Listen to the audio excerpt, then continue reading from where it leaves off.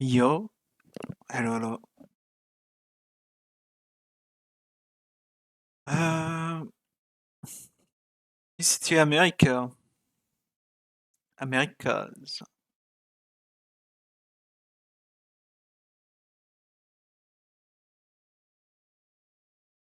Today. So, let me see.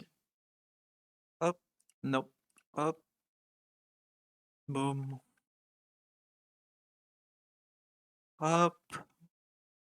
Then I'm gonna move. Fucking face. There. Should be good.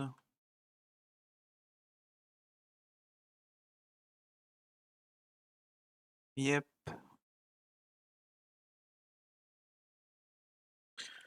Give you the sound. It's muted. I mean, core, right? With Vanity IGLing the team. It's very Voila. interesting to see. I think maybe Zeppa obviously having some chemistry with him. And he is a very good player.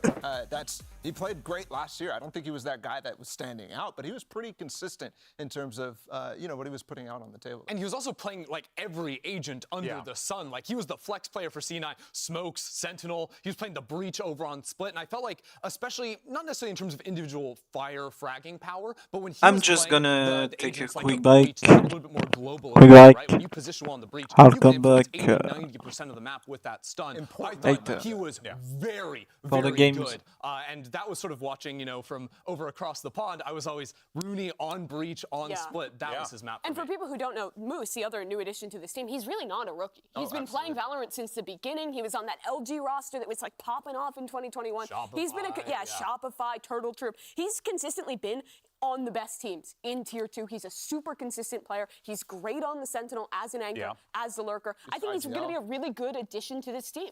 Yeah, and you know what? I think one of the major pain points that I saw in C9 was that whenever they were on that stage, things weren't going too well. You could hear, you could look, you could see it. It was the pressure, right? Yeah, you could. I feel like part of the reason Jake might not be with the team anymore is you often saw in those big matches him, who is a super consistent performer, start to kind of fall apart a little bit. They had Zelsis on the team who was really trying to bring the energy up, but it felt like you could just like see it being wiped off the faces of C9. And that's the thing, I'm going to be looking at Rooney. I'm going to be looking at Rooney and being like, hey, you've been in this position before. Now it's time for you to like go ahead and be that vibes merchant. And I'm really wondering, how did he grow in the time he was out of Tier 1? Like, has anything changed? As much as I like Rooney, I don't think he is that. He's not It may not vibes merchant. He's a pretty calm, cold, like kind of cold guy. But even then, that's effective. Even then, having a person who's calm in those moments. I think the real question for Cloud9 is who is that guy? Because before it was Zelsis. We've established he's like the best in the world in that role. It didn't even work for them then.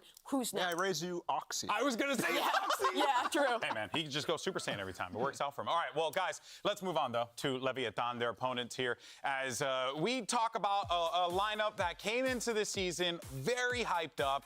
Everyone was excited about them.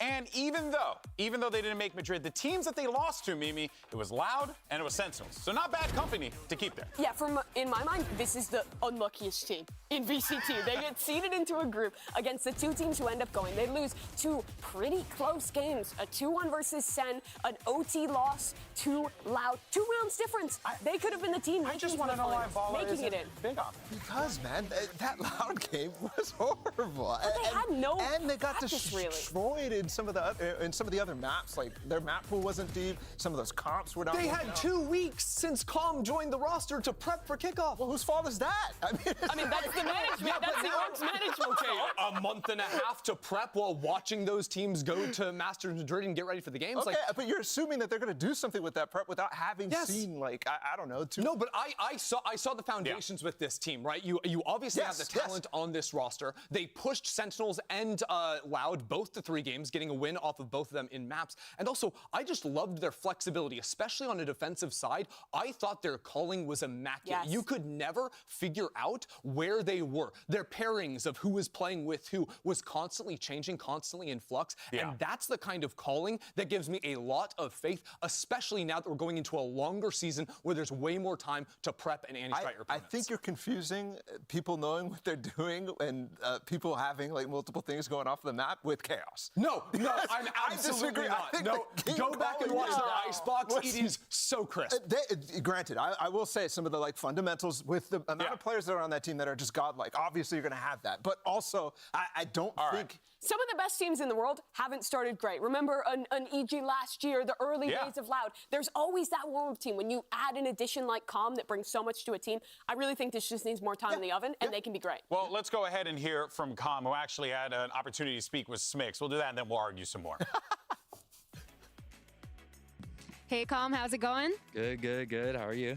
I'm great. Great to see you here. I know that you have a lot to look forward to today, but just real quick, before I let you join your team and get ready for today's action, what are your expectations for your roster and this year now that kickoff is out of the way?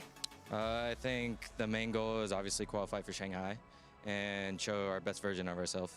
Sounds amazing. Best of luck today. Thank you. Now, of course, despite, moving to a new team with players from all different regions, Aspas still continued, Ender, to be Aspas, which is what we have grown to expect from this player. Yeah, now, Golden Boy, that's what I think. But, Ball, I'd love to hear how you can convince me that Aspas isn't the GOAT. Well, I mean, you're coming to me, but bro. Wait, do you know what my alt's name is? What is its name? Huh? I was about to own you by this, but you're bringing it up yourself. Do you know what my alt's name is on Valorant? What's your alt? Aspas Fanboy 69. So I'm like, I'm not going to convince you that Aspas is not the GOAT. He is the GOAT. He's such a good player. And he played fantastic. It's even better with the B-roll going on in the background. It's so good. It's so good. That's my, that's my Wait, so smurf. Leviathan 5th again. Can you remind me of that? Look Just at this because guy. Aspas is the GOAT, he should be on Loud. Wait, look at the roster around you. King, Cobb, you have some of the best players in the world on this squad. You give them time. You let them cook. You have some great leaders here with King, with Calm, and you have strong coaching Let them staff cook. around We it. did a power ranking, man. That's just how I feel right now about what I just watched. Back it up. But you watched that 2 months ago. Huh? 2 months. Here. I've 2 got- months ago, I didn't see them. I don't know. All right. Let's Guys, move look. on. A lot changes I got in 2 months. two partners over here. See, I trying tell to you, roast me. bullies, bro. Yeah, for real. Yo, you gotta group up with It's me. crazy out here, dog. The streets is real. In any case, so folks, let's go ahead and take a closer look at Leviathan's 2024 roster, which is a global super team as Super rated in every respect. It is. Let's take a But they're look. 5th place, according to Arden. Bueno, en Leviatán tenemos 2 jugadores de América, Estados Unidos, 2 de Chile, 1 de Brasil, y tenemos 2 coaches de Europa, que uno es de Bulgaria y el otro es de España. Así que mucha diversidad. Bueno, más que nada, yo creo que fue por un poco la ambición de buscar un equipo que ya tuviera como experiencia y querer ir como un equipo fuerte y no como underdogs, por así decirlo. Porque nada, en los trials el coach más que nada vio que había como más potencial con ciertos jugadores y que fue lo que se eligió y se pensó más en qué iba a aportar como en la experiencia de cada jugador y más que el idioma en sí. Bueno, obviamente trayendo a los 2 campeones mundiales, a Aspas y Com. Bueno, más que nada, todo se basa como en la confianza entre cada uno, donde yo estoy siempre en constante como tratando de hacer lo mejor para el equipo, tratar de hacer las mejores calls y que el equipo confíe en mí y pueda hacer las cosas que yo digo. Desde el centro hay otro, Aspas jugando alrededor, Panchito con una baja, Panchito con segunda baja y Aspas hizo lo mismo, 3 en contra de 1, va que está luchando, cuidado con este tipo, ¡claro que sí! Ahí está Com, el campeón del mundo le da la victoria a la Levianeta. Y lo otro, estar siempre como generando una buena vibra, siempre estar diciéndole que están haciendo bien las cosas, que hay que mejorar ciertas cosas. Entonces, esas 2 cosas más que nada, que es ser un líder tanto como dentro del juego como fuera del juego, donde todos puedan confiar en el uno en el otro y obviamente en mí, y donde yo me pueda sentir cómodo haciendo las calls y lo que necesito del equipo. Obviamente al ver a Sentinels y Loud, que fueron contra los 2 que perdimos estando en Masters, sabíamos que pudimos haber sido nosotros, así que nada, más que nada motivación y más ganas para el split 1. Well, I would love to keep the arguments going. Our coaches are actually standing by for some map select. So let's find out where we're playing and listen in. Welcome guys to stage 1, day 1. So sides were determined and C9 is going to be Team A, and Lev will be Team B. C9, you will have first map ban. Ban Breeze. C9 ban Breeze. Lev. Least socially awkward American split. coach. And what Fucking map would you like to pick? Pick Icebox. C9 pick Icebox. anxiety And would you ridden. like attack or defense? Fucking ref. Pick attack. And what map would you like? We pick Sunset. Pick Sunset. And would you like attack or defense? Defense. Yeah, pick defense. And you have one map ban.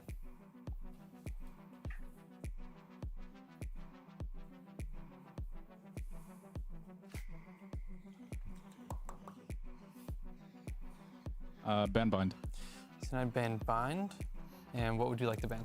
Lotus. We ban Lotus. Yeah. Ban Lotus. The cider map is going to be Ascent. And you have side select. Defense. C9 pick defense. All right, guys, best of luck today.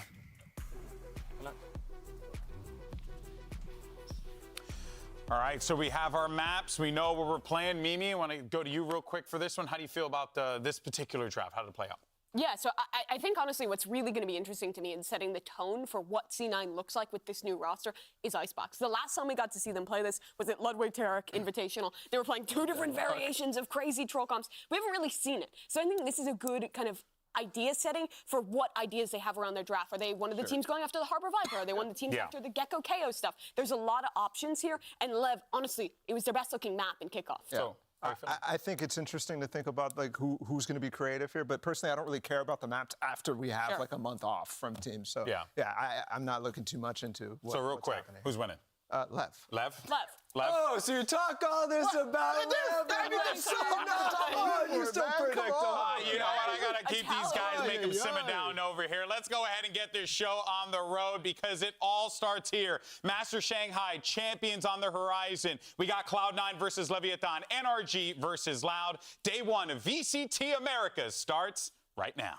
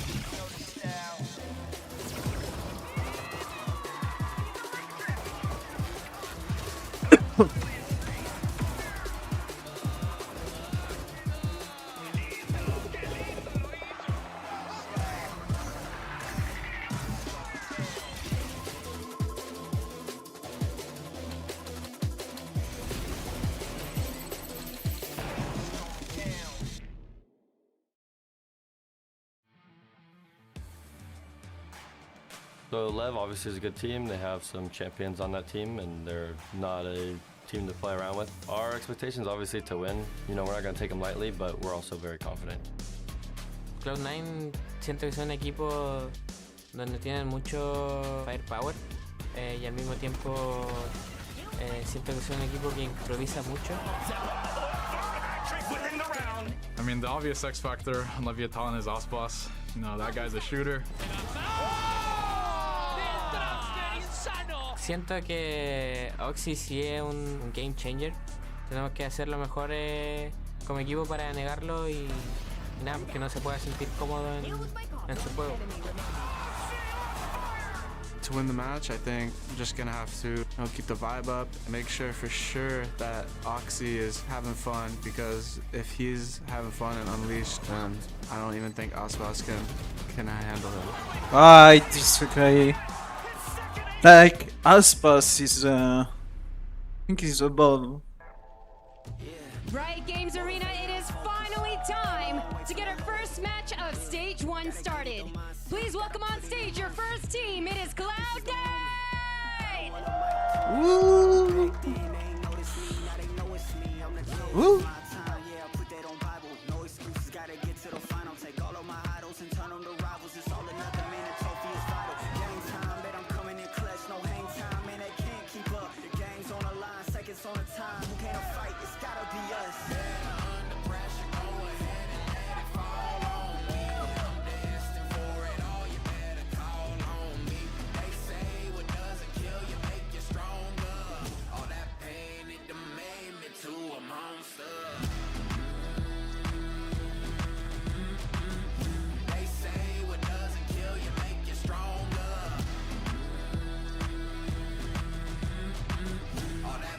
Y se siente la fuerza cuando juega toda América. Es que se escuche para Leviatán.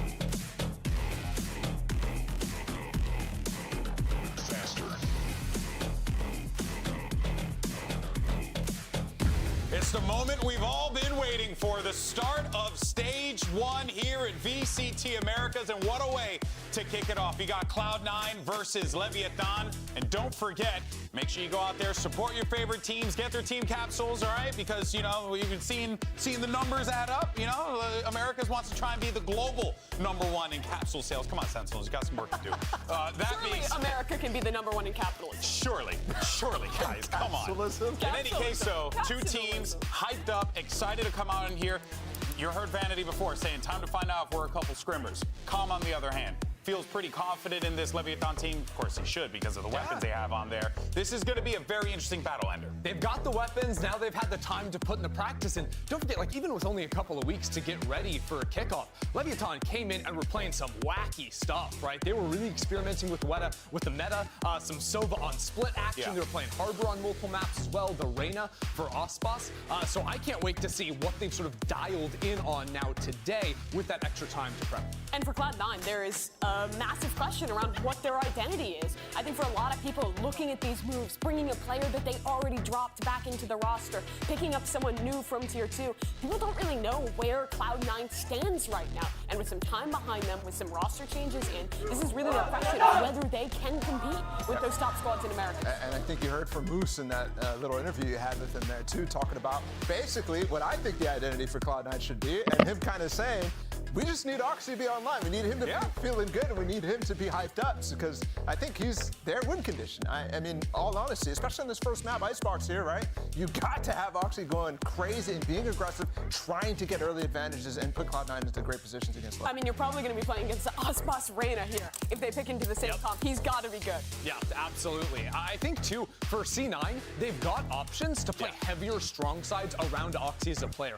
I think by bringing in a guy like Moose, this guy is an absolutely lights-out solo side anchor. Seb's got how he can move around and still take aggressive angles, not just playing full passive. He's going to continue to challenge you even when he's on a weak side, isolated by himself. I think that type of player with firepower of even if just 1 or 2 initiators behind it for Oxy is money for C9. Absolutely. And I have to say, this guy's clutch, too. And I think we saw him in Tier 2 for quite a while, and I think people are going to be, you know, not super excited to see him on this stage. But I think he's somebody who's going to play way higher of a level than he did over in Tier 2 back in the day, because I've seen him in pressure moments, and I think this is a pressure moment for him. Yeah, he's absolutely going to step up here.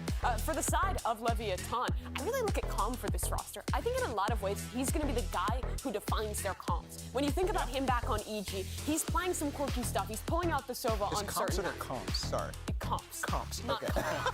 Close there. Where can I put Sova into he also is a very vocal player. So I think a lot of that is going to depend on what he plays, but we're already into the agent select. All right, let's see what we end up getting here. And, you know, I think one element that is going to be very fascinating is how these teams, what they've seen in Madrid, and then how they've tried to implement, iterate, and improve because they've had a lot of time to cook here. Sure. Yeah, and I think especially for I was seeing some of the agents getting locked in early, but like the harbor was already something that Leviathan were playing for that safe, plant option. It's you got your bubble to get that spike on the ground, but it also gives you so much more flexibility to fight for it as opposed to just those solo Viper comps that really just have that default wall over towards the B side of the map almost always. And I think that's one of the things that allows Leviathan to be so flexible on both of their halves. Yeah, and it doesn't look like they're going to change anything either. I think they. Oh, I already know they're changing something. Oh yeah. Oh yeah. Right. I mean, hey, look what Osboss is locking in. All I'm saying. I mean, this comp you could play it with the Jet, you could play it with the Reyna. I think there's even a world where you could play Brazen here, but I imagine maybe you just got me hyped up right now. Yeah. I mean, you sold this. I mean, look, it's Sage. He's playing Sage. Yeah. No. I did see the Sage come in for C9, and I'm actually a big fan of the Sage. I like this comp. I think the Sage is a little bit misunderstood because obviously you have the safe plan. Also, retaking with the wall is so strong, but I think she can also. I don't like Sage Sage. on the defensive side, especially with early. I think Arbor is way better. I think KO is way better. Like, Not Reyna. I think Sage, if you play Killjoy, Sage is overkill. You really hyped that up for nothing. But I'm with you on the Sage. I think also Like, on attack, it's just overkill for Icebox. You already have Viper, Killjoy. you want to fight forward, what space you want to take. You want to add fucking Sage on top? Like, Versus Oxy, that's the match. it's just too much. Let's do this, shall we? The start of stage 1 starts right now, so let's go ahead and send it over to your casters. You got the Dapper Yappers. It's the one and only Vansili and Rivington. I love being called the Yappers, but thank you so much, GB. Indeed, Split 1 has finally started, and we have a really good games in our hands, and a great way to kick off the season. I mean, you have a C9 that came with a couple of roster changes, hopefully looking revitalized, as Vanity was saying, but they got to play against one of the best teams that we currently have in Americas right now in Leviathan. Right, a lot of pressure on Leviathan right now to understand what could come out of this game. The pressure that people are expecting Leviathan to have prepped and be prepared for this matchup to come into stage 1 and fire on all cylinders. The Des talked about how close some of those series were in their group before we saw teams head over to Masters Madrid, and Leviathan just did not have a good time. So maybe fixing up a few of those. We also get the changes, like you said, from C9. Rooney back in the mix. Moose there. We saw him enter onto the stage. Looks like he's loving it already. And Rooney with that Sheriff again. If you cast your mind back, you have to remember he is a demon with that Sheriff. Oxy as well is going to be holding one to start us off. And Leviathan's looking to fight as well. Look at them. They have 4 ghosts to work with. So they're going to try to work together to try to get these trades. Inching now to start things off on this B site. A slow push. They're going to get some space for free here. Pistol wall, Sage. The Killjoy is Sage like wall is huge. in a C9 weird can spot. easily gain the space they need, get that wall up, and really give Leviathan hell on trying to get back in here after this plant. See how the Cove play goes. Actually, no Cove to be used here. It's just going to be the wall game. Just waiting for the high tide to come down before C9 can start executing the retake attempt. Nice little cascade being pushed forward, so Leviathan wants to fight forward in the site. Vanity draws first blood onto Com, but it gets Oh, he gets turned. Yeah. All of C9 has currently fallen down, and Leviathan get the first pistol. Leviathan Let's go. I think Lev is better, by the way. I haven't done some pick'ems, but up close and personal to start off those first fights of the round.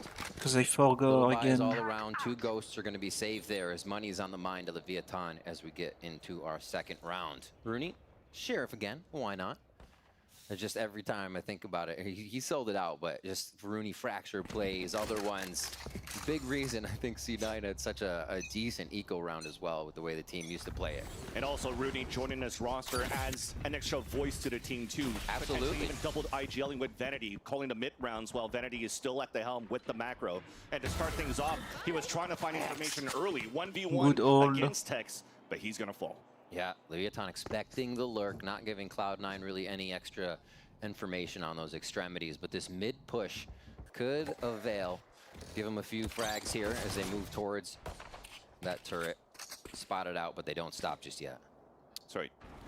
Timmy saw a few, and all of Leviathan will start using a little bit of util and realizing that the A side is open. So this will be a pretty free plant. Yep. Trying to take down Tex will be kind of nice, though. All these 3 now pivoted towards that bottom mid, but Tex, 2 for his troubles on the lurk play on B side. This is a great start as well for the Killjoy on Leviathan's side.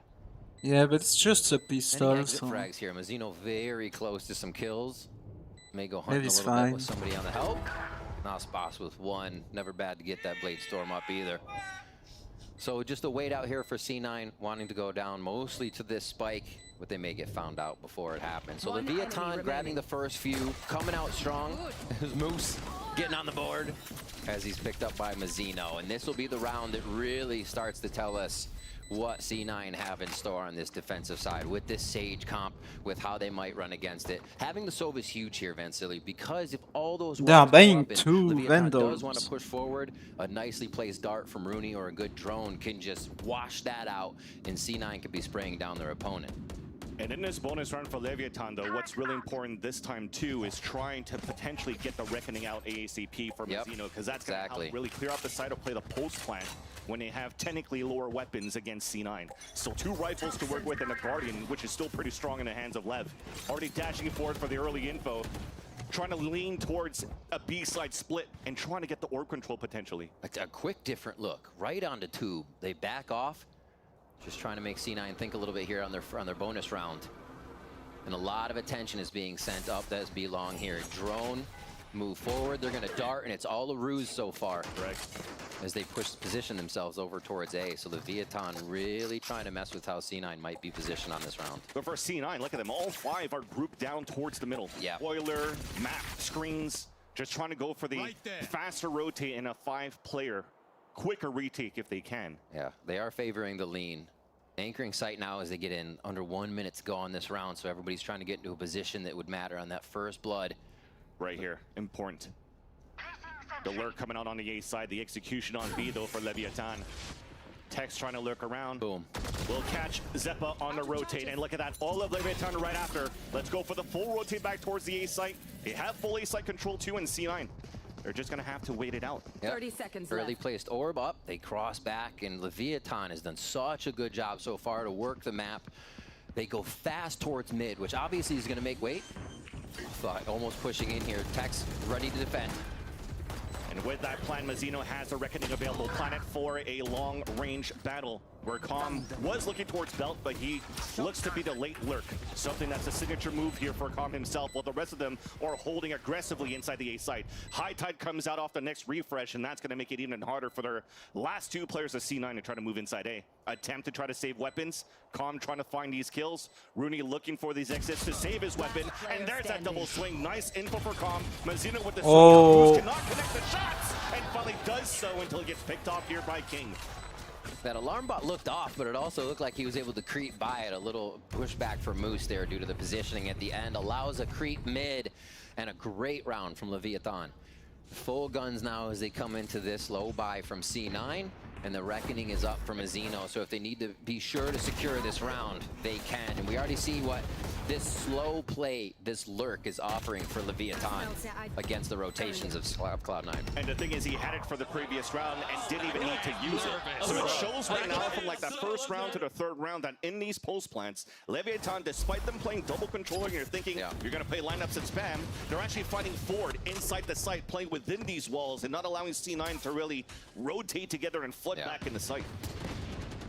Orb denial almost every round. Cascade and a Viper. Nice shot. There's Oxy starting to come online a little bit as he gets a shot right down onto King. So the walls are out in that sense, up to Mazzino and the Reckoning. So we may just see that here for them to get by. And I'll be damned if it's not going to be another C9 eco here. They start off 5v4 now. Can they convert it? Yeah. And that's definitely something you want to see coming out of your star Fragger and Oxy. The first one now using him as a winning condition. Finding first contact and gets a pick with the Sheriff is a great start for him on that side. That said though, Leviathan's playing this very cautiously. Reckoning being used against the eco of C9 because they're at a demand disadvantage. Absolutely. Clears out the site, trying to get the walls up. Molly to put Vanity out towards the back of Snowman. He found a second. As much as he can from the top of the bridge. One more and he has his We have not seen ultimate. Leviathan move in for a plant yet. They're just trying to clear it out first. Orb to come up. A lean towards the hallway of Kitchen, but cannot get that contact. So much chaos. Yeah, Comj actually just got a pick there onto Oxy, so that's gonna make it a little bit easier to Zeppa. mid lurk. Finally came in from the rotate. Really long range with It's that looking beautiful like Sheriff. Cloud9. And now Mazzino off the plan is alone. 4 players now squeezing in. Really with the Damn. on the Sheriff, and of course he has to be him with the the Sheriff, and C9 score first through a Thrifty. And that is the Rooney we remember. The team comes in beautifully distracting, never fully peeking, but baiting out the peaks of Leviathan. He's like Never fully they've really getting the kills, overplayed which that. means Leviathan's forced to just continuously scrunch together. Zeppa finally gets the flank, but Oxy started it off with that one. What a shot, top pipes. Yeah, King even surprised on that one. 30 seconds Definitely left. recognized it. One enemy remaining. Spike. Another one after that too to get them into the site. Oxy operator online for the low armor. So they're gonna look to put Leviathan down as soon as they want a site and see if they can get some hits here.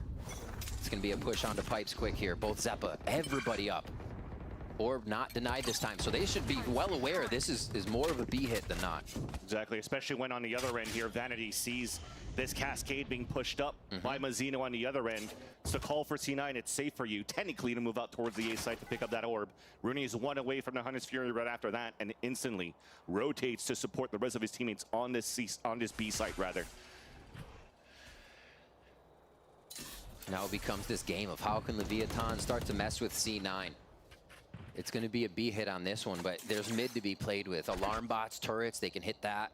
A lot of what Leviathan did in the first few rounds got C9 disjointed from these early positions they're able to be safe in right now and feel good about the defense. Exactly that, because you look at their positions too, a drone to look out at the 50-second mark, but they're playing passively towards this B site, but still in a position where they could actually add enough pressure to give a chance for the others to rotate around, and that's pretty much their game plan, it seems, in this first half to play on this B site.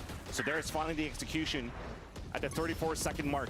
Leviathan is trying to move in, and because they had the op posted up on the A side, they know there's no lurk, so all of C9 currently rotating towards B. Plant attempt coming down, Mazzino is going to get it at the default spot. King pushed all the way up now, trying to wait for this high tide to come down towards Snowman. This looks almost impossible for C9. Oh. Well, maybe doable now. It has to come down to these trades. Beautiful orb to get away as Mazzino gets the pick onto Vanity. Advantage coming out now for the attackers, Leviathan. And it does seem, with this Hunter's Fury that's currently being held towards the garage by Com, it might help solidify the round. But the wall comes out on the defense. Here's the Hunter's Fury out on the attack. Nobody on the spike yet. But there's only 2 players left, but it's a 2 versus 2. Actually doable now. Osbus is low on HP. A tap on the spike first. The recall dart misses, so you're forced to hand, but unfortunately there's not enough time. The last 2 players of C9 had to fall back, and Leviathan will still get the round.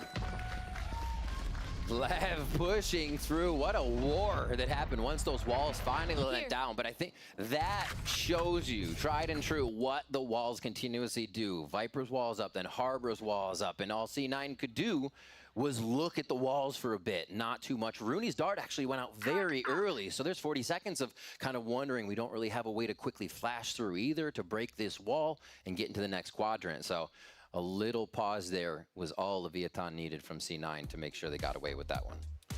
And C9 calls out the timeout too, and when you're looking at how these pulse plans has been going here for Leviathan is the orbs usually, when you're looking at this composition on that side of Leviathan on the attack, is the orbs usually thrown up and then you plant through it. But they somehow still manage to find safe passage to plant before and then use the orb as an extra obstacle, rather, to really fight against C9's attempt to flood retake. So they really got to figure out how they could work in tandem to really get rid of that orb ASAP so that they have more chances to really fight against, again, the double controller. That's very hard to get vision through. It's Oxy really hoping he gets one of these opening shots too. That is not a fun game as an operator, to be at a site and be like, all right, I just need this wall to go down. I just need it to go down. But it does go down and you see Viper walls come up. You never get any angles and you're forced to push forward and hopefully find a Vandal in the fight, but then retake with the op. Or at least see somebody in the early rounds, right? So this has been 2 rounds exactly that they posted him on pipes. He got that first pick with the Sheriff, this time with the operator. I mean, I don't think he really shot it yet, so I don't know if Leviathan knows that there's They play with a huge dispositive on B. But we'll see. They're very careful about hitting this A side now. They've actually gone away from trying to just deny that orb. Playing a little more quiet default set from the attack side now. Leviathan is. Oh, this is an aggro play from C9 though. Already the up trap, or sorry, the going through the rappel, gets towards the belt Oxy has a very aggressive positions while the other two are pushing towards the tower. Ooh! He's being held. Well, looks like they were ready for that for Leviathan. I was gonna say, if they don't come to you, you go to them. And now, Leviathan how do you rise immediately that? ready for it. You can't. And now they are forced to back. That is not a good sign for C9. Leviathan are reading just about everything they're trying to get a hold of. They're trying to position This is the themselves problem forward. with Sage And 2 now on we'll move up towards A here. Icebox. That sometimes you just can't hide anyone. Pick it up, but we'll have to see what the game plan is for Leviathan. Will they still want to use him to try to create that space? Again, double controller very hard to do with, and it gets an insta dink and a wall bang onto Rooney, who looked like he was maybe staring at his radar for a split second and gets punished right away. So that opens up the A site, and that might be an immediate call to see. I mean, look at Zeppa. He's already running back towards that B site. It's a Leviathan, save. well, looks like they're going to get a freebie here. This is such a good wall. These walls we see from Leviathan here allows so much room for Aspas to float back and forth between 410 onto screen. That little sliver we saw on the harbor wall that lets him get a frag if anybody walks into screen's area. It's so hard to defend against somebody that's coming at you that fast, and how sure and confident Aspas is to take each fight. Yeah. You see A site having to be dropped almost each time here. And a big one here, Aspas as well, to open it up with a few kills and get him into sight. Now you see the real value of the orb too, right? They threw it up on the A tower so that he can't get wall banged from spawn. A high tide to not allow players to run through from the spawn. And leaving Leviathan, they're hunting down C9. Trying to keep the guns away and keep the guns out of the hands of the C9 roster, but it seems to be okay now after this wall came through. 3 will stay alive as they lost 1. But they lost a huge op in Oxy. Thankfully, he has a Blade Storm to work with in round number 7. Yep. He can play a little bit more aggressive with that. You know, it's kind of the idea. You're like, oh, you did go down with the op. It does suck, but going with the Blade Storm next, a few more ultimates. They're trying to put every advantage they can into play. And some of that is being able to be more aggressive when you know that Blade Storm is coming up next. But what can they do? What can they figure out how to get past Leviathan here? It's been Leviathan aggressive A, then they went B a few rounds, so you're conditioned to the entire map, and then they play it slow. They play default and absorb the push. Every read from Leviathan right now is controlling C9's flow of the game. If anything, it almost looks like the win con that they have again is trying to put Oxy in a position to get first blood. Absolutely. But if he doesn't, or if they're not contacting into Oxy first, the rest of the team is actually still trying to use the utility around Rooney to work together, right? Find that 1 minute mark where those opponents could be. Once they figure out that the hit is coming towards a B site, for example, you're still kind of not ready for that type of hit to fight back behind those walls because you're still playing very passively. So you'll have to think here as we do have a tech pause. It's a PC issue that we're going to try to fix ASAP, but once we get back in, that's probably the conversation now for C9 is once those comms are up and they're able to discuss with each other what they could do to fight against Leviathan, do they want to play a little bit more forward? Because again, the cascade that's being thrown from Leviathan on that B side, what does Vanity do if he's playing B? He's falling back already. He's playing back towards Orange. There's no maybe 2-3 players set up to try to fight back on that area, but although, despite the scoreline being 5-1, you haven't really had a chance. We haven't really had a chance to really test out the operator on the B side, rather from Oxy, right? So there's still some room to work with for C9. This is where the entirety of a game does change. Round 5, 6, 7, 8, when you start to get the ultimates up and things can swing a little bit. Now it has to swing very hard. So much money in favor of Leviathan right now in the credits that they can make choices. They can make aggressive choices, I should say. Things that put them in a bad spot by next round, but look for the trades in these fights where you'd normally play a little more cautious. So that even makes them stronger. And C9 have to start to realize that. But yeah, you're right. They've got to get Oxy online. It does seem like that win condition that gets the team vibing. If this ultimate can come off strong, they have to get in Leviathan's face almost right away, like Oxy was trying last time. Because as Leviathan has been able to read the map, their consideration of how to move, how to flank, and where C9 is going to be coming from has been spot on. And it's why we're seeing the 5-1 scoreline. And right now, as you can't see really what's happening in the state of the game, though, we could really tell you that at least they have the Blade Storm to work with now for C9. Rooney picked up a Hunter's Fury a couple of rounds ago, but haven't had a chance to really try to use it to try to deny plant, because even Leviathan are not using like these last 20 to 10 second mark to try to plant. So you're not really trying to create chaos out of that. So will they want to try to use something a little more aggressively with that too? So there's an opportunity at least to try to change the tempo for C9, especially now that Zeppa also has the res. And I felt like they tried to do it when Oxy was moving up on that belt side with the Yom. But the thing is, if you're dying up there, there's no way your teammates can come up there to help you out and res and try to keep that off up. So do you want to keep like the death ball pretty close to figure it out? So earlier we spoke with King about some of the role changes they're implementing for Stage 1. So let's have a look at it. Bueno, hemos cambiado un par de cosas. Hicimos cambio de roles. Yo pasé a jugar mayoritariamente humos. Tanto Viper como muchos mapas juego Omen ahora. Para que Masino se siente más cómodo en roles donde juega iniciador, juega flash. Entonces hemos visto una gran mejora en eso en el equipo. Y nada, también hemos estado practicando mucho como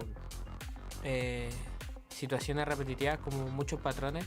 Entonces estamos encontrando mejores respuestas a las mismas situaciones como en muchos mapas. Así que eso más que nada han sido como los cambios importantes en el equipo. So key things that I'm getting out of this here from King 2 is that they had some time during Madrid to really iron some things out to get ready here into the Americas. And I like the sound of that, because when you're looking at the kickoff, they talked about it on the desk where it was a very close loss that they had against Lounge, for example. But it was for a little bit of miscommunication in terms of like flanking timings and stuff like that too. And you're seeing that a little bit more, that it's been flushed out in one of those rounds where Calm actually had a better timing on flank before. But now we have a chance to come back in the game and really see if C9 could come back in this one with the 3 also we mentioned before. Reckoning still available for Leviathan. Thank you for your patience, as now round number 7, Blade Storm activated in the hands of Oxy. What? Right into Nast. Aspas not even holding back right now. I think this is one of the cool things we have to look at too, is the way that they're entering when we have seen Zeppa here. Aspas is just over any of the slows, over any of the walls. Boom, right onto 410, then onto screen. It's just so quick, even with this util. So you saw the game plan, trying to keep the res close to Oxy because he has his Blade Storm. He dies. They could still res him here. They used their Hunter's Fury to try to stop them, but Aspas is pushing towards the spawn. Long-range battle, headshot onto Zeppa. The third in a row, the uptrap, and the I-Buy power. Holy fuck. That's one way to come back from a break. Putting Cloud9 to bed. What was that? An incredible Dude, round. I looked at the fucking my second monitor and the round was over. Like, entering playground mode for a moment. holy shit! I love it. We had a tech pause. He's just laying on his seat, just chilling out, and then gets in the server, activates, and gets his ace. You gave him time to ramp up. This is why. Just floating around. Oh my. Floating around. Yep. Whew. Yeah, that. Emotions everywhere from Aspas, just hitting shots. Round 8 comes in now, and right back to pipes, right back to NC9's face here today. Silver lining, still a weapon. A gun round for a C9 operator. Once again online as Moose falls in the beginning from the hands of King. At least got some information that there's a few bodies from Leviathan, and Leviathan also notices that. So they're trying to pull back now. Maybe even rotate back towards the B site where there's only Vanity.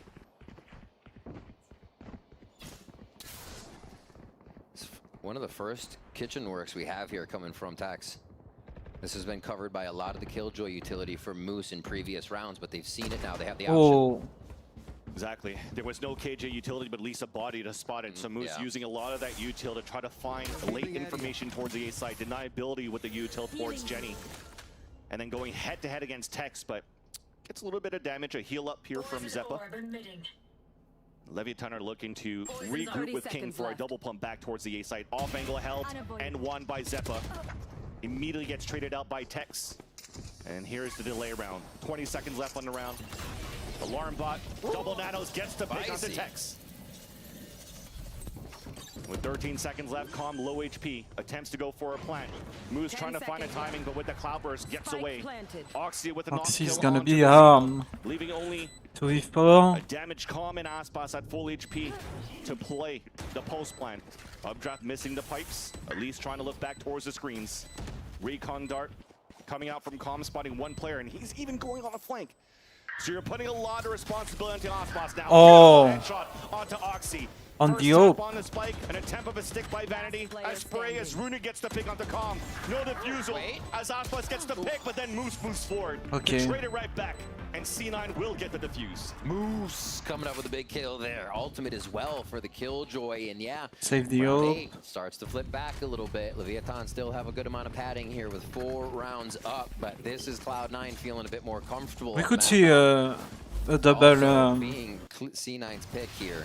We see why Leviathan double Killjoy ultimate round you grab a coming. handful of rounds, you feel good, you might catch a team while they're cold, and Leviathan had a plan in those first few rounds as they went from site to site, back and forth, especially bonus round where they go to tube and they came back. So really cool of Leviathan here to start on attack and know they could go for the throat right away. But C9 is now trying to put something in action. They're getting more aggressive. All right, Oxy trying to bait it out. Beautifully There done. it is. Breaks the turret, gets away so that Zeppa can get the kill from the tower. So Tex falls, and that's an early advantage for Cloud9. They reset. Another 5v4 round. We saw the eco round they had with Sheriff start 5v4 and they turned it. So spells good things when they do have full guns. That operator ready to focus on mid. And they do have clear on A. Vanity usually has not been playing yellow, so let's see how. Yeah, on the bot, yeah. So they know the Killjoy utilities on B. For Calm to start things off. Cascade to move out, and first contact, again, Vanity falling back here to play inside the site. They do have a lockdown. They're to gonna work with still here, so go they might for it. let Leviathan move in for a plant. Calm moving up, trying to find a timing, but Moose greets him at the bridge. That's huge.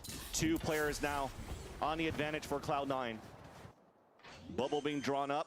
King with the lurk, looking back towards Spoiler and wins that fight against Rooney. Manages to escape as meanwhile we do have the plant from Leviathan. Aspas pushing forward, dropping Vanity. They can't get position right now for C9 to get the lockdown as Moose rotated all the way over towards Orange. There's only 2 players left though, Mazino and Aspas. And those may be the only 2 players you need. The jiggle out, nice shot by Oxy. Mazino alone, headshot onto Oxy on a 1v1. Oh, he just caught Moose, gets the dink, and Oh, wow. opportunity there for him to come back. But Mazino still wins the Red Bull clutch. Incredible play And they by don't go King. I for think the you gotta ult. mark it there. That kill in mid is Rooney coming in with the dart. Everything that sees behind the walls of Leviathan's defense. As soon as that happened, it slowed down. Leviathan had a chance to then work the angles without worry of util getting dropped in. These first few kills, so good. But it just came down to this play. Boom. Rooney would have been able to come in and I think help reveal the entire site. Great job inside by Mazino. Cannot deny those frags. One on Oxy and another kill out Moose. All right, back towards A. This denial onto the alt orb again. It's been a handful of rounds since we've seen this quick play. Usually it's just been Leviathan on the W. Gets an insta heal. Oxy tries to run back out with the Sheriff. It is a lure buy for C9.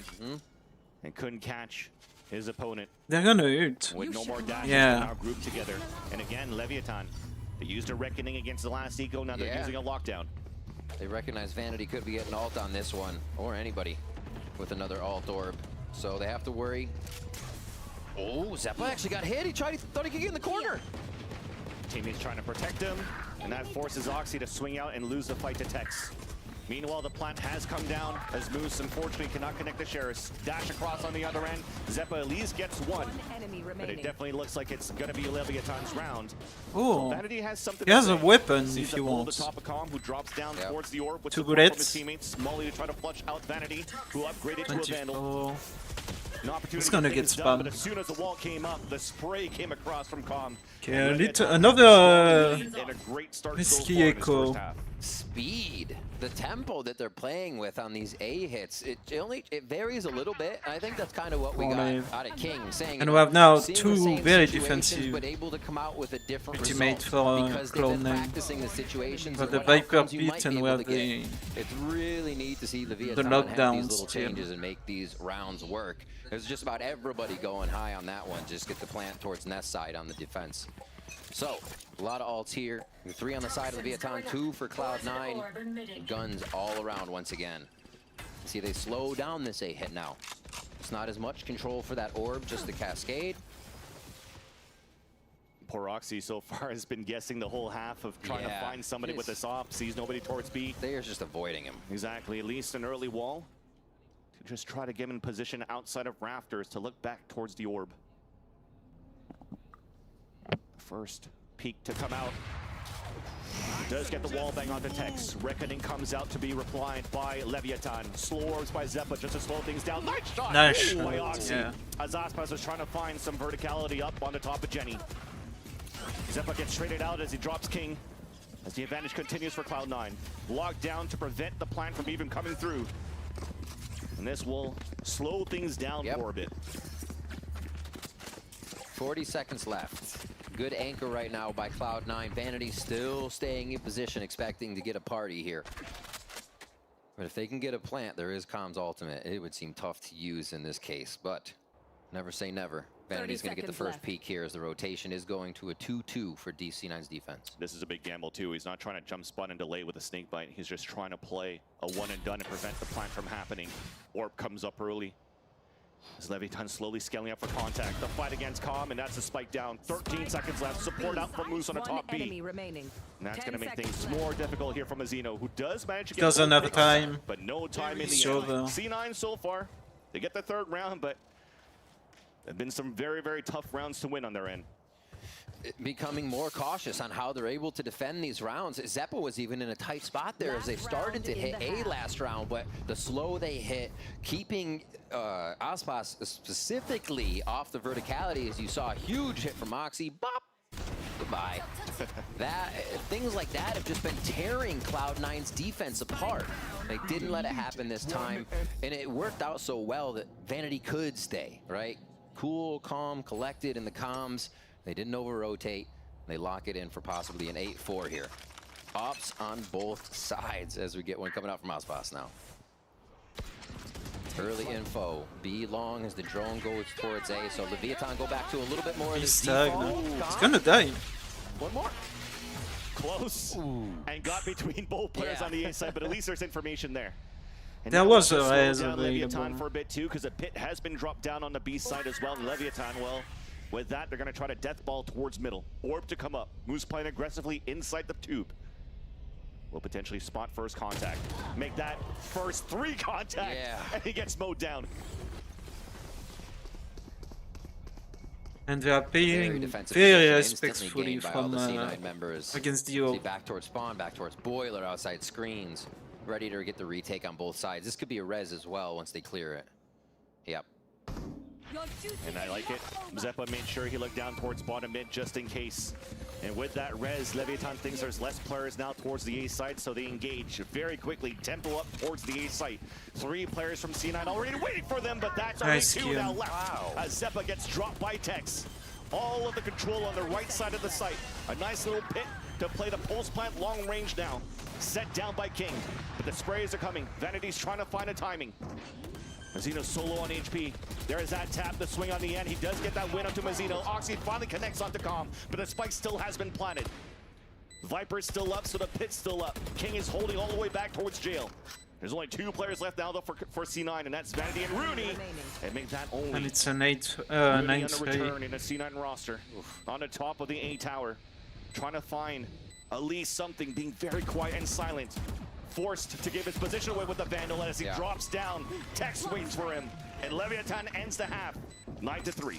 Strong attack Strong side. half for the Vietton, correcting any of the errors they saw where C9 was hitting them. They just kind of hit A and let that utility come out, right? We actually saw a rotation back into site. That shot was Cloud9 huge. didn't have any idea what was going on in sight, and like, we got to get back quick. It's just the state of the game was not being read well, and I think Leviathan preyed on that the whole time that they just had to know on this 9-3 first half. At least in the beginning, sometimes we're able to get these first bloods for C9, but it always comes down to the second and third kills. That always comes in the side of Leviathan. Yeah. But at least let's toss it back to the desk for now to see what they think about it.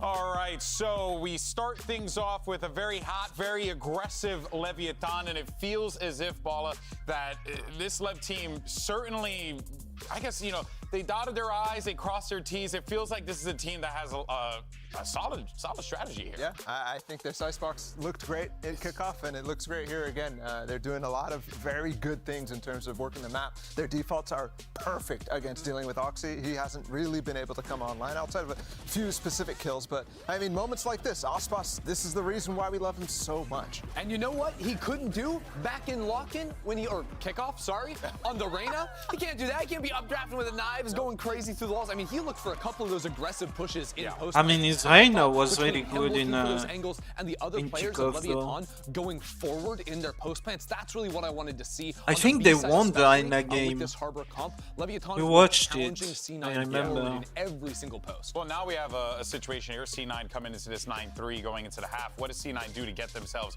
back into this? It does feel like when Oxy has those openings, he can have some impact, but right now it feels like Leviathan just full control. Yeah, and the defense obviously is going to be a lot different. You have this attack from Cloud9, a very typical one that we used to see all the time with the Sage. And I think this is one where you have to have more control of an approach going into this, whereas on defense it kind of was multiple different ideas going all over the place, kind of playing pretty passive on the B side in general. Here, I think you're going to be able to see them play a little bit more coordinated, and it's forced. So I'm very interested to see how grouping as a pack with Oxy in the mix is actually going to enable him to get a little bit more value on this half. The tough thing for C9 is going to be reading Lev. Lev are so flexible on their defensive side. I think it's better than their attack, or at least it was back on in kickoff. So they have a monumental task ahead of them. That's right. It's going to be an uphill battle, 100% for Cloud9 to be able to pick up the Icebox win. Let's go ahead and send it back over to your casters. Thank you, GB. And yeah, indeed, definitely an uphill battle for C9 to kick things off because, yes, there was some light at the end of the tunnel sometimes, but it definitely seems like it's crumbling here towards the end. And, you know, the last time Leviathan played this map, it was just Aspas waking up one day and saying, hey, can I play some Reyna? And then Oh no, they lost. popped off. This time they're just No, playing they won. something more to They their won tradition with 13-11 the against Jet. Sandra And Thieves. he's also still popping off, so you kind of need Oxy to wake up at the And he same won, time, right? 'Cause and he was Moose like mentioned it. If he's gonna be 25-14-9 on point and awake, at the end of the game. Aspas has no chance. His Reyna was good on against on Oxy. Icebox. And C9, they're looking to work together to maybe activate Oxy this time around. 4 of them grouped together towards his B side. And Rooney trying to find the late info. He has a Sheriff once again. The Recon Dart went out early. So he has to use his body to try to find some pushes. Neat little play here. They can set wall up at A. Cloud9 already have. They still have Zeppa's plant, giving them a little versatility on how they can fade They have the 3 at books, A. So they so. got the numbers game for Cloud9. Once the wall's up and the plant's down, it's how they control the post plant that's going to be the question. These 2 Sheriffs still alive to just Ospas and some ghosts for Leviathan. But this is going to be pretty full util coming back in here for Leviathan as they hold it. I like this too. Using the orb instead to try to gain space towards this B side, then the wall, so you could fight towards orange instead of doing the typical Viper wall conditioning towards this B site. 4 mollies for post plant. This seems unlosable if they just don't peek, right? Yeah. Right? And they're set up and protected, right? It's going to be activated once the wall gets broken up and Zeppa gets contact. There's an orb on the defense. The high tide to come out, perfect for the pulse plant util. Aspas and Mazino, though, has something to say. But they still have the util so far for Cloud9. Orb comes out. There's the first deniability. Mazino pushing down with Tex.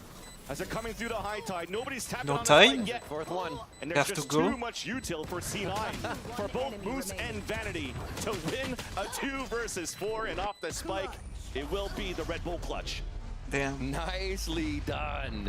So much. 4 mollies. Yeah, how long can you delay was the question, and they delayed for quite a long time. A big pistol round necessary there for C9 to start off with a 9-3. So a little bit of pressure relief, but they gotta keep frying here as we watch again.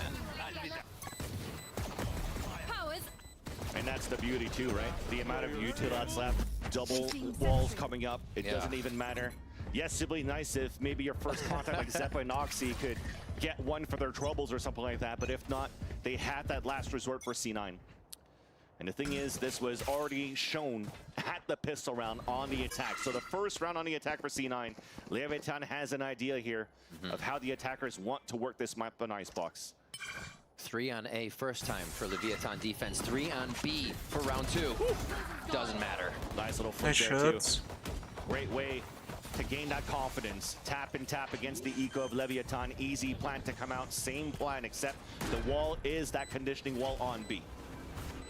Oxy opening up these rounds, whether or not they're pistols on the other side or not. Just starting to get that flow. Yep. Give them those kills. Get them online.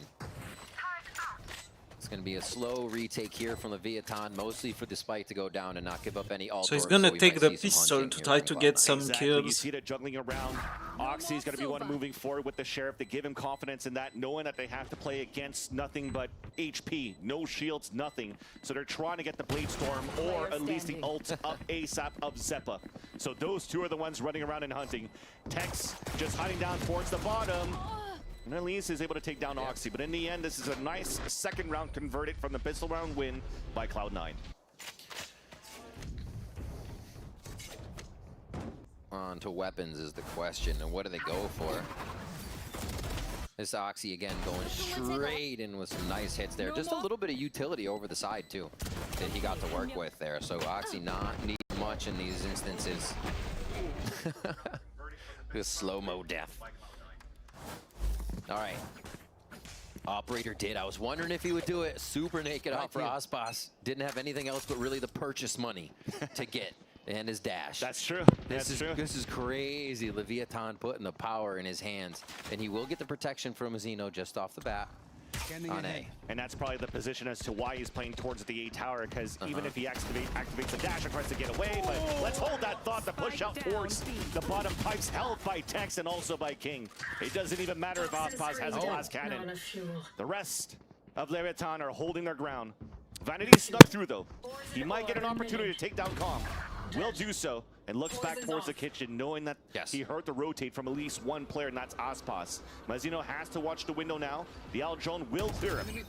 Will force him back and give a chance here for C9 to pick up the spike. Oh, the jump peak. Very smart by Mazino. Identifies 2 because that was the drone, so they know both are near tube now. Big information gained there. And smart play, so they can just play super back. Everybody's flank is covered. And Mazino's making sure this operator can't be lost. This is good. This gets shot instantly. They heard the sound, so they double swing out. That's a he gets one. But here's the op. Hello. Vanity falls, and Leviathan will get their gun round. But they still lost 3 in the process. Not too bad for C9. So they're like, oh, Aspas has an op. Great. 22 and 7. Exactly what we wanted to start facing after we got a pistol in the second round here. Because that bonus means big trouble on the defending side now. Great push through. The first few kills on this one made you wonder. You're like, oh, wait a minute. Nice shot like that. Nice shot from the eyes of Aspas. Yeah, simply done. Simply done. All right. Now Cascade push as well up onto this belt area every time. Dart broken. Aspas has freedom to fire from Jenny now. No. Turret. Timmy's saved. Expecting it. Well, that's a knee shot. Calls the crouch. It's patience. Get crept under it, no way. Oh, they get there. So now Aspas has to play this one pretty careful with that draft or the dodge up. There was such an early drone though, so they don't get the information of 4 players in the site. Yet Oxy still gets the opener. Mazino trades it right back, and everybody else is brought behind by a Viper wall and a Reckoning on top. And now the wall still forced to push back because of that Reckoning.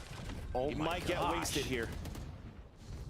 They're gonna rotate. Absolute stall utility. And they just have to wait it out. That's crazy. Insane to me that it's going to be the spike moving up towards the tower, knowing that the op is there to try to contest it. At least C9 is trying to fight back against it. Aspas, another kill with cooking. the operator. Looks back up, denied by Moose. Gives a chance now for the last two players of C9 to move inside the A site. Still Mazzino in the back though. Another great anchor. Huge. 30 seconds left. There's that tap to flush him out. Mazzino misses the shot, but King is on the other end. Top of the raptor, double swing in the Good. air. Good And plays by Leviathan are 2 them. rounds away of closing this first map. Big Nice frag by revenge Moose and there. shit Seen him go type. up on 410, feeling comfortable to take those fights in the 1v1 and not back down. You thought it might be a few more. But it was just too much from Leviathan still to come through. Again, a hit on A. It just seems the util dump, then the stall. And Aspas gets a kill on a wall, but he also gets killed back. The walls are creating such weird angles for both teams. And picking up a few of these frags from as we get a quick pause. But again, that was spike down, so you had to fall back, pick up the spike, try to work together. Call. Yeah. Yeah, And you saw probably how gonna easy that talk was from about the POV of Killjoy Aspas, right? He ultimate just and held how that to angle, play he it. held the corner like he did, and then all he has to do is click, just like he did against Vanity a couple of rounds ago. So this now forces the last time. My out. guess Let is me that they are going back see if on they could A actually with it. put something together to start a comeback, because it's not looking good so far from Try not only the to results, but get how the rounds have space really been with one-sided it here and for then Leviathan. All right, we enter into round 17, 11 play to with 5 your here for mollies like the Leviathan pistol. in the lead. Oxy's going to be dropping now with Bladestorm. He drops Rooney and Vandal.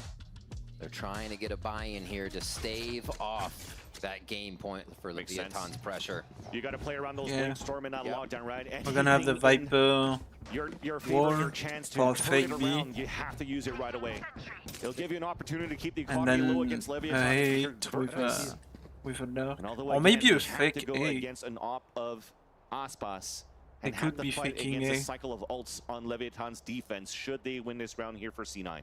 Yeah, the one kill gives you lockdown and a Bladestorm for Aspas and Tex. Well, two at that point to lock in both of theirs.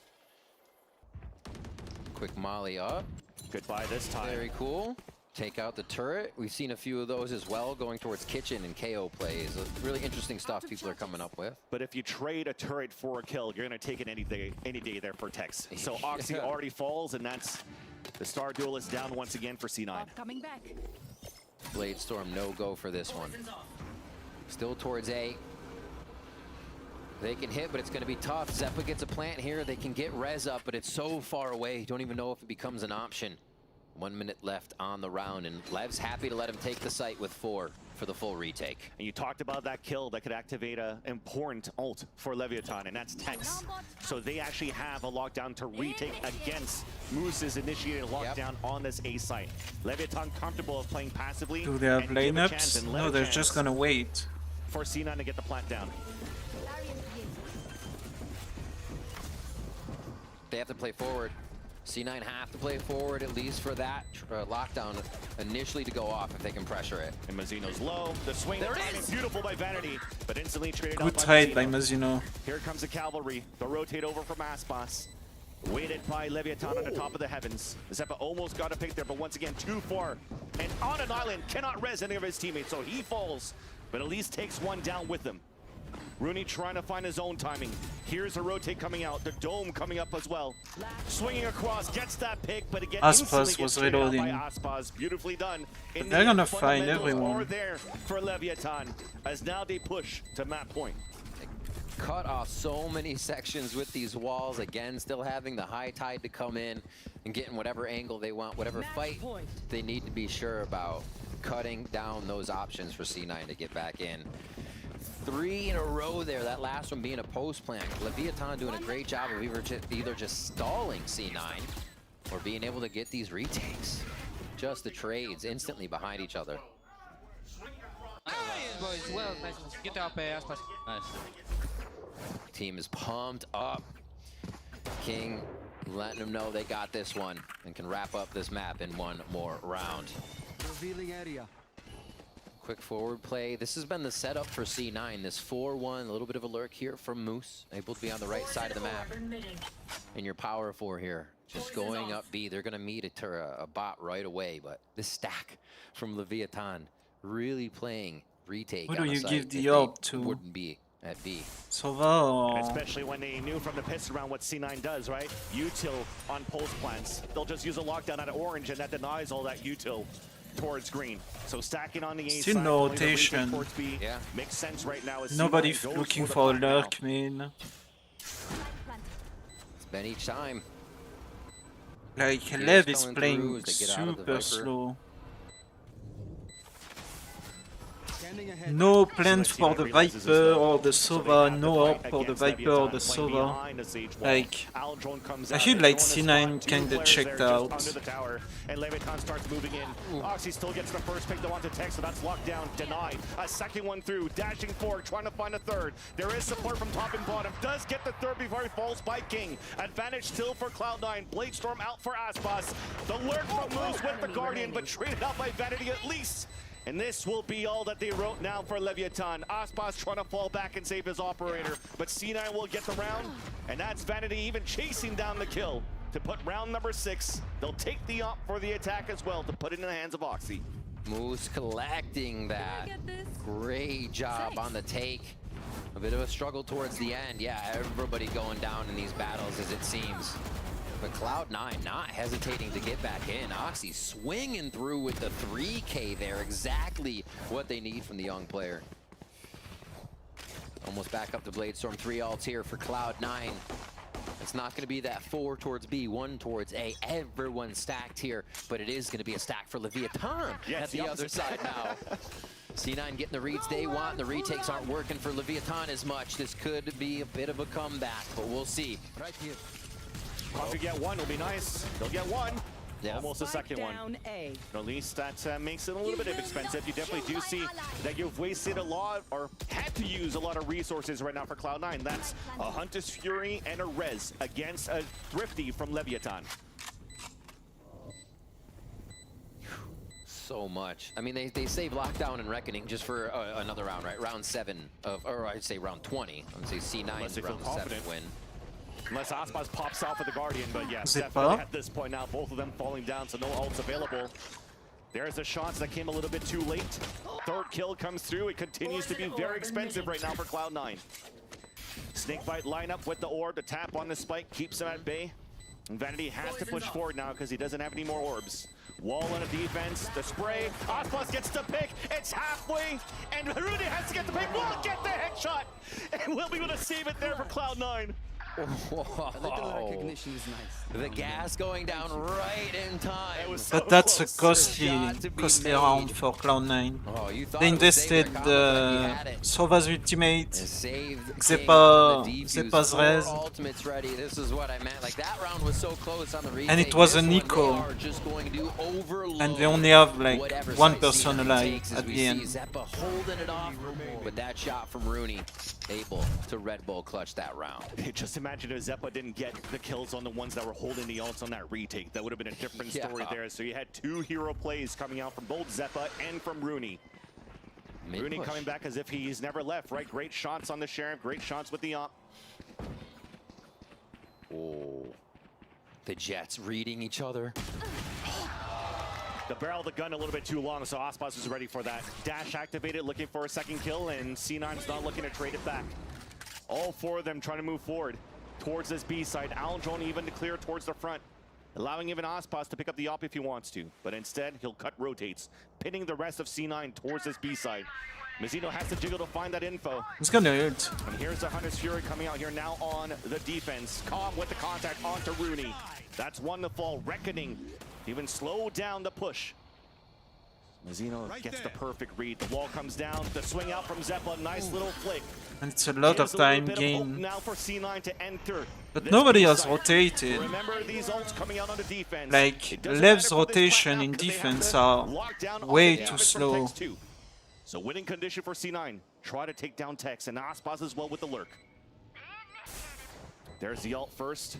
Just reaches the outside. They know what portion of the ult he's got to be in. It's really interesting and awkward now for Vanity. Wait, Aspas is going to call it at least. Yeah, There's a snake bite into the pit. Aspas looks back.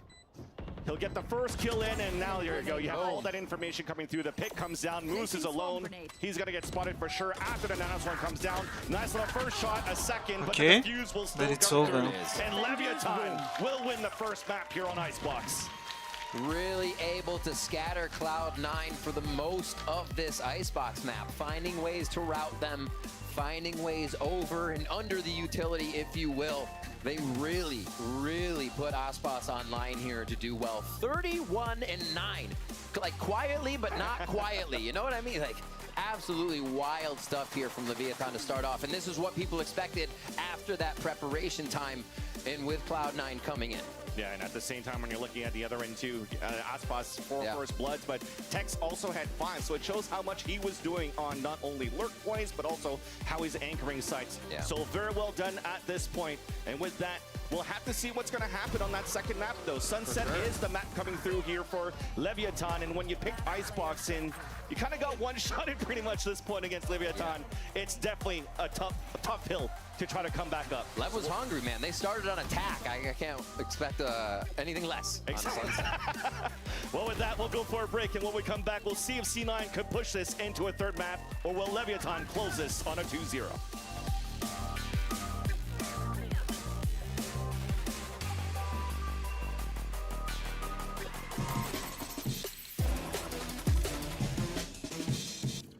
Excuse me, would you mind taking a picture of us? Oh, no problem. Thanks. Yes, problem.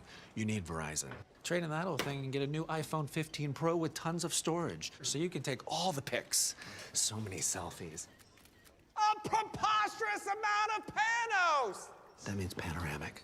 And as many portraits of me as your heart desires. How about none? None, yeah, none feels right. Trade in any iPhone in any condition and get iPhone 15 Pro on us. Only on Verizon.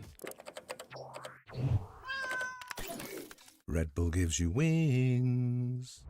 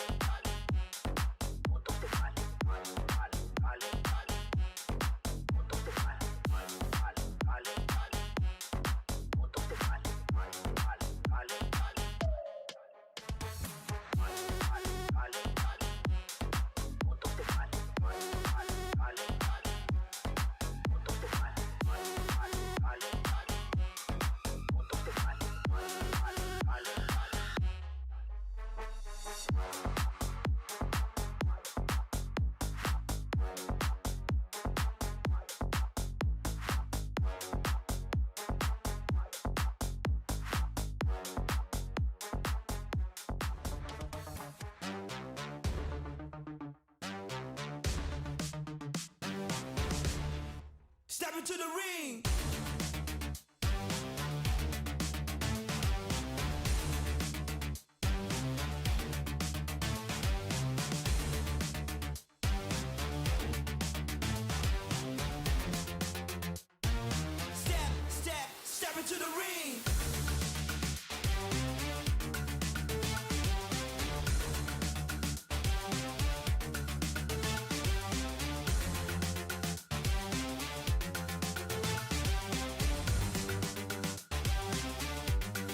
Step into the ring.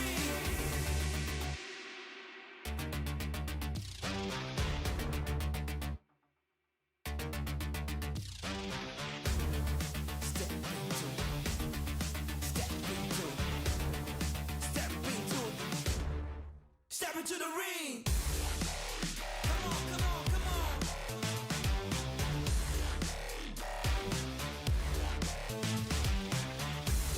Let's go.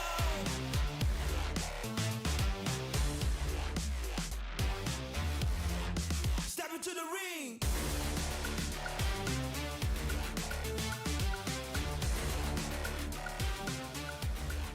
Okay.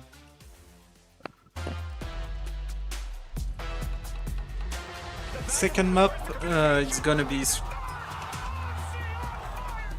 No, it's not Split. Last map is Ascent. What's the second map? Oh, it's Sunset. Yeah. Smick standing here with Coach Gokid after an amazing map number 1 from Leviathan. Really quick for you, we noticed that there was a switch made before on Icebox. Icebox was on Reyna, and now we see him back on that Jet. And we see why. He had an amazing ace, but tell us about some of the reasoning as to why you made that change. Honestly, we think both Reyna and Jet work really good, but it's nice to mix it up. Jet allows you to get a bit more operator, which obviously on Aspas is insane. So it was also him feeling it. We can play with both, and he was feeling like Jet, so we just went for Jet because it's a nice switch up and it works good. He was feeling like Jet, and he got us that wonderful ace. Best of luck on map number 2. Thank you. So it seems like Aspas just goes out there and says, I think I want to play this one this time around. And they did just that. And then he drops a 30 bomb. That's crazy, bro. I mean, I think that's pretty cool. That's to be amazing. honest. Because like one of the things that they're missing when they're playing like the Reyna, for example, is the ability to have that verticality and especially fighting aggressively over an A main, B main on defense.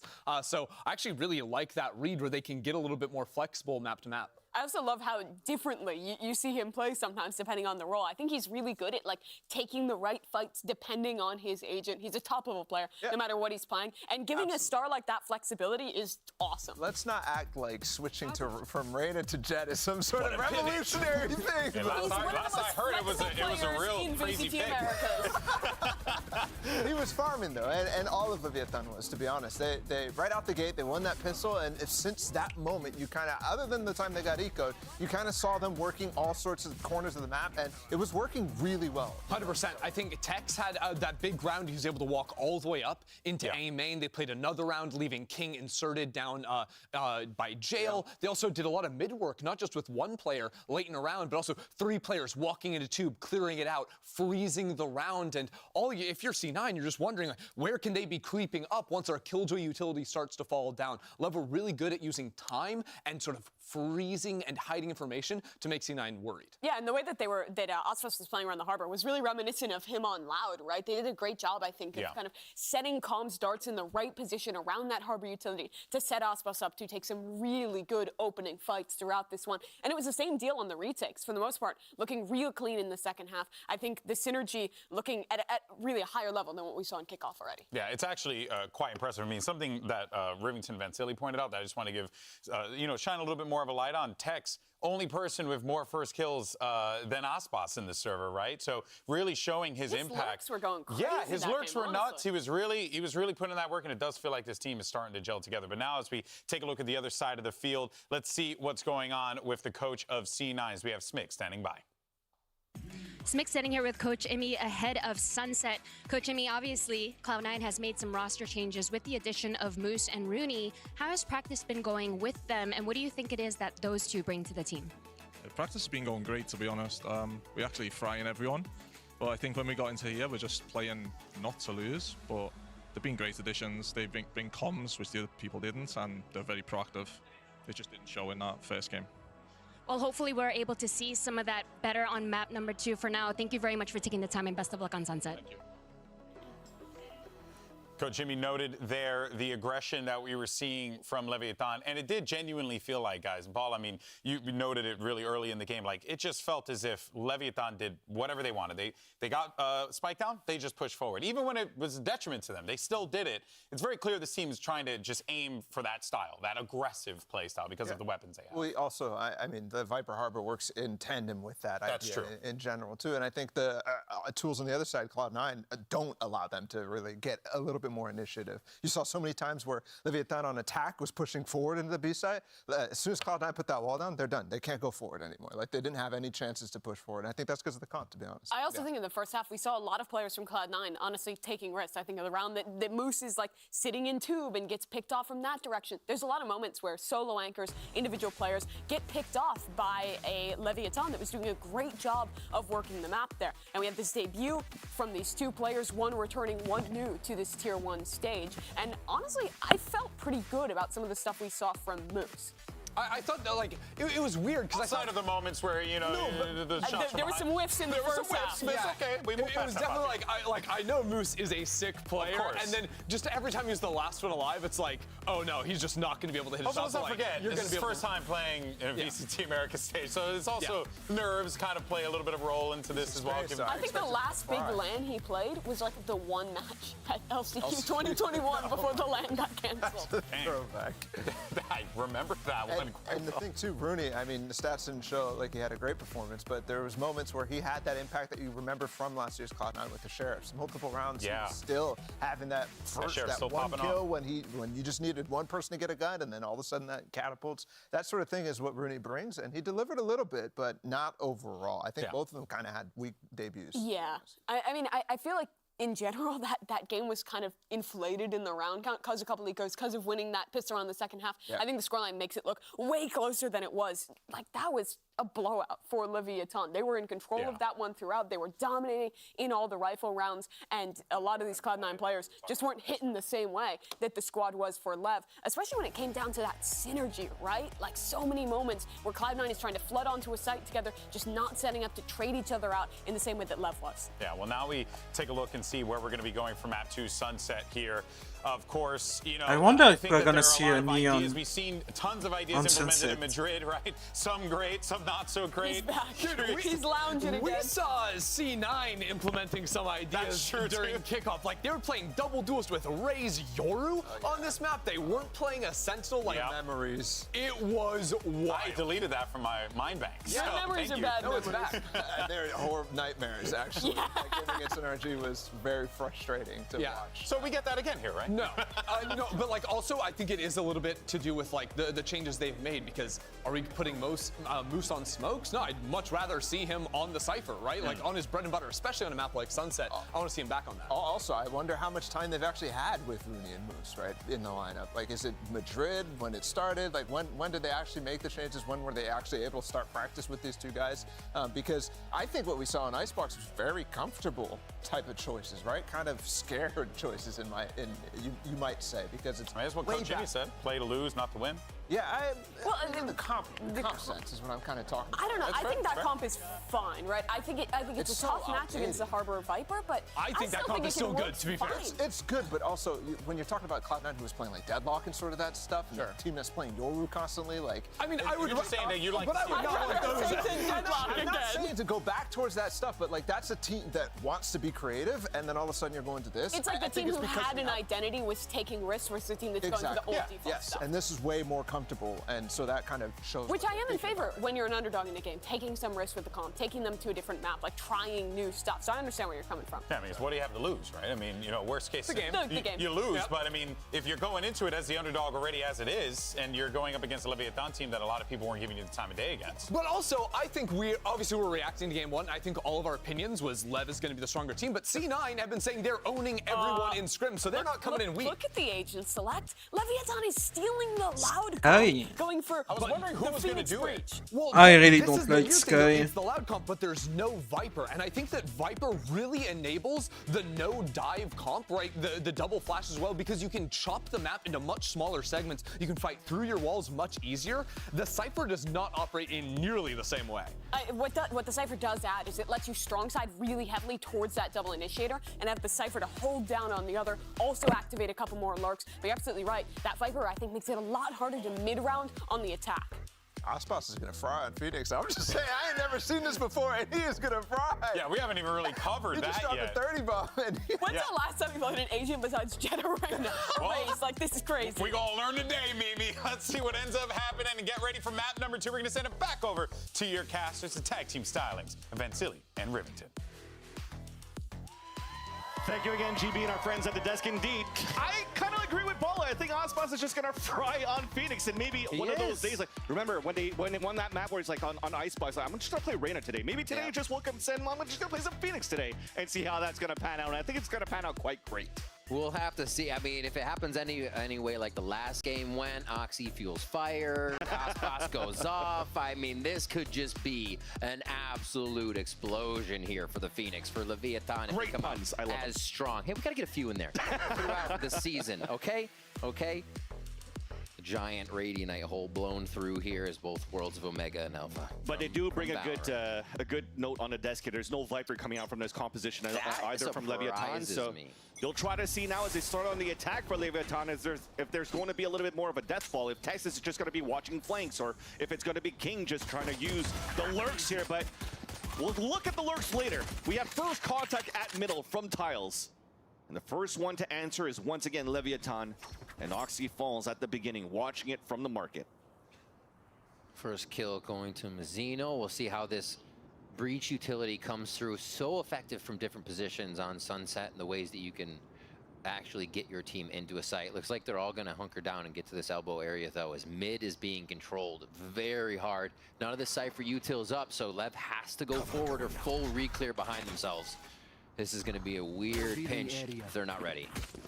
Oh, they're ready now. Yep, especially after that jiggle from Calm. That's 3 coming back. A high flash, a paranoia, doesn't hit Calm. So they miss everything. Here. 1 versus 1 to jump across. Zeppa wins that fight. Meanwhile, though, the plant did go down for Leviathan inside A. A flash towards the left corner. Aspas going for the curveball, seeing 3, connecting on to a bit of damage. And Mazzino's trying to answer back, but the flash does not blind the opponents as they fall back. He has a lot of value on the defensive side for C9 as we have players full HP trying to retake. Just pushing forward. Lev get a few quick kills. Vanity to peek. Lev was winning the whole time. Head-to-head against Vanity. Yeah. As Mazzino still holds that sight down. Traded out by Rooney. A tap on that spike and a tap of his stick.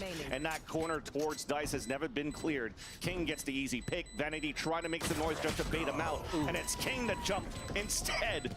On to Vanity as Leviathan get another pistol. I mean, the second pistol was lost by Lev, but they kill everybody. They only lose because of the utility, the fucking Killjoy Viper mods. Good hold on sight. They're looking towards spawn for that. So just on like pure aim, that's like the third pistol they win. They win. Spectres and the Ghosts. So a bit of a mid-round push. C9 trying to get moving right away on that first round as they stack 4 towards A here with a Cam and B main. I wonder if Aspas goes for all the orb focus.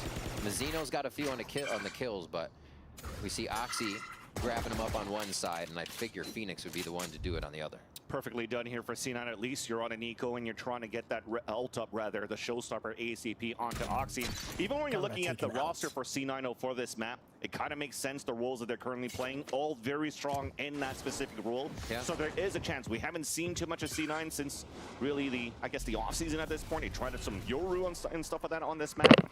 But this is a fairly confident lineup that he could have here for Cloud9 on this Sunset map.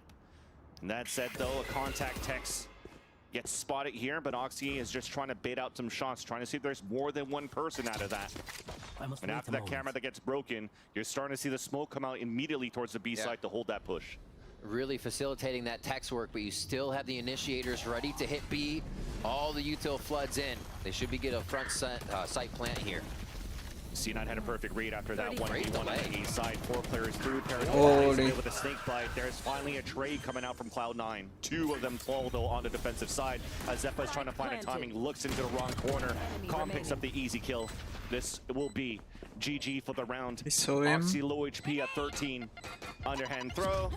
And doesn't want to give an orb away to his opponents. I'll take that any day. Smart play. And like if somebody's coming up, chip armor, trying to do a little best of both worlds, but going down in the end. You can only do so much in there, and you don't want to give the ult orb. Min-maxing his demise. Exactly. Exactly. At every point in time that you can. All right, Leviathan. Interesting to see. We saw Mazzino and Tex on the one side. They put the fault line into the lurk to try and sell that lurk that much more. So it's not just Tex on his own, throwing cams, trying to bait somebody out. They're actually putting quite a bit into these fakes so far, even on that low buy for C9. But now to the bonus. Expect to see those full protocols coming out on each one. They do not let that B main control go. You see that Lev last round actually had to clear the spot behind them in B main, right behind that wall. And Aspas will start to focus the orb. That was a question for us. How often will they get that run it back? Breaking wall. Just getting C9 a little antsy here, as it's still pretty much a default for Leviathan. Yeah, and Tex on the other side of the map, once again, was trying to contain the A side, as Oxy's the one trying to push forward with Zeppa. Themselves trying to control space on the A side, try to control orb if they can. He was ready to pounce. That dog was ready to pounce there, but Zeppa just staring through the eyes of that dog, the lurk here from Tex. But there's that rotate across, nice fault line out from Tiles, and Oxy managed to escape. Really nice escape, expecting that too. It kind of thwarts the fact that they want to play off the fault line. Oxy can still get the info, and now they play safe. But is it enough? Can the team rotate quick enough? Leviathan paused for a moment to get the util out, and it might be just enough time for Cloud9. There was a one-way being thrown there towards that left side, a smoke in the end when they got the flash contact and elbow. But this gives an opportunity for Leviathan to just flood. Look at all that util. Uh-oh. Flashes galore in all angles as Comp gets first blood onto Rooney. Another flash coming through. Oxy's fully blinded, trying to stay alive. Nice little headshot though onto Mazzino as the spike falls. There's 13 seconds left on the clock. A second kill coming through. 8 shells on the ground as the ult came out from Aspas. A 3 versus 1, 6 seconds left, trying to stay alive as he gets that pick, but there will not be enough time. Running through the protocols, Boost and Vanity fall back to save the weapons and also win the round on time here for Cloud9. Oxy doing the dance inside sight. Gotta see it again. What was that separation between Lev out the smoke? It was somebody ran spawn, and then Oxy had time to just dance around the box, get back in position, and get the safety here. The dog just grilling. Well, you saw that util that came out, though, towards that A site, right? They had the paranoia and an aftershock. So for them, for Leviathan, they thought that it was fully cleared. True. And Oxy, all he did was dance around the left side. He had no pressure on the left side because of these one-ways that were being thrown by Vanity in. That was probably the perfect thing to allow Oxy to get these kills in. That kid keeps smiling. Great defense. B main control instantly again for Leviathan. And that's one thing here that C9 will have to start identifying, but we'll hold that thought for a bit. There's an early curveball, and now the orb's being taken by Mazzino. Yeah. So they are trying to cycle objectives with this orb, but that's the name of the game right now for Leviathan. C9, they have to try to fight, but they're fighting mid instead. Pushing out very aggressively. Yeah, they'll get one for that, so we'll take it. Moving back around. So they know Lev's playing the orb game. That's something that Rooney can hear inside B. It's something that's going to happen. You see Rooney throwing the Viper or the Snake Bite out every so often, just trying to do a bit of damage, get some armor off, and chip him away. And this mid to market play could be huge. Only good for that one kill, unfortunately, though, as they had the players to at least try to set up some sort of crossfire for Cloud9. Advantage still for Leviathan as the hot hands gets thrown at the staircase. Zeppa runs through for a bit. Here's the spike going down. And he's hoping to get one.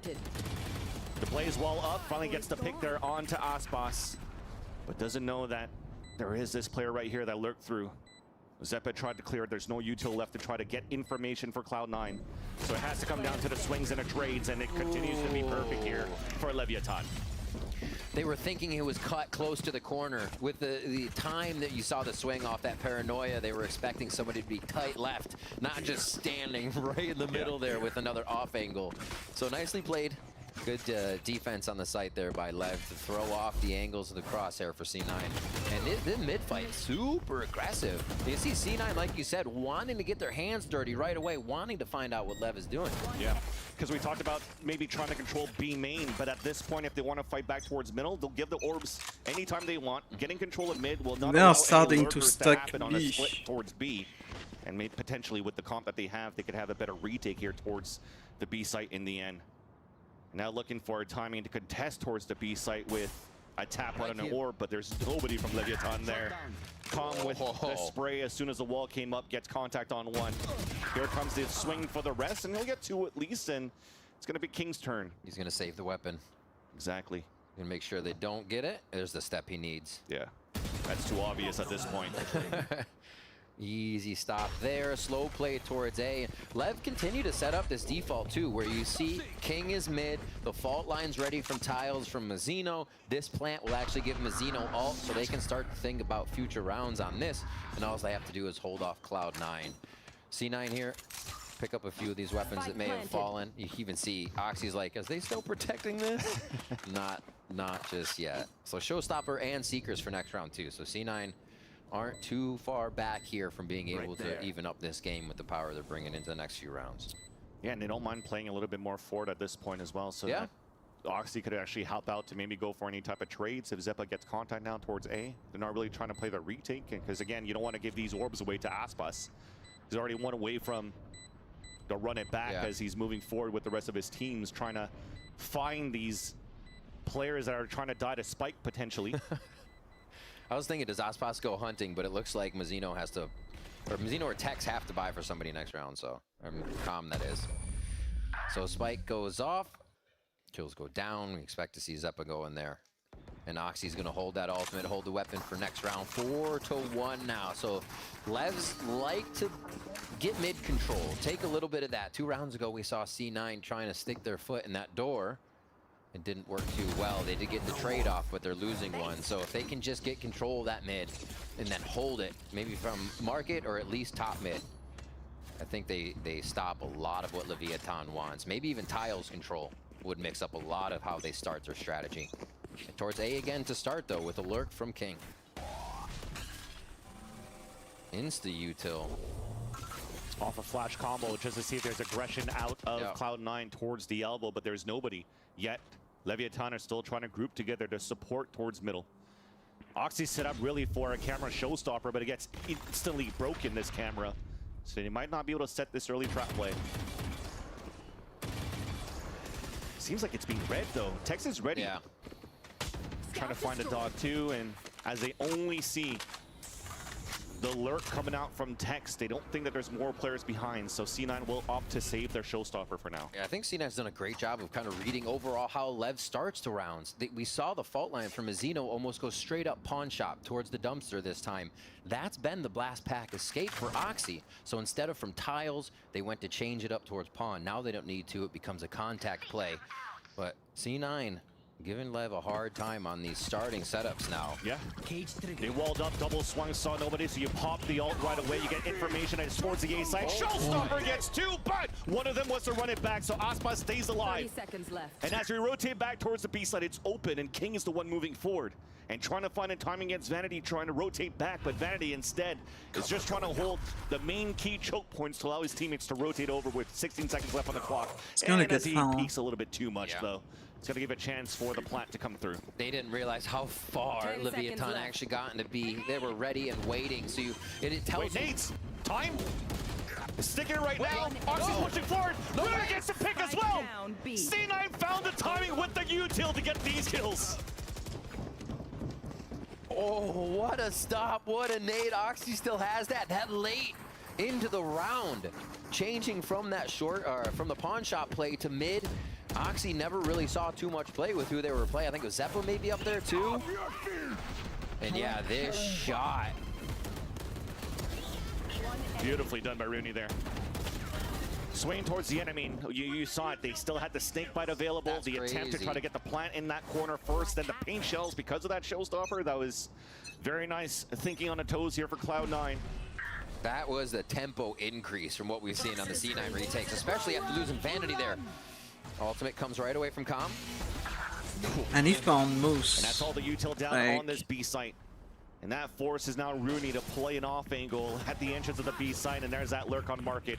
B site now open, and this time they'll get the plant. But that's the thing you mentioned, right? The change of tempo that you saw in the attack for... And there's a possible late lock by That's the thing that Tex Imi was too, talking like. about during that halftime interview, that during these scrims, they're playing that way, so they want to see that a little bit more now. They're just gonna say in the game. Yeah. So there's a taste of it.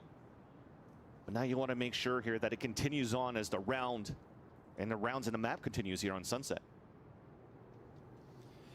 So just the dwindle down of this timer. Leviathan doing a great job. I was going to say last round, as we saw, taking late B, but having A pressure of keeping this default in a way that's causing Cloud9 to basically guess everything, where they might peak, what the timing might be, and what the state of the game is. As they find these kills towards elbow, maybe? Yeah, there's a flash. He's down. Zeppa stuck in the elbow. Stays alive. All right. Rooney might, I mean, you can't really ult right away towards A. They just encroach on that. Can you ult towards B to start off? It's kind of hard to get that in a good position unless you're just denying something, as C9 call the timeout here. So it is going to be a bit of a lower buy for C9 as they come out of this. And they're going to have to come out with something, as this looks like it could be a runaway with the amount of money that Leviathan has, with the amount of ults that are going to come up. So what do? The mid pressure has actually gotten Cloud9 a favorable trade. And each time they do it, Tiles control has been Leviathan's all the time. So something in mid may be the answer to at least separate the power that Leviathan feels like they have in this default setup. And it's tough. You're mentioning here Rooney's ult. Can he use it early somewhere? I mean, towards that B side, it's going to be a tough one. They just come around market if you use it main. Exactly. Otherwise, the same, you know, vice versa. And you have to make sure that it reaches far enough to even deny the orb, but they have such good util on the other end for Leviathan to just counter that right away. So maybe trying to get that pick and tempo towards the middle would be potentially the play if they want to up the tempo that Imi wants right now out of C9. All right. Let us see. Towards A, at least to start where Rooney's position is.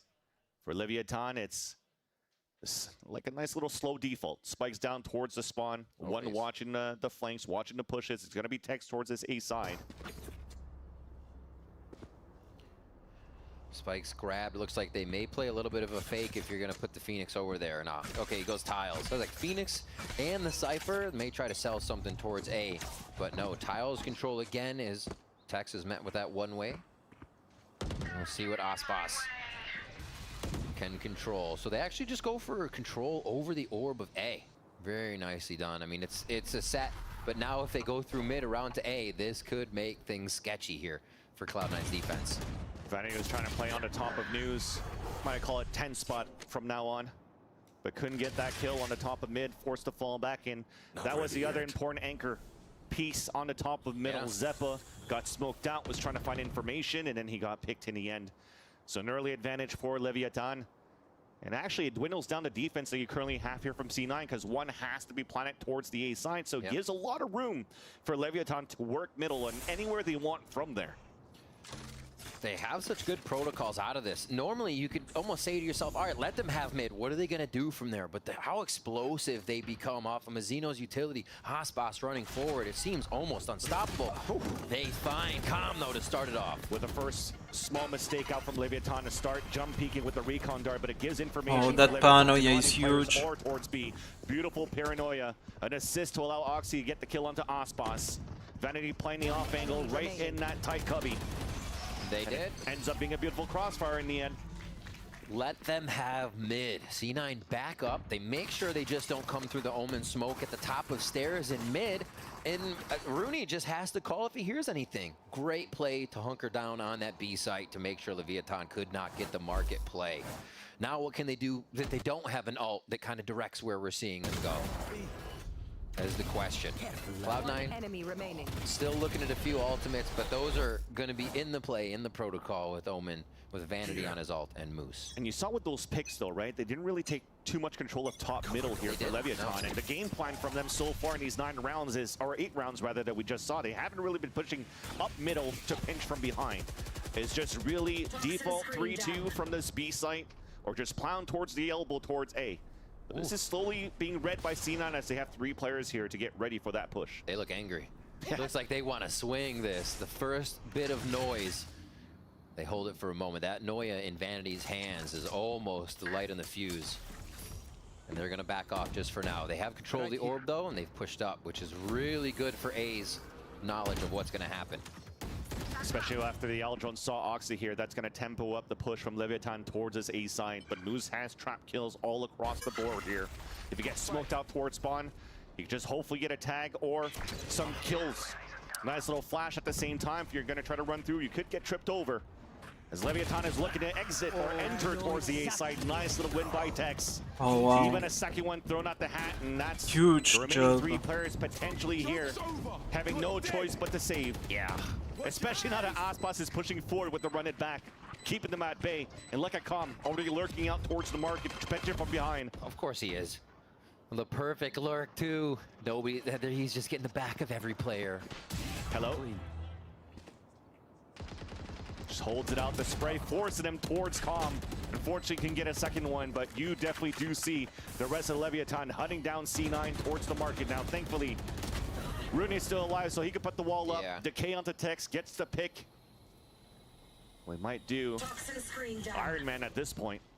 King's close by, but you definitely see the last players. They don't have too much money to work with here, so the last 3 will not hunt down anymore. But at the end of the day, the round is still in favor of Leviathan. We look at that round, and I think it becomes a round where C9 is happy to allow mid open, and they play control over a site. Here, they give up too much space and it bites them. Like, Tex walks right into the site. It's all contact play, and Leviathan just take the shots that they need. So a little too much space being given in one round.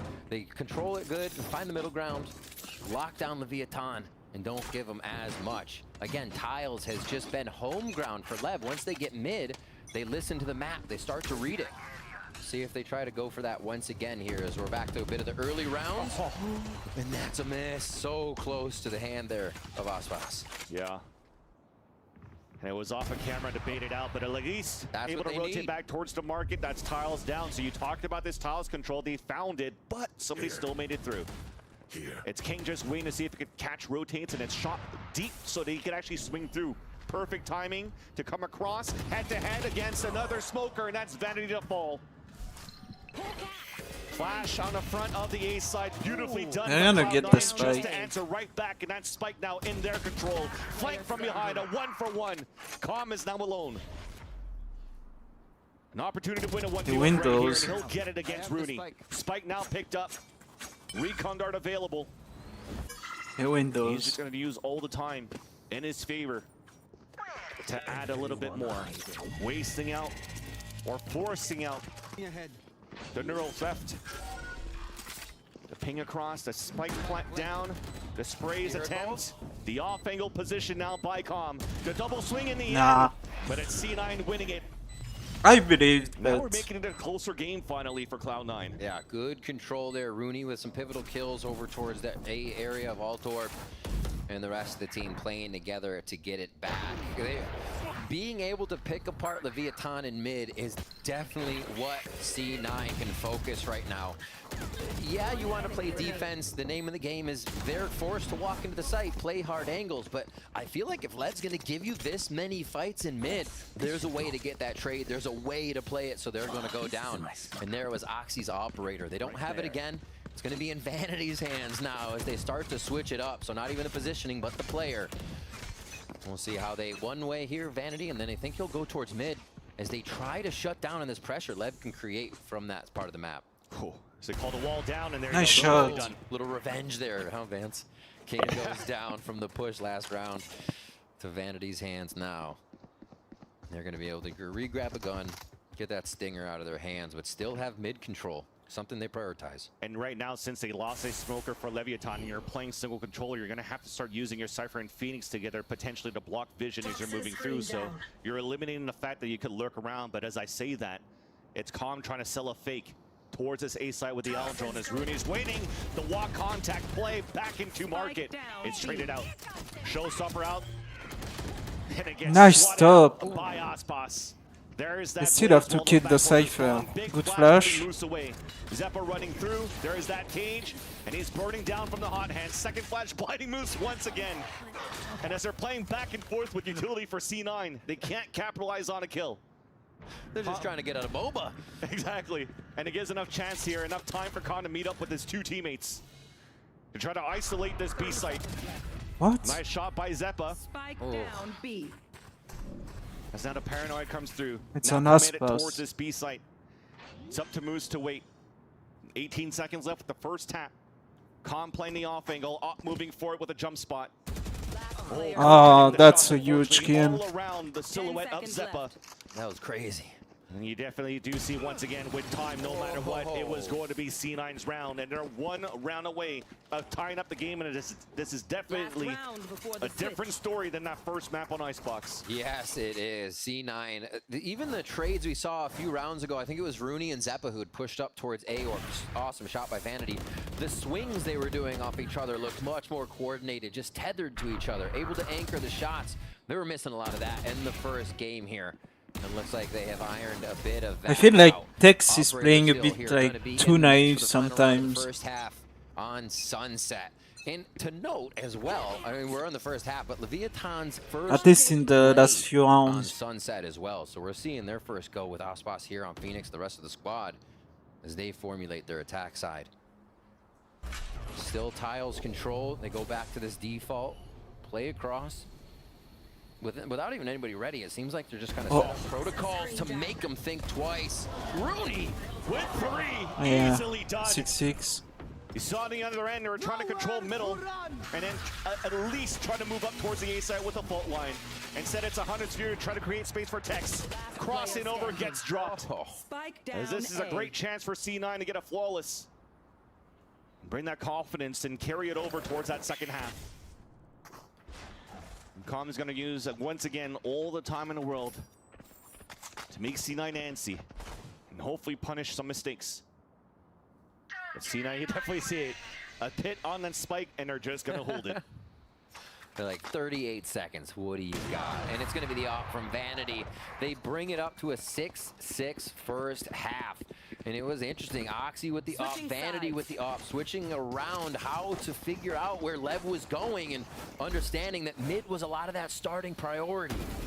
A lot of C9's focus in the beginning was for that B main control. They expected Aspas to want to hover orb and just eat it up and ult after ult. But that wasn't the play, and it took a little bit for C9 to figure it out. But they did, and Rooney back in action is feeling it. Yeah, all they had to do there is continue their own protocols and their own game to hold that, and they were able to make this to a 6-6. But at least until we start the second half, let's toss it down to Smix and the belated birthday man, PapaCom. Thank you very much, Vanzili. PapaCom, it is always such a pleasure to be able to speak with you. I know the last time I had a chance to have a chat, it was very clear you were very, very nervous. You were absorbing all of the energy of what was coming off of the stage. Now that you've done this, you know, many times, you've seen your son on stage lift a trophy, become a world champion. Has it gotten a little bit easier? I think so. Him winning the world champion, him being a world champion, it's kind of like, you know, he's accomplished at the top level. So anything after this is gravy. It's bonus, what was that yeah. moment like for you? Because obviously for the EG fans and all the personal fans of COM, it was amazing to witness, but I have to imagine it's different as father to see your son go on this journey from start to scratch. It was surreal. I mean, the arena was surreal, the crowd was surreal, the Cinderella story was surreal. I mean, it's been an amazing experience. Indeed, and now obviously he's on a new team. Talk to us. Does he like to deliberate some of these decisions that he makes, or does he talk to you afterwards? What is that relationship like? Yeah, he always comes to me for strats. No, I mean he's accomplished so much. He's bringing so much intangibles to a team. He did it in a crew. He did it in EG. Now I'm hoping he does it with Leviathan. He's both someone that brings a team together as well as inject a lot of good ideas. So he builds a team up. Amazing. Thank you so much, PapaCom, as always, for taking the time. We'll see how this map goes as we throw it back to our casters, Vanzili and Rivington. Thank you so much, Smix. And indeed, I mean, I'd probably take some advice here from PapaCom. He's tearing up the team deathmatch servers all the time, and I see him tweet about it. And you know what? Another thing, I wish I'd looked as good for 25 years old there. Happy belated birthday there, PapaCom.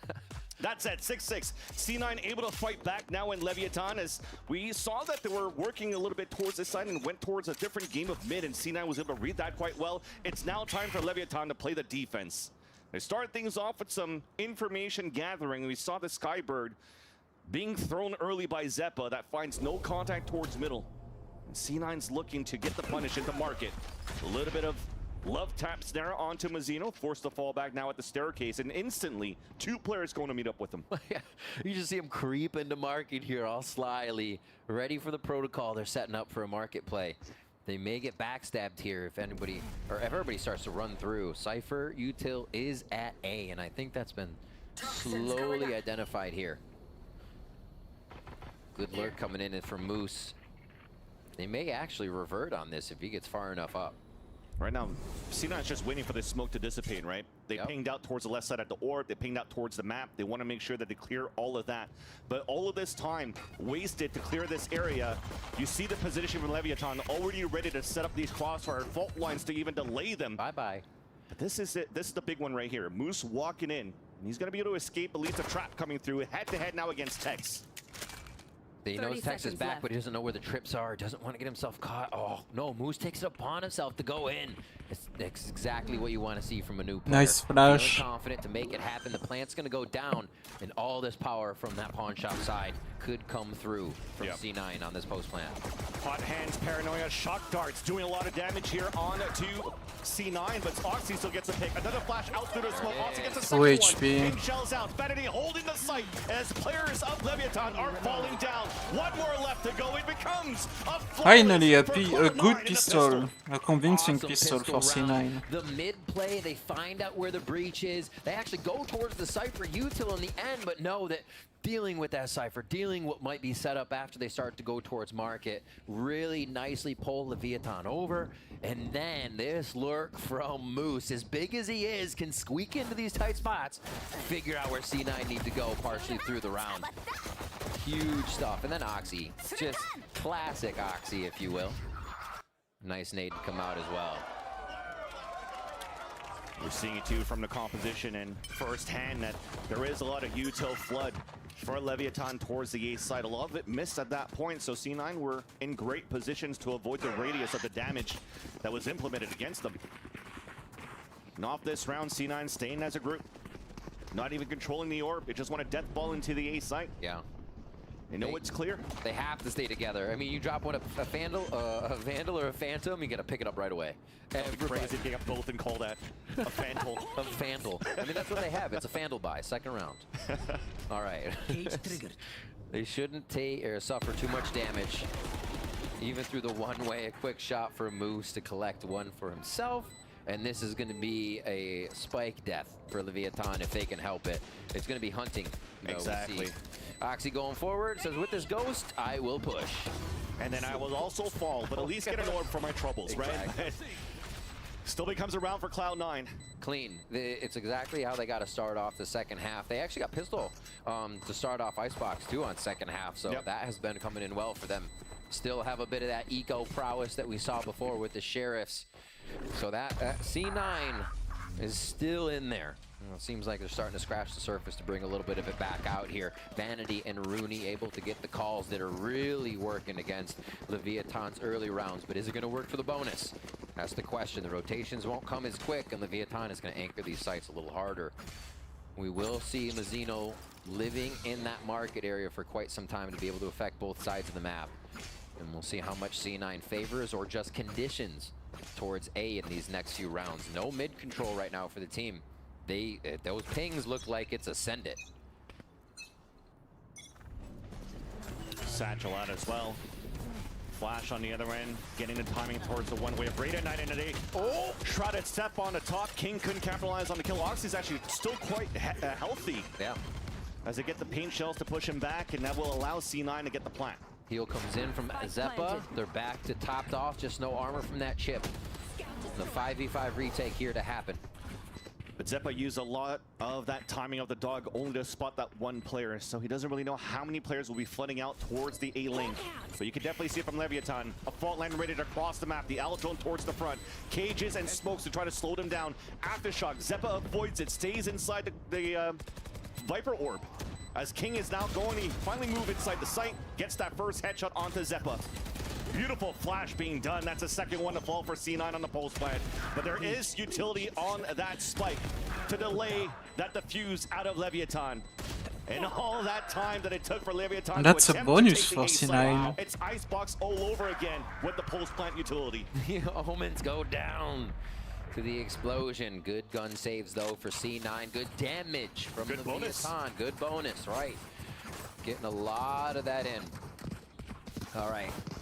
Lev As we watch here this replay, having the Phoenix and the Breach to come in with so many flashes, but it just didn't clear enough ground, only that early part of the site. C9 were still ready to defend a lot from the A main alt orb position.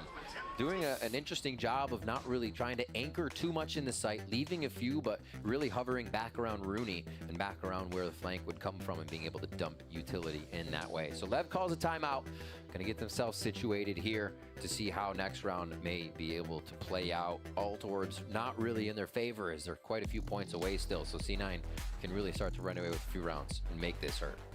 Especially if you're able to avoid the utilities that's being thrown for the attempt of the retake towards A every single time. And also now realizing that C9 has post-plant util lineups out from that Viper towards elbow, towards A ramp. So the control right now, will it be trying to work towards that middle? Will we want to try to get flankers now from Leviathan just to make sure here that C9 can't set up outside of the A site? And for those rounds, last round, you know, they call upon Oxy. Blast forward by himself towards Dumpster, pushing forward through the one-way. Doesn't get hit because King doesn't expect that on that step up already. And they start to flood the site. Little ways that C9's trying to up the tempo to get through the defenses of Leviathan here. So back to a default setup, more so. That Cypher at B for Leviathan, a little bit of B main control. And now Breach over towards A. Yeah, they went for the recon dart now from the top mid just to get information. Fault line potentially if there was more pressure coming out from C9 at the ramp. And then King to come out with the Sheriff, but instead King will get posted and will use his body to get information. This rifle that was saved though by Calm in that previous round, you saw that he still has 1,000 credits rather, and didn't want to buy an Owl drone, so they don't really have too much util to find the mid-round information. It's gonna have to come down to really try to play more passively, trying to find some sort of punishment here on the over-aggression of C9. And there's that first contact, and King's already falling back. Gonna have a pretty easy time taking this. Over on the defensive side, you see Tex and Ospas waiting for a cam peek. They just take control of B main as the spike's going down. So a lot of time for Cloud9 to set up here once they take down King. As they take down King, Mazzino at least was able to get one, but so far you definitely saw trying to do a hero play towards the dice. It wasn't enough defensive plays and defensive players to help Leviathan from the dumpster, from the A link. Now it'll be a similar story. Make things expensive with the Phantom, dying to the spike, trying to find a timing here as Calm swinging out. Then Zeppa punishes him. They're looking good here for C9 to close up another round.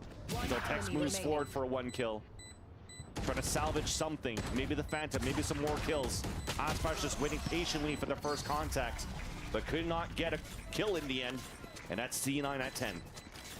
Cloud9 are running just this, not default towards A, but the same strat towards A. Everybody ready to push in. Rooney watches the back a bit. They feel comfortable. Why change it if it's working? And they head into sight, almost like it's unstoppable for Lev right now with the numbers they're putting there. Let's see this replay one more time, and just a simple hold. This obviously a lower buy for Lev, so it does become a very comfortable round for Cloud9 to start getting these swings in once they have the sight. But yeah, a lot of focus towards A here for C9. Not a lot of mid control, not a lot of rear control on their flank. They're just going forward, and it seems to work. This is going to be a different look, though. They go towards mid pretty hard as they just lose Vanity. Exactly.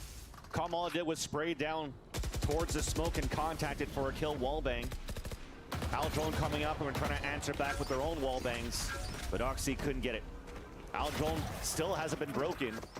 So that forces players to push into the market. He gets 2 pings out of the Owl drone. Tex with the off angle. Flash comes out. Cage comes up. That saves actually Zep at the same time. He counter flashes, but Aspa still holds the angle. And finally, C9 decides to fall back. Too many cages.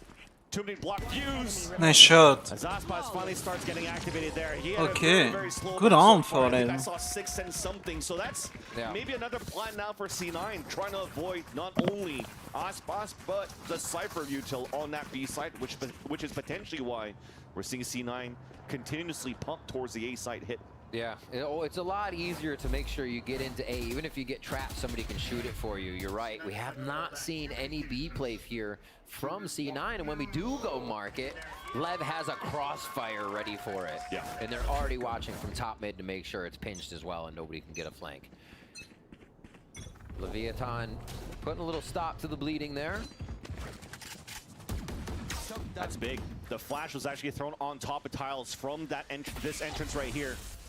So you saw a couple of players already rotate out from the A site to top mid. Shadows. And C9's just trying to find a better timing to maybe push back towards the A ramp, but a second one-way smoke just thrown here by King. We'll slow things down for a bit. Smoking mid. Just missing it. The Homos got that. Trying to hit the tripwire just so someone has to think about market. But it's the A play that's going to come through, and King falls. There you go. Contact play this time around. One crouching under, the other's around. King punish, and look at the pivot. Leviathan focusing on top mid and A site. A retake play on B. Moose trying to take control of middle right now, and he's not going to hear any of this so far because it's just a walk across. TP now towards the spawn. It's a fake now just to make sure that you're trying to keep Leviathan out towards the A side. And here comes the hit. And this is what we talked about. C9 has been going A, conditioning towards that A. And just the Trailblazer in a delayed round will cause that rotation from Lev. But losing Moose in mid makes it 4v4, Vans. They want to fight back towards the middle. Calm just got caught. So they have to try to push a little bit more. There's that nice pick by Rooney. A tap on that spike maybe, but now here comes a showstopper out, denied by Mazzino, but instantly killed by Vanity. Aspas trying to move back out. Isolating, trying to isolate one of these last three players of C9. There it is. At some point, it felt like it was almost doable there because his transfer was clean onto the second one, but at least C9 won that duel.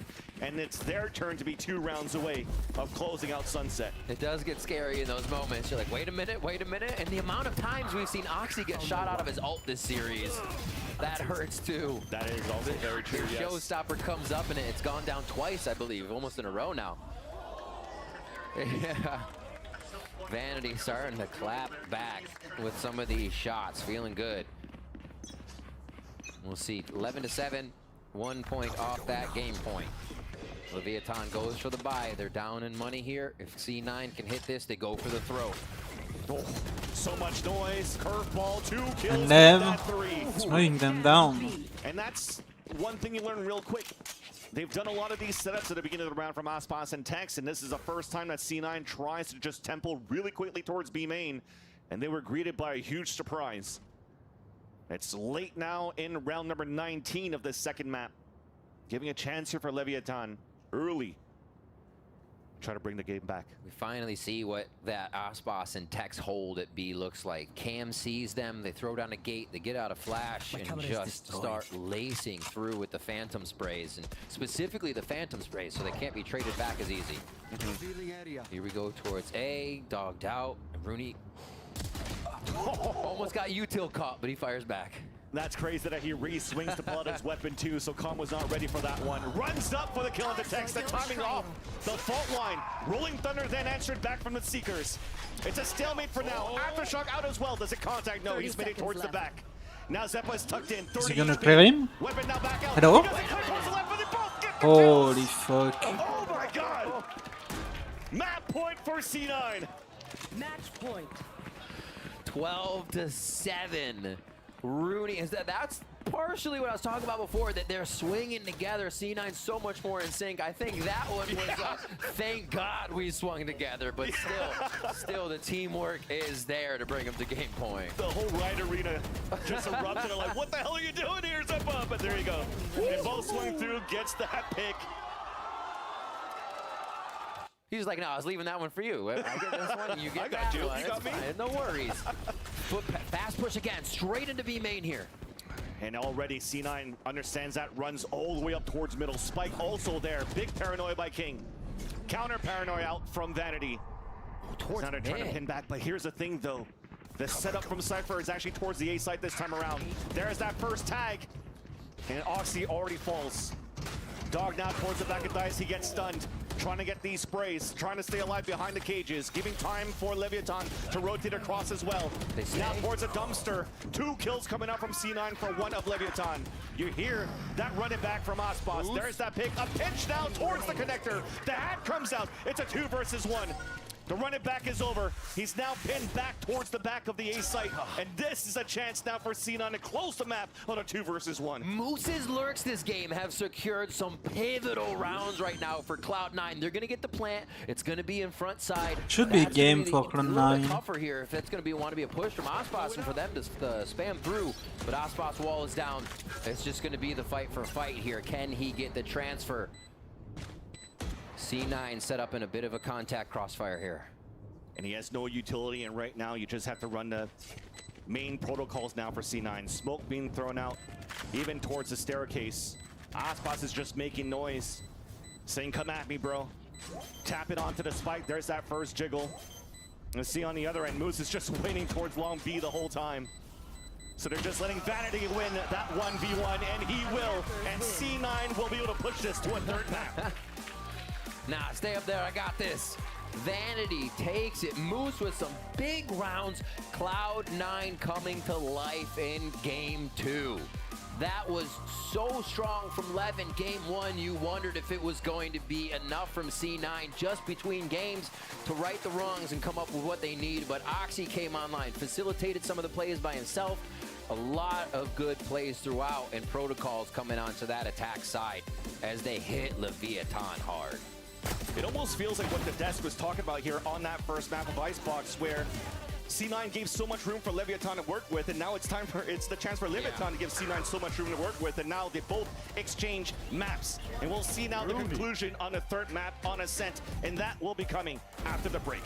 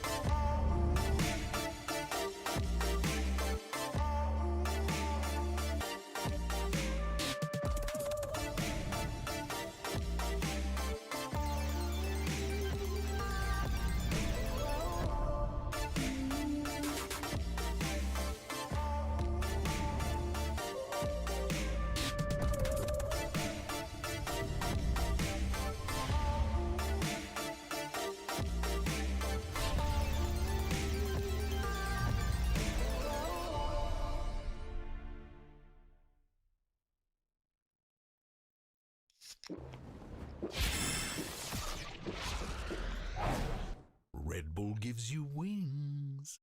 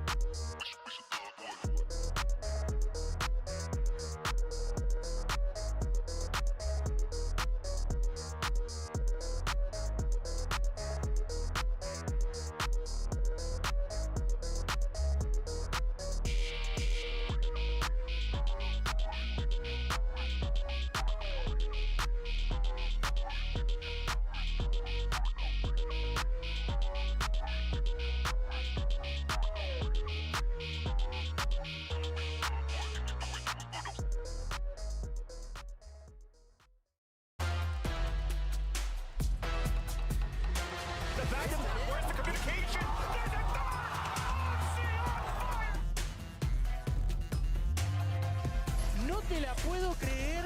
Consigue aquí una doble baja.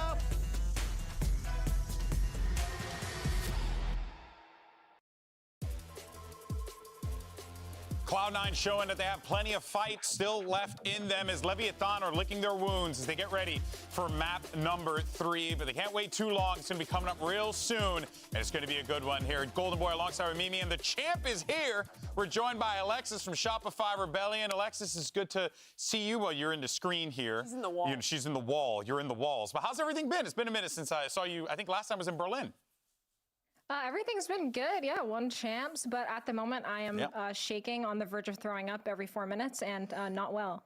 Okay, all right, we'll get to that in a second. Did want to ask your thoughts, though, on that matchup, because it seems like that reaction's coming from the matchup itself. How you holding out over there? I'm okay, honestly. I was a little nervous, more nervous first map, maybe because Ospas was just farming, dropping a nuke. But the next map was really, really good for C9, so maybe I won't throw up today. We'll see. Okay. That's a good change.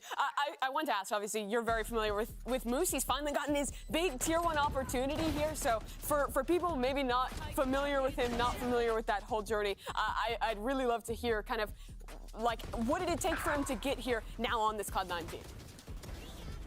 Well, he was playing Counter-Strike for a long time, and then he swapped over to Valorant, and, you know, he got his start with SR, his main start.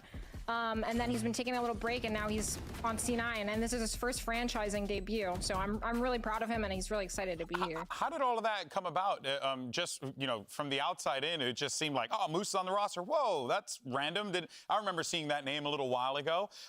So, like, was it just a long conversation that they had, or like long talks that they had about getting on the roster? What was the? Do you have any inside scoops you can give us, basically? Well, after SR, he was playing on YFP, and he says that that's one of his favorite teams he's ever played on. And if you watch the Tier 2 scene at all, he was farming with that team. Yeah.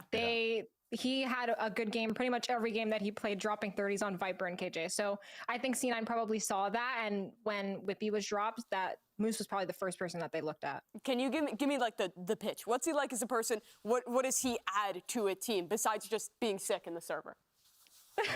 Well, honestly, on the outside, he's pretty cool, calm, collected, like very chill guy. But in game, he's very hype. Like he's actually, I think, probably the hype man for the team, along with Oxy. Like he's very funny, and he gets along with everybody really well. Yeah, well, that's you know, good to hear. I think you know, with Cloud9 picking up this win as well, I'm sure that they're going to be quite excited going into Map 3. Also, do want to get your, I guess, thoughts on the series as a whole, because it has been an incredible start here for both teams, really. And from your professional opinion, like, what are you seeing from Leviathan that, you know, kind of has you excited? Is there anything you're seeing on the C9 side that has you excited? What's standing out to you? I'm not gonna lie, I'm probably not the best person to ask for professional analysis because I am just watching Moose on the minimap. But I will say, first map, Icebox, it's hard to shut down Ospas. Like, he is just an insane player. Like, there's not much you can do when this guy's dropping 30 kills. Like, there's not even a lot of anti-stratting you can even do when this guy's farming. Yeah. But second map, it just felt like maybe Leviathan's A was kind of weak. It seemed like C9 was rushing A a lot and having a lot of success in that area. So yeah, that was my analysis. No, not bad, not bad. Anything else? I mean, it looked great in that second half there. Alexis, I wanted to give you the chance while we have you here. Do a little plug. Obviously, you're just a world champion coming in after winning, Stage 1 already for Game Changers, Stage 2 coming up. Anything you want to plug or shout out while you're here? Well, first things first, I love Moose. I love you, Caleb. I hope you win. And also, watch me. I'm co-streaming the games right now, so if you want to come hang and watch me simp, it's at Alexis. I respect that. Are we going to get to see you come to LA ever? Yeah. For one of the games? Oh, yes, absolutely. 100%. I'll have my own little sign. I'll have this little plushie with me, probably. No. Oh, is that a Moose plushie? Out with a plushie, too? I thought I saw one. This was my plushie that I had at Champs Finals as well, for GC. That's so sweet. Well, that is just freaking adorable. All right, Alexis, well, thank you so much for your time. It's always a pleasure to see you, whether it's in this server, here for an interview, maybe one day in the walls. Maybe one day I'll get you on the analyst desk.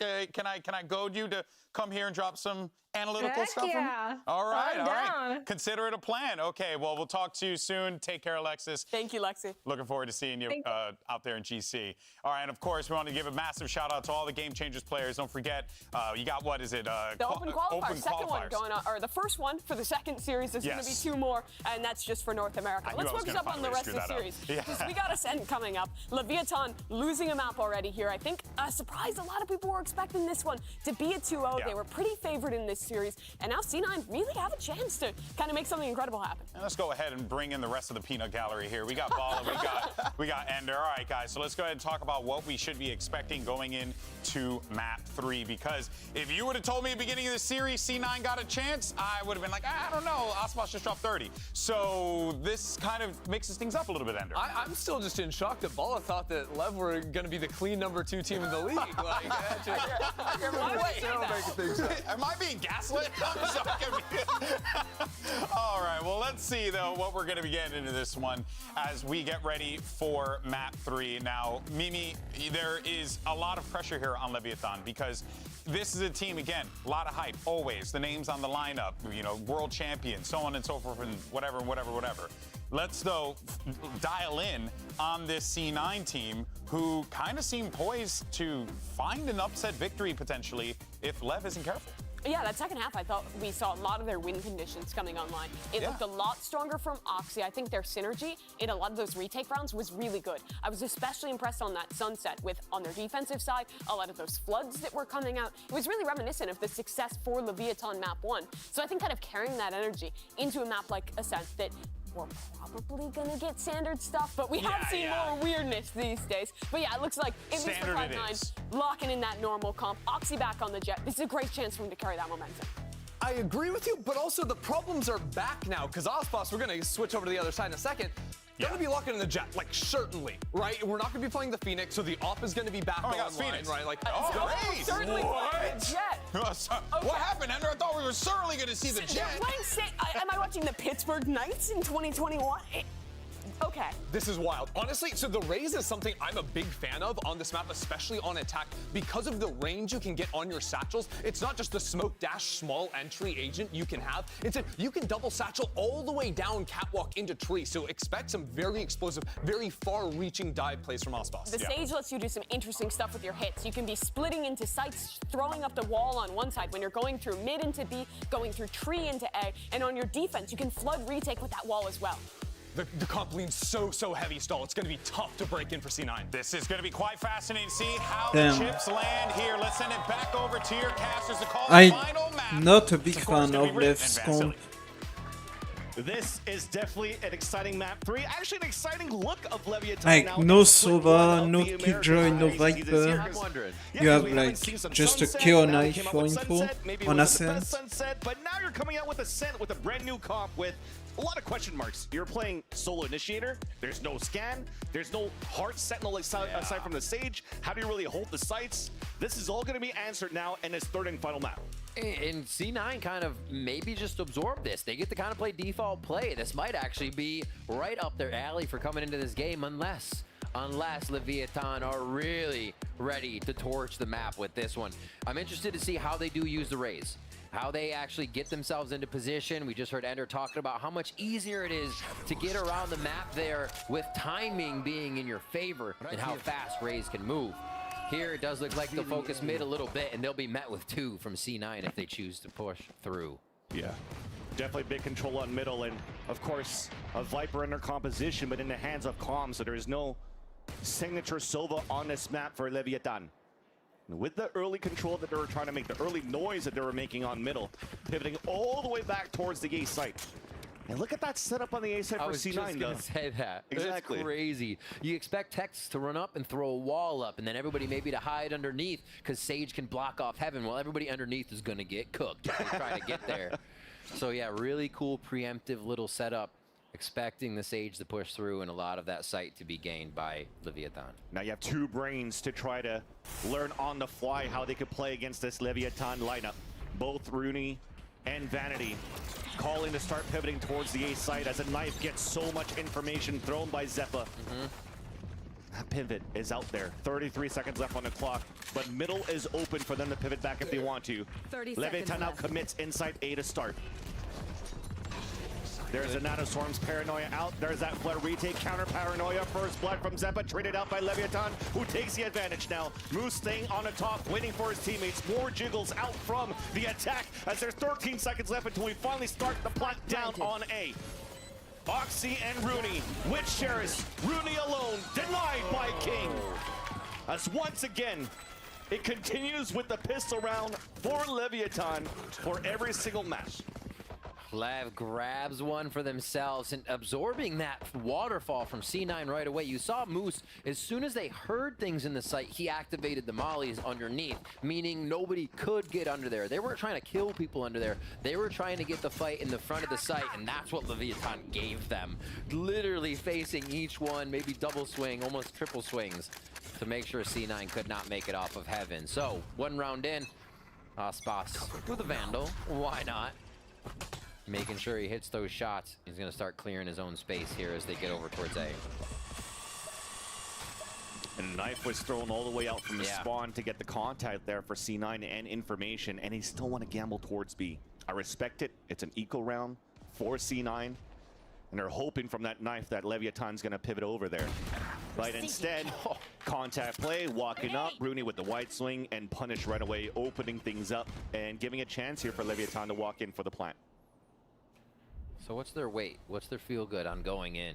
Another peek, maybe? Oh, they're actually just letting Mazzino head in. And dies. Yeah. Close to the alt orb, that's going to get him one. But yeah, going in, pretty confident on just making it into the site without too much util. And a big flank watch coming in here by Com as the rest of C9 tried to get in through tree. We're in great positions here for Leviathan. Looks in the end here that it should be a confident round win on the post plant for the attack, converting the pistol round win. Second smoke going out towards the tree. C9 looking for an opportunity to jump together outside of the smoke. But there's a late lurk coming in on the other end. There's the bunny hop across for both.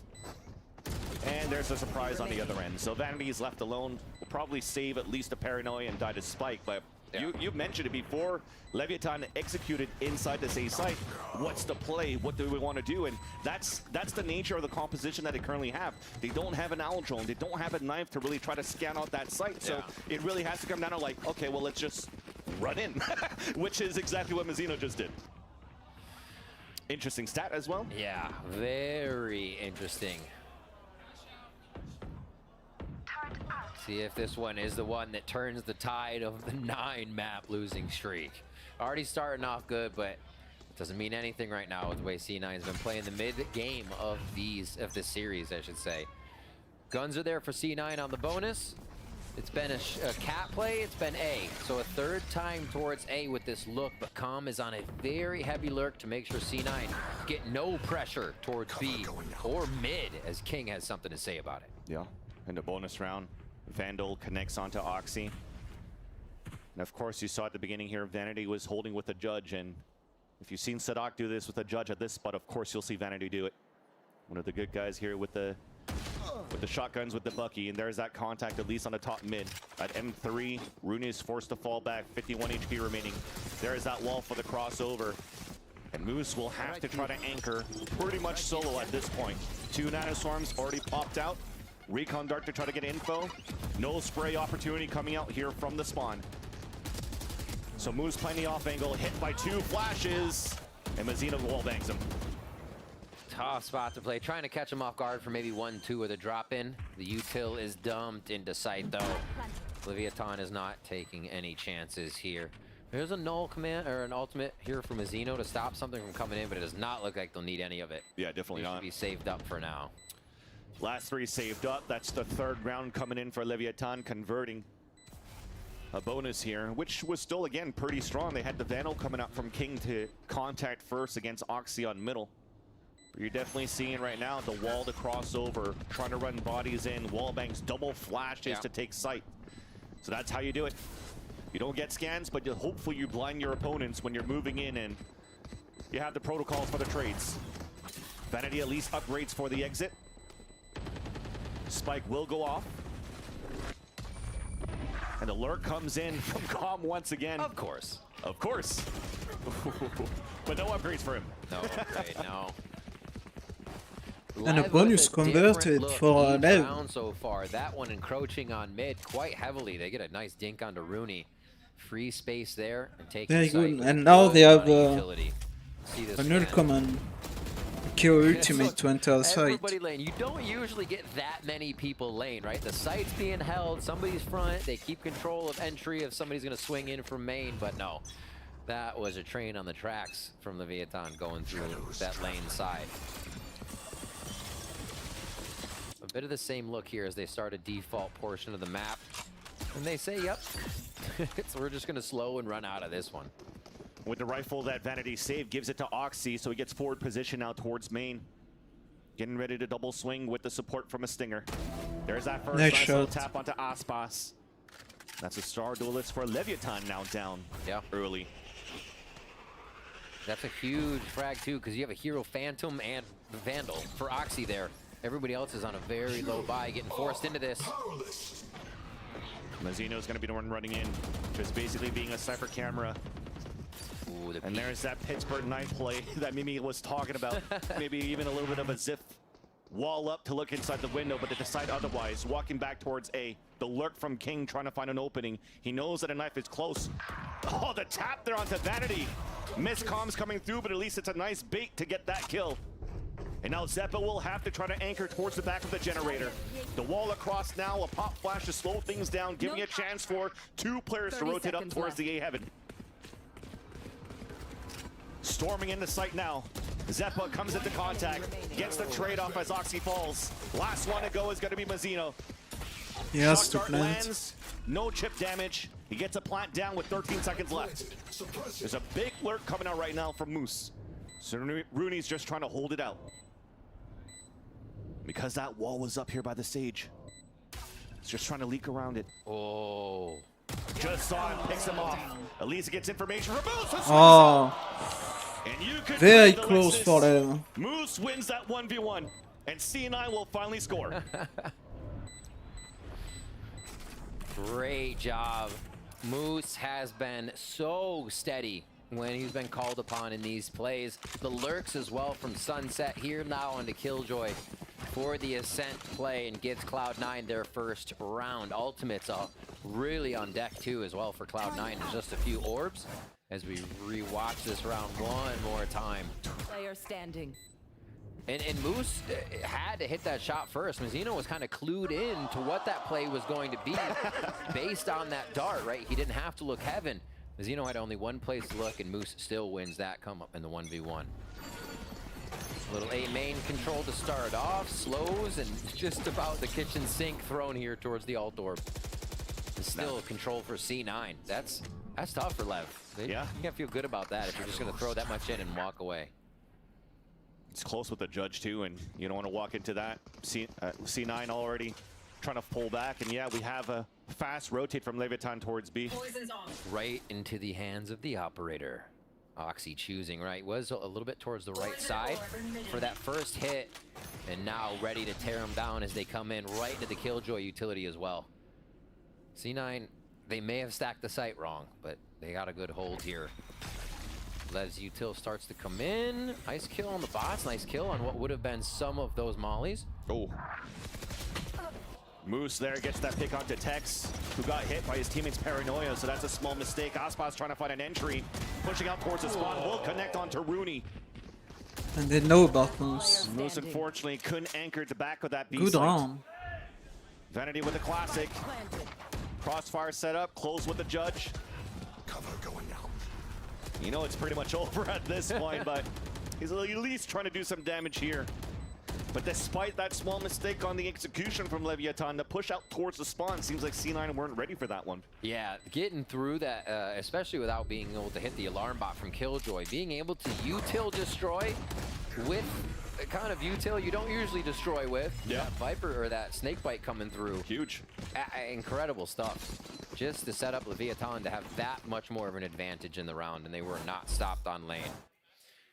Pushing through, flies in. That's what they were talking about. The distance you can clear is not just switch, it's the sight. Yeah. And Aspas just rolls on through. And you saw that snake bite on that lane was also a ruse there to force the players to play back boathouse. Yeah. So the control is more push 'em towards, off. yes, punish on staircase, but also just fight around switch and market. Take control of that area before you could flood in as a team towards that back of the B site. Because again, you have a team that has a lot of flashes and follow up behind that here for Leviathan.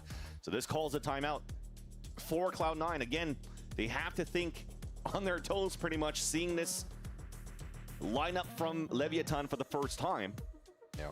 And this is also an adaptation from Leviathan from when they lost against Loud at kickoff. This was a whole different composition too. They were playing that default comp, the snooze comp as they would like to say.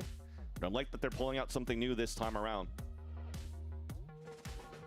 Aspas across 3 agents for this series. Yeah, they're all feeling pretty comfortable to be able to switch and change around and just get into different setups to make these protocols work. And this one, obviously, a new composition here coming in onto Ascent. Again, hoping to break that loss streak. 4-1 now for Leviathan. They pull back after that 4th round loss. That post plant take by Cloud9. Now on the low buy. Leviathan has not played as aggressive on this as they did with the previous maps. They're getting set up, then they're hitting. I think that's a little bit what you said before is they don't have the find with Sova. They don't have that sonar. They have to guess and then run in as the death ball that would take the site together. And that teamwork has been coming out on top of these plays. Not too much push on the extremities here for C9. They're still doing a bit of guessing, but not bad positioning here for the middle of the round. And that's one of the things you could think about here. This type of wall that you're throwing here from Calm, it doesn't really allow for them to take an early mid control. So this is a great opportunity for later rounds if Oxy has an operator to really try to hold that mid. As again, because they don't have a recon dart or a fade eye to push them out to get scans, this would be a good way here to punish. We'll have to see in the later rounds now for C9 when they get the gun round. To start things off, there's a bit of util. It's not being cleared. The dig, second dig, it stays alive at 1 HP. Finally, Oxy comes in for it. The dash forward to get the pick off on the text finally. That's spiked down. He'll get picked up. And he knows he's trying to hunt him down. The last 3 players of Leviathan inside B, and they close the market door. 30 seconds left. What a heady play off the spike, knowing it could go down in that tight pinch. They get the quick Omen ultimate. Now it B, and it pressures this Blade Storm to come up even bigger now. King has second smoke. There you go. Pops it up, delays even more. Tough. Not giving a chance here for Rooney and Oxy to come out from the market. So they have to opt now to go towards the spawn. Aspas is not looking towards the right area. Because of that recon dart that got popped there by Rooney. A 2v2. Cannot win the fight against King, and it's up to Oxy alone. Another contact gives him a dash. Looks towards the right, cannot connect, and unfortunately couldn't pull out the stinger on time. But have done some good damage here on the lower by Cloud9. At the end of the day, Leviathan still takes that the lead ultimate on to their retrieve the attacking spike side. instantly almost was very, very good from King. That. And another different look, using the Omen ultimate. Sometimes we see go to, not waste, but just round after round, no option to use it, but instantly deploying that strategy here with the mess that happened on Cat, they're able to easily get away from it. Yeah. And just cause trouble at B. Oh, the chance here too. That moment that made you hold your breath. But Oxy missing those, and they're able to get it back. Push towards B. Leviathan again across the map to start this one off. You heard noise now towards the B side. A knife was thrown once again from spawn towards A for Cloud9, not spotting anybody. And looks like Oxy was ready to rotate right away, but maybe a call to maybe stay there. As Leviathan has not added more pressure towards this B side. The call from the IGL saying this is a default, this is a fake. The pivot might still come back towards the A site for you. Ready for the double res round. Mazzino goes in, dies with ult, dies again, then they get text to res him. You just can't kill this team. So many options, but yeah, they can absolutely play this a little aggressive, look for the trade and get that res. Oh, but the second knife also doesn't get information, so Zeppa is not in a position where he could spam through and ult running out towards the A side. So it really comes down to these two on the high-low in heaven. Utility now forces the op away. Slower not allowing here Oxy to walk out, so it's up to Moose alone. They have to clear him. Swing out with the first headshot. Trying to surprise other ones, but it's 2 players swimming against him. At the jump up is Aspas. Oxy had a 6th sense, has support. There's the wall. Pain shells now. That's a good nade. Res comes up on the King. Advantage back for Leviathan on the pulse plant. So much util to keep them at bay. Free hit coming in slow. Paranoia, but they can't even play off it. They're still pushed out of sight just for the delay. And God, what a nightmare for Oxy to try to play off heaven there. Caught the slow, almost. You'd rather the slow than a smoke when the op is there. Oxy can't peek, goes to peek, gets a wall in his face and a bunch of nades. That is just one way to shut down the operator, even when it's at your site. Great stuff by Leviathan. Flawless on there, and 4 will live. Looks a little swapped if it were last season. C9 saving now. Unfortunate there that the second knife thrown by Zeppa couldn't get that information for C9 to get ready to at least spray from tree into A main. So now Leviathan once again snowballing the economy. Maxing no matter what into the next round is calm. And C9 really scratching for something this round. Yeah. Bulldog for Moose, but has a lockdown. Doesn't want to play too deep inside the site so they can use their ult for the retake. And also trying to put Oxy in position to play with that turret towards B main. They're just pushing forward right through the one-way. They are not really respecting the utility that's coming out here because they're getting the trades, they're getting the fights, the confidence just there for Leviathan. And we'll actually see how they take this, because not having at least another initiator on here to get them past, or not another initiator, but one to see what's going on like a Sova, they're taking these sites flawlessly. They're finding the angles, creating the ones that they need, and it's not even Aspas having to do a whole bunch of glorious things to get in. It's teamwork. It's been wild from Leviathan here for map 3 as they bring out this new comp. And it looks like they will just wait again before they pull the trigger on what is an A hit. All 4 detected. And that's going to mean the jig is up. Yeah, there was definitely a chess match of utility going in from both ends, which allowed Vanity to squeak inside line, trying to surprise some opponents with the knife grabbing 4, funneling this time into the op. So it's beautifully set up here for Oxy to get first blood if Leviathan continues to work towards his B site. But an orb thrown on the attack. Moose instantly with the lockdown with 30 seconds left. Still giving a chance for Oxy to set up. There's that wall bang off the text. Showstopper in. Goes out towards the logs. He gets a second kill for it before he dies. And Moose connects onto Aspas, holding down this B site. The last 2 players are detained. Moose is trying to find him. 10 seconds. There's one. The headshot across.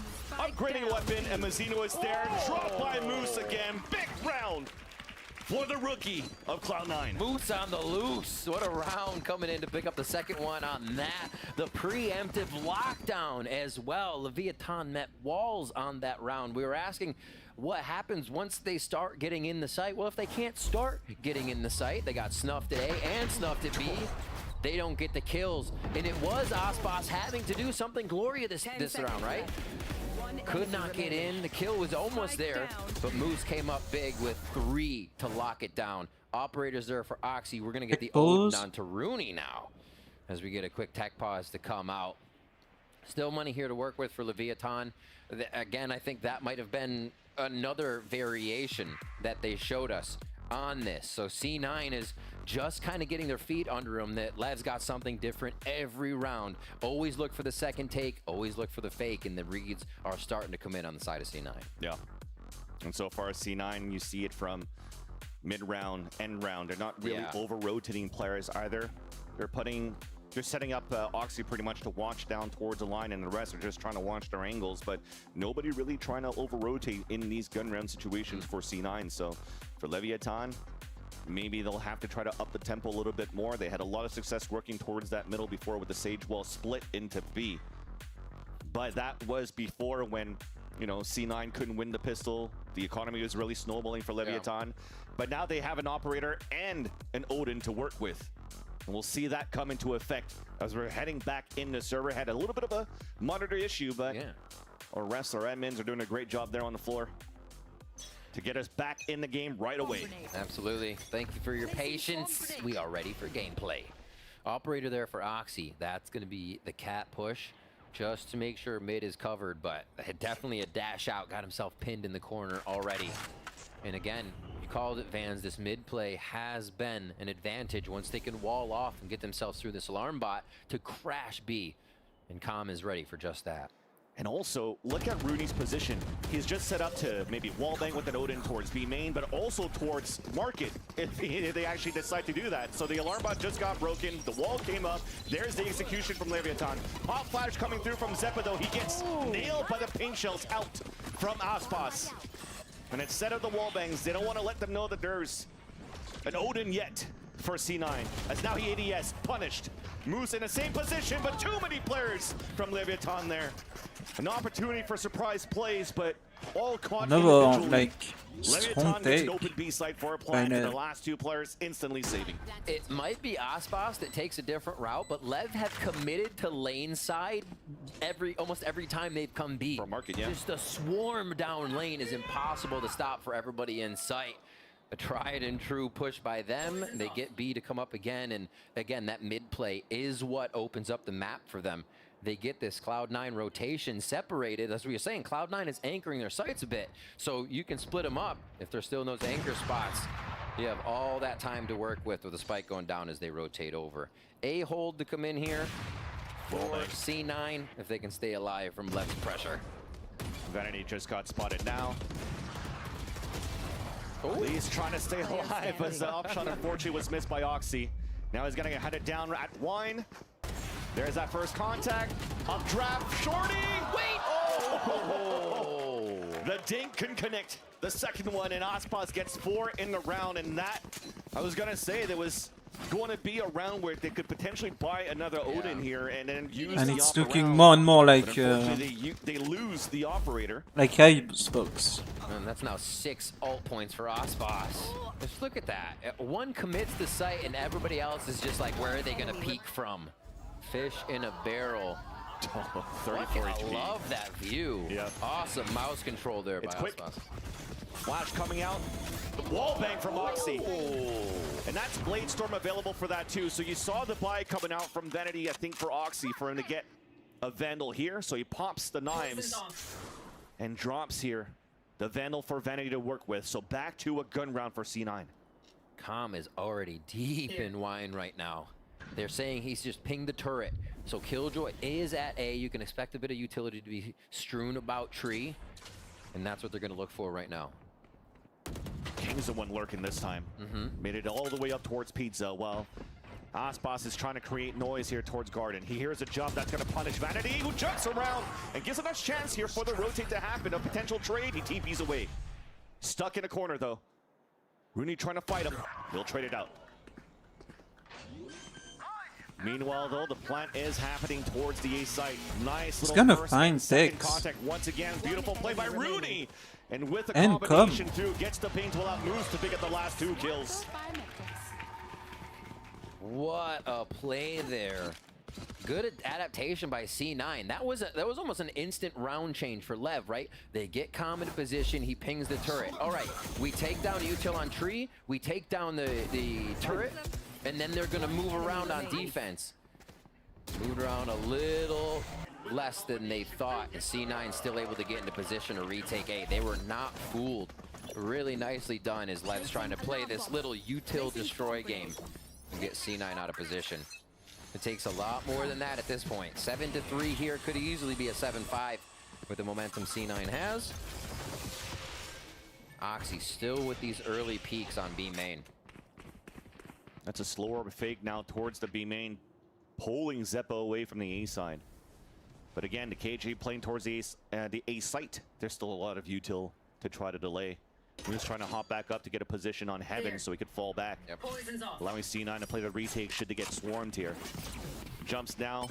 Audio being heard by Vanity and on top of Catwalk, and he was pushing up the whole way. Showstopper in sight. Paranoia 2 to ensue, clearing it out. Snake bites. You see the util being thrown right now. Oh, it misses! And Vanity is able to move forward to get the kill onto Calm. Zep on the top of Heaven, catching Aspas with util in his hands, headshots him. As King instantly becomes the last player standing. Double swing out towards the heaven. You see the confidence right now from Cloud9, breaking the door, moving in, trying to hunt him down. That is the exact word I was about to use. This looked like their pistol retake where they just waterfall into sight. The confidence behind each other on that swing of heaven was incredible. Absolutely taking Leviathan off guard. You saw Aspas's ulti go right through the door and just missing the shoulder of C9 Vanity, able to pick up a few in sight. So nicely controlled there on around. Leviathan had planned out with an ultimate for Aspas. Yeah. And they pushed back hard, so that 7-5 is much more in the mirror or in view now. And King hears this. He's just ready for the swing. Moose once again. Yeah, Moose is just cleaning up on these extra kills. No pressure to him when it comes up. 9-7-2 there just behind Oxy. Ultimate for Moose about to come up. If he can get 2 on this round or even focus an orb. Oxy and Moose have actually been focusing B main pretty hard, so we'll see if they try to do that this time. Moose isn't back towards A. Let's see what the setup is. It is that A setup. It's just going to be Rooney and Oxy at B. And it is going to be a B hit from Leviathan. Comms ult to possibly come in if they can get into sight, but this low buy for the last round of first half. Gonna make it tough. Change of pace too. Underhand throw under the Viper Orb to try to push forward. Knife to try to eliminate some of that util. A TP came towards the back of the site, but it got canceled. This might get hurt, and still C9 were able to hold with the 3 players inside the site. More players falling down. Calm is alone. And a good comeback from We end C9. up in a 5-7 half where C9 showing some life. Switching sides. Great control over that round. C9 approached that round like they knew what Lev were doing, because they did. They've seen it before. How many times have we actually seen people in sight looking for that wall? They finally use it, instantly taken off of the wall. C9 prepared for this protocol. They're feeling it too. They're feeling it. Everybody's been vibing today for sure, and Rooney's fired up for sure. A hype man with Moose, with the rest of the team. And you can definitely see here that C9 made some big moves ahead of stage 1. And Vanity told us about the game changers behind the scenes, so let's have a listen.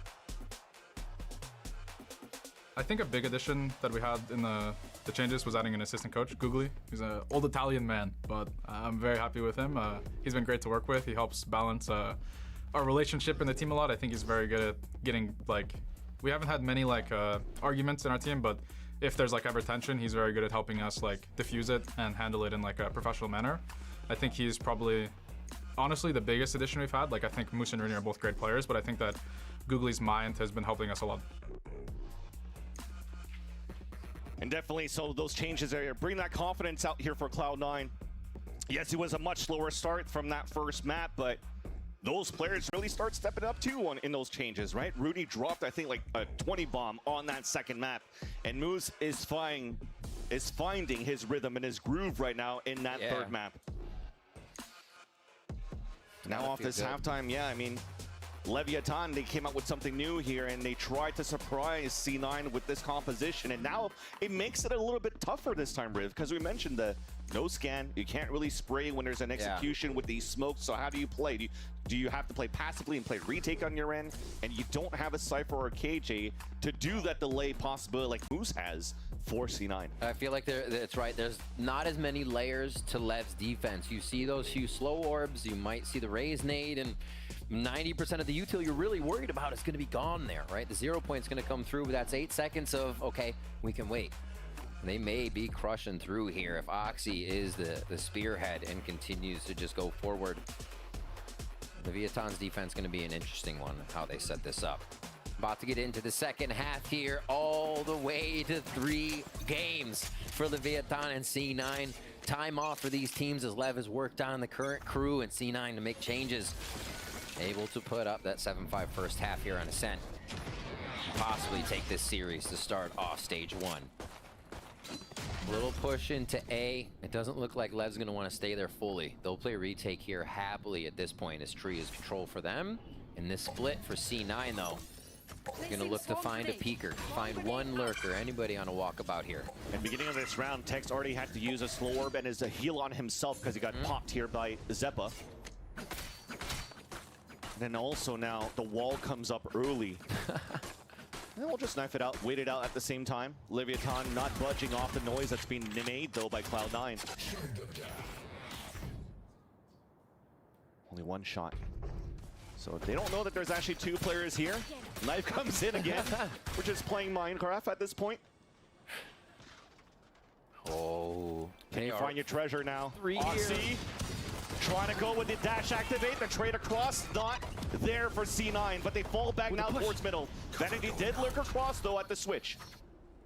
Oh, this is 30 seconds incredible. left. That actually, Mazzino's kill is huge to stop this rotation over. They're not going to have numbers to sight now. Exactly. And Zeppa cannot get the contact off the flash, and that's the spike down. Mazzino did a great job here to cut these rotates, and the lurk now disabled. That's a pretty much. flawless. Flawless for Leviathan. Damn. And this is what And the another first time where they win convincing both pistol. pistols. And that was an important pistol for Leviathan to maintain their lead on Ascent. Cloud9 getting caught up in the crossfire there. Both of B area and market. Really tough to break through there. And what a read One enemy remaining. as well by Leviathan. Super patient, and they got everybody from C9 basically to face them in a firefight there with what they chose. Second round coming in. Not going to see any of those Vandals. We do have the judge for Calm, though, as he plays it close on B main. The Sheriff for Rooney already down to 21 HP as he tries to get the first shot off. And that far knife from the other side. A nice hit from Market Mid. Done a lot of damage at the same point, too. Rooney at 21 HP and trying to find a timing, and with that wall coming up, it's going to make it a little bit more difficult. And also the audio cue there, the audio cue rather, is there. Beautiful flash, though. Triple swing right behind that, and that's Aspas down. Upgrading to a submachine gun to dash across the lurk. Couldn't work out for Moose, though. At least C9 have made it inside the A site for a plan. Oxy's got that gun, too. If they confront one of these choke points, they can get quite a few kills. King's going to help out by taking Zeppa, though, 4v3 on the retake. Spectre could be everything inside the site now in the hands of Oxy. Rooney also still has his Sheriff. It looks like he's playing all the way back here towards the A site. Does he have a lineup for shot guards? No, it was just for a recon dot on the top of heaven. There's that first kill on the attempt of a retake from Leviathan. A 3 versus 3. Instantly 2 kills, and Rooney with the Sheriff. Damn. A thrifty round for C9 to answer right back. Again. One on Icebox, one now And coming that on hurts to on Rooney down to 21 HP on at the beginning of the Levzico. round. Actually still comes up with kills at the end, but that wall, the wall that Tex plays, I think threw Aspas off just a bit because they were able to land on the wall and peek around it, giving them a high-low to get that first weapon into Oxy's hands. Interesting choice. C9 pushing through as a team, gathering the guns and just waltzing right in for the eco. That thrifty was huge for them. 6 to 8 here. Cloud9 still known for it apparently as we enter stage 1 of 2024 to get those eco rounds. And C9 now through a knife, clears out one and at the top of the stone boxes on the right side of the A site, allowing C9 to creep up. Ares being shot, Odin being shot by Moose to try to just wall bang a bit if he can. But that's just a ruse for the rest of C9 to just execute for Planet A. Yeah. Easy entrance here. They can just get themselves into sight and wait for this. It's going to be pistols on the entry. I wonder if Leviathan even just hide for as long as possible to avoid any alt doors here. Yeah, Rooney's so close to these, right? Wouldn't be surprised if he's going to start hunting down too.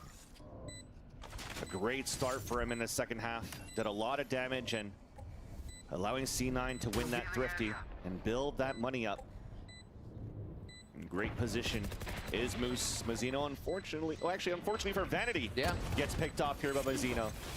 Oxy trying to move close with the judge, being slowed down.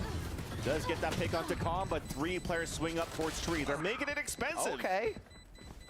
Really expensive so far. Ooh. Rest hunting forward. You're lucky at least in the end right now for C9 that they did get at thrifty on that second round, right? The eco win. So it allows for them to get a lot of money here to still get a pretty decent gun round. Yeah. There's one person on low armor as we see once more. Good pressure here. Leviathan to get in. Odin is saved coming into the next round. That's going to go back to Moose. And Lev back onto weapons. We'll see how they really use this defensive composition, or this composition, I should say, on defense now with weapons. One way's played for stall. Knife goes out. Yeah. The left spike and spawn, so Zeppa has to run late, pick it up. Spike retrieved. Or at least it's for him to pivot back towards the B site. Default wall being thrown here. Not default, but Com using that mid to be to catwall. And this mid push, they're trying to actually see if they'll still get a peek on Cat. They found a fight here almost every round, and Lev will give it again.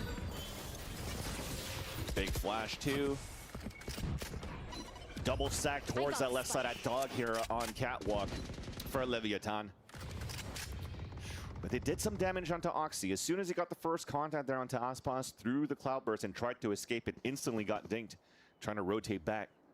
That's going to weaken things as C9 is also dashless to try to get inside wherever they're trying to go with 45 seconds left. If C9 only knew, A is theirs almost every round.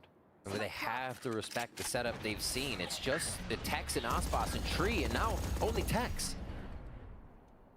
All this time being bought here with how Lev has played the defense before, making Cloud9 think twice. They'll know they have a free site, though. Big trade. Big trade in mid as this plant goes down. A little bit of a push-up coming in from Oxy.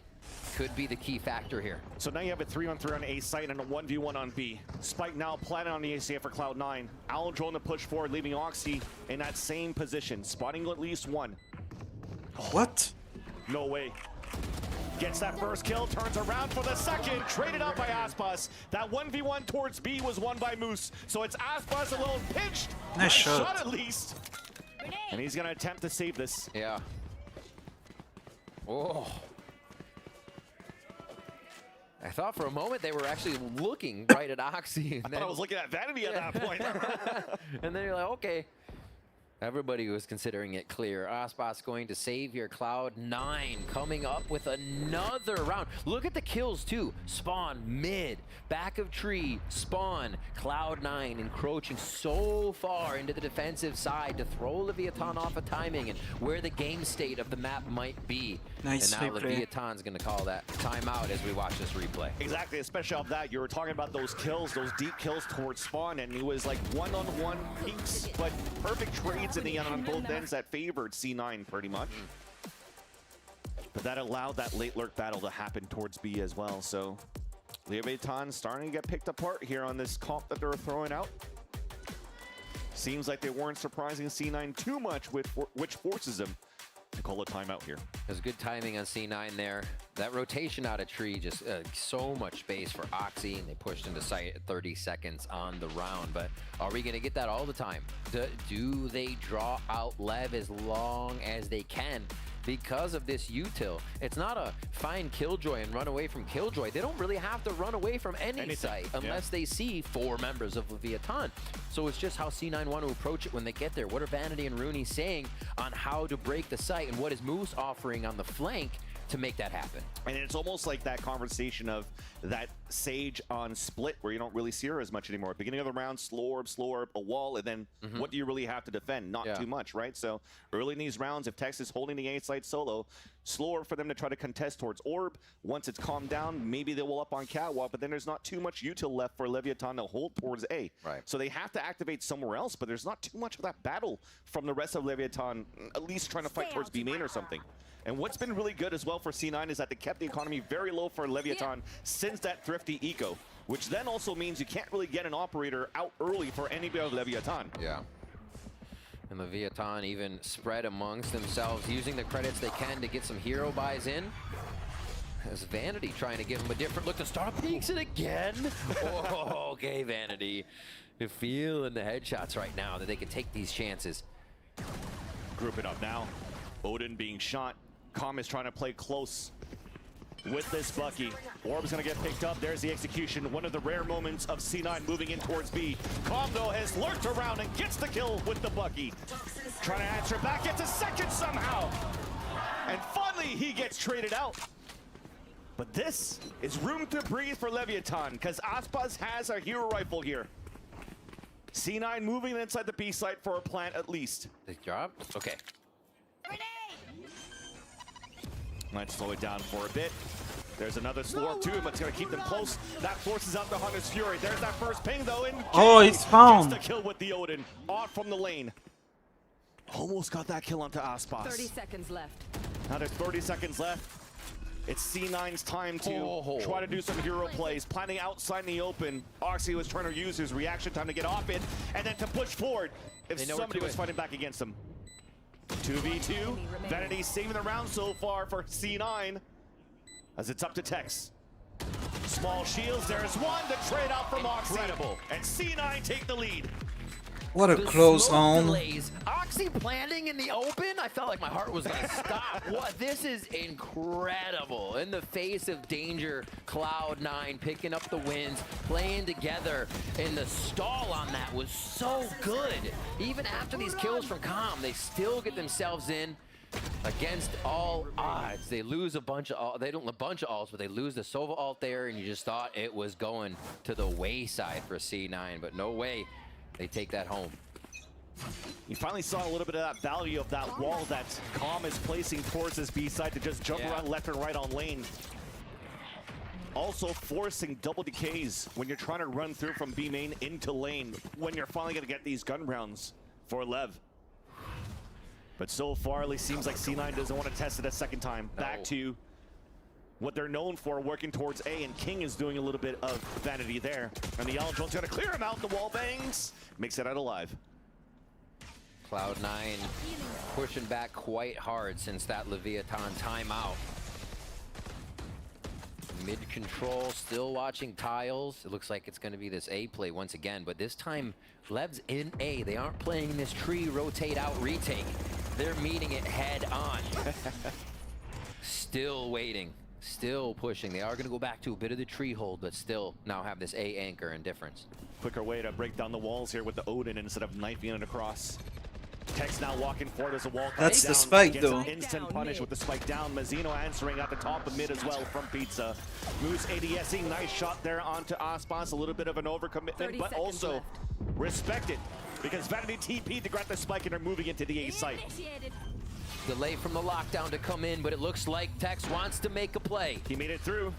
He made it through now. Vanity was squeezed back down towards Hell. And as he tries to call it for his teammates, Rooney's there for the save once again from A main. Mazzino stuck, wall bang by Moose. C9 at Damn. That's an important round.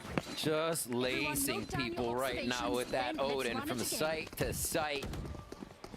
Where do they go next? A nice bit of a mid play here. Oxy to open things up. And at first it was looking like Icebox, but seems to just be it's more and more looking like Sunset. Come on, baby. We didn't get Let's go, baby. And we hit the strat. They're hyped, man. They are hyped. Well, especially when you're in the lead by 2 and you're already forcing the second timeout by Leviathan. You have all the confidence right now to try to close out this series. Again, this would be a very labored victory that they would have if they're managing to upset Leviathan in this third map. And as you're pulsing now, C9 on the attack, they've won 5 rounds in a row here. Ever since losing Piston Round in the second half, it's been them all along, controlling the pace of this map. And again, it's really on that conversation of this composition from Leviathan. Is it built to be a little bit more offensive and should they have picked and gotten more rounds here on the attack? Right. I mean, you have that, you question that, and you got to think, what are Rooney and Vanity saying? How many ways can they get by this? They know they don't have to deal with too much, so mid-round plans happening. The pre-round is already a good setup where they're actually getting quite a bit of information off of what's happening to make that second decision, to make the mid-round last. The last round, rather, it was playing towards mid, finding those few frags, and then boom, again towards A once they could hit it. Just methodical right now with how C9 is figuring out Leviathan, instantly denying a push towards B main control right off the bat here. And that was a paranoid thrown on the attack. Now pivoting back towards mid. Leviathan also rotating out just to try to add a little bit more pressure. Maybe even pinching from everywhere, but they decide otherwise. Just stack up towards tree. They've been reading his hits towards the A site. It's that play again. It's okay, mid, 2 and 2. Cat and A. We pinch, we squeeze them in, you take them out. Already pushed back towards Tree here. This low buy doesn't give Lev much room to work with if they're finding the util dump from Cloud9. Yeah. And A site is C9's once again with a big lurk coming in from Vanity. Yeah, you're able to slow down the A entrance, but you've given up Tree, and there's 3 players walking out in that area. The other 2 players for C9, they'll take it. They're holding pulse plants outside towards the A main. In great position right now. And this time it's Vanity on the lurk. He's on a lurk with an Odin. Shadows traveling. Nice little molly here to try to flush him out. Lots of damage being done, and there's that lurk. There's 2.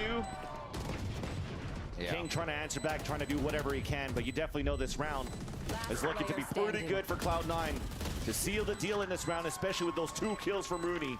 Again, those 2 newcomers for Cloud9 are making a huge difference here on Ascent. And you're almost expecting there to be no lurk at this point. You're like, okay, there's Moose. Moose is in sight. We saw him a little bit on the take, so we're good, right? No, Vanity is now taking up that job, and he'll be smoking from across the map and coming in a little bit later to help clutch this site. And a casual 20 bomb now from Oxy on the other end, 20 for King. We haven't really seen too many of these duels of a 1 versus 1 between Oxy and Aspas, right? Aspas focusing a lot on the B side at the beginning. All of C9 really fighting towards the A side, mid towards Cat. It seems there's still no answer for Leviathan on the amount of times we're heading towards A. Again, but a different tempo. Done early in the round. Spike is already down. Oxy made it across, down to 21 HP, was wallbanged there from the top of heaven. There's the head-to-head, but King steals the kill away. With Spike down out in the open, showstopper available, not anymore. Good kill by Zepa. 1 for 1, Rooney alone. Lurk on the top, the lineup on 2! Nice there! And it's up to him and King. Aldrone available. 3 seconds on a recon dart as well. King hiding it back around the dice. So Rooney runs with no information whatsoever. King looking to move back towards the A main. Out in the open, King gets the pick, and Leviathan stay alive. That card was an screaming. incredibly necessary round for Leviathan, coming down to the last drop, the last player in King. And he gets the crown for a very necessary round. We'll see this again. The first time we've seen C9 have to worry about the spike being down. They've had control of each round. Messes them up just a little bit. Almost looked like they could repair the situation, but Lev come out on top. They have 5 ultimates coming in around 21. You have to expect they roll another one over in their favor here. And they know it's an expensive round that Leviathan won. So Oxy's pulling out the Outlaw. Cannot have enough here for an operator, but they'll still use an Outlaw. And he can get great value on those few low armor buys. Exactly. 3 of them on the side of the Leviathan with his Outlaw may string true. Still a lot of pressure on Lev here, the 11-9 score line. They cannot afford to mess up around and have that money reset. They also need to keep Zepa alive right now for Cloud9. Having that null command would be huge against the attempt at a retake for Leviathan with these 5 ults that they currently have. All of them working up towards the middle except for Vanity, breaking the wall towards the A site. Keeping the players at bay this time. Yes, Aspas is finally playing towards the A site because they pitted early towards B. Placing swarm grenade. Swarm grenade. Lots of room now. Yeah. That's really the... Not too many weaknesses, but you're using bodies to try to get information into fight from tree and from switch to top mid. This is such a new look from C9. Fully spread out in a default. 30 seconds left on the round as they start to work towards mid with an idea here for B. And this time they're giving that Vandal over to Oxy because they need him to entry. Jump spotting, finding information. Null command comes out early. And that was actually done on the defensive side. 22 seconds left on the clock. Pivoting back towards A. Cover going out. And this time it's the attacker side using it, so there's no showstopper available now for Leviathan inside the site, but it doesn't matter. Aspas gets the first kill. King is there for the support. Finally, the Odin comes in. Tex trying to find a timing towards the back, has a res at the same time. Rooney once again alone. Body is showing out the cape as well. Swings out and tries to get the kill, but cannot. The fuse now comes in for Leviathan. And off that second timeout, we're also seeing life out of the defensive side. That is an incredibly big round again for Leviathan. They lose this, they get 1,900 credits in the pocket. Now they get a bit of money. Doesn't even mean they can full buy across the board, mind you, but they do get the necessary money to keep this momentum going. What a retake. We're going to get a timeout here from C9 to stave off this pressure. Leviathan, get a little discussion going and figure out what was working from the coaching standpoint. And get that from Emmy.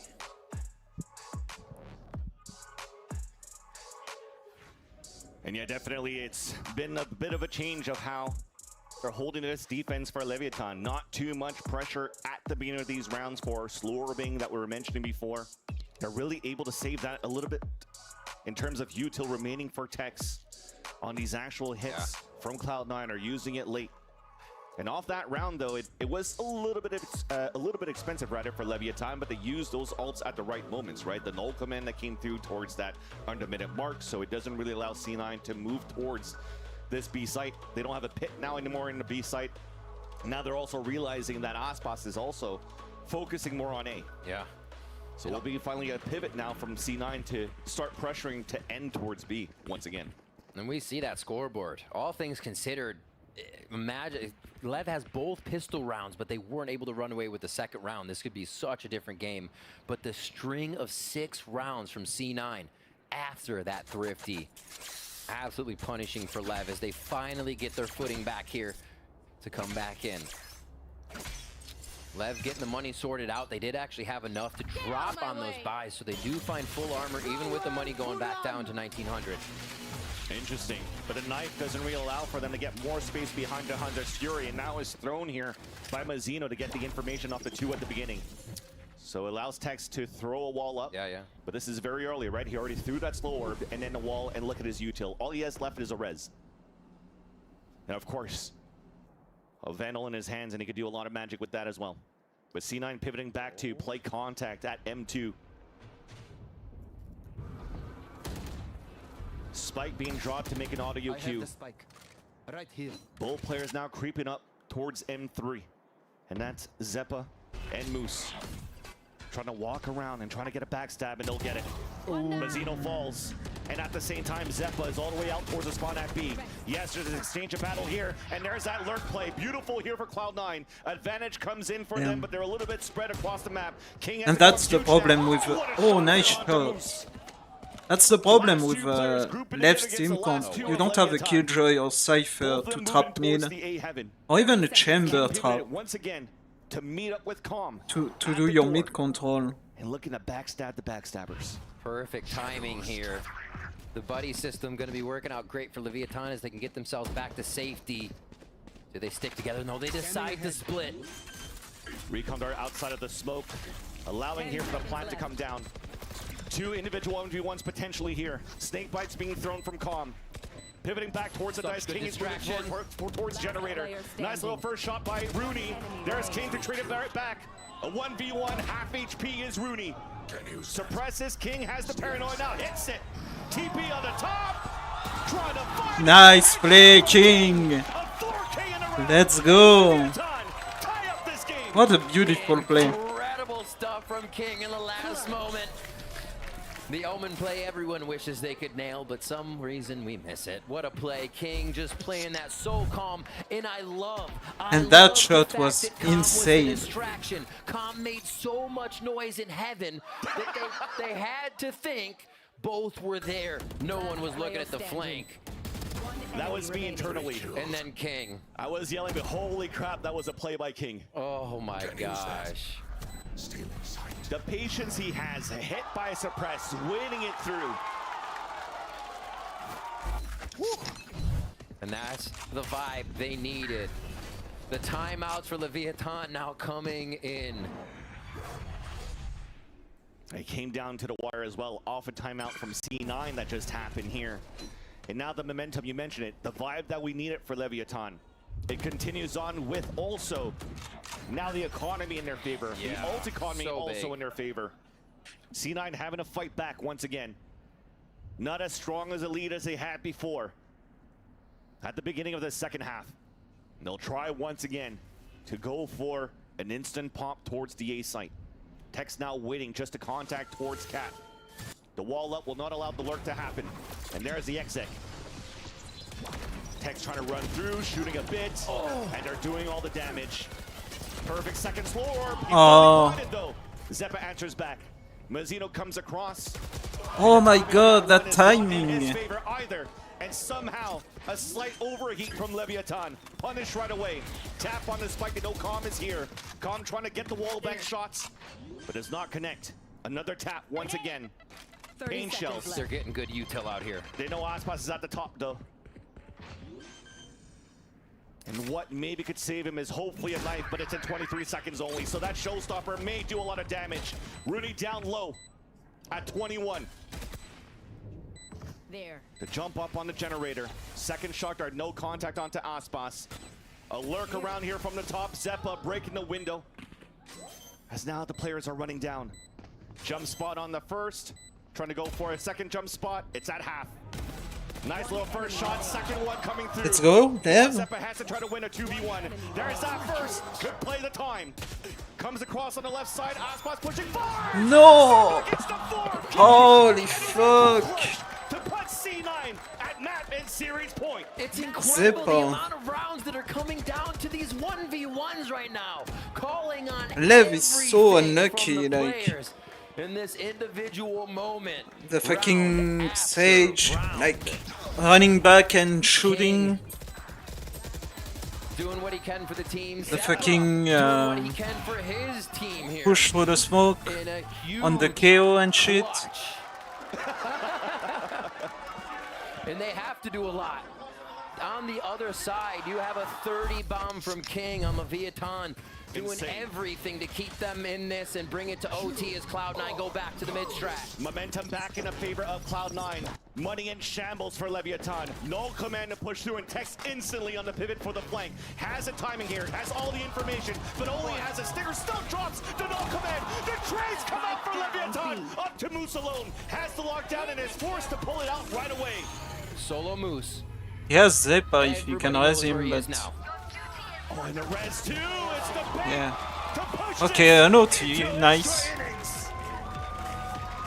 What a series to start us off for stage 1. OT on the books. And we're gonna get it switched up now. C9 on that defensive side here as we see the round again. Lev's gonna go back to attack.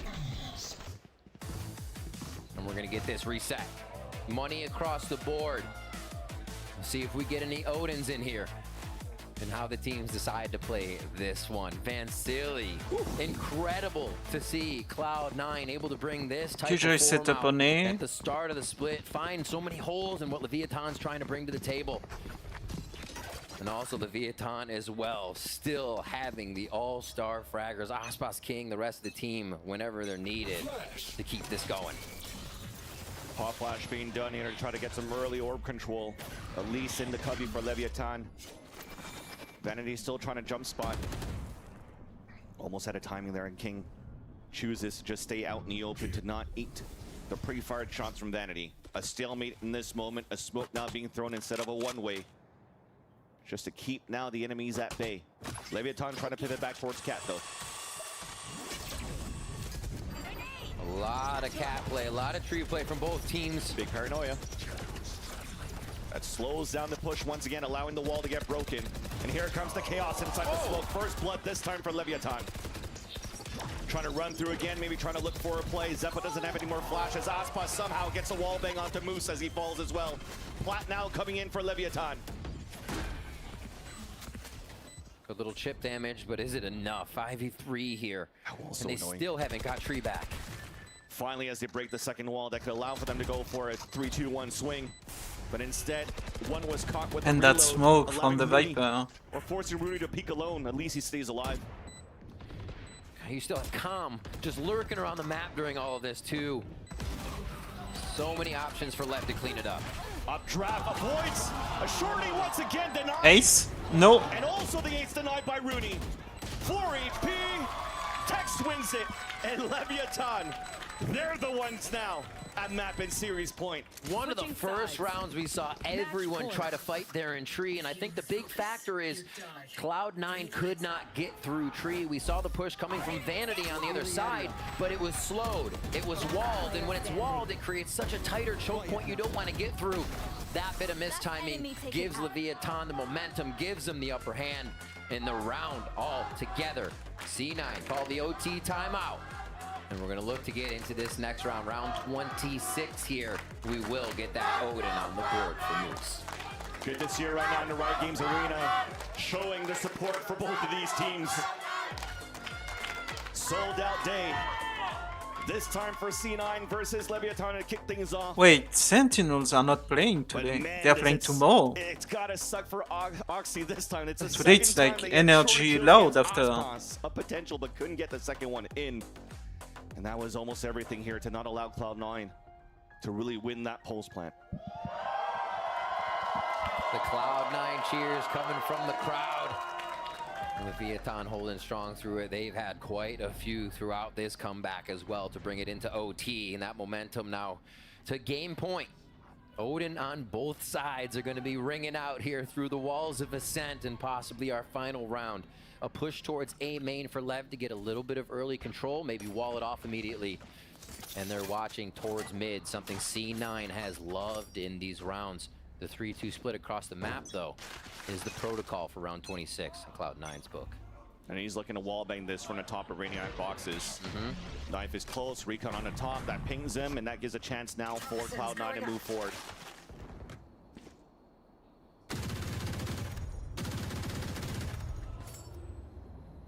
Look at this push though from Catwalk. Leviathan has two players moved up. All of C9 now moving out towards B main.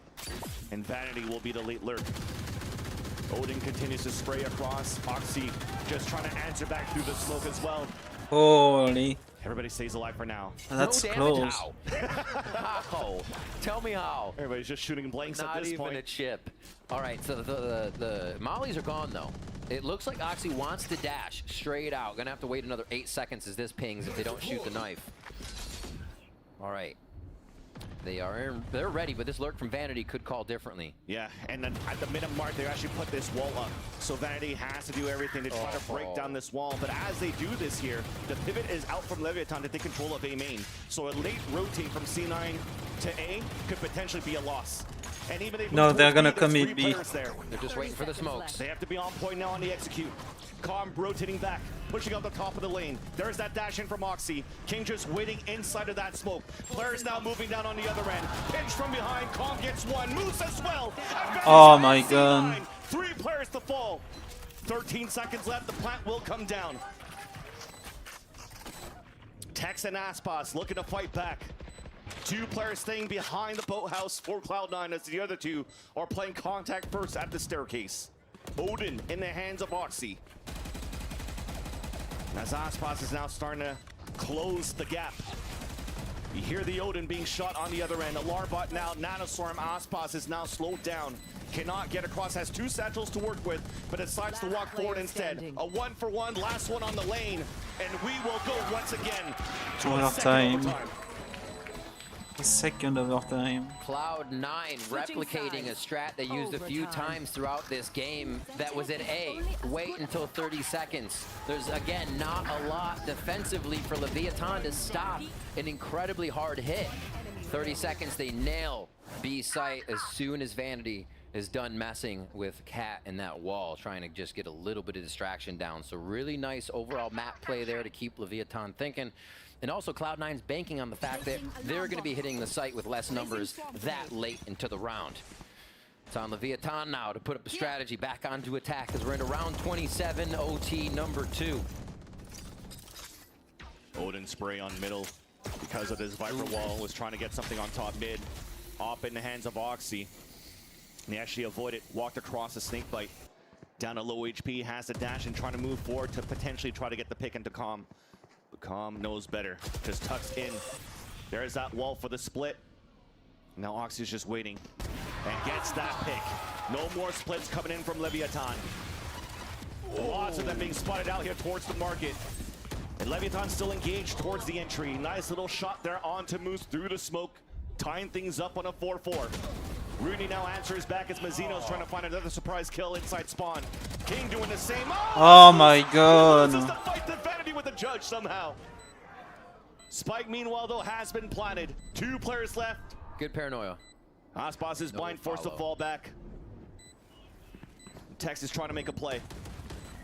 The sprays now from the spawn. 1 is suppressed. No heals, no slow orbs. So Tex is just trying to move forward. And it's beautiful. Beautifully done by Cloud9. Instant trades to put them back in the lead. They have not previously taken out that B main lurk on the mid play from Leviathan. Oxy's first kill here was so big on the round to make sure it faltered in market. See the pushes, the plays. C9 shuts it down. I can't believe Vanity won that one. That potentially could have been everything too, because that would have been given King position into market. We do have another timeout being called out, this time by Leviathan. As again, series point here for Cloud9, and it's been a great way so far to close out this series, Riv. It was, I'd like to say a snooze fest maybe on the first one, but that second and third map, both teams have definitely woken up. We're definitely seeing the potential of these teams now fighting in the Americas, and GB mentioned it. Shanghai on the line, champions on the line. Yeah. So you have to be on point every single game. And to see right now that C9 comes with 2 new players and are able to do this against one of the top teams here in Americas. Yeah. I wonder what Ball will have to say after this. I wonder. Holy fuck. I mean, you almost got Oxy dropping to 30 along with King, right? But if we think about it, we mentioned King having 30 a few rounds ago. Yeah, exactly. So King's been shut down on these last few rounds. But Aspas started to wake up. That's true. That's true. You can never count on Aspas. Yep. Definitely had a slower start here in regulation. At some point was only at 13 kills while Oxy was at 20, and this time is at 24. Duelists now making and putting work for both of these teams. Now backs against the wall, Leviathan running the same type of defense. Tex trying to hold up Catwalk. Mazzino trying to get wall bangs here from Market into the top of Cat. Knife will actually spot the Duelist. See if they get the play here. Waiting for the pop flash bounce from Zeppa as soon as the smoke clears. And I think we get Oxy into tree. Okay, different type of wall here too, but it gets instantly broken, so no time to react. Nice. As it funnels in, Good find. Tex gets the easy kill. And that's a beautiful first blood now for Leviathan. Big flash now. I don't know about the easy kill. C9 closing in.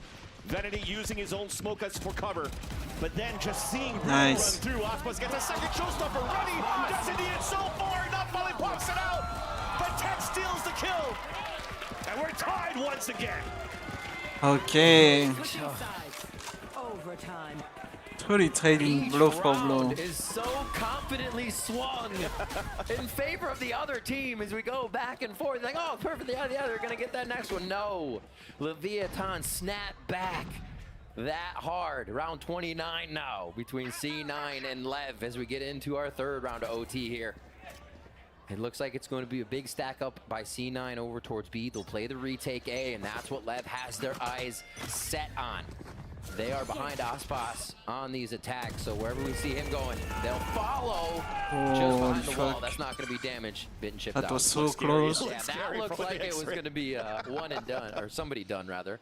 But that was calm on the other end there, and again, just holding it close. He knew that last time there was a late push with an operator from Oxy, but this time around, C9 are playing a full rifle round with that Odin in the hands of Moose. Full B. I don't think we've seen Leviathan do a death ball into sight here. It looks like they're going to draw out the time of the round. See if somebody will peek, kill the peeker, and then take the hit. As King set up with Noya.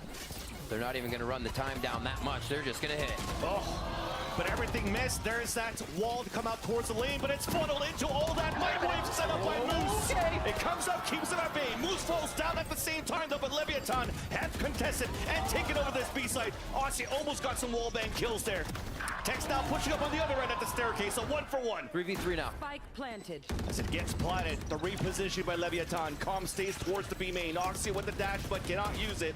So for C9, they're breaking the wall. Calm now finally gets spotted. Cloudburst moving out. Oxy running on the other end, gets that pick. That's an ace?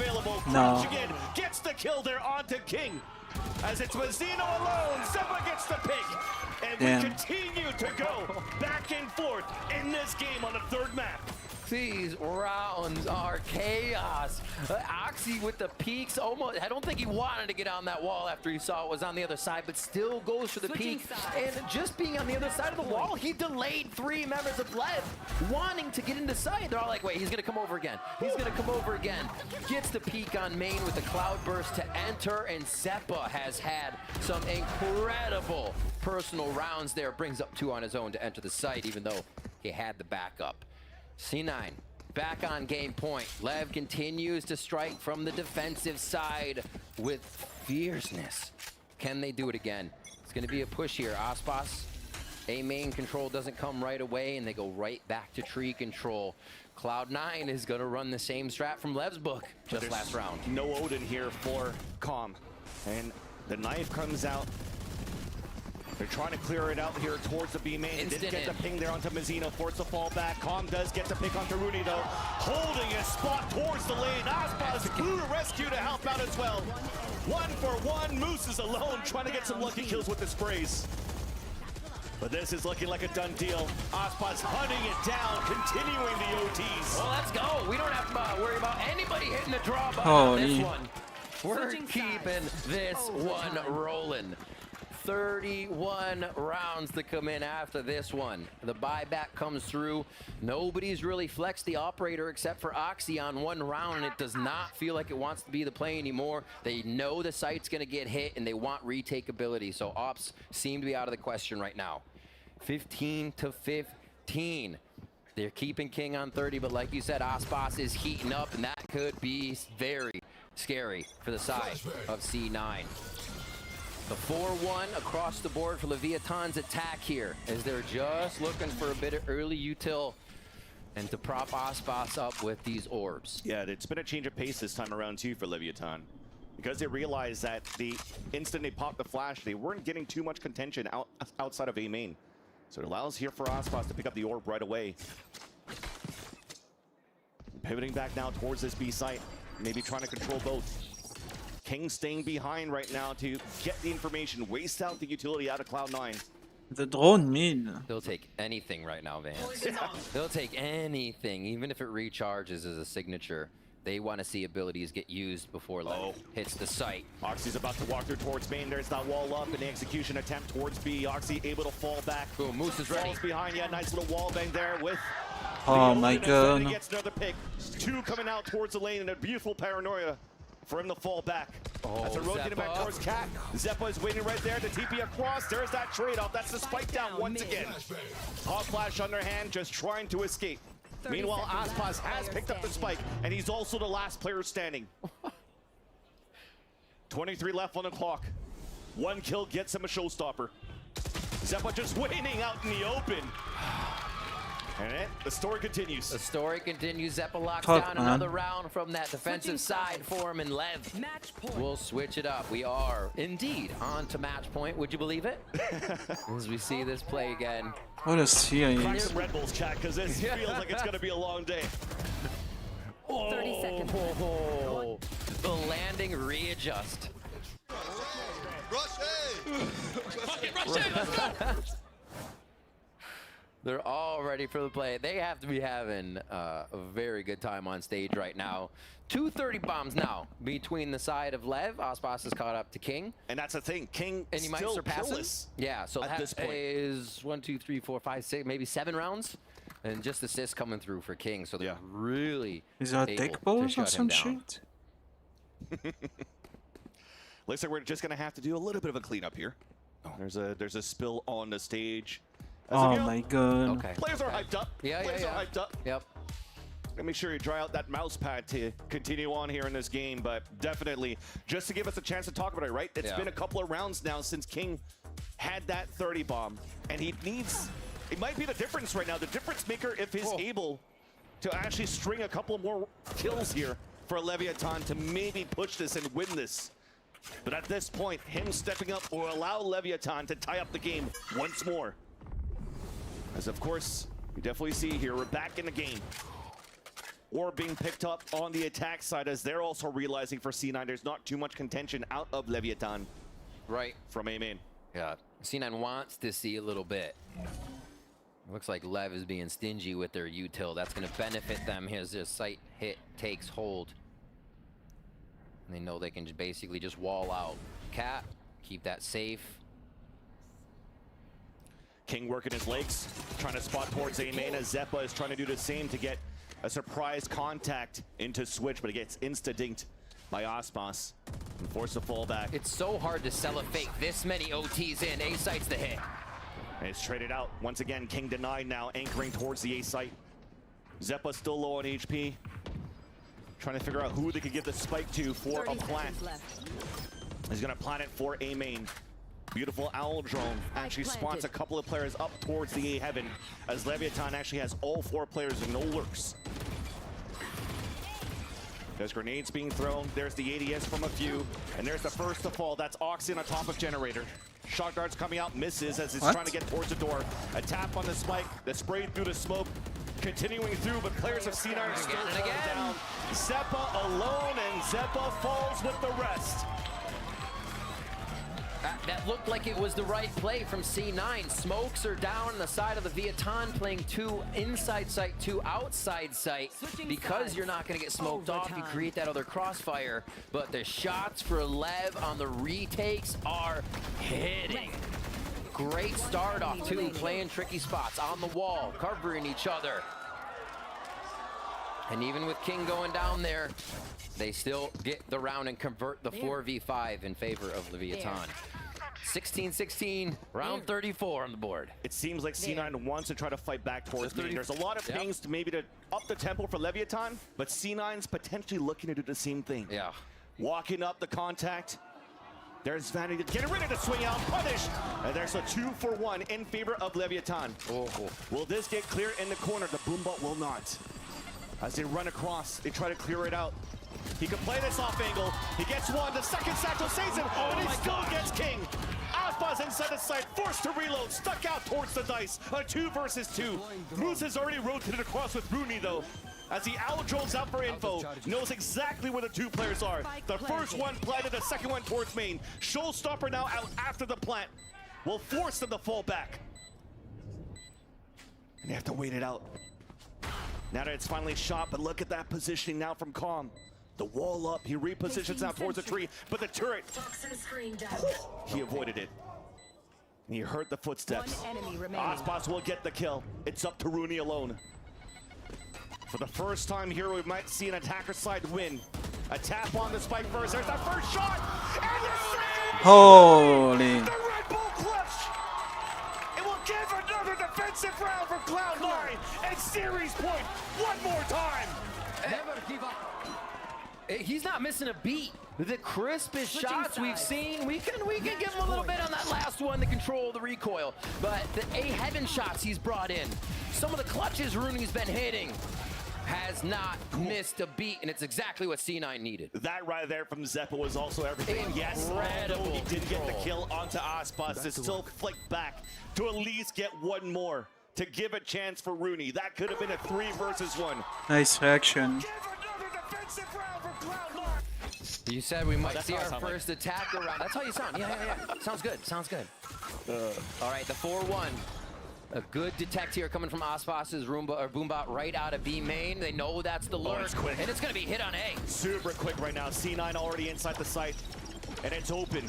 Leviathan is looking to play the retake, but they haven't crossed inside yet because everything was slowed by Texas slow orbs at that stage. Double swing in. Oxy with the first blood. Rooney with the plant.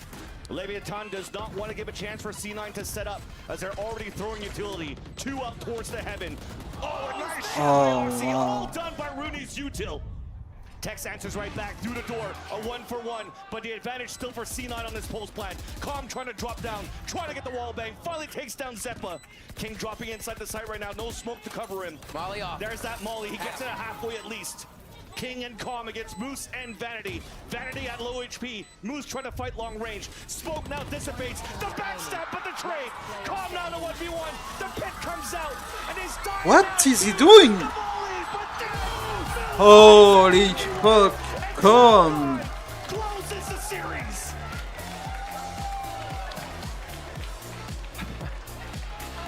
That's how you start stage 1. Oh my gosh, Cloud9, 18-16 over Leviathan. Oxy and Aspas dropping GG 35 C9. kills each. What a hell of a series.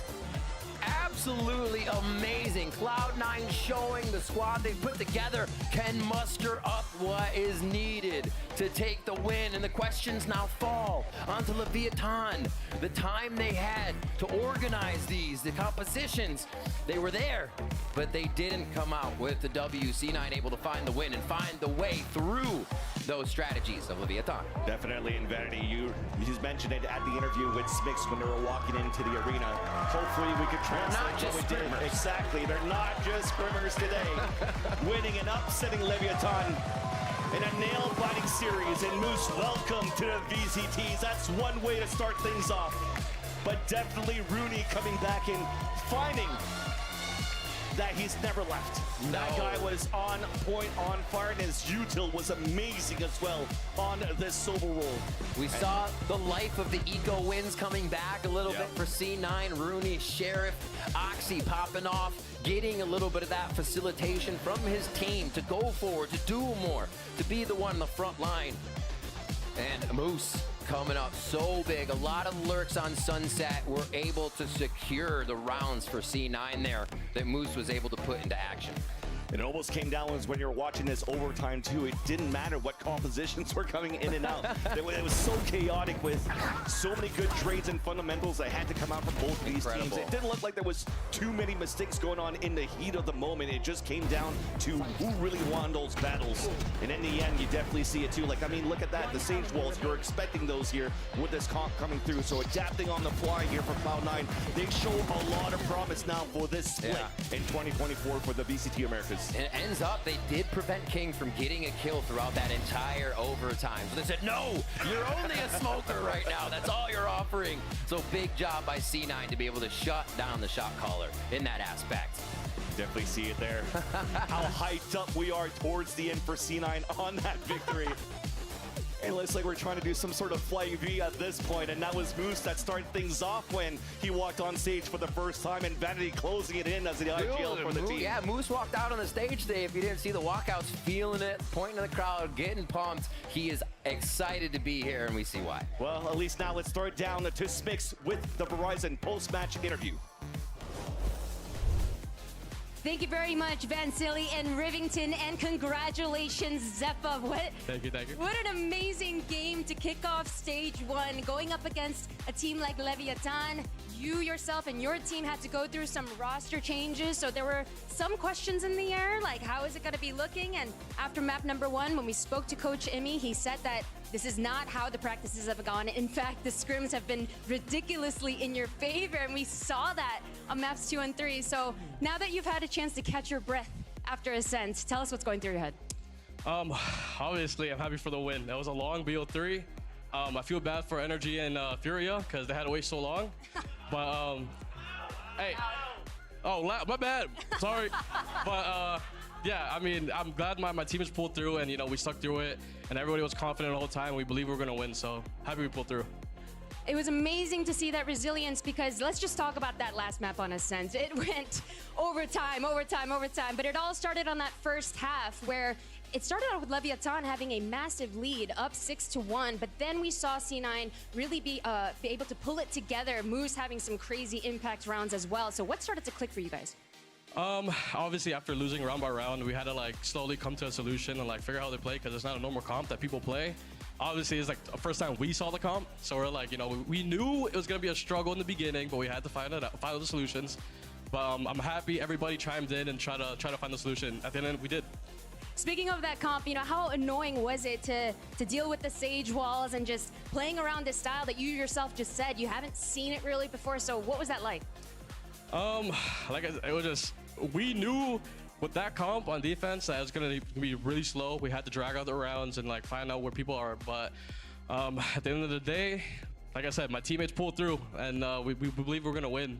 So I would say that Icebox map was a fluke, but Coach Jimmy said the same, and you know what? You showed it on that last map when it mattered most on Ascent. For now, Zeppa, thank you so much for taking the time. You guys are looking damn good. We are going to head to a short commercial break, but as you heard from Zeppa himself, we're going to see Energy versus Loud. It's very, very soon, so see you there. Furia.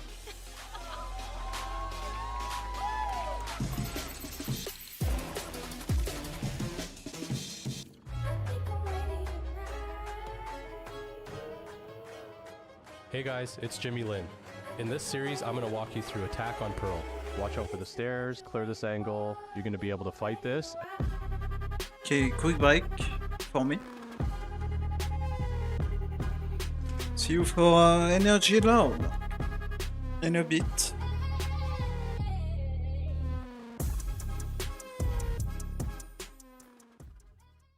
Look what I've just made. The perfect pearl. Not too bad, but check this out. Whoa, a true Venus clam. Red Bull gives you wings.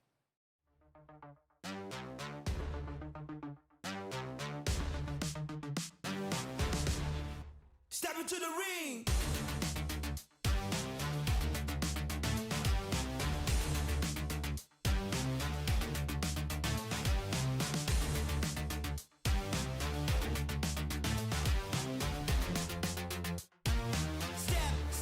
Step into the ring.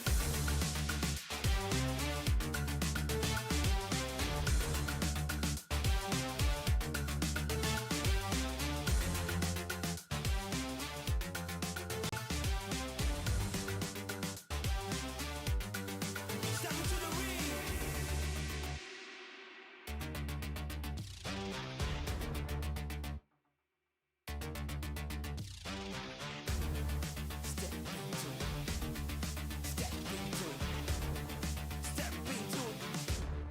Step into the ring.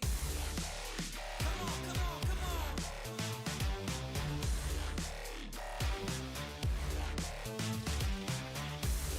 Let's go.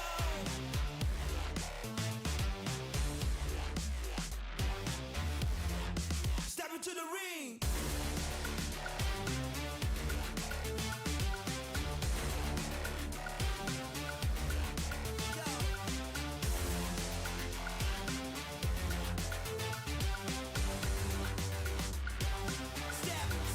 Step into the ring.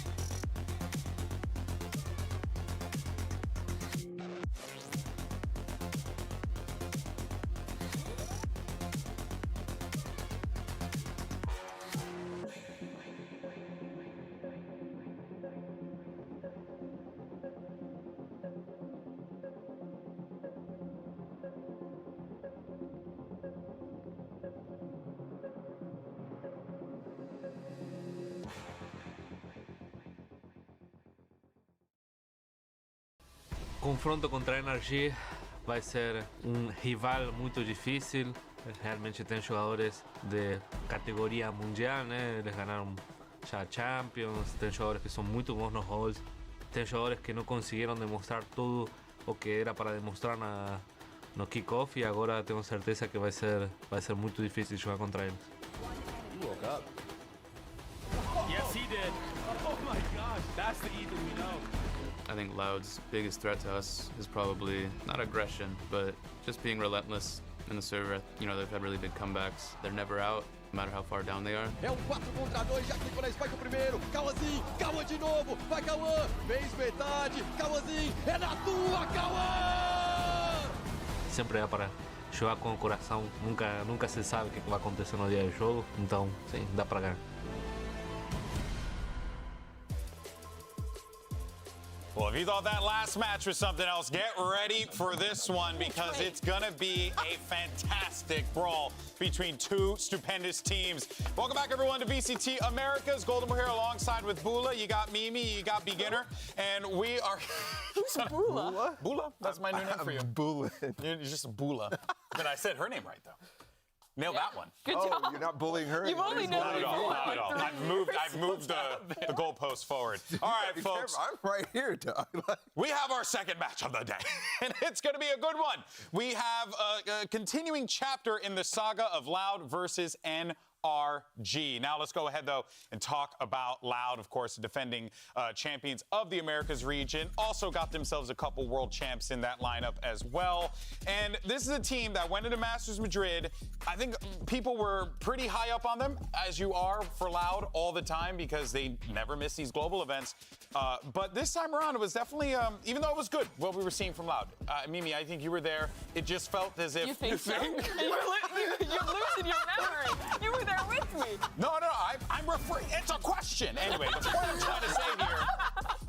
point I'm trying to say here is that it felt like Loud had that magic essence, and then as we got closer into the playoffs, it just started to fade away little by little. I mean, I think it's really tough to assess Loud from that event because they went in, they beat two teams, FPX and EDG, neither of whom I think looked particularly great at that event. They go into playoffs and they lose two close matches, but I think honestly, I think they looked better in playoffs than they did in the group stages compared to the level of opponent that they were playing. Even though they lost, that's when we saw QCK getting online.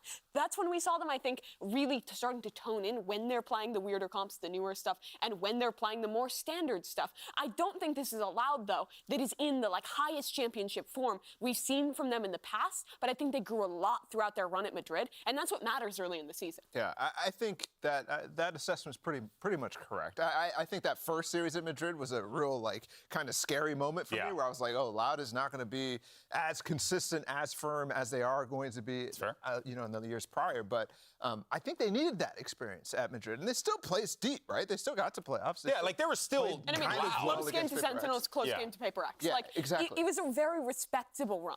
And this team needs to be able to figure out how deep they can actually go. Sure. And I think it is pretty deep.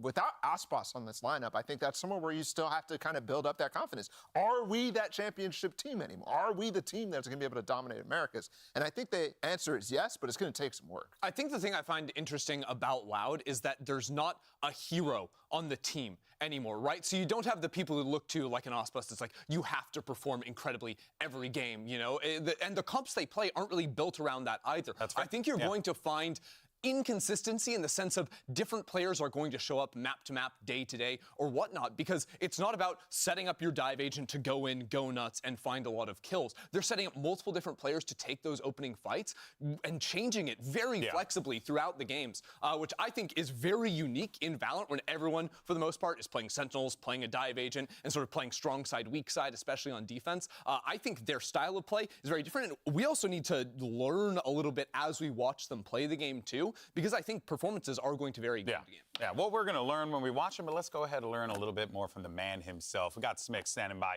with Sadak to get a brief look at what we should be expecting in this matchup. Hey, Sadak, great to see you. Great to see you. I know that you've had a little bit of downtime after Madrid. What are the team's biggest learnings and takeaways from that event? I think for us, it's that we have what it takes to win. We just need to adjust some things, but overall, we have what it takes for sure. Amazing. We're all looking forward to seeing it. Best of luck today. Thank you. And that is no question. We always know that Loud, the team, have what it takes to be able to pull off these wins here today.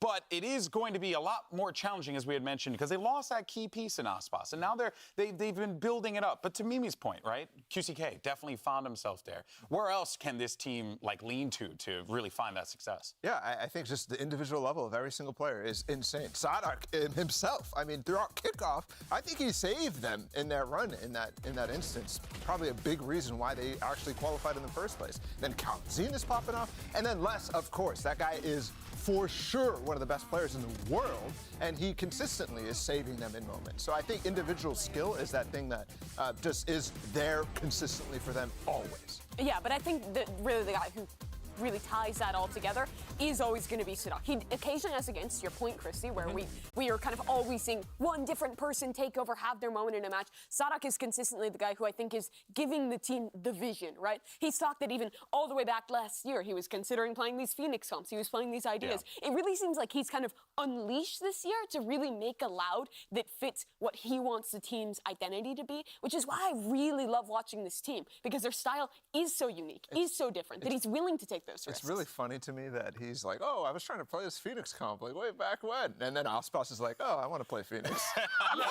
Wait a second, you're so right. He could have done that the entire time. Well, what do you know? I mean, hey, a lot of question marks there for sure. But one thing that we know for sure that has been consistent ever since this player has been on the lineup, it's Les. This guy has always been an X factor ender for this team. And he's still playing like it. He's still playing like a champ. 100%. And I think, really, to me, Les is always the guy that makes these types of comps work for Loud, right? Because when you're playing without a Sentinel, all of a sudden you need to put bodies on the line. And Les is the guy, whether it's the Viper or whatnot, that is in front, that is taking forward space, getting information from the team, playing so nicely around his utility. I just feel like, of course, he's a shooter, but also the timings he's able to take, he just knows when to go for those fights. I think for me, when I was listening to Ethan talk in the video that rolled before we came live, was he said, Loud is relentless, and that's the thing that we have to be really careful. And that embodies Les. Right, this guy is so hungry. Whenever he sees a potential kill, he will just push forward. Like he's like a shark. Whenever he smells blood, he just goes for it every single time. And that guy is scary when he does that. And he does it so often that, like, yeah, you have to be worried about Les on the server every time. Of course. And if you watch how Sadak is playing the Breach on Ascent, every early round, 9 rounds out of 10, it's just setting up Les. It's like, I am going to make my boy pop off, and it works so wonderfully for him. It's crazy that they do put so much into enabling this guy in comps like that, but then you see Viper. But then you see a completely different style of play when you switch over. He's playing like the full lurk, full rat style, and then you'll watch him go and even without support, take these aggressive risks. He's just a guy who has so many different modes, but his mechanics and his flexibility allow him to just excel in any of those moments. He is the all-around player for Loud. That's so true. And I think that is such a valuable tool to have, especially, you know, when the level of play has just exponentially increased, and then you can still have guys like Les that are still consistent, still popping off. It's going to be a lot for their opponents to deal with. Let's move on to the other side of the field. You got yourself that NA super team, and even though this is a squad that did not make it to Madrid, I think everyone still has incredibly high hopes, and how could you not when you have players like this on your team? You got the Optic Core, you have 2 world champions as well. There is just so much, Mimi, to be excited for when it comes to NRG going into stage 1. I mean, they were flawless in kickoff until they played Sentinels in the playoffs. They lost a close 2-1 to them, and that's how they got knocked out. Like, they lost to the current best team in the world. So you can't really fault them for what happened there. But overall, I think my impression with NRG was that honestly kind of the opposite of Loud, where Loud is the team that is lent into Sadak's identity of playing these crazy comps, of playing a very unique, different style. This is the squad that is still that NRG, that you look at them, you watch them play, and your biggest thing is like, damn, this team has insane fundamentals. Ethan's flashes setting up Demon 1, the synergy between Crashies and Victor. They do the simple stuff, they do the mid-rounding, and they execute on it incredibly well, even if they're not playing those same kind of new meta compositions that a team like Loud does. 100%. Look, they've been been around the block a long time. They're not reinventing the wheel either. And that's sort of my biggest question for them is how much have they tried to change coming into this stage? Like, do they experiment really old more? stuff? They were like, every map was like single sky for the most part back in kickoff. So there is a potential for them to maybe pull something out new here. But the argument, especially for an event like kickoff, right at the top of the year, of playing that style that everyone knows like the back of their hand, that allows you to focus on the fundamentals. That allows you to have that pinpoint accuracy that NRG, I completely identify with them at this point. Yeah, I need to see what the actual ceiling for this team is, because on paper it is limitless. Way up there. Like, it's limitless. You're right. And I don't think we saw even close to that at kickoff. I mean, you're implementing 2 world champions into what was like the winningest core of the pre-partnership era. I mean, that sounds easy to me. And the fact that we didn't see it in the first 3 games. You say we didn't see it, but they lost to Sentinels in a close 2-0 match. Furia, 2-0 C9, 1-2 to Sentinels, and they lose to Tens on top of the box and market that Riot added footsteps to the top of to commemorate the moment. Like, what do you mean they didn't show us? Like, they lost the best team in the freaking world. I don't know. It just wasn't. They should be the best team in the world, right? They should be the ones convincing you against Sentinels, right? Like, they shouldn't have. I mean, I guess they should have like those clutch moments maybe that they're pulling off against. God, this just feels like deja vu from the last segment. I'm not gonna lie. Look, here's what I'm gonna say about Energy. I feel like this team should 100% win an America split this year, and if they don't, it's a failure. And I don't think I've seen the potential for them to do that when Sentinels is playing the way that they are, when Lev has the potential to go crazy, when Loud is up here as well. We'll see it today, but I mean, all right. I'm on board. I'm on board. Well, they go ahead and handshake it out. Let's go ahead and hear from Ethan, who's standing by with Smix. Ethan, I have a very quick, very serious question for you. If you have a free stream sub to give out, would you pick FNS or Sam? I'll give it to FNS. I think Sam's got enough. Sam doesn't need any more. I'm sure FNS is very happy to hear that. Best of luck today. All right, everyone, we're just dropping a couple gifted in this chat right now. I need to see Vanessa's chat right now. Prime sub. Just drop a couple gifted in Finesse's chat, and I'm sure he'll thank you. Well, of course. Yeah, what happened? How much you paying you? Listen, cannot disclose, but checks in the mail. All right, guys. Well, but you're paying him? What's going on here? I don't know. I mean, the economy's crazy. In any case, guys. You shouldn't pay for work you're doing. At kickoff, all right, we got to see D1D1 on this NRG lineup here. But we didn't get to see the D1D1 that dominates the way that we usually expect. He was still putting up great numbers, but I definitely felt like D1D1 needed to find himself a little bit on this team still in kickoff. And I think we saw matches where he did step up For to sure. that level. Some of those games against Sentinels in particular, it was a slower start in those first 2 matches. They still won. He then went and had great performances in their playoff game. I think what was really the standout for me wasn't necessarily how well his stats or his numbers compared to previously, but the style that he's playing. Previously on EG, he was flexing over to the Astra, to the Brim. He was like playing the Star Duelist, but also going around to some other things. Now he's playing 100% only Jet is allowed, and also Chet's like, if you don't buy the operator every single round, you're off the team. Like, he's buying it so much more than he did before, but the setup is still really good, and it is just kind of interesting to see a team implement a player like this in a slightly different way. Yeah, we got like the 1 pocket omen from him on Split, but even then, that's the guy that's going to be rocking the op, right? You know, if you're playing that type of style, you can let Raze go for the rifle, look for the ult on those rounds. So it's still very much just he is in our op slot permanently for this team. Do we feel like that D1D1 on this lineup, you know, it makes sense, right? I mean, surely he's going to be blending into like this team and just frying eventually. I mean, I just feel like when it comes down to NRG Balla, there's so many question marks with this team, because we just saw with Leviathan what happened, them falling to C9. It does feel like, you know, there could potentially be like not overhyped teams, but hyped up teams, maybe not living up to the potential in day one. I mean, absolutely. We're still very early in the season, of course, right? This is a development period for a lot of In fact, we've only played 1 match. Very true.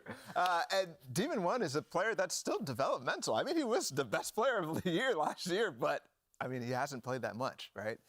This is a guy that I think still has a lot to learn in terms of the fundamentals, in terms of a depth of playbook that like Aspas has, right? Aspas has a bag, but D1D1 doesn't really have that yet. He's flashy. He will hit the shots.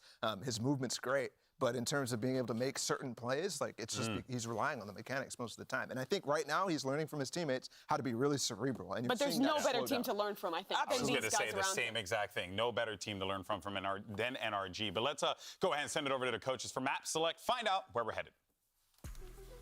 Hey guys, welcome to Map Pick Ban. After a coin flip, it was determined that Energy is going to be Team A and Loud's going to be Team B. So Energy gets the first map ban. We'll ban Icebox. Energy bans Icebox.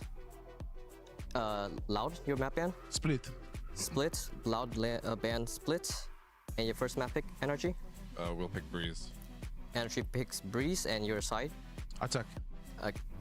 Loud picks Attack. And your map pick, Loud? Sunset. Sunset. And your side pick, Energy? We'll take Attack. Attack, okay. And your map pick, Energy? Oh, sorry, map ban.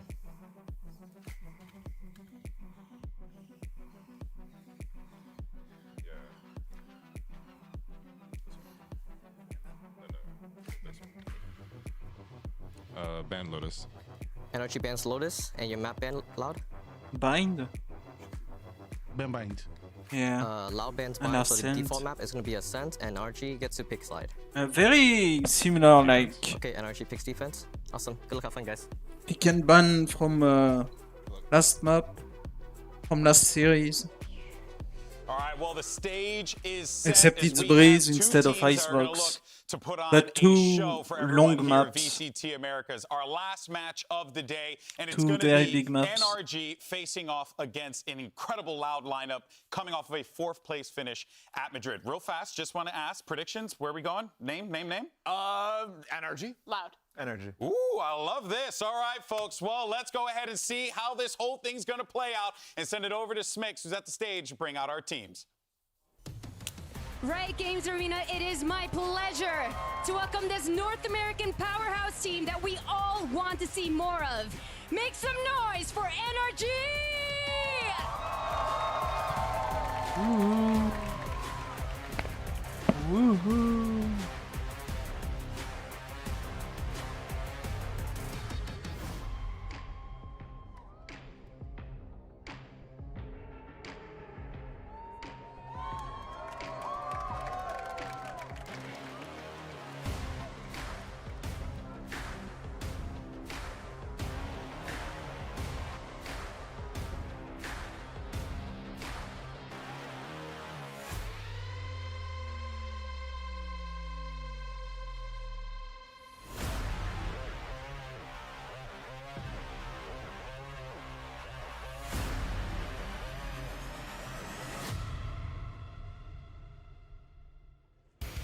Eles chegaram para buscar mais um título aqui no Américas. Façam barulho para Loud!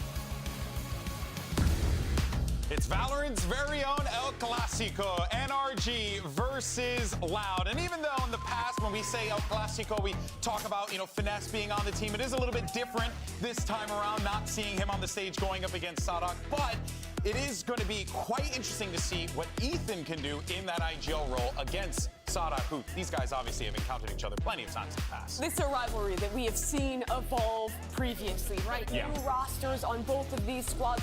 Loud, a team that for the last 2 years have had new rookies, new ideas coming in, and really have had to redefine themselves both times. But still, consistently, this match has always delivered. I think Ethan or Finesse, whoever's leading this squad, will still be able to bring it to Loud. Yeah, it's going to be really interesting for the newcomers on NRG, right? Ethan and D1D1 to feel this energy coming from the crowd. I mean, they're familiar with Loud too. They played them so much last year on EG. But this is history, right? They're stepping into a rivalry that they didn't have. They didn't have that pressure on EG in the previous iterations. And look, if you're one of those guys like D1D1 coming in here, you couldn't have asked for a better map pool to play this series out on, right? You've got Breeze and Ascent in the Jet Kingdom maps, even the Sunset he was playing that agent on back in kickoff. So this is his chance from the get-go here to dominate on the off.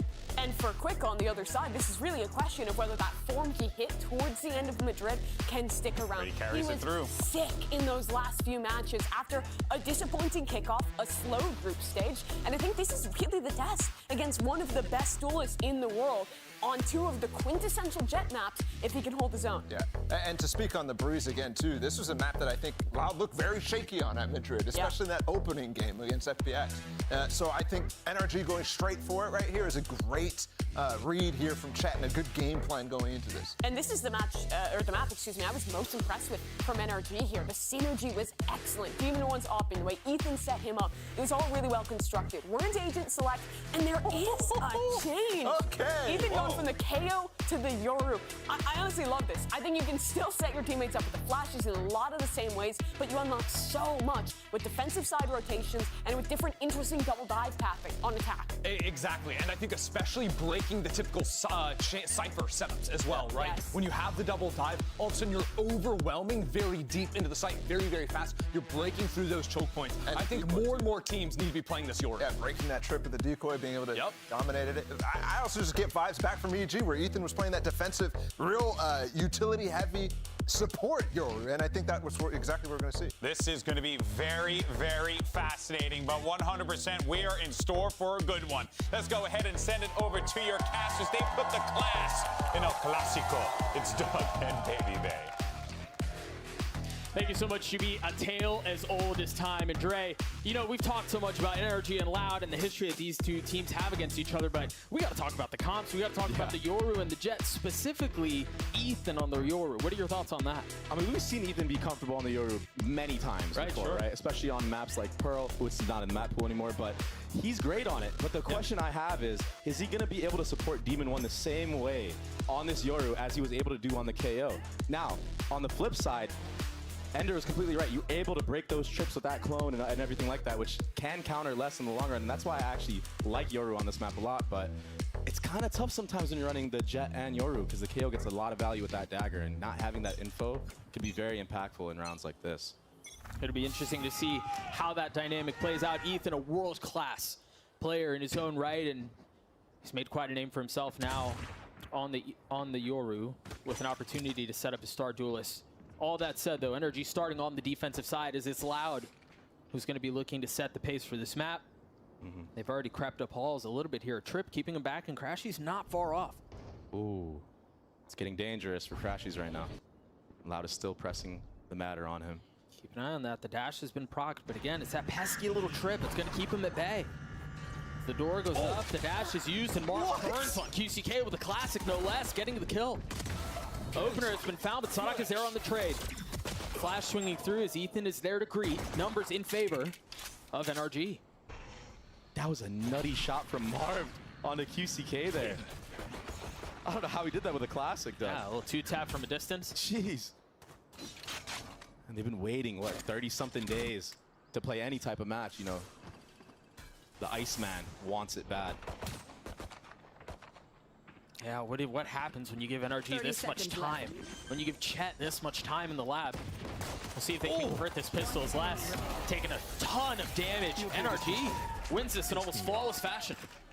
And in this round, it's just classic Loud on Breeze. QCK just goes halls every round, it feels like. You know? Sure. And NRG, clearly aware of that, they obviously were watching Madrid this entire time. So they actually had a good setup for it.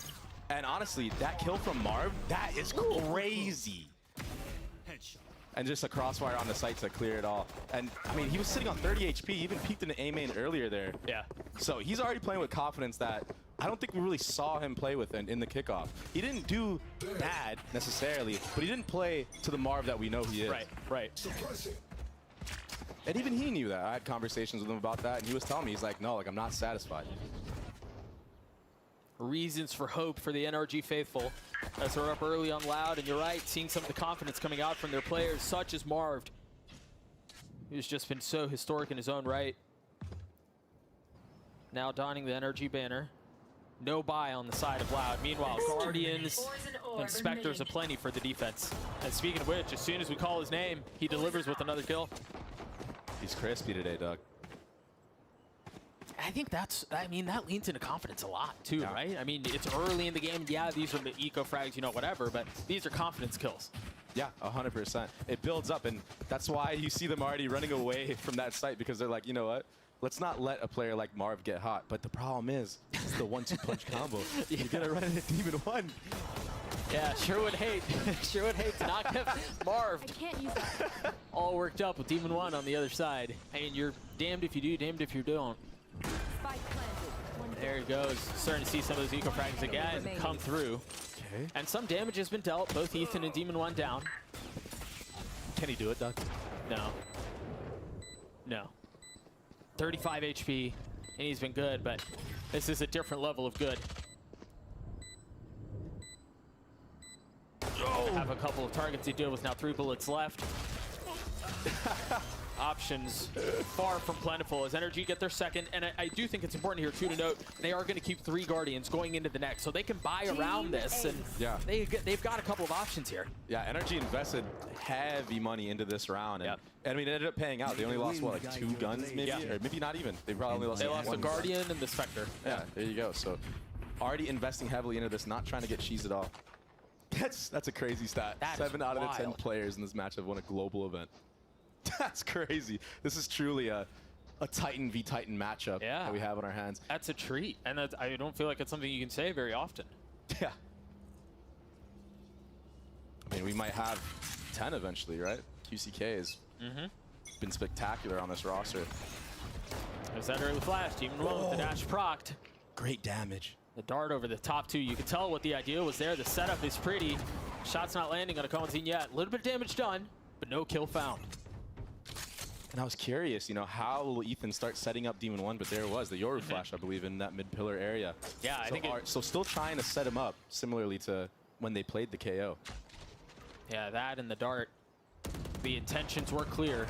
Coenzine finally, it was a bit labored, but he ultimately does meet his demise.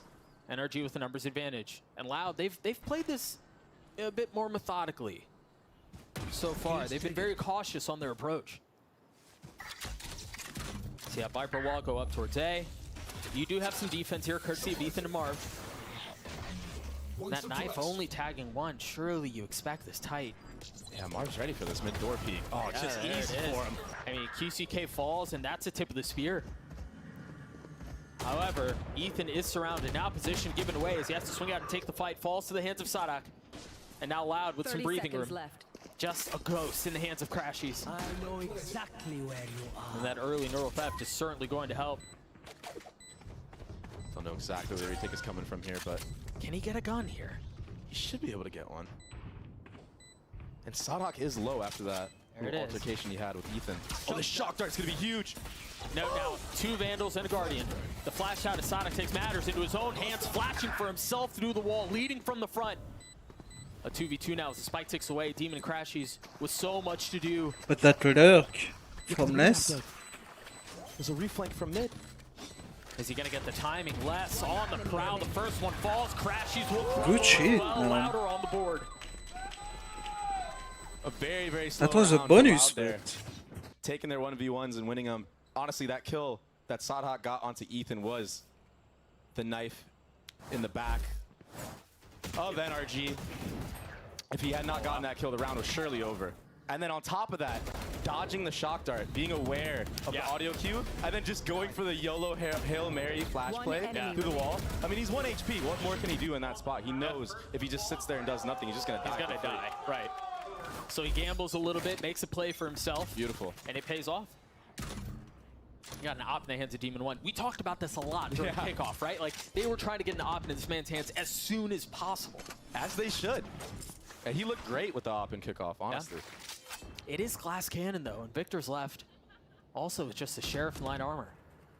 I want to point out how aggressive QCK has been playing this attack so far. Yeah, he's sitting at 0 and 3. He's been getting punished quite a bit. But he's been like taking all this mid space. Yeah. Or if it was halls as well, like very aggressively. Wow. Dude, that was off of Good Marv kill. getting a timing and taking some space. But Sadak, again, aware of where his weakness might be, takes care of him. That's a hard read from the IGL because he actually tagged Demon 1 with the dagger earlier in the round. So to actually just re-aggro there, understanding that like the Jet's not going to sit there the entire round. It's not likely for that to happen. He could be. But That's to a fake. Just check it and then clear all that space out. Oh, this is a fake. Now he's selling the fake on top of it. The thing is, look, they have Cypher free. Yeah, well, but some of the Cypher util is still up. And yeah, Vic shouldn't be getting hit by this, but they've managed to circumvent all of it. So they've gotten out onto 30 site. seconds left. They're starting to push into spawn. NRG with a lot to do here. And I wonder why they're pushing so far ahead when they have this trip, and maybe their plan is to just have a crossfire from B main and spawn area. And they hear the audio. Will the scrap go their way? Ethan just has a Sheriff. The rifle's been handed over to Victor. You see the ult instantly used, and it's put right into the steady hands of the Sentinels. He gets a second. Now Ethan pushing forward, purely a reconnaissance mission. He's getting all the info he could possibly want. The only thing that's been left unanswered here is where is Les? A flash over the wall as Ethan goes up top. Victor's there to trade. Now Les left alone, a 1v3. Spike has been taking for a little while. He has a lot of targets to deal with. That's not been halved. Time is of the essence. He's gotten it down to 1v1. Let's go, Les. Delivers for Loud again. The Red Bull clutches. We're tied. Oh my gosh, and he almost dies to the bomb playing with fire there. What an animal. I mean, we saw this in Madrid, and he brought it back with him. Dude, you asked me earlier. Les was in a 1v3.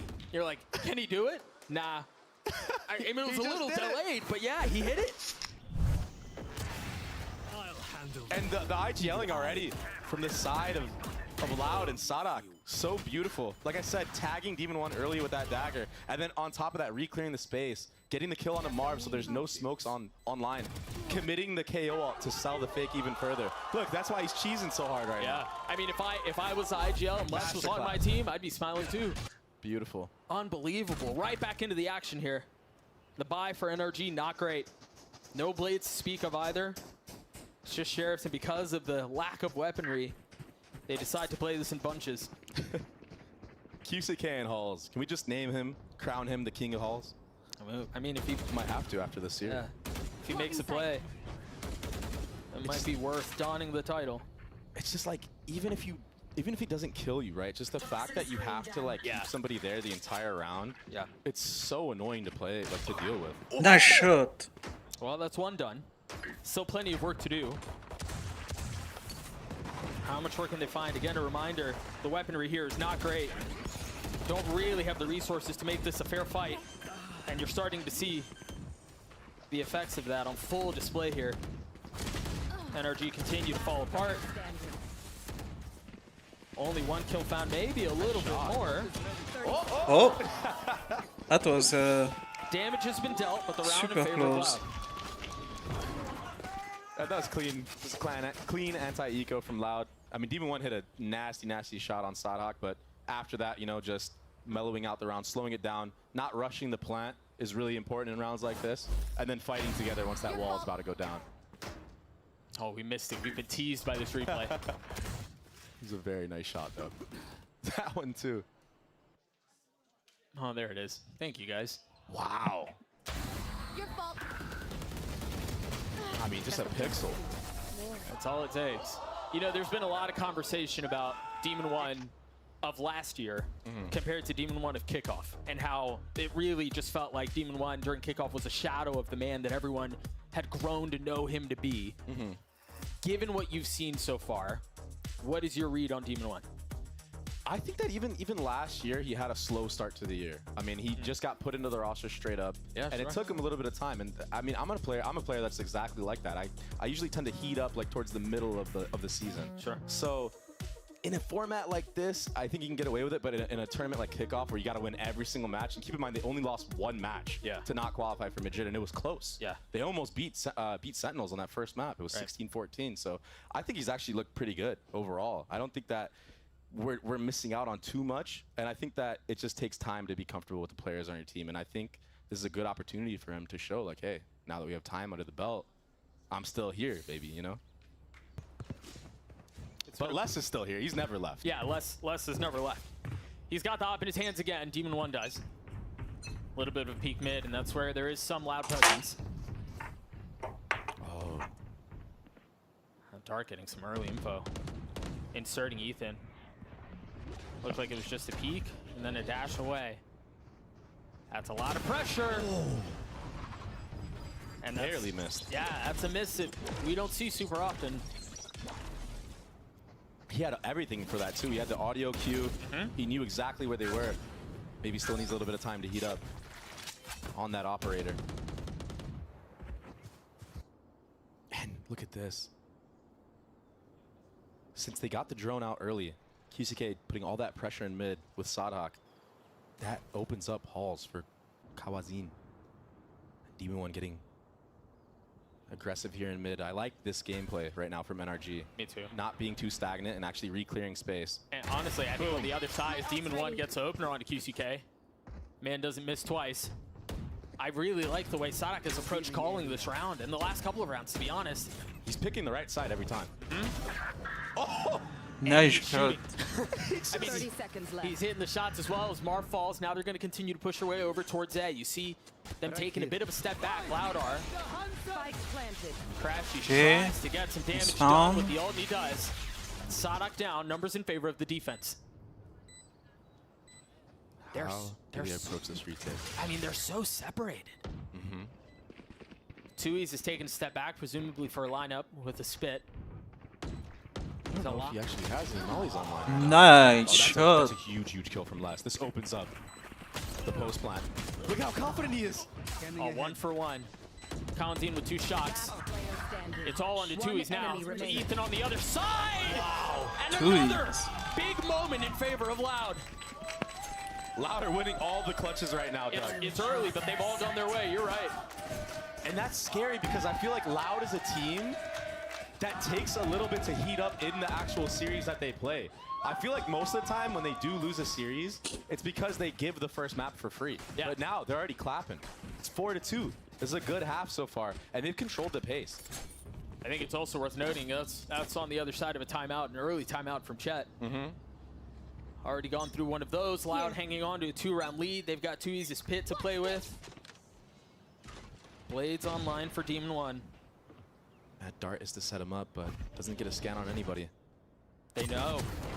They know. Oh my gosh. There was a triple peek intended for Halls there, which is just crazy. I mean, they had Demon 1, they had Vic, and then Ethan over the top. It was a cool setup. It just didn't amount to anything. Yeah, Demon 1 just whiffed that last knife that he had, but Victor's been so crispy with the headshots right now. What? Gonna drop the ult. Tui's spamming through the cage. Dropping 2. Now the Viper wall goes up. The side is theirs. 8 bullets left, and that's all Les needs. Loud look good, man. Yeah. And something I want to point out is how slow they approach the anti-eco rounds. They don't want... It feels like every round. Yeah.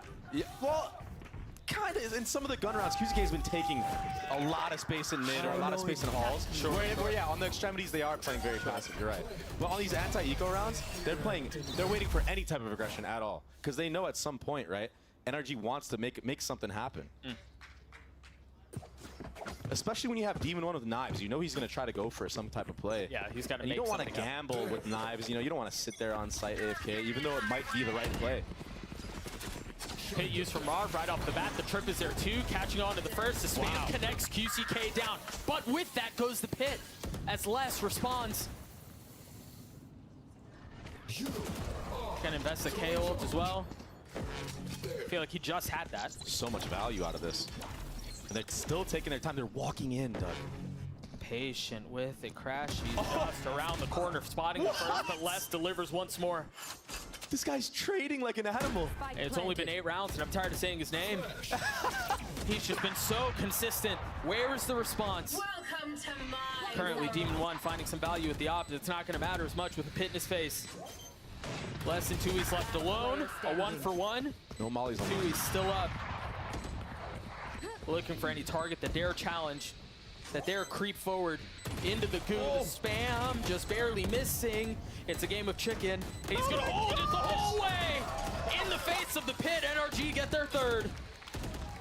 I like the idea from Loud. I like the change of pace. They read into that Viper ult from Marv, and they went for a set play to try to counter him, and they actually took him out. Yeah, right off the bat. It was nice. And even on the post plan, I like the idea of using this Viper's Pit to just kind of spam the bomb. Yeah. Doesn't go their way, and Demon 1 hit a really nice shot on the Sadok, who honestly, that flash would have hit had it been like a millisecond later.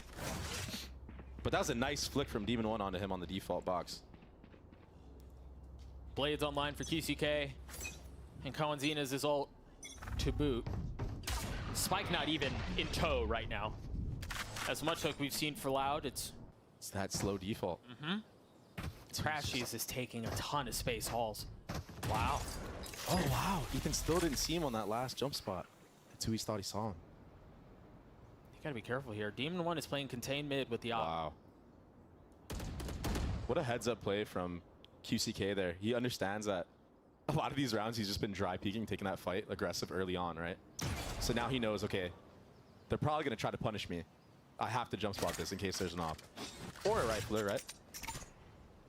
And the info's gathered, and Demon 1 has not moved from this spot. No rotation being made. Maybe second-guessing himself from the last time he got spotted in A main, deciding to stay. Maybe they re-walk in again. But it looks like it's just going to be a B hit here. They've cleared all of the trips. Knife has been dropped. The walls are up. QCK pushing forward. Concealed by the pillar for now. But pushed to post. Oh, great dart. Continues to hunt. Continues to hold W. The kid's just not missing. 30 seconds left. I mean, at this point, the money's not great. It feels like you call for a save, right? He's on something right now, man. He's trying to prove a point right now. What's the message that he's trying to send? He's the best player in the world is what he's trying to say. And he's showing it right now. It's hard to make an argument against that, given the performance he's had so far. At least certainly worth the conversation. I mean, you said it best. He's on one. Yeah, he really is. I mean, even in that previous round where that Viper's Pit went out, and he got the trade on the Viper, then he instantly trades Crashy's back sight. It was like Steady. so fast. Yep. And he's winning clutches. This guy's on something. Loud looks super confident on this map so far on their attack. And they didn't even have to use Soval into that round, so they still have it and knives going into this next round. Well, I think this matchup too gives us a really interesting opportunity. I'm so sorry. No, he's 18-5. That's pretty good. That's pretty good. I mean, how many 30 bombs are we going to see today? Hey, we're certainly pushing a limit here. That goes there. That's an outrageous performance. Yeah. And it's just round 10. And kind of a light investment into this round, light armor across the board. So trying to build some type of economy is NRG. They've got to build something. And that's the first brick that's been laid. Sadok falls. The Stinger's not going to find any value there. And Cohenzinas finally on the board, getting his first 2 kills of the map and doing so in a big way. And they just didn't expect the trades. They don't expect the mid door either. They're just getting caught off guard in every angle. And remember, this was a bit of a labored force here, right? There was a Stinger, there was light armor, trying to build up around the op in the hands of Demon 1. Spike planted. I mean, jeez. It's kind of disrespectful in a way. Like, for Cohenzinas to just walk straight back into the op line after his teammate gets taken out. Yeah. And then he gets 2 on top of it. Like, you're not ready for those peaks sometimes. But in a match like this, you have to be dialed in. You have to be aware of every possibility, especially if you want to be the best. I think this situation gives us a unique opportunity to have a conversation around value in playing in internationals versus being at home and prepping and watching film, right? And obviously, if you've been keeping up with the Valorant season so far, Loud just recently returned from a trip to Madrid where they came in 4th. Yeah. And you can have the conversation around whether or not that was good enough or bad enough, whatever, but the truth is NRG was home right? While Loud was getting live reps against the best teams in the world. It really seems like they've benefited greatly from having that experience. Yeah, I mean, when you're making these international events, you're scrimming the best teams, right? Yeah. Because you have to scrim somebody, and they only have each other. So, yeah, NRG had a lot of time to maybe scrim against the other teams that didn't qualify, and et cetera, but the level of play isn't as high as that big moment, because you're trying to win a trophy when you're over there at an international. And also, match rust is very real. Wise Wisdom says feed the hot hand, and Les, who's at 18 kills, has an op. Attack side op is Cypher. And well, if it ain't broke, why not, right? No, they try to swing ahead of the drone, and there it is. The fight continues to ensue. Nice shots! Holy! Lights up the kill feed as he finally gets away. He's gonna get spammed. Not able to convert on much else. Crashies has managed to upgrade a weapon. Another not going to connect, and Marv gets another. Les once again in a position to make a play, but this time the antics are stuffed as NRG gets around. Last round before We gotta see a replay of what D1 just did. That third shot was so disgusting. Yeah. I have to see this over. We had a chance to look at it again. There's the first on the QCK. The second, County walks into his crosshair, and Sadak just teed up for the last. Oh my gosh. Marv also hit a big shot in there. Yeah, he did. That's the Demon One we know. The Loud fans going crazy right now. For good reason. They've looked very good. This rivalry that goes... Oh, he saw someone. He sees his arm. So far back, Sadak falls. And it's the bomb. Punishing the IGL, and Victor joining in on the fun. Get out of my way. That was great support from Victor there. Understanding that last time they were in this scenario, somebody, I think it was 2Es, peeked from window and killed them both for free. So just to be dialed in on that angle and just let Demon One just reign supreme on that line is beautiful. This one's been a bit methodical, but they're finding the value in the kills they want. Really anywhere across the map. Now it's on QCK to see if he can do a bit of the same. This would be something. If he can pull it off, he's gone deep behind enemy lines. They've got to know where he is. Yeah, he's making footsteps everywhere right now. Easy for Marv. And it all falls on He saw him. In a 1v4 to close out the half. And he got spotted. Oh, what a... Oh, he's flashed. But turns it. And still lands the shots onto Ethan. It ended up flashing Ethan actually as well. But it was a very cool lineup flash. I mean, I'm sure we're going to see that in our ranked games in the future. Whoa. He tanked the molly, trying to find the timing, but the window was shut at the hands of Marv. He gets 3 on the round. NRG gets a 5, and honestly, And not a bad defense from NRG. What I expected, given what Out of a lot of individual plays, but dominated the entire first 7-5 on Breeze is decent. But I'm glad that NRG started clapping back and actually fighting back and hitting their shots, because it felt like for a second they were just getting out-aimed. I mean, 18 kills for the youngster for Loud in the first half. 18, 7, and 4, and that was on attack as Cypher. There's see that flap. That was so unfortunate. It truly was. Loud look incredible, and NRG still have a little bit to do. Let's take a listen and hear from Ethan and get his thoughts on what it's been like to join the NRG roster up until this point. So in my career, like every team you join is basically just starting from scratch, no matter how good everyone is. So it is just all about time. And we definitely didn't have a lot of time. So that's kind of just how it went. And, you know, now we have a lot of time to improve. And so, you know, over all of Madrid, we've been practicing. I think we started literally the day after we lost in kickoff. So we've been practicing the whole time. We know there's a lot to do. And, you know, we've been putting the work in. So hopefully it pays off.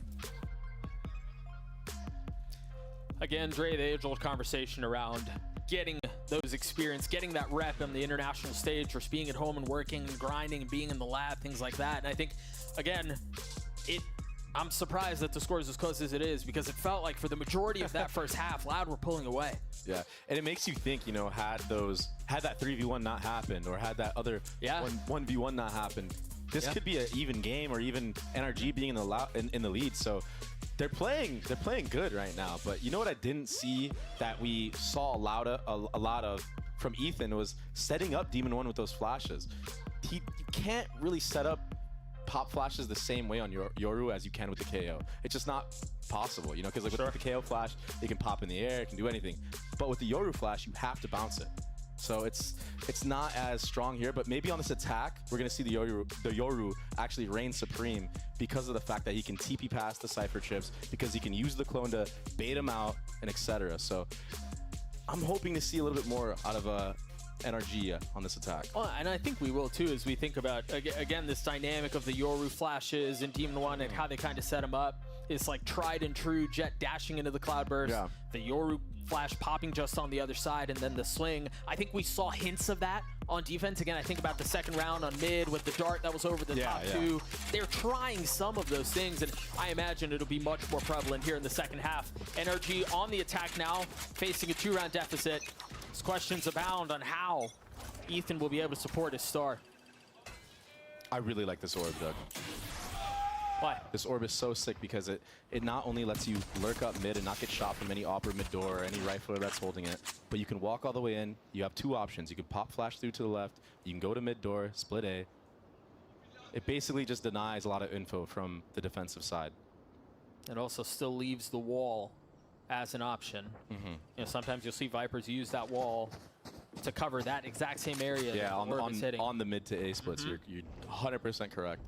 So they still have that tool at their disposal, and you imagine it'll be going up any moment here. The setup is there for an A hit. I think also worth noting, Cypher utility that's normally set up on B is currently posted up on A. And it's very far back. Yeah. Like, usually you see chips maybe a little bit more in front of the default box trying to kill the bomb planners and whatnot, but this one is for anybody that's trying to push a little too far and maybe go through this Viper wall. Especially on a pistol. Oh, wow. The shocks. He was decayed. Ethan had no shot. Oh, but he didn't even get to play the game. No. What are you doing? This trip is still up. I don't even think they're aware of it. They managed to get the spike down, and Demon 1 has managed to get behind enemy lines. Wow. Assassination style on the first. Kalazine was there to try to fight back, but falls in the same way. And now you've got Marv, who's going to be hitting a late flank. They're starting to swarm around Loud. The defenses, or what's left of them, outnumbered and outgunned. 3 now for NRG. As Sadak and Tui's only 2 that remain. Crashies with 2 with the darts, leaving Tui's by himself. He falls as NRG get the pistol. There's a lot of layers into that pistol round that we just witnessed.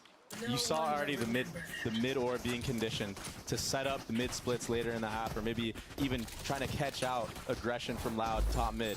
But you saw Demon 1 flanking halls, Marv reflanking mid door.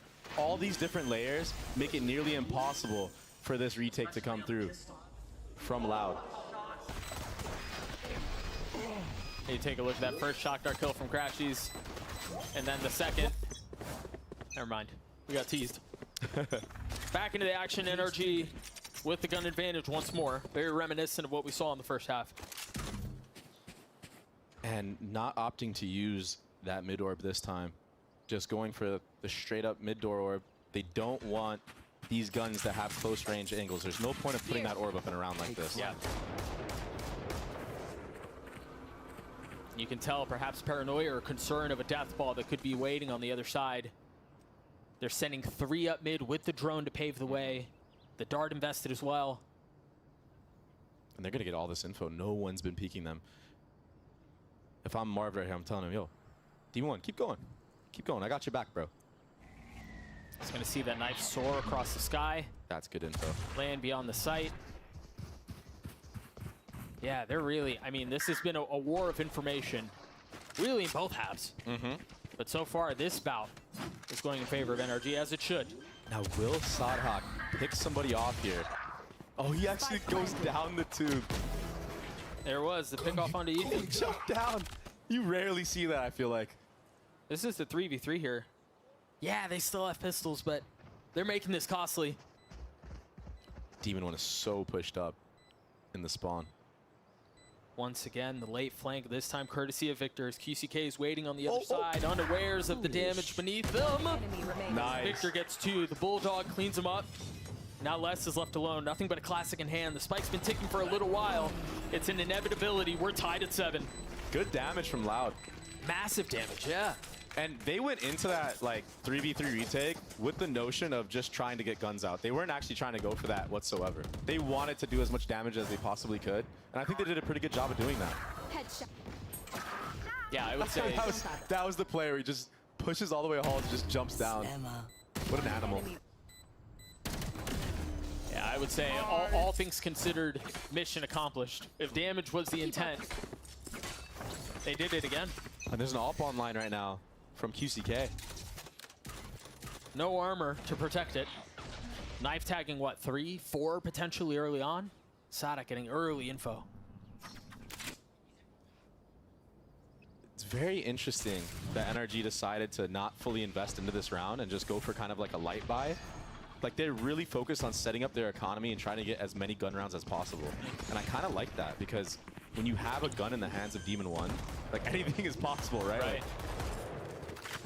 I mean, they've managed to get past a lot of Lex's utility here, and they still have the sight. Really good. The thing is, how do they dance around this? There's Op in the hands of QCK. You mentioned at the beginning of the round. The dash at the ready, not used.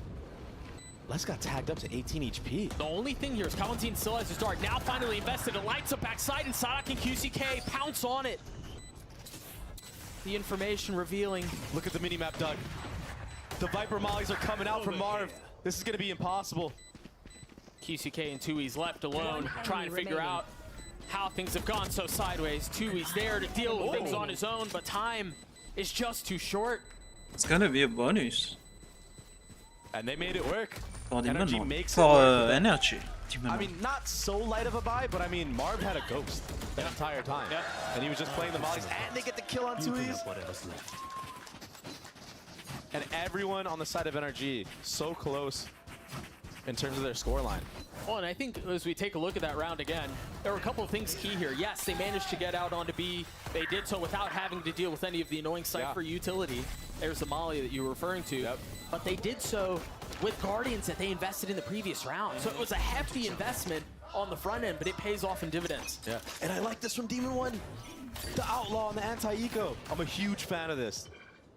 And you just set up your money so well. Yeah, it doesn't that's gonna kill, hurt. but that's enough. All it takes is for you to just spit on him if you need to, and he's gonna go down. A warning shot. Look at the ults too, building up from NRG. You already have Yoru ult, you already have Sova ult. If you want to invest that Cypher ult after you get a pick, you can as well. And this drone's gonna fish out QCK for sure. But wait, oh no! He doesn't know. Finally drops out of the drone.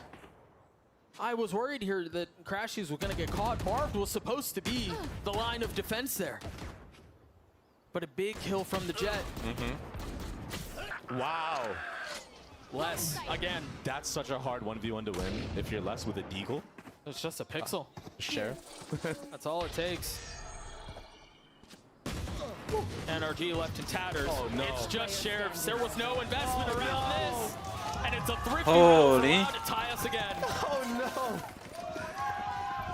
no! Energy tried their best Pretty for that cool. not to happen. You saw I mean, they Energy tried to had hold it, a but QCK similar eco found his home timing, swinging on before their the drone could see him, defense, so- catching them off guard, and then still being so confident, he just sat there in the open.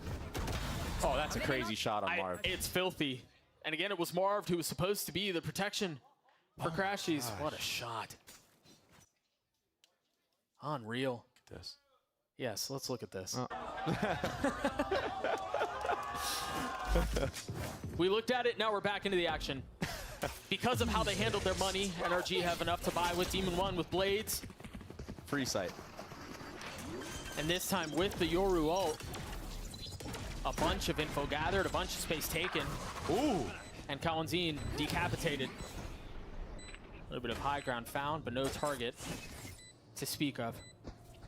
Here we go again. Nice post plant. Victor's gonna get such a good timing here. And he lands the shots. And the ult. Where do they go from here? You start to see some of the flashes come through.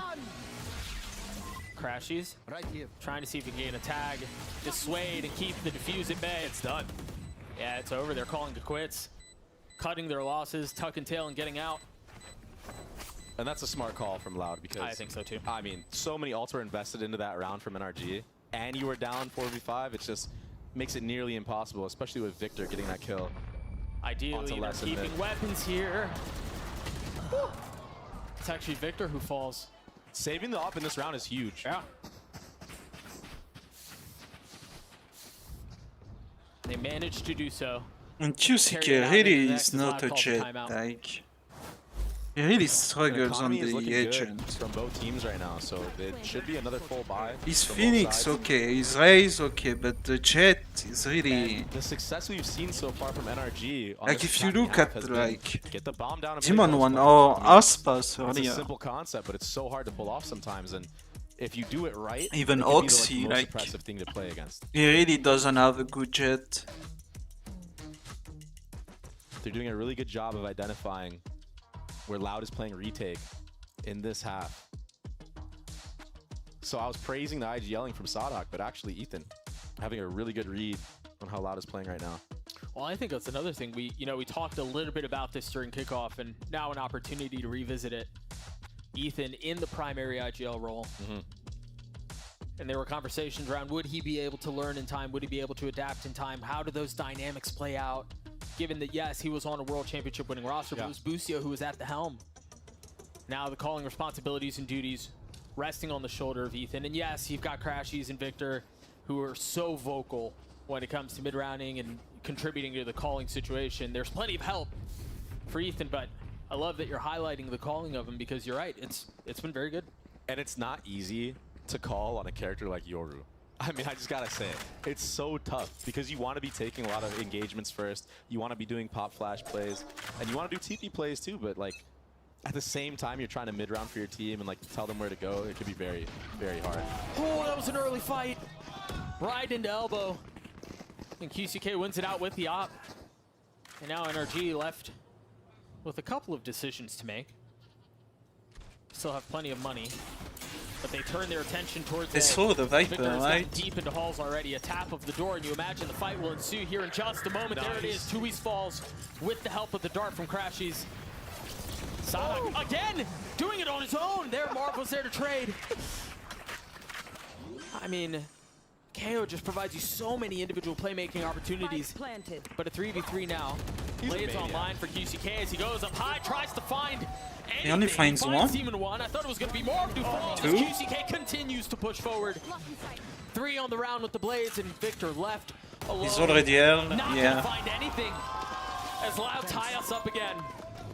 And it might seem like, why is Sadok doing that? Why not wait for the retake and have a 4v4? But just evening it out there, he has so much confidence that his team will win the 3v3. That's why he goes for plays like that. And he does it like quite often, not only on maps like this. He does it on Vine, he does it on Ascent, where he's making plays like this. He's an animal. And then QCK, beautiful updraft. I think also the tracking through the wall onto Demon 1, because Marv was the one who was exposed when that kill went down. It's very impressive. Those little things that often kind of get lost in conversations of Jets. Yeah, and he's starting to wake up now. On that attacking half, you know, he started off like 0-4 or something. So bringing it back. It's the op found out. And he's been repositioning a lot with this op. I like when oppers are mobile like this. It can be so hard to tell where he is. Did he go B? Is he in mid now? He's at A. Did he see him? Ethan might find out. Suspicions confirmed. And he moves again. Now he's going to take the mid angle. Meanwhile, Demon 1 is trying to get the best of Sadok and does. This would be huge. You're right, Good he's tie. everywhere. No trip online now. That opens up a flank opportunity if this bomb goes down on A. That might be what they're trying to do. I think that drone saw both. No, Demon 1 hears them. Hey, perched this up. This is a dangerous game. And Marv knows. Look at him crouch. What a the flash! and the swing! And they read that like a book. That was so sick. I had questions of if they had the pop flashes. Ethan has them. Yep. Especially on the A site. A beautiful setup. Work still to be done. Slough trying to figure out Oh. where to go. Demon 1 caught, knife out. Marv snapping onto 2. 3 on the round. The 4th will fall as NRG gets to 10. Oh my Good shit, gosh. man. I mean, you can tell he's been putting in the hours. Yeah, he looks so good. He's looking crispy. Headshot after headshot right there. Look at this flash. How does that angle even? I mean, the fact that he knows that it's gonna hit that exact angle where QCK is that's beautiful. That's the mark of someone who has played a lot of Yoru. That's a chef's kiss. Yeah. For real. That's someone who's put in the time. Energy hanging on to a 1-round lead here. Op still in the hands of the defense. QCK, you mentioned, he's been heating up. He's been very effective. Currently posted up in an aggressive line A. Yeah. And Energy are certainly... They're waiting for him to peek into this, though. Well, they're not being quiet about how they're doing this, suggesting that there are multiple people going down halls. I love what they've just done between the clone and Ethan going. It sounds like they're Clydesdales running down halls. It was all just a fake. So you manipulate the rotations towards A. Now you have a little bit of room to work B. And that's what you can do with this Yoru, the mind games. And they need to go now, Doug. Yeah. Or they're going to miss their timing because... You're right. This is taking too long. This window will shut. Les is already back. And the benefit is the Cypher utility should give you a little bit of room to work with. What a molly. Yeah, still traded 1-for-1 though. Les with so much to do, tagging onto the first. He's swinging out from behind the wall. Crashy's lit up. Crashy's dead. Les continues to fight. Save, continues to find revive. value. Oh, Window shut. and he can revive Sadak. Moment was right. 30 seconds left. That's one of the things about Yoru that is so tough. It's that when you go for a fake play like that, you almost have to commit right away. Yeah. Or you just need to play the rest of the round slow, because if you wait, if you have any type of hesitation on when you're running to the Second other side of the timeout map, for Energy. you see what happens, right? Les is able to come back into sight, and you don't want a player like Les who, honestly, he's been kind of quiet since he had those 18 kills, but you don't want him to start getting heated up again. Wow. You saw him backside, holding everything down. Sadak's ult also, you know, we didn't talk about that, but massive. Yeah, it was good. It was massive. Sadak looking surprised. I love watching him play because he just looks so happy all the time. He's emotive. Yeah, he's very emotive. He's just truly has a love for the Expressive? game that I don't think a lot of players have. A stark contrast to the other side as Chet calls a timeout, often known for the stoic expression that currently sits on his face. In Honestly. highs and in lows, consistent. Yeah, honestly, all of NRG, from what I've seen so far, even when they've lost like that 1v3 or whatever, they've been so calm, like no reactions. Yep. I mean, you saw Marv get that nice 4K, and those are nice shots. Like that feels good when you're in a game like that. You get a nice 4K like that, and you're just cold. Just another day. As ice, man. Tied at 10 apiece. We'll see what things look like on the other side. It's timeout for NRG. Another light buy here. I mean, they don't really have a choice, do they? Give Demon, give him a gun. Yeah, please. I was like, surely we're not gonna let him just sit around with a deagle. Which, by the way, he's amazing with, but They've managed to buy around it a little bit. A stinger. and if you're loud, you're like, you know, how many rounds have NRG had guns? Sorry, very quickly. It's not QCK with the op this time. It's Kalantine. QCK falls. I believe you heard a shot rattle off too, and if there wasn't one before, there is one now, so they understand what's waiting for him on the other side. And off of that, NRG feeling of the pressure, feeling of the damage, make a quick turn over to B. Instant reaction. Oh. Can they find the timing, or will Tui's keep him at bay on his own? Not able to land the Ah, shots, not able to settle the crosshair. He's gaining time And though. it falls to And threes. Sadak is here. Loud, quick to rotate, now arriving at the scene. Now they're gonna have to deal with the pit. What? Cypher all does come out though. Got a couple of options here on how they decide to play this, but there's no late flank. There's nothing like that crash. He's quietly creeping his way forward. Nice cover. And he's gone. It's not gonna be undetected, but he's on expected, the yeah. line. Les on the other side. He's been so good. Crashies with an opportunity to play spoiler. What? And he does. NRG take the lead back. Wow. And I was going to say in that retake, they knew where Crashies was that whole time. I was going to say he needed to do some crazy heroics to win that round. But the fact that he just sat there, stayed alive, understanding that Marv has his back,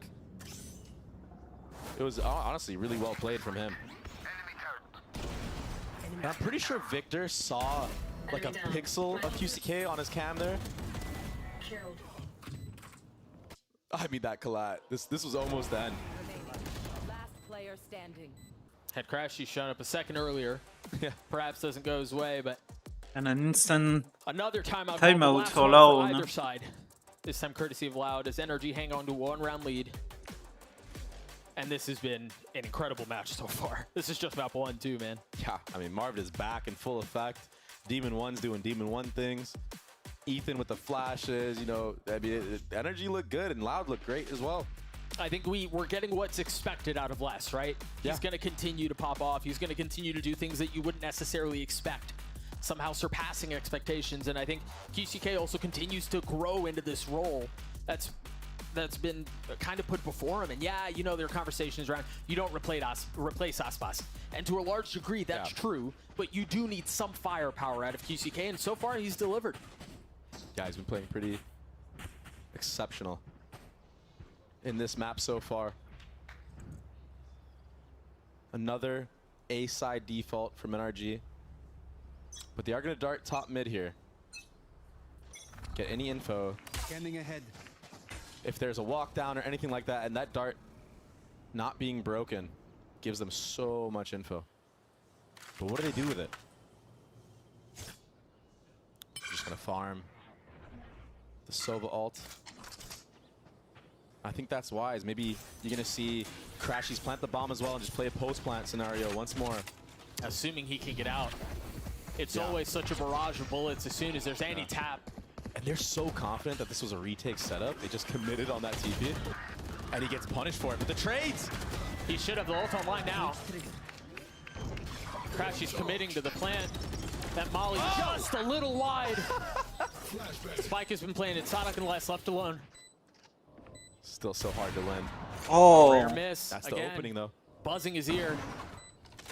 The dash across. What a great reposition. Marv still has a spit, and he's on a late reflank through mid. As the wall goes up. Uh-oh. The setup was there. Let's go, Sadak. Oh my gosh. It's all under Marv now. A 1v1. Oh my god, Les! The Red Bull clutch for NRG.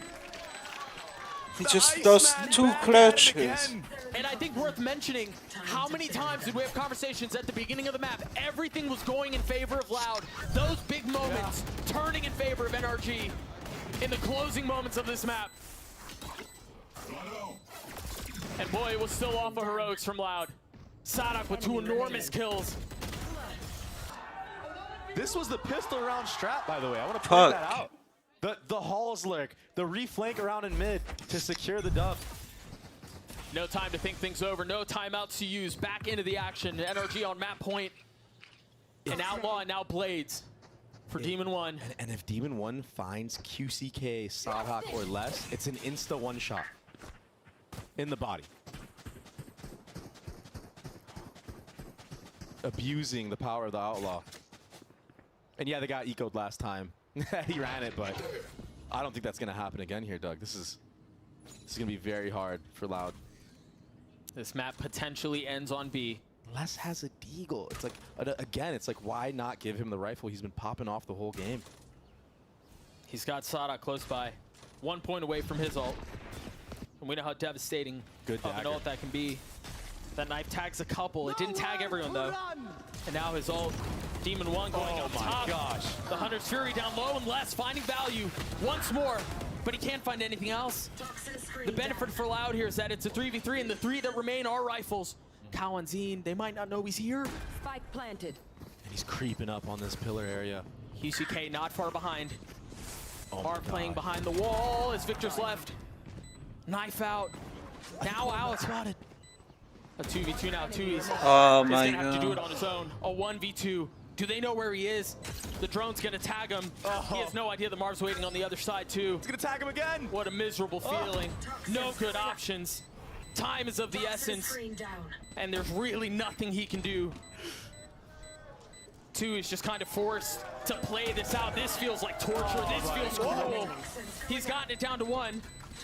Crashies with the dart.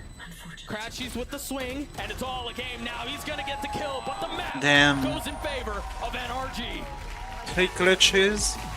What an attack he had.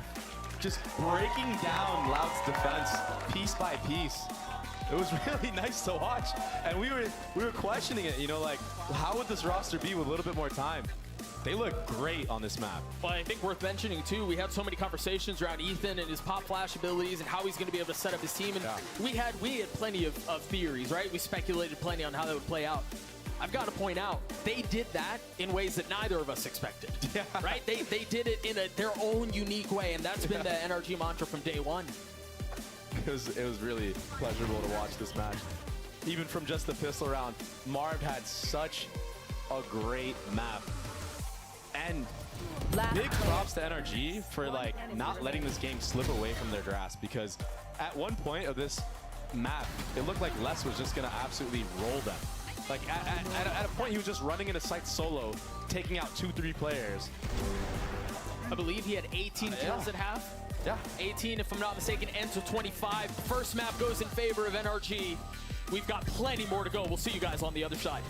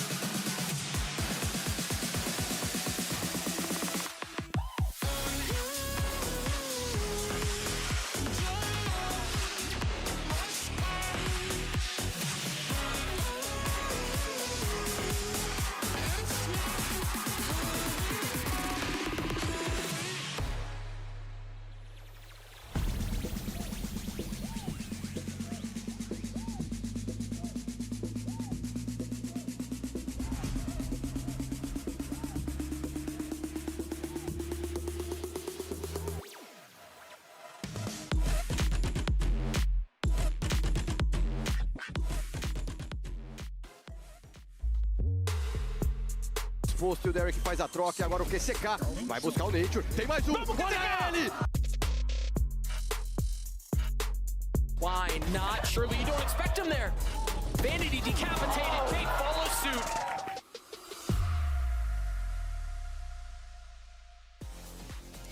Hey guys, it's Mick standing here with Coach Chet after NRG take map number 1.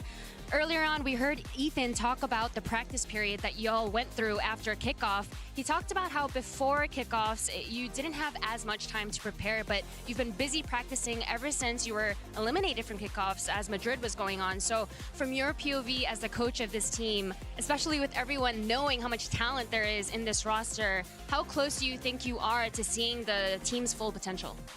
I still think we're kind of working on it, but we've been working on expanding agents for certain people, so we're just gonna slowly show it throughout these series, throughout the regular season, and hope we can keep improving on that, because I think that's what's gonna like make us better.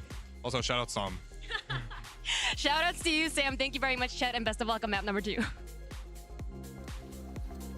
Welcome back, everyone. And NRG manages to pick up a massive win. I tell you, I looked away for a second. Loud were doing pretty good. Looked back, and then we were like basically at a tied game. What a matchup to start things off, Ender. It was such a fun game, right? Because it starts off, the first half looks like it's going fantastically for Loud, right? Yeah. They've got a couple of 1v3 clutches, like coming out of nowhere. It's like, okay, wrap it up. You know, Les is out there with 18 kills in 9 rounds. Like, surely no one can come back from that. Yeah, right? but once you get into the second half, I think you start to see some of those issues crop up. NRG, I think, had a lot better ideas on their attack of how they wanted to use this Jet and Yoru combination. Their dives together between Ethan and Demon1 were super successful in that half. You see that in the difference of First Blood, First Death. And on top of that, I think we still got to see some of like the classic Ethan setups, right? Even though Yoru instead of the KO. Exactly, the supportive Yoru comes in absolutely clutch. Mark having a just ridiculous round right here, and it's followed up just 2 rounds later with yet another insane clutch, right? Houndsy gets the collat, but then Crashy's had the walk up. It's a 1v2 for NRG. The round after that is another 1v2. I will say as well, Ethan in that round where Crashes is lurking up in that was because he TP'd out. That's why he has that space to go there. They all think, oh, there's nothing left on site. And it's in those moments that you find, again, that value from the composition that they're picking. And in that second half, I think you do have to point out kind of the Jet diff here, right? Like, there were so many questions about QCK, how well he can do in the straight-up primary duelist Jet role. And in the second half, Demon1, I think, really put a lot more on display on his attack in getting his team early advantages.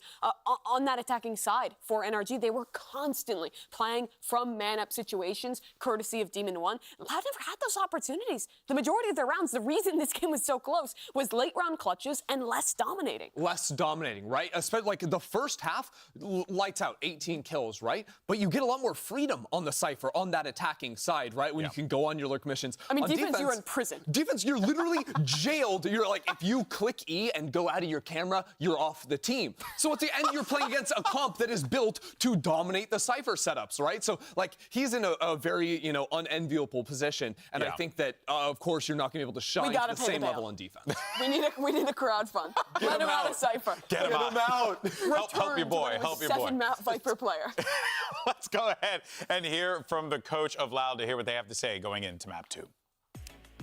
Smick standing here with Coach STK after that map number 1.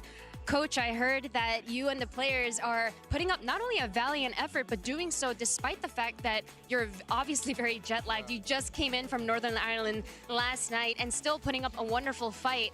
I think it's not surprising because Ethan mentions that he thinks that that's actually Loud's strength in your mental resilience. But tell us, as the coach, how are you keeping the boys focused, especially when you just traveled from so far away? We entered this game with the mentality that, like, just have fun. I think that will be a tough game. Of course, we wanted to win so much, but we need to understand that it's a process. Maybe we are not playing like in the ideal conditions, but I think that our team is capable to do anything. But this game was really close. We lost like 2 1-on-2s on the end of the game, so probably on Sunday we are going to be better, and I hope that we win both maps. Absolutely. Best of luck on map number 2. Obviously a difficult situation for the Loud guys, but it doesn't, I don't think, take away from what NRG did on Breeze. I mean, it looked like, they were starting to find that rhythm, which is quite scary here. And I'm excited, Ender, to see really what both teams bring to the table as we get ready for map 2. For sure, right? The Breeze was so many scrappy rounds that went both ways in the late moments, right? Clutch from individuals. I think Sunset, much smaller map, right? A little bit more about the set pieces that you can actually work into things. This is also a map that Loud are playing their unique, flashes and smoke style. Yeah, I would kind of caution brushing it off, though, to like a couple lucky rounds in a sense, right? Because I think Loud was in the game in the first place because of a couple really nice clutch rounds from us and Kawanzin in the first place. So it's those types of rounds that define games. It's the game plan overall that keeps you away from those being the difference maker. Especially on Breeze, right? A map where it's oftentimes going to come down to those. The 1% is the difference, but it always comes back to the game plan of how you're going to be able to close things out. But yeah, I think this is going to be a very different game here compared to Breeze. Loud have shown this a lot. It was pretty much their most played map throughout their run in Madrid, even back here in Americas. And they looked really kind of improved, I think, in Madrid compared to the first two times they were showing it. Especially their defensive protocols, the way they're fighting for space. QCK somehow looks way better on Phoenix normally than he does on Jet as well. They looked much improved. That's also a lot more tape to be able to work at and come in here. And I actually want to talk. Chet said something interesting there where they've been working on expanding, the agent pools, right? And this is a map that, to many people's shock, D1D1 is playing Jet. Who's playing Jet on Sunset this year? Solo Sky last time. Who's doing that? My question is, I don't think we're seeing the Jet screen, so I'm pretty excited. I already got some spoilers. Too busy talking. No, wait, but is it like fraudulent the way that Ender set it up earlier? I mean, it's not going to be the craziest thing of all time, but it is definitely going to be. I mean, speaking about Chet expanding some players, like who comes to mind in my mind? Obviously, D1D1. You're talking about the Jet here. Other teams are playing. You've seen Neon from Heretics. You've seen some Yoru from Cloud9. You've seen a lot of Rays, and that's exactly what it is. And the Gecko. It's the Sentinels comp right here, and I mean, you see Ethan playing the KO as well. Like, you're completely going away from. I mean, Sentinels won the tournament with this composition for a reason. It is incredible. Your retakes with the KO Gecko flash combinations on attack. You have so much util to cycle around. I also love to get to see that Raze coming out from Victor. I think the KO2 is so great at shutting down, whether it's the default control comp or even, what Loud are going to be running here as well. There's a lot of stall that they can break through. I really think, though, that Loud is very experienced playing against this comp. They played against Sentinels, and you've already seen it before. All right, well, there you have it, folks. We'll see what ends up happening in this one. I'm going to go ahead and assume this one's heading to map 3. So let's go ahead and send it to your casters. Hopefully you guys got a tent ready. We got Doug and Baby Bay. Thank you so much, GB. I'm not going to lie to you, Dre. I hope so, too. I certainly hope it goes 3 maps. We've got D1D1 on Raze for the very first time ever. And, you and I were chatting about it prior to the series starting. You were like, Doug, I've got a feeling. You were right. D1D1 on Raze. I mean, I think he's been grinding it for quite a bit of time. And I'm happy that they're finally implementing this because I had questions when we saw them in the kickoff. I was like, this is a map that is just really good for Raze historically, right? Like, it hasn't been out for long, but Raze is clearly one of the most prominent picks on it. And when I saw the Jet, I was a little worried about it. I was like, this is not the meta, right? It can be countered a lot easier, I think. And I think just Raze in general on this map is just more versatile. We'll see if he's any good at it. You imagine D1D1, he can work his way through most agents, but again, a treat, as we've never seen him play this agent before. I have a good idea that he's going to be pretty nice. I think you could put D1D1 on anything from what we've seen, and he'll be adequate. And maybe a little bit more than that. Astra, Omen, whatever, Energy on the attack. You see Wingman already going. Oh, that shock dart damage is big. That paranoia is certainly going to help. D1D1 already getting the first. But he still has nade. That was a free one, too. His Tui's couldn't see a dang thing. They're going to try to fight backside with nade? They are. Crashy swinging out. Kawanzin there with 2 big kills, flirting with the 3rd. Ultimately doesn't find it, but Victor's left with 10 HP. They're still playing inside the smoke. Sadak trying to creep his way out, trying to find a kill with the Frenzy, and cannot. Less now into 1v2. Cam cleared. Yeah, and he hasn't gotten that far. Victor's just playing with him. Playing with his food. There's the swing out. Bless falls, NRG get the pistol. I believe that's a 3rd of the series. They've won every pistol so far, if I'm not mistaken. And something that's so different that we're seeing now in this this new and improved NRG is their trading is so much better. Like Victor just getting this trade on Kawanzin, huge. And then just jiggling this. They're playing these scenarios in the post plant so well. And I think that's just a time thing. Like, I think it's just the synergy is a little bit more there. And I still don't think it's fully there either. I would agree. And that's scary for other teams.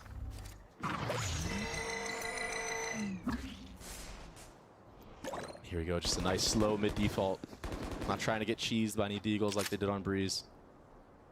QCK, were you walking in? And this is so much info gathered from him. Hey, they've cleared so much space. QCK, you mentioned him coming not far off. Marv caught.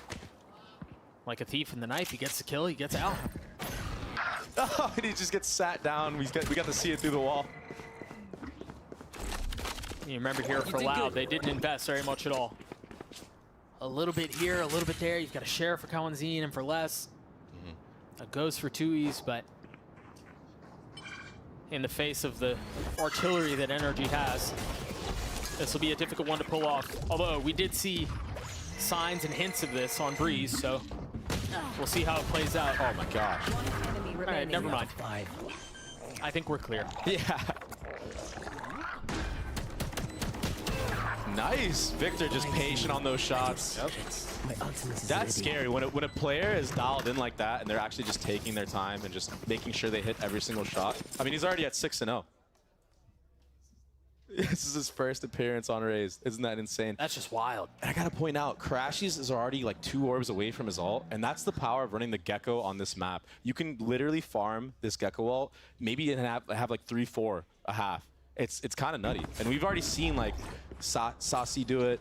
Yeah. We've seen PRX use the Gecko on this map. It's quite good because you can pick up the utility after you clear space. And also, you don't have to plant the bomb yourself. You can just use that little Gecko to plant for you while you just hold. Right there. And you need that against a retake comp like this. You see the ping on the minimap. Just on the other side of the wall, they realize there's a pocket there from Les as well, and it's actually Demon1 who fills that space for now. And the thing is, if they're really patient about it, you know that wall's going to get toggled again. He can catch something special, assuming the rotates come through. Either way, NRG turning their sights towards A. Oh my gosh, he found the timing. Wow! Oh my gosh. Yeah. That was so clean. I literally had nothing to do with Raze, but yeah, he can play Raze. You saw the satchel exactly. At the end. Come on. Cypher all invested just to secure the W. Oh no. Oh! I thought it was going to happen. Me too. 2Es managing to stabilize, and Kawanzine there to help. Remember on Breeze, there was a massive bonus that NRG was able to cash in on. This time, the possibility to do it again. With 3 rifles still to play with, Crashies has his ult. And you've got the Molly at the beginning to keep things back. This feels borderline impossible if you're Loud. Taps to do, and Dizzy's not going to find anything because of the smoke, but you're right. There's the ult. Demon1 with 3 on the round. Time for a rebrand, though. As 2Es is left alone. He's got to tuck tail. He's got to get out and save that Vandal. Dre, talk to me as we see this round expire and the spike go off. Talk to me about the financial implications of being up this big early on. You've got 3 rifles that you're carrying into the next, and you've got Ethan, for example, who's currently sitting at over 4,000 credits. What does that do for your and attack another it is bonus round snowball. You get more converted confidence because you're not scared to lose your weapons, right? So if you're not scared at all, sorry, these are beautiful shots. That's terrifying. He timed it perfectly, by the way. If you're not scared to lose guns, you're gonna take more risks. Yeah. And if you're confident in those risks, I mean, you just saw Demon1 just walk straight into market right there and just get a free 2K. It's fearless. This is a nice spot. 6-0 for Victor, 5-1 for Demon1. And the buy for Loud, not great. 2Es has a rifle. And you've got Les, who's taking a little bit of space too. Yeah, he's so pushed up, but he only has a deagle. Well, the thing is, that camp can't see him. Oh, he's gonna walk right in. Oh. Finding a beautiful timing around Victor's cam. What's the response from NRG? They're gonna try to re-clear it. Not letting Les have this gun, I think, is really important. Pushing him off the line, throwing the gun off the map. Goes. And that's an upgrade too. I think Crashy's had a Guardian right there. So they managed to keep their prized possession, keep it out of the hands of Loud. And we saw how good Les is with it. It's a wise play here. Oh, this flash is gonna be everything. Kawanzin has his fault line too. If there's enough of a Q, he can turn onto this very quickly. But they bait out both flashes. They don't really show anything. That paranoia, He saw it the could have been a omen. footstep, but it felt like a timing thing. There's the fault line. Tui's getting his kill and then getting out. That was so odd. Les is really far up here. Yes, he still just has a sheriff. Lands a little bit, deals some damage. Sadak was there to put him away. Yeah. May not have been the kill, but Could deny did the get some plant. damage done. Now Sadak trying to jump out. That and was clean up. a little optimistic. Low bro, and he can't. Demon 1 there to greet him. Crash, he's swinging backside, and that was a little labored. But the job was done. He's online. 63 HP as the spike ticks away. 8 bullets. That's all it is. QCK on the flank. Tui's was there on the first. Crashy's left alone. They're patient with this. I can't believe he didn't land that shot. Tui's with 3 on the round. Loud on the And board. another like eco and 1 by down. That was all after Les did, taking a all bonus the aggro space conversion into by that energy. main area, understanding that energy hasn't really been pressuring that area too much in the previous rounds, and understanding that they like to take mid. So he found the perfect timing to finesse this cam. Never And that saw him. opened up, yeah, it opened up the entire round for them. Then not only that, and then you remember the damage that was dealt mid, right? Delayed the rotation just a little bit, set up Sadak to get the shock dart kill. You know, Sadak gets so much value from the shock darts, even if it's just chip damage. Yeah. He just has those timings down. And this might be the first Raze rocket we see out of Demon 1. If he chooses to invest in this round. And I know Demon 1 fans everywhere are praying that it's not going to be a Rosa. Waiting with bated breath. He's got the satchels. What's the cue to go? There it is. Here we go! Well, that was underwhelming. He got out though. He founds Tui. And he gets the second kill. In the face of the flash, so QCK popped his ult. He's gonna swing out and try to take the fight. But Victor pushing forward, cleans him up. That's a round for NRG. We thought that he wasn't gonna get any value. Just take the site. 100% success rate. That's not bad. I could never, personally. Loud calling a timeout here as they face the 3-round deficit early. And Doug. That's unfortunate. That's so sad. But back to what I was trying to get at. We're 5 rounds in. This is round 5 or 6. This is round 6, I believe. And Crashies has another ult. This is what I'm talking about with the Gecko. You can just farm this ult on repeat. It's so good. And I mean, it's not like he's been quiet, right? He's 5-2 right now. He's getting his kills, you know, he's doing his thing. But you're right, farming the orbs has been so valuable for them so far. That's the scary thing, because let's say he just decides to just snap and just turn it on. Now all of a sudden you're talking about like infinite ult glitch. Yeah, like an ult every round, every other round. It can literally be possible every other round. And Loud struggling against this comp that, you know, PRX basically invented, Sentinels taking over the reins of that. And now NRG playing it, but, you know, it might be the same comp that they're playing against, but not every team plays it the same way. Right. And that's what's so unique about the game of Valorant. So many ways you can play and approach certain things. 2 rifles for the defense, 1 for 2Es and 1 for QCK. We've seen this defensive Viper wall, I believe, every round, if memory serves me right. Oh, that's a mid smoke to feint that they're trying to walk down mid, but I don't think NRG is going to bite on this. They're just going to commit to the B site here. Oh my Nice shot. God. That's the thing about Good there's time. some of the value that you see in Phoenix. Like, yes, there was help over the top, and that was the cue for him to take the flash and, And then another swing. freaking crash. He's gonna get more. He's gonna get more. He's gonna QCK get with that 3 thing. finally. And the trade The won't thrash come. cleans it up. Victor's there with the counter punch. 2 kills found for the Sentinel, and the spike planted. And he's going for the reflank, and this is huge because he understands how Loud likes to play this retake. They did double one-way here, and there's going to be a breach seize that can come through. Omen flash, but he's dodging all of it. Crashy just needs to live for as long as he can. And 46 HP though. Oh, he misses. And he's out. But the pressure They only have to applied and deal the with time the bought. Gecko. They're not budging. Oh my god, Crashes. Crashies full commits with the crouch peek. That was beautiful.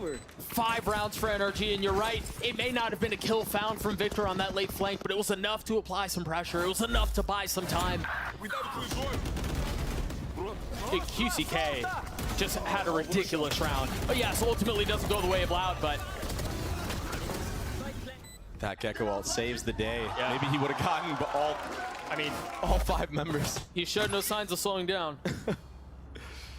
Demon 1 has been a menace in this series with the First Bloods. I think last map alone he had 7, and I'm already counting just myself right now. I think he's had at least 3 out of the 6 rounds that have been played in Marv. I haven't seen Marv do plays like this where he takes an instant timing in a long time. Oh my gosh, it's beautiful. Vintage Marv. 3 on the round. No idea. Huge flank. That was rolling back the clock. Literally. Spike planted. And that's This why is you scary. play with a fucking Cypher If I'm other on VCT teams watching Sunset. this right now, So you can have a trip mid. I'm scared of what I'm seeing out of this team. I mean, I thought we'd have a massive fight on our hands. But Loud, I know it's early on Sunset, but it feels like they left a lot of what they had cooked up on Breeze. And it's tough, man, when you've got Demon 1, Crashy's in, Vic at the top of the scoreboard, and then Marv just starting to get online and making big plays like that. I mean, NRG can run away with this thing, man. Demon 1 is one-tapping people right now. I mean, it's insta. As soon as they're on his screen, it's a headshot. There. The round's coming in triplets for NRG. Look at this. That was a nice shot. It was. That was such a good setup, but this right here, it really is, that's vintage Marv. That's the Marv that we learned to know on Omen, aggressively TPing, aggressively taking space, getting behind enemy lines, finding timing windows. And so early on, too. To be able to get that read with only, like, what, 6 rounds in play? Yeah. And it's not like he's been, like, lurking around in mid for, like, most of the game. Yeah. I mean, they've been hitting B, they've been doing some pressure on A, and they've had Demon 1 walk into mid. And I think maybe it was somebody that was just saying, you know, like, hey, like somebody from the roster, like, hey, Take the Jimmy, I think you could take this timing top mid. Okay, bet. He found it. Bet fam. You sounded just like him. NRG have leaned towards A for the majority of this round. Loud don't really have much to fight back with. They can take some space, and you see what the trap setups are already. Kawanzine is rotated back A in case someone hits, with 2Es taking contact. There's the contact. Les can take contact. UCK is there with the flash. You see the layers, right? They've got traps. Yeah. Everything is a little bit considered here. If this, then this. This should be obvious. If I'm NRG, they should hard clear this, and they do. And Mark! Again, that was off the TP. That wasn't off the timing. He committed the ult. Kawanzine and 2Es left alone. A Stinger and a Ghost. I got you.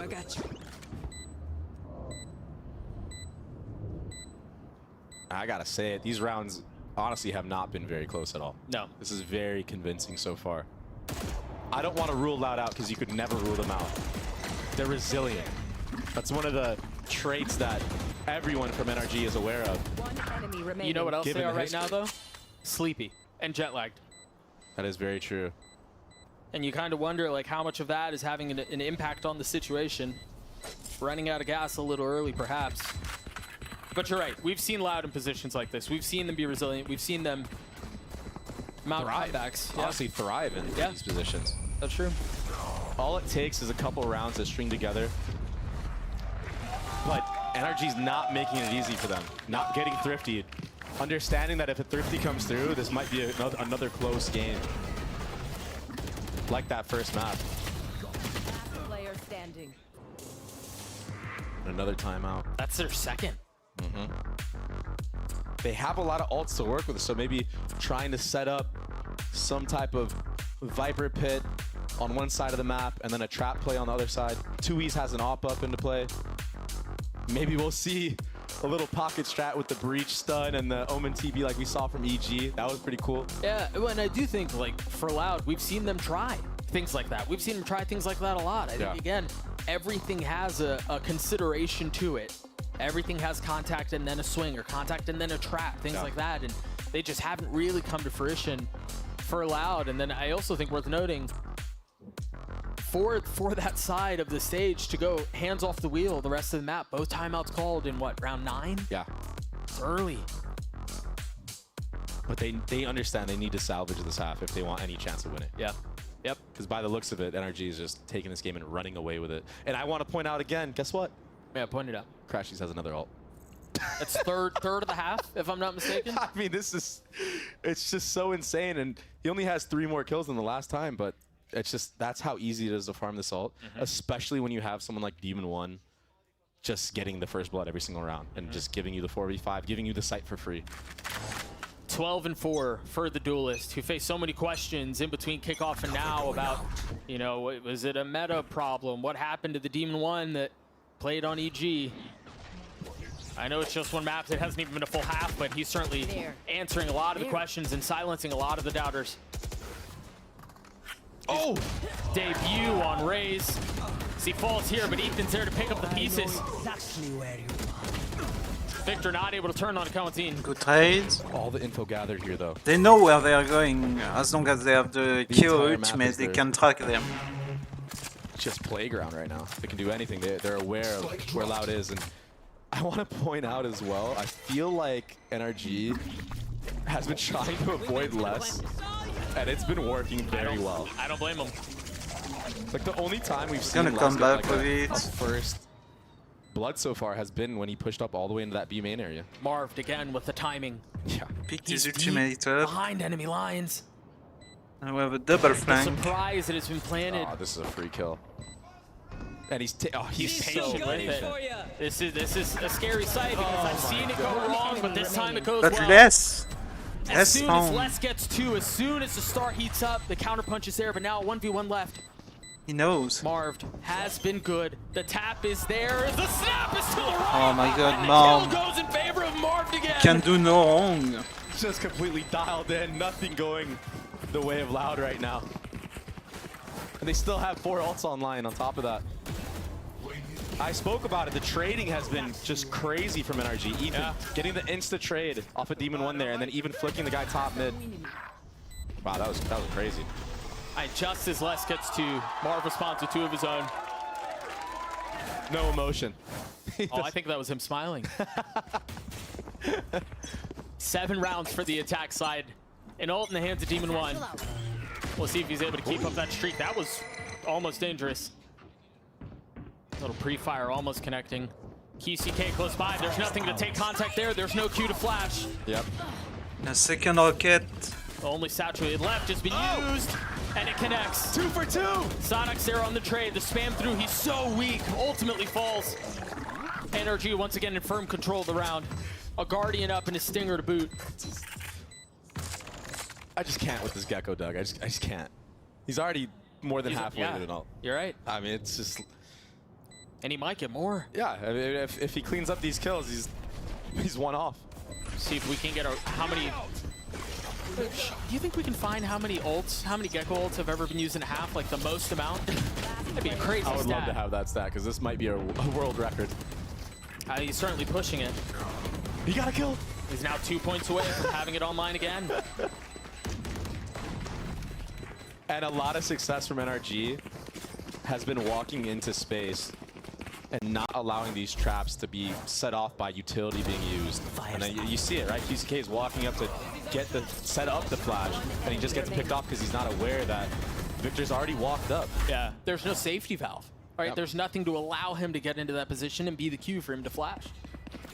This is good prep work from NRG. They definitely did their homework against how Loud likes to play and how their trap setups are built. So walking into a lot of this space on the timings they're doing, it's not just by coincidence. They know what they're doing. That certainly seems like they know what they're doing. Up 8 rounds. Loud have found very little to, I mean, debatably no success. It's desperation at this point, just pushing all the way up B main here with a one-way. They're just starting to They don't know. into this. They don't know about no Vic. idea. But QCK falls. He's going to carry that ult into the next round. He had it. Now they can just slow the round down, grab this B main orb if they wish. Cam was broken though, so maybe second guessing themselves. Nope, we're gonna contact again. Surely we grab this orb. Oh, is it already? It's it was already taken. grabbed, yeah. It's already taken. Okay, that's fair. Look at Marved again in that mid area of the map. Colin with 2 big kills, but Ethan once again on the trade. Crashy swinging out, deciding he didn't want the fight. Throws it into reverse and gets out. That's because Marv is so far up. This kill is everything. It lands on the less. And just like that, the map is wide open. Oh my gosh, he's just a freak. He's a menace. He's an absolute menace. You see the pings on the minimap, understanding there's a real good chance he's taking that timing. And they're right about it. Kawanzine, no fault line. Hey, we have Gecko ult again. That's actually insane. The reposition from the controller. Oh, he just turns though. But they're both playing an elbow here. Oh, this timing is everything for Sadak. The fall line should be enough of a cue. Marved on the turn. The ult was used. Crashies has to push forward. Feeling the walls closing in around him. A 1v1 now. The Molly to buy some time. QCK tanks it. He has no idea. Oh, he heard him. Footsteps betraying his position, and now the bullet's confirming. Oh Damn. my gosh. The Red Bull clutch for Crashies, and the 10th for NRG. They just win every clutch. Oh my gosh. This is ugly now. This is a roster right here. I mean, Loud got 4th in Madrid, and we touched on it, right? NRG, even with only like a couple weeks practice, maybe not even, they almost made it to that event. They were so close. 1 map away. Taking Sentinels 16-14 on the first map. They lost it. With time under the belt. I mean, they look clean. I'm pretty sure I've only seen QCK use 1 ult. And the trades again. Ethan's been so, I mean, really, NRG from top to bottom have played this map so confidently. But Ethan really stands out in memory of how aggressively he's played, how confidently he's swung. And I think it goes back to what you were talking about earlier, the trades. Yeah. The reliance that they have on each other and the confidence to take these fights and know that there's a good chance they're going to win them. They're so dialed in on the basic things that it just opens up the hero plays like this. Yeah. From Demon 1, another first blood. QCK took that And ult the in breach halftime, ultimate saving even. it for the second half, I guess. I don't know. He held on Like to that Loud for a is long time. completely lost. Has found a pocket. They knew about the pocket mid. They don't know about this one. 1, 2, oh no! The Dizzy almost keeps it back. Holy shit. I don't know. We can call this salvaging disaster. They get their second round, but well, Les definitely salvaged that round from being a loss, because that was looking the way of NRG. 10-2. This is insane. And almost 11-1. Yeah. That was crazy because the Dizzy flash was thrown forward and it gooped backward. Look at Sadak, he's vibing. Hey, we got one, boys. We got 2. There's a lot to be said about a leader that maintains his composure in positions like this. We're actually going to throw it down to Smix, who's standing by in the co-streaming booth. Thank you very much, Doug. Sitting here with the lovely Piplup Tiny, or Anita, as well as Kelly. Kelly, I'm going to start with you because I know you have a certain husband that is currently playing on the server right now, and I have to think that the score is making you quite relaxed. After watching Ethan play for all these years, I can never be like relaxed, so I'm not gonna say anything. I'm just hoping for a good game. Okay, I like that. Let's not jinx it. We don't want to jinx anything going on over here. And Anita, I know earlier on you were talking about how you're watching C9 and how it felt really nerve-wracking. How much of that do you think is because A, Ascent was mind-boggling, and also B, you're here in the Riot Games arena? I think it's both. The crowd is super loud and really energetic, so it's like adding to everything, and it was really hard to tell. Like, it's really hard to tell who's like gonna win the next round, but it's really exciting and fun. I love that you guys are emotionally supporting each other for the different matches, because had it been C9 versus NRG, I don't know what would have happened on this co-stream. Before I let you guys go, obviously we would love to see them be able to close it out, but we do see some interesting things happening with NRG this time around, some new agents coming out from different players. What are your thoughts on that?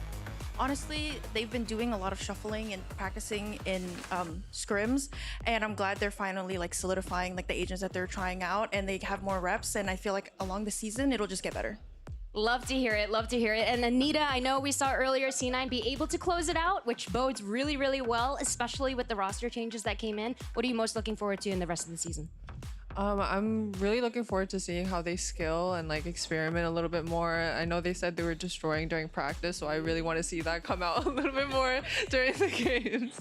Maybe make it a little bit less stressful for you and the other C9 fans. For now, thank you both so much for taking the time for this quick interview. Let's head back to the casters. Thank you so much, Smix. Yeah, shout out to everyone in the house. We've got co-streamers. We have Tupperware who's here as well. It's a party, and I wish I could say it feels like a family-friendly show, but given what NRG are doing to Loud, I don't know that that's the case. Maybe the potential for a comeback, but it really doesn't feel like that'll be what plays out. It's going to be a Loud storm. on the attack side now. They've got the Viper wall to conceal the way, but they're going to be pushing into elbow. They're going to be pushing into this crashy demon. Oh my god. And as soon as I call their name, they get two. Oh no, Doug. They managed to get out too. Kawanzine took some damage there. It's just not the two players you want to be stepping into at this moment of time. No, and I think if this goes the way we think it's going to go, the way it seems like it's going to go, this will be 4 pistols for NRG. Unless Loud can pull off something pretty ridiculous. And so far, this might have the makings of it. Kawanzine and Tui's left.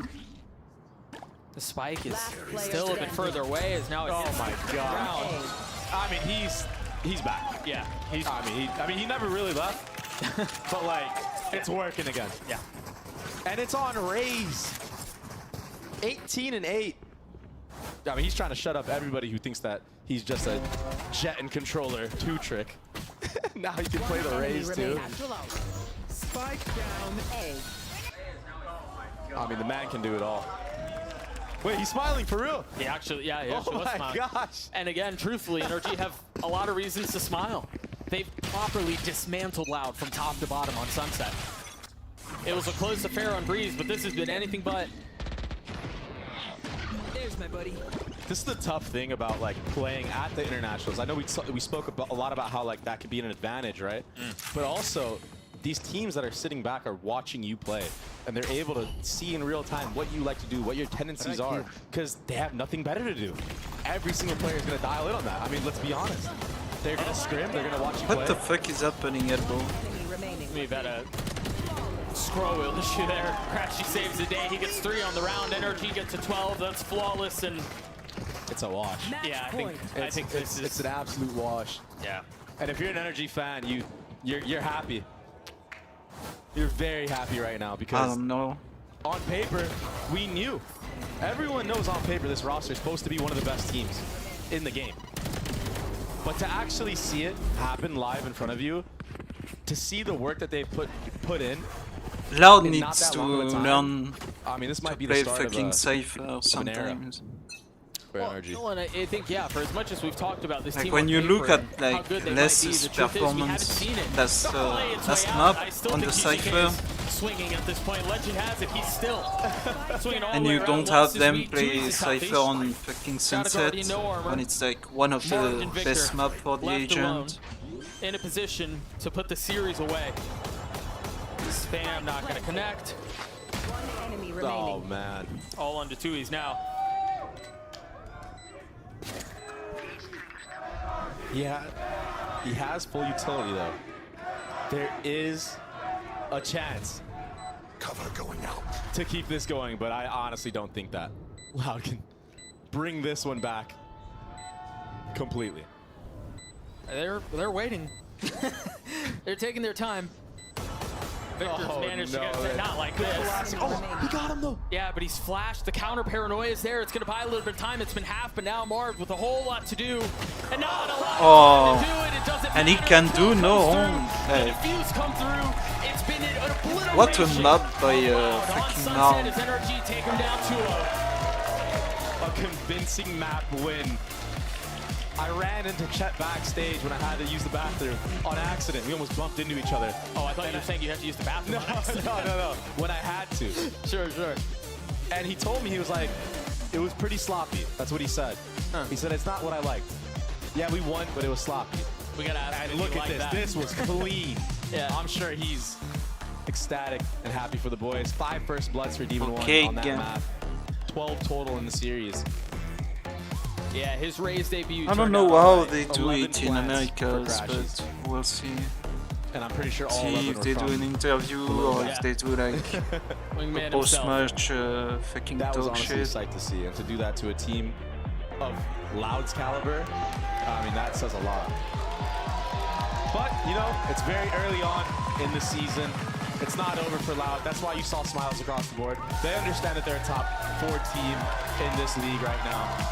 Well, and yeah, I do think, I want to very quickly go back to what we were talking about earlier, because on paper, this has the chance to be one of the greatest rosters to potentially ever play the game, right, from top to bottom. But I think questions abound for everyone. Can they translate it? How many times across esports, across traditional sports, have you seen a super team built that just doesn't click?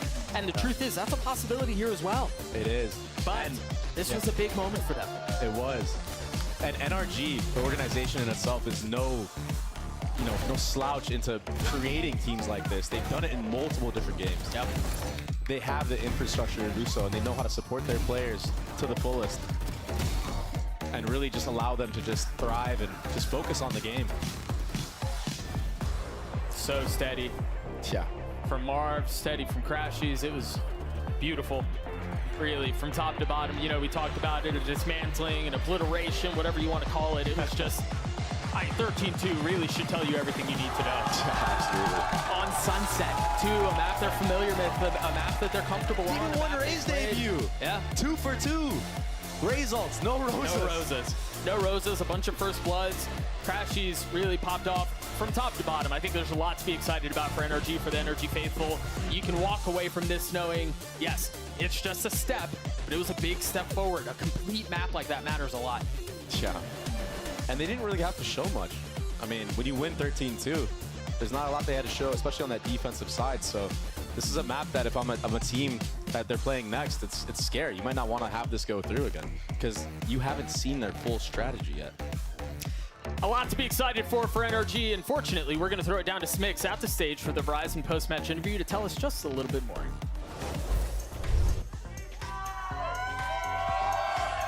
Thank you very much, Doug, and congratulations, Ethan. NRG walking away with a win today, 2-0 over Loud. I know after kickoffs, all of you guys were talking on social media about how you have a lot of work to do. There's a lot of practice coming your way because you didn't get that much time. After those games, I mean, from our perspective, honestly, NRG looked great. It was just that loss to Sentinels, who eventually went on to become the Madrid champions, that knocked you out. So what were those initial learnings from kickoffs that you took to heart when you went into practice? Yeah, I think, you know, we have obviously a lot of good players, but we got to figure out how to use them. And like you said, we didn't have a lot of time, so chemistry is a huge thing in this game, and we just needed time to build it. So we're getting there. I asked Chet the same question, but I'm curious as the in-game leader what your perspective is as well. I asked Chet, you know, like you just said, this roster has so much talent. The sky is really the limit with all of you. How close do you think you are in reaching your full potential and showing everything you have to show? Yeah, I think we're always improving. So, I mean, I don't know. Yeah. The sky's the limit with these guys. So I think, you know, as long as we're improving, that's all you can really ask for. And we're getting better for sure. So it's good. Absolutely. Chet had mentioned that one of the things y'all were working on were trying out new agents, and we certainly saw that on that second map with Gecko as well as Raze. So tell us, like, where do these ideas come from? Does it come from the players themselves? Are they suggestions from you or Chet? Yeah. I mean, since we didn't go to Madrid, we had a lot of time to test stuff. So there's a lot of testing behind the scenes, and you know, everyone's able to play a lot of stuff on this team, so it makes it easy for the coach and me too. So yeah, there's a lot of experimenting, and it's looking good right now. Yeah. Love the versatility that we always get to see. I think my last question is, based on what you just said, I'm sure you also saw the games that were being played over in Madrid. We saw Sentinels obviously go on to become champions. Now that some time has passed, what is your reassessment of sort of the competition on the field?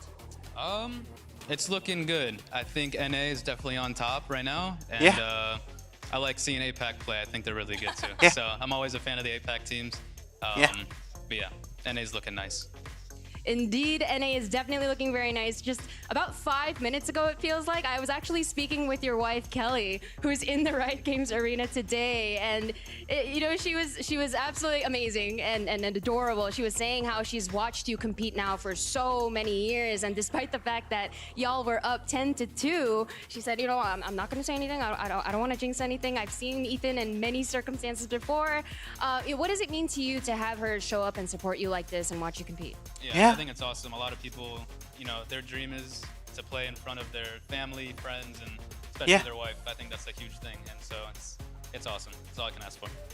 All right, Ethan, one last question for you. Obviously, in-game leading was something new for you, especially at the beginning of kickoffs. Now that you've not only had time to be an in-game leader on the stage, but of course, most importantly in practice for as many weeks as it's been, how do you feel like you yourself have evolved in the time that you've had to do so? Yeah, it's just a lot of learning. You know, it's a big challenge for me coming into something this new, but this is definitely the best team to do it with the first time. So it's definitely challenging. It's hard, but I like it. It's fun. Well, you're definitely making it look easy. Congratulations once again, Ethan, as Energy take down Loud 2-0. We are going to head to the desk with Golden Boy to wrap up day number 1 here at the VCT America Stage 1.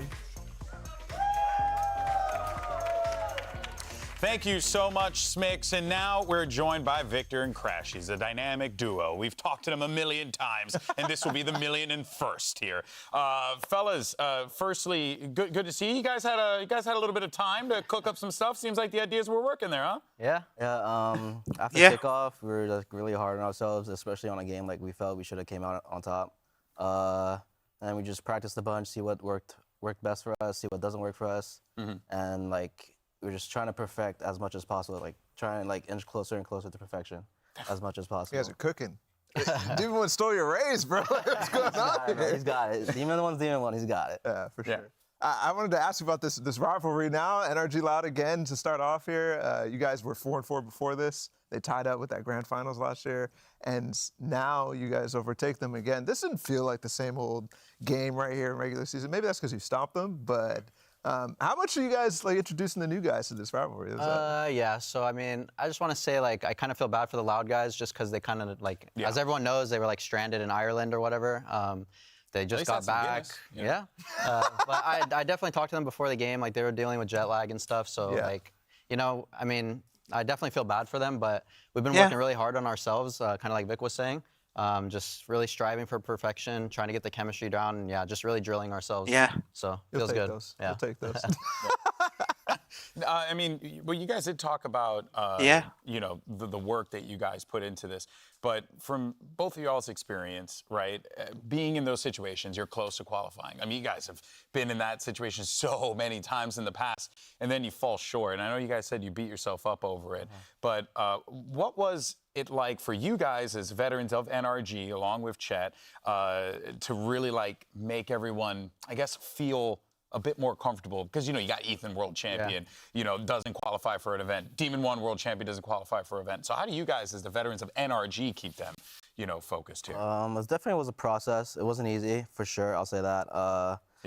Everyone's coming from, like... Personality clash, or was it just... Not really, but everyone's coming from, like, high accomplishments. Like, for example, they came from EG. They just won champs. Fair.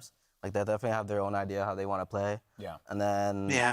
It's just a mix, like, or sorry, it's just like, the problem is just figuring out how we can just put everyone together. How everything gels, right? How we can put everyone together, how we can compromise on how we want to play out situations. How we want to play clutches, just stuff like that. Like, just come to a compromise on how we want to play every single situation. So everyone's just on the same page naturally, and just because like that. And there's no like confusion in the middle around and like, do we do this or do we do this?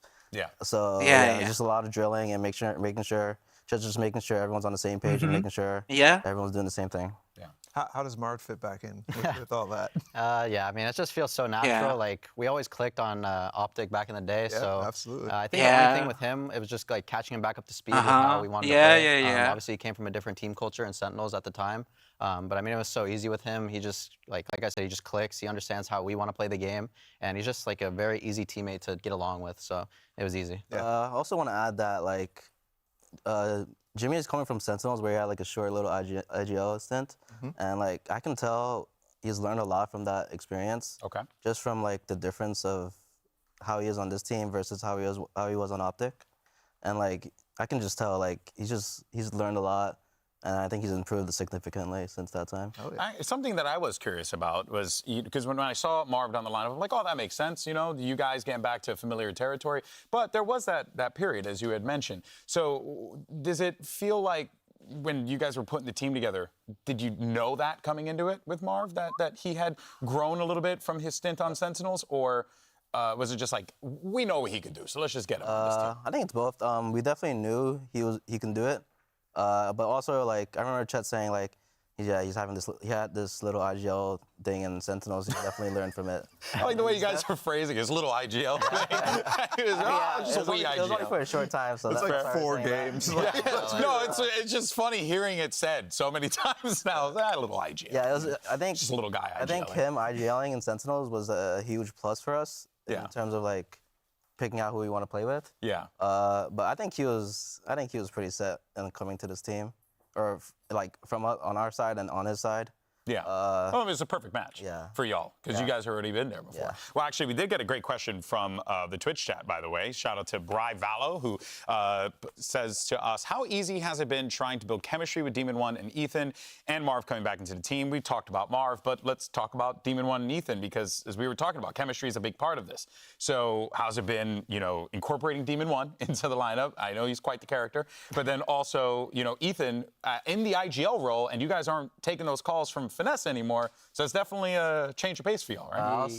You can go. Yeah, it was definitely a process. I mean, we knew Ethan like from Counter-Strike back in the day. Even outside the game, we were like really good friends. So I say transitioning into him was obviously easy. He's in a new role, which is like IGL is not an easy role. So we definitely try to support him and help him as much as we can. Yeah. We know how hard it is because I mean we play with FNS, who like was the GOAT. So we've been trying to like just get Ethan just as much help as he can get. And then D1D1, he was pretty easy as well. Like he's just that guy that's like stone cold and he just wants to like be the best. So he just oozes it into everyone. Yeah. Something I really respect about Max is that, like, he came back, or he's last year he was like champs MVP, and it's really easy to let that get to your head. But like, I feel like he's humble to this. He is very humble, like surprising. Like it's very different from his outside persona, like outside the team. He's very humble. Like he's a good teammate. That's the only way I can put it. He's a great teammate. That sounds so weird to me. Given last year, bro was catching fines left and right. To be fair, though, that was the outward personality. Inside, seems like everything's always fine. Yeah, he's like really willing to learn. Like he accepts anything we say, and not just that, like he's not afraid to say what he wants to do. So I think that's really good. Yeah, that helps out a bunch. I can only imagine here. Of course, folks, let's go ahead and take a look at where we are with the schedule and what we're going to be checking out tomorrow, mañana. We got ourselves some pretty solid ones. You got G2 versus EG, and then it's going to be the Sentinels taking on 100 Thieves, because we really, really like followers on our Twitch account, clearly. So, guys, thoughts on this match? Thoughts on Sentinels, man? I mean, you guys, you know, had to see them win a championship over in Madrid. How you guys feeling about that? Ready? They look very good. I definitely think that game is like a juice box. Like the viewers will definitely be getting like, you know, everything they want in that game. I kind of feel like it's becoming like a classic in itself. They always play now, like Sentinels and 100 Thieves, like the clout match. But yeah, Sentinels, they look amazing. We scrimmed them a few times, and yeah, like they're still looking good. So looking good. Definitely the team to beat. Yeah, still looking. Not a shock there, but of course they're gonna be juicing now. Yeah, you already know. It's gonna be nutty. All right, guys. Well, before we go, earlier we asked Ethan who he would give a free sub to, and he said FNS. But turns out Sam was watching, and we want to show you guys his reaction because he stole that free sub. Let's take a look. quick, very serious question for you. If you have a free stream sub to give out, would you pick FNS or Sam? I'll give it to FNS. I think Sam's got enough. Energy! I'm sure FNS is very happy to hear that. Best of luck today. Well, right, Sam's everyone, left the team. Okay, so hate to see it. We've lost him. I agree. Sam's got enough. Sam's got enough. Sam's got enough. I love that. Sam's got enough. Oh, man. Well, guys, I want to thank you all so much for joining us here today. Always a pleasure to talk to the both of you. Congratulations on a massive win. Look forward to seeing what the rest of you guys could do throughout stage one. It's going to be awesome. All right, folks? Well, that is going to do it for us here today. But don't worry, there's so much more coming right here tomorrow. Same time, same place. We look forward to seeing you then. Take care. Thanks, boys. Yeah, tomorrow we have a very hype match too. It's Sentinel 100 Thieves. And before that we have prepped and be prepared for G2 this matchup to come into stage one and fire on all cylinders. against Get out of my way!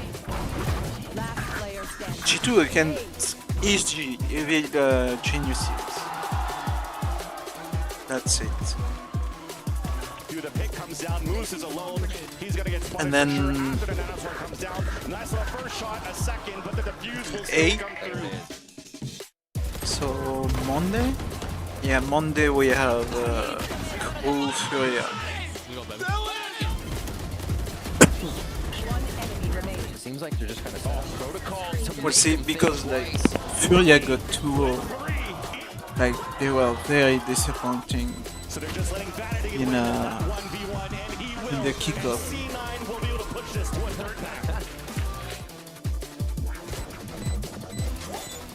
So I guess I would say probably G2 tomorrow, and then Sentinel is expected, and then Monday probably Crew. Okay, we are gonna swap to PoE now, basically. New rookies, new ideas coming in.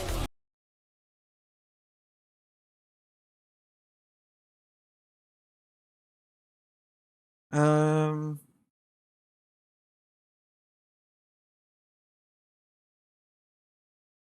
gonna swap to PoE.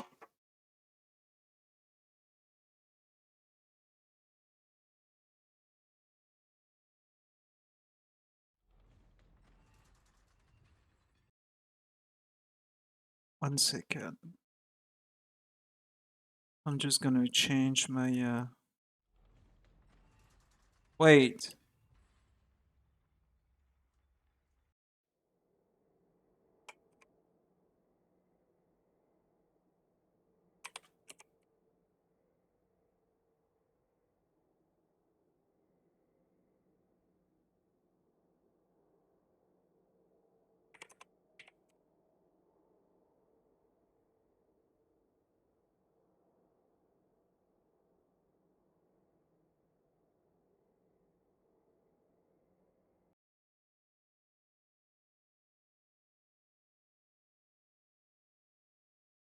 That's modified. Is it? Yeah, should be okay.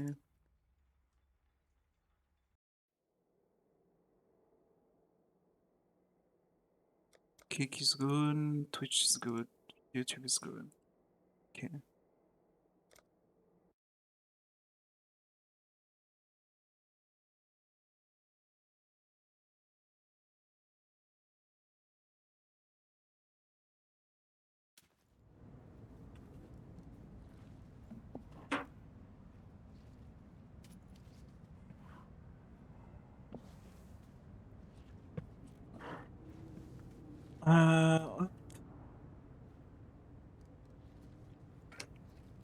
There we go.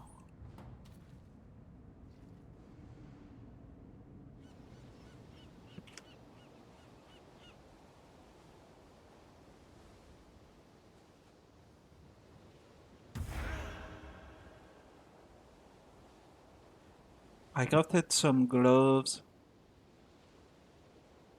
I need to recraft my armor. I can skip like the 40 fire rays and then the lightning rays. So I need some cold rays on it. I'm gonna craft a big flat life. Defense wise, I'm okay. I haven't ascended yet. So I'm gonna get like 600 armor and evasion flat.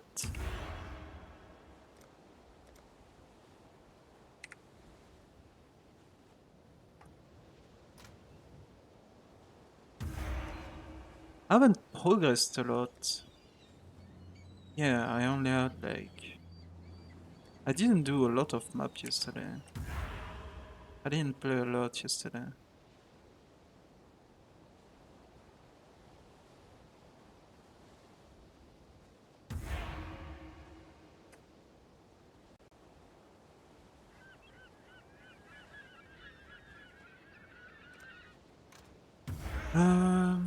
I have a lot of tier 8 though.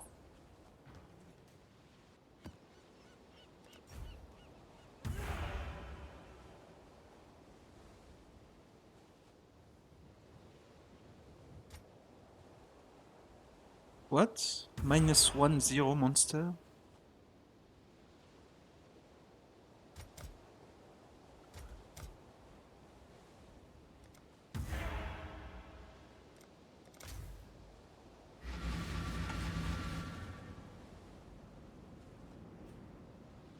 Jax DX seems to be a really good option, honestly. Because I tried to craft a better axe, but...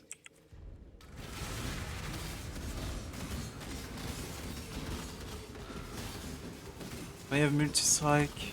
Yeah.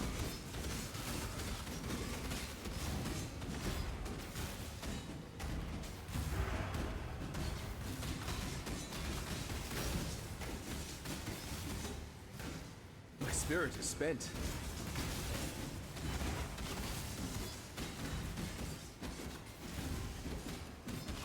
The only problem I have with Bleed is my cruelty is very bad right now.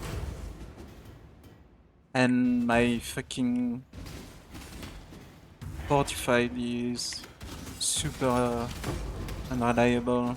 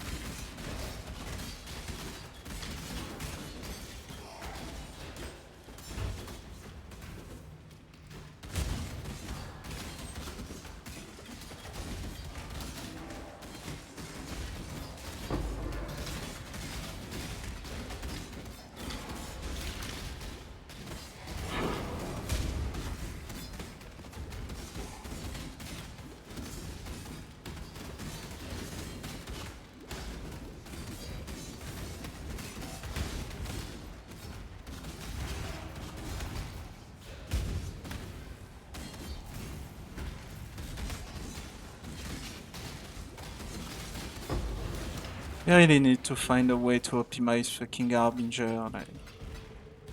It's always so fucking cancer, like...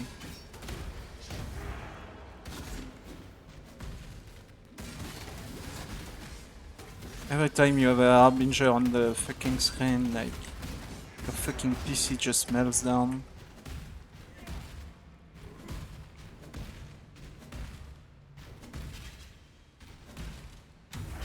Got another one for you.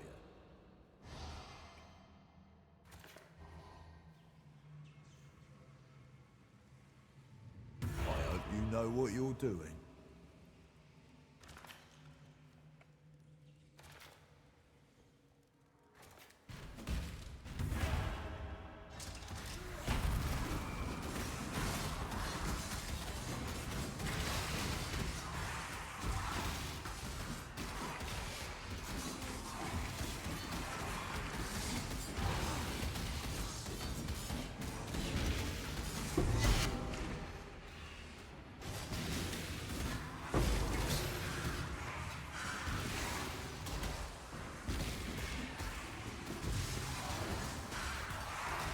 spirit is spent.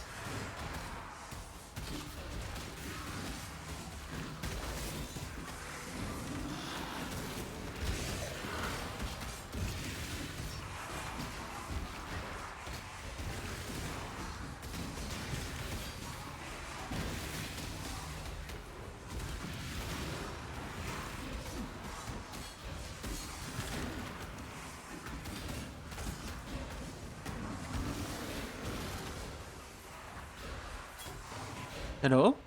Why can't I do shit?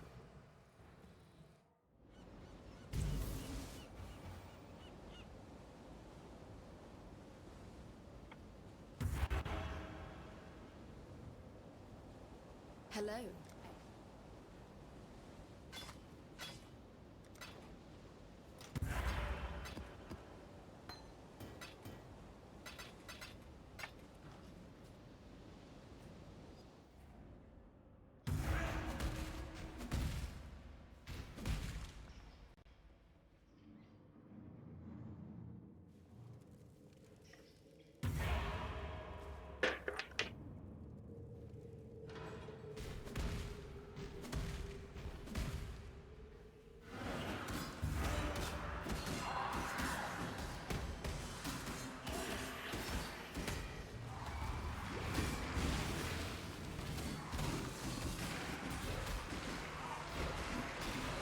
Oh, fucking effigy, yeah. Fucking effigy and just fucking shit ton of mob with shields. So if you don't have fucking area from all sides, you can't fucking kill them.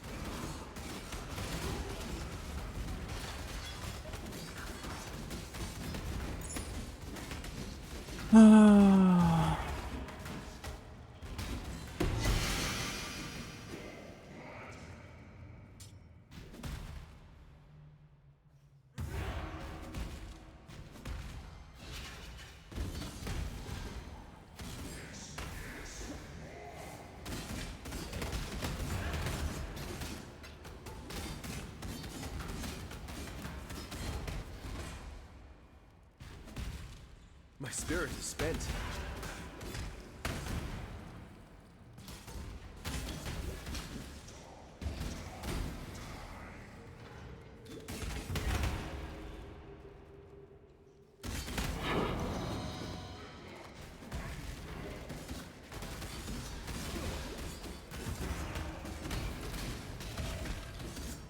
We're almost full up, Excellent.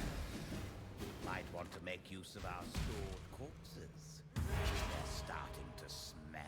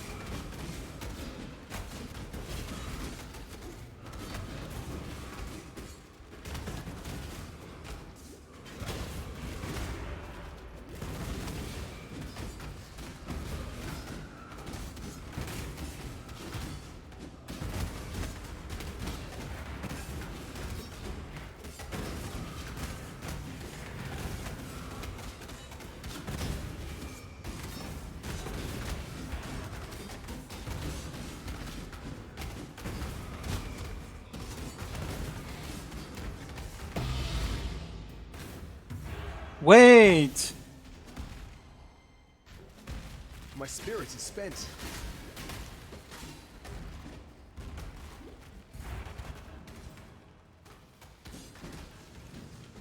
What?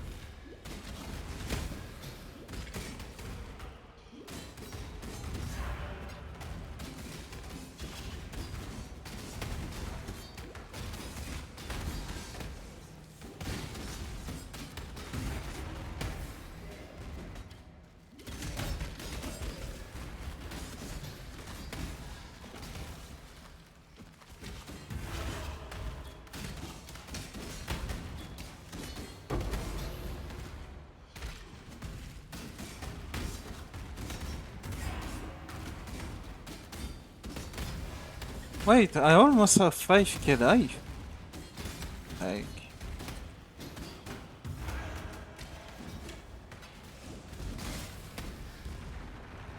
And I'm like...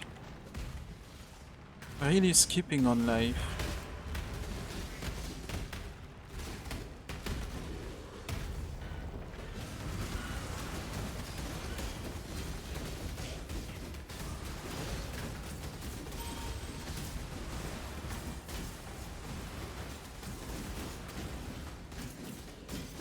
Taking my regen.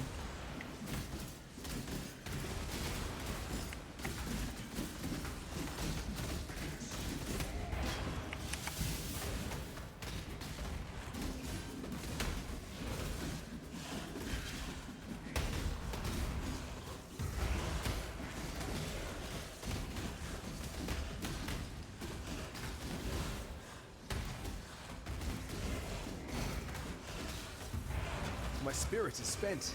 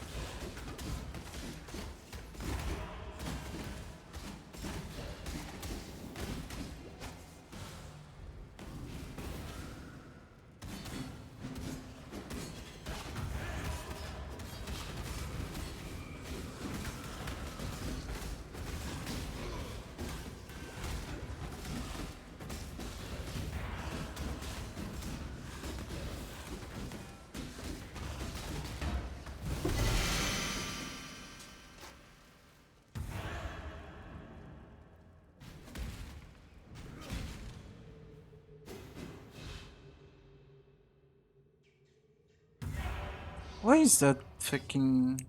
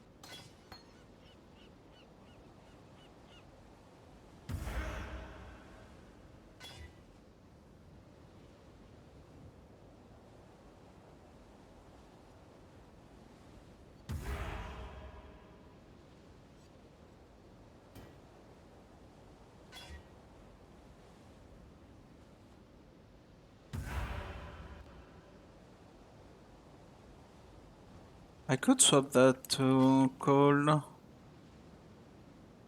Fire. Fire to coal, 500. Swap it to coal. 4 flat fees is okay. The life is okay. It's not great, but I can craft 10% or 8%. 5% obviously.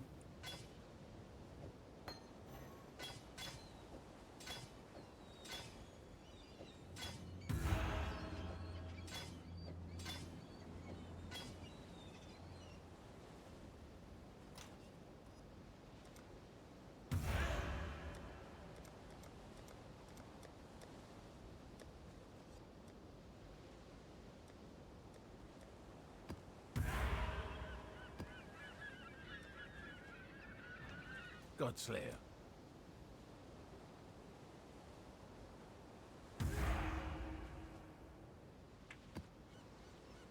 Stay vigilant.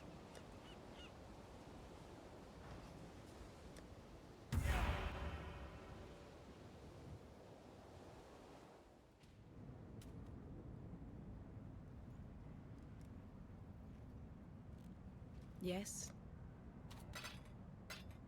For freedom.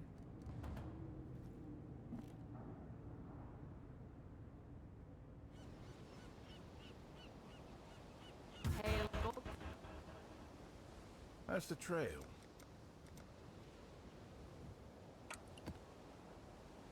Stay vigilant.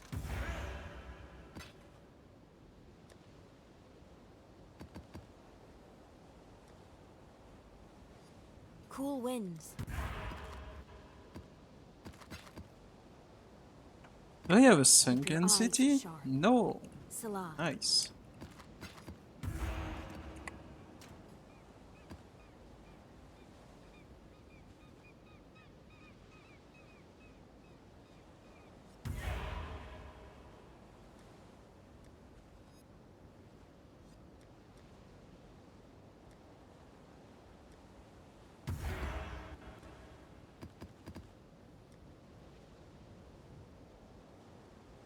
Siege courtyard garden.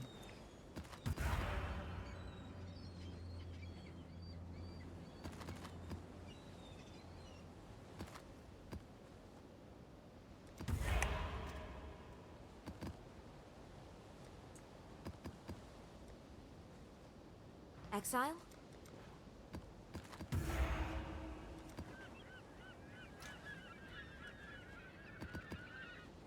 Salah.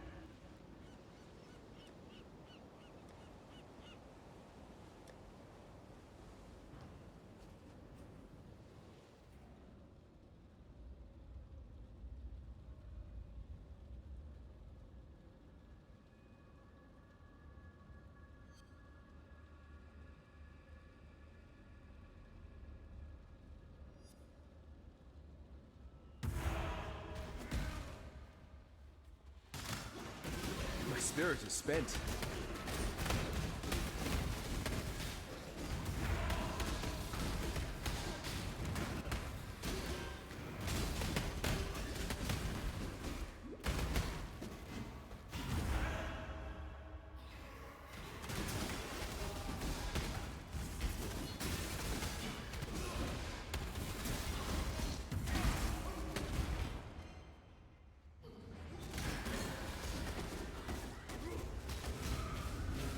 I can't do this just yet.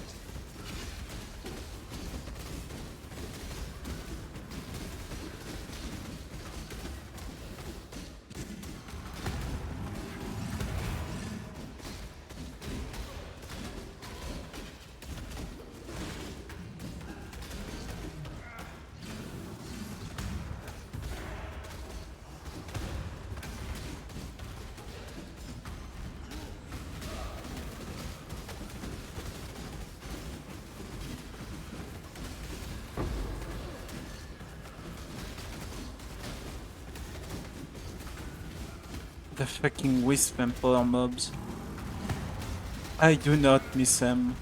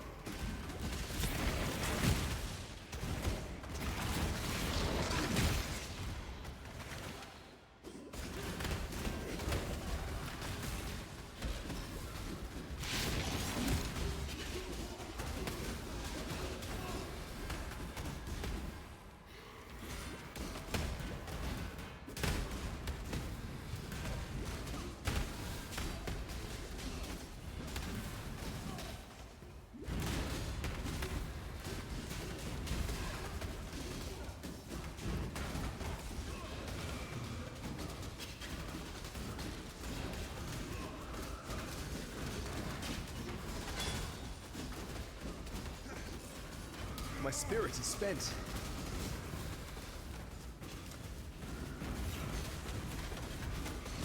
Morg's almost full, exile. Might want to take care of that.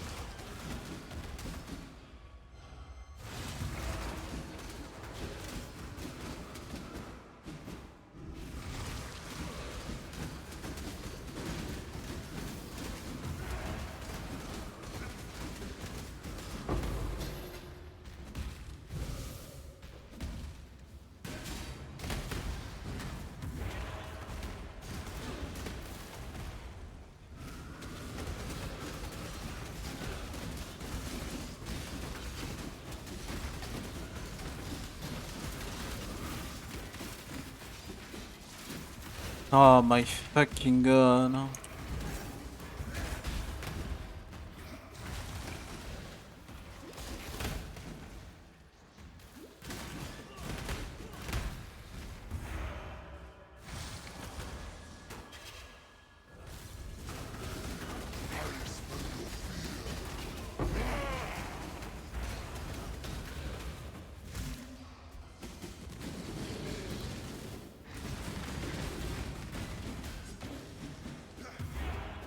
My spirit is spent.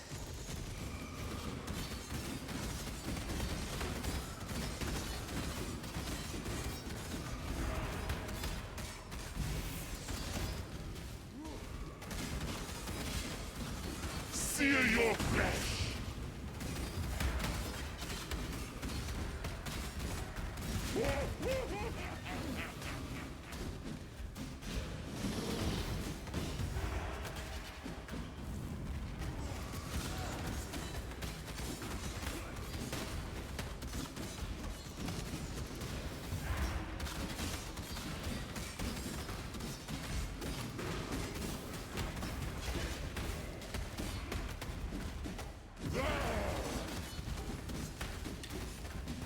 Seal your flesh.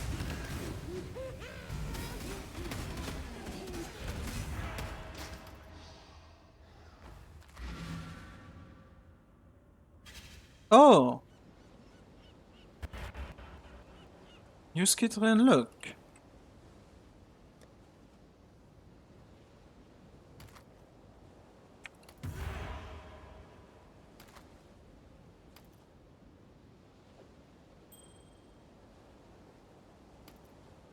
Blessings.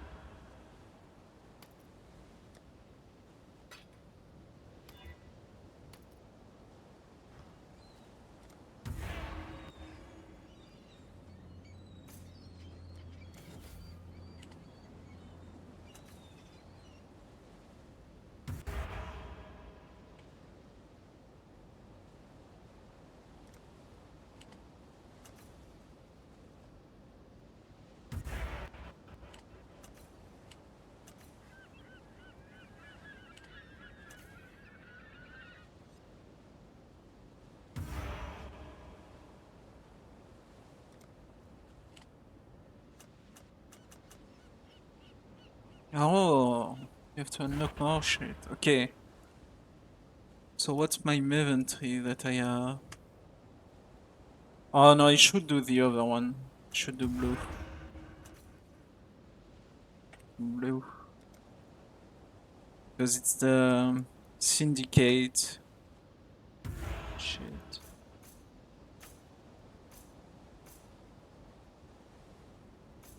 Syndicate breach and stuff.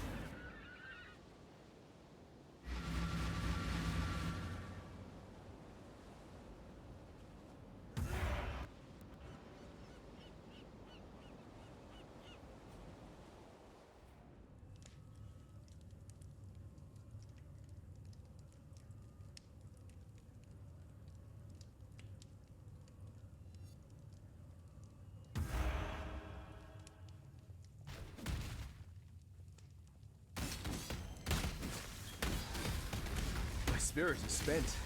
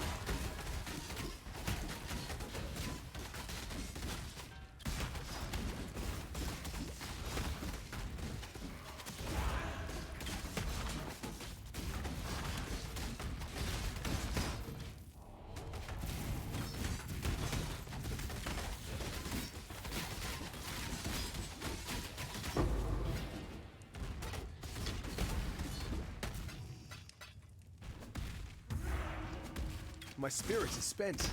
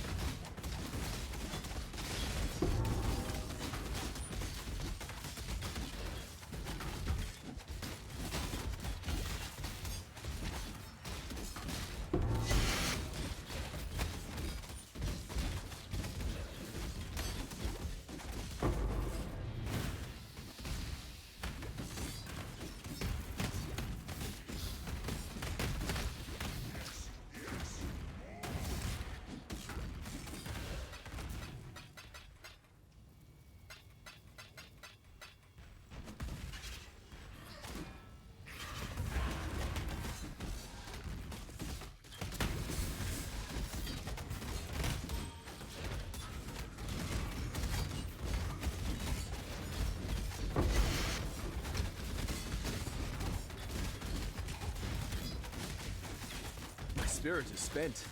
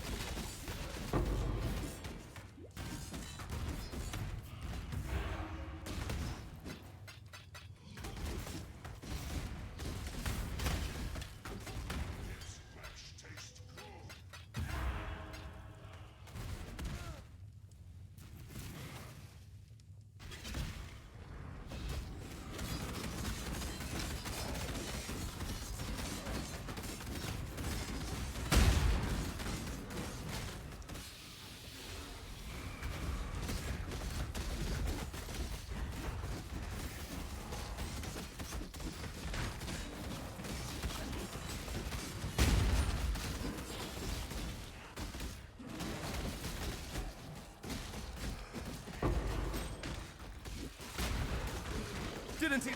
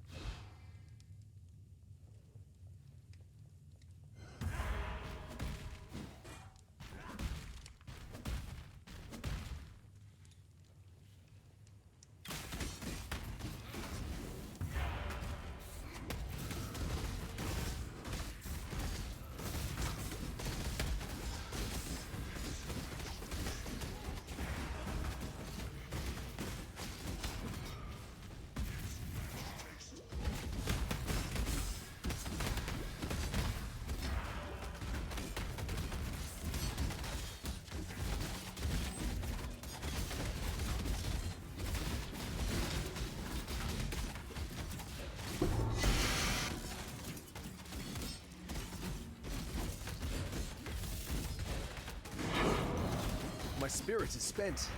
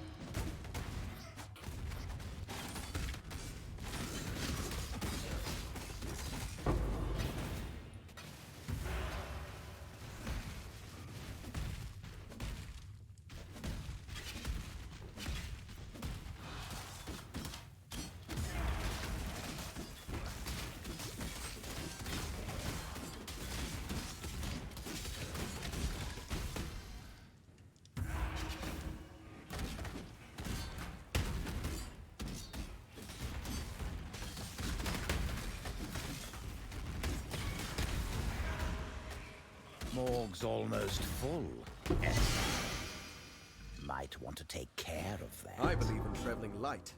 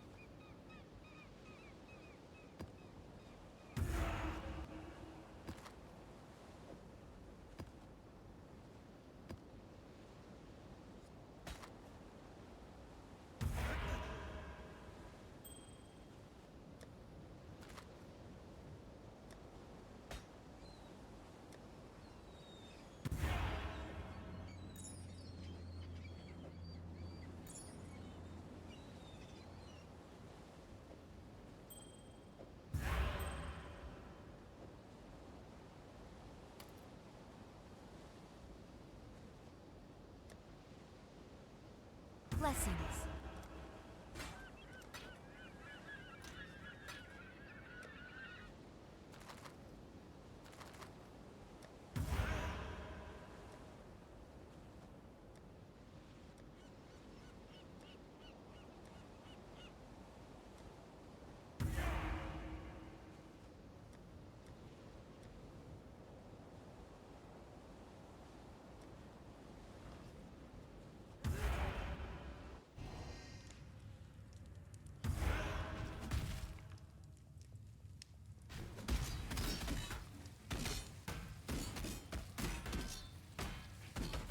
My spirit is spent.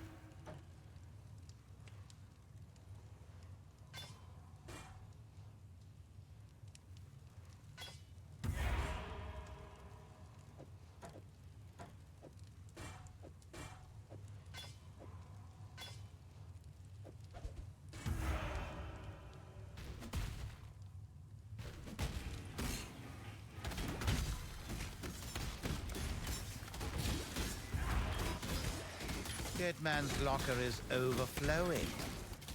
Time to make some tough choices.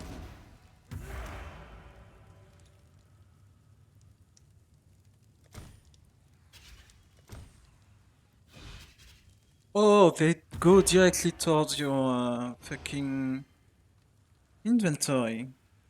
That's nice.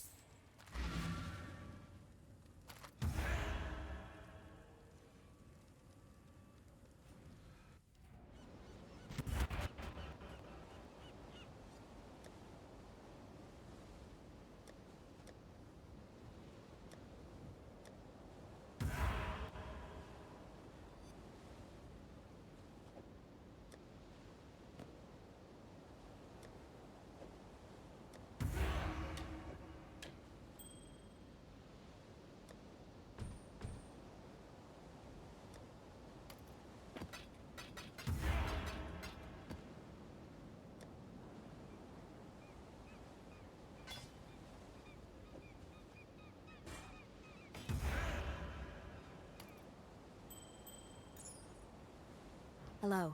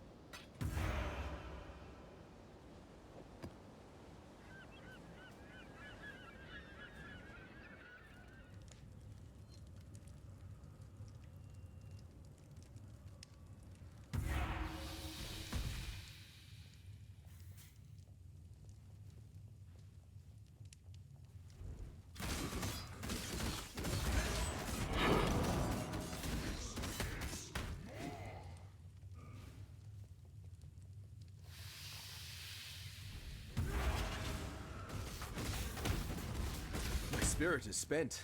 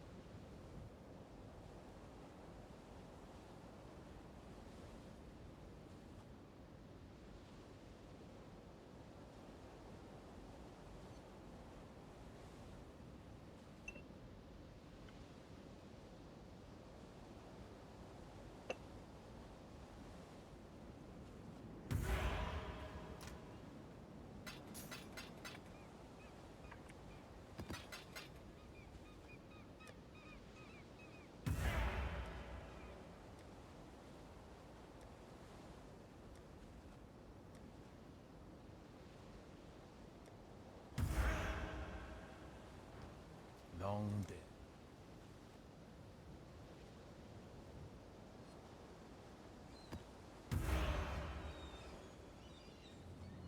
Got my eye on you.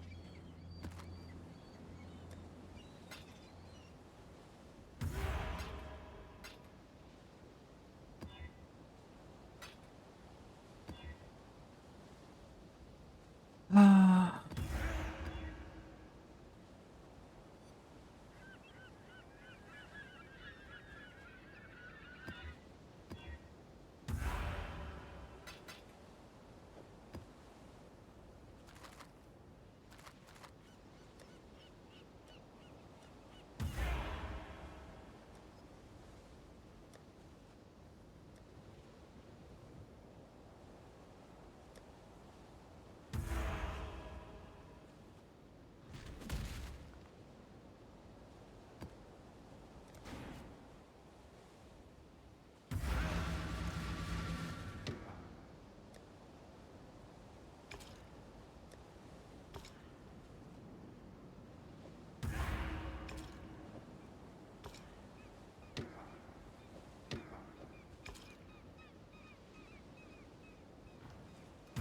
day.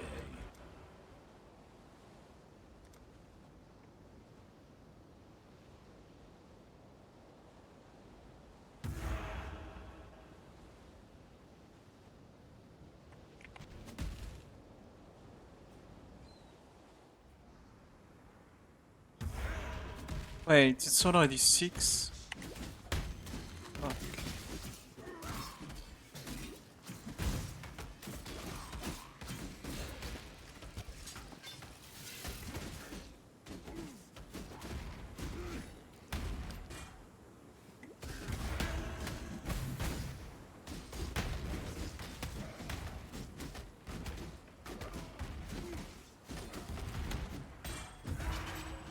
My spirit is spent.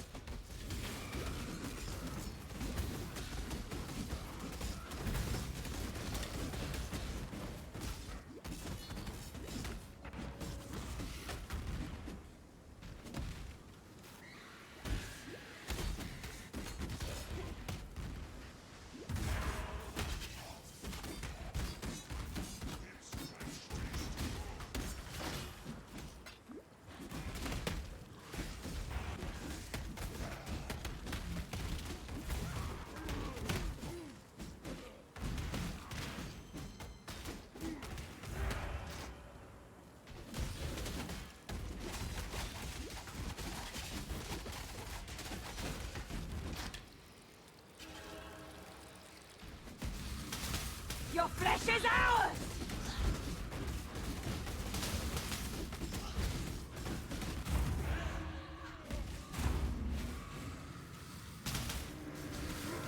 Dinner is served, children! My spirits are spent.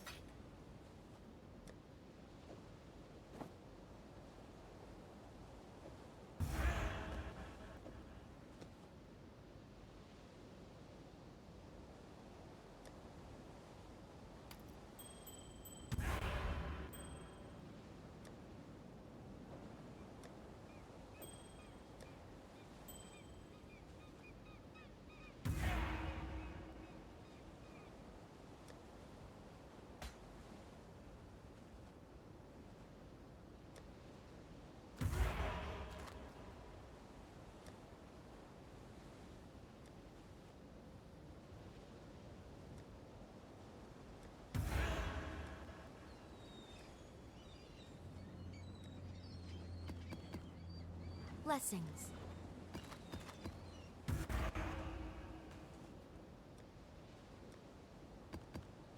Cool wind.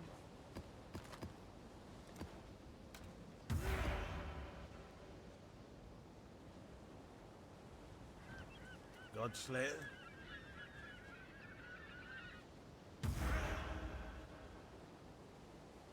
job never ends.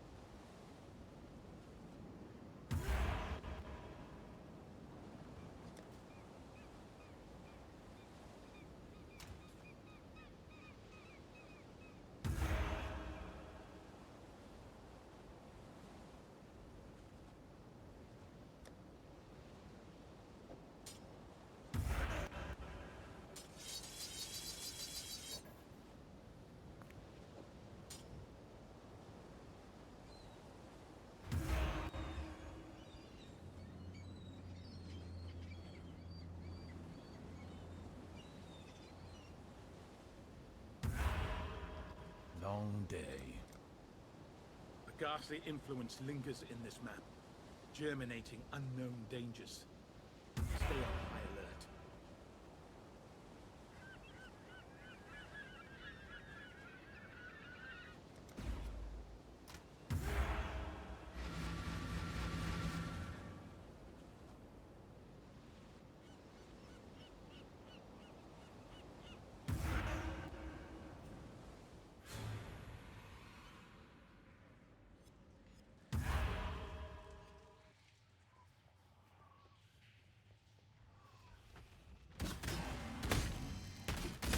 My spirit is spent.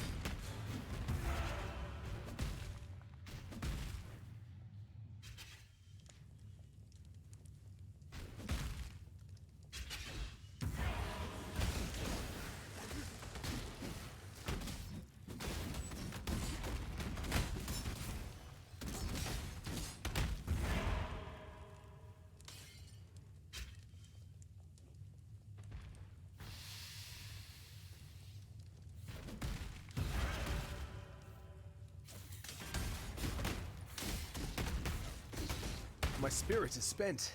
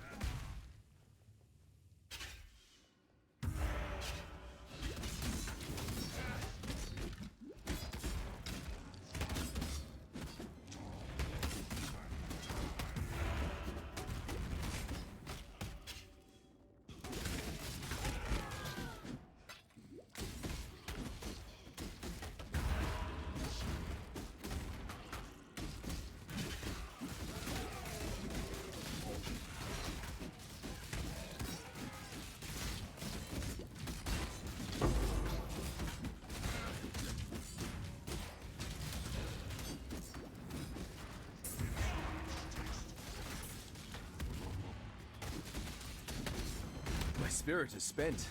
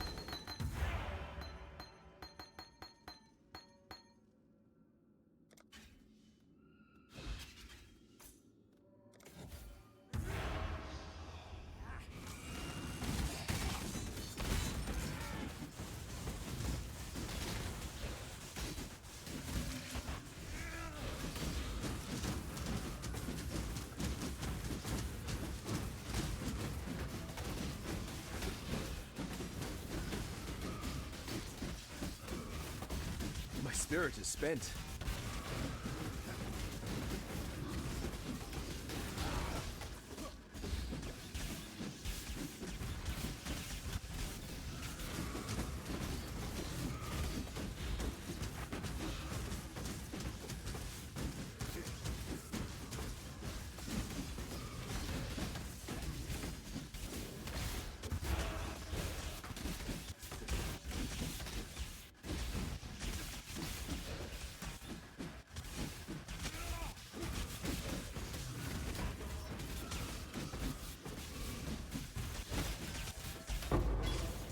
I believe in traveling light.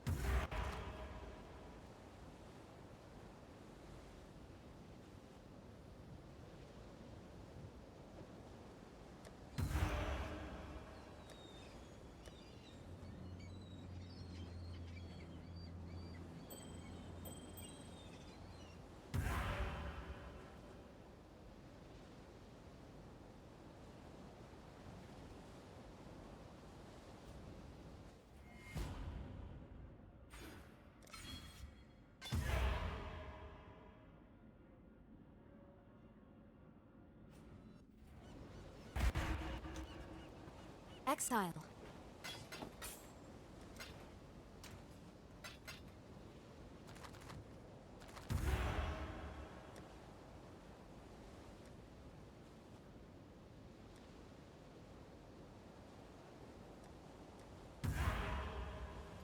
How's the trail?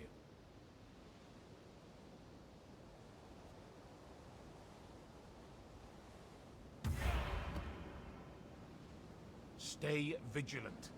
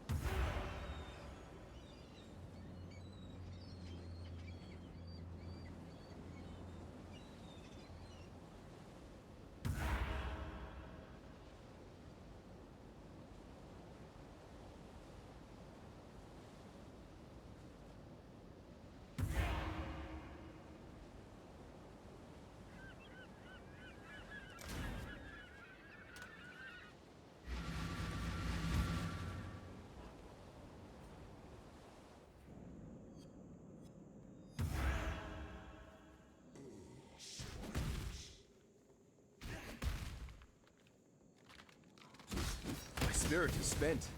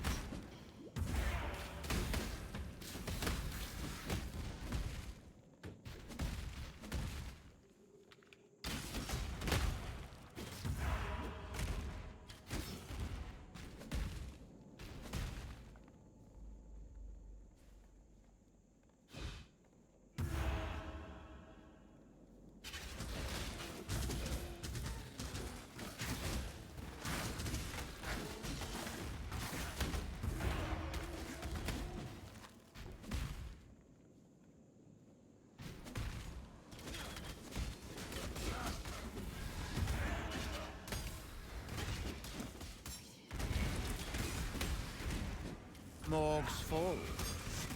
What do you want me to do? We can dump some.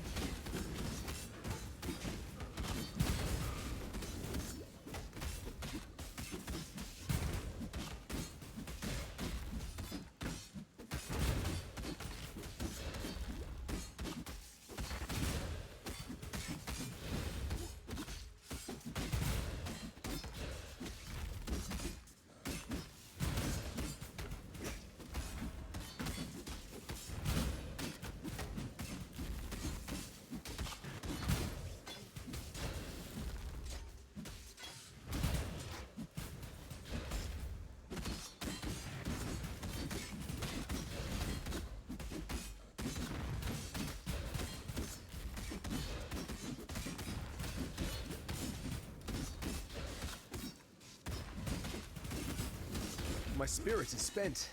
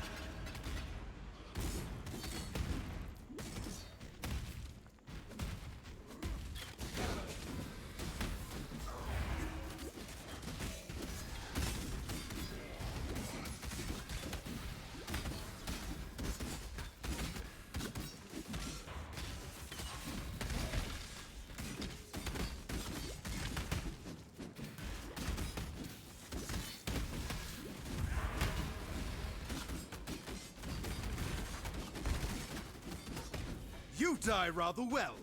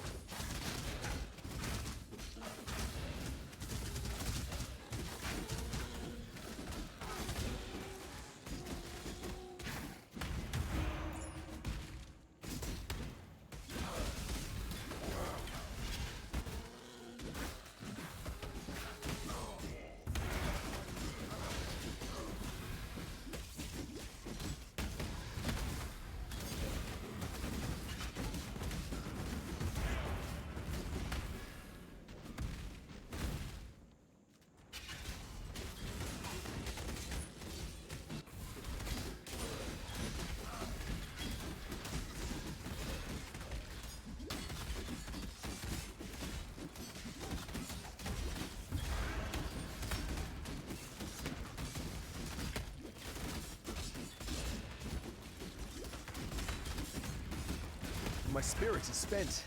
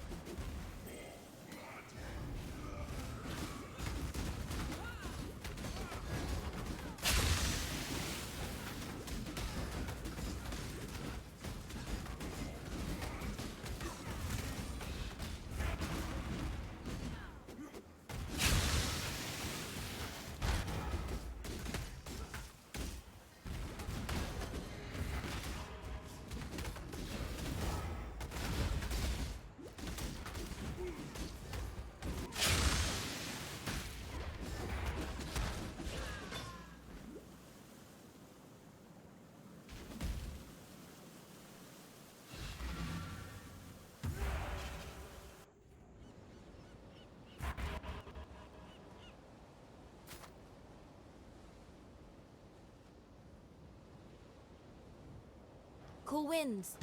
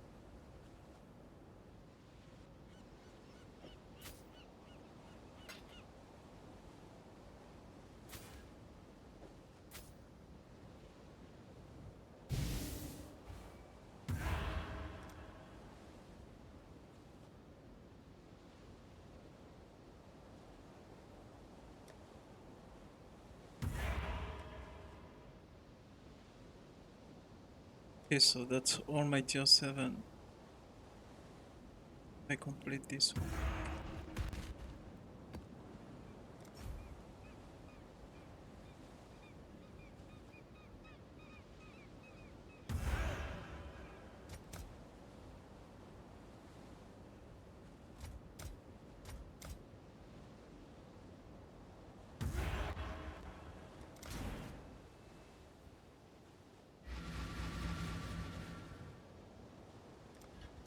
You again.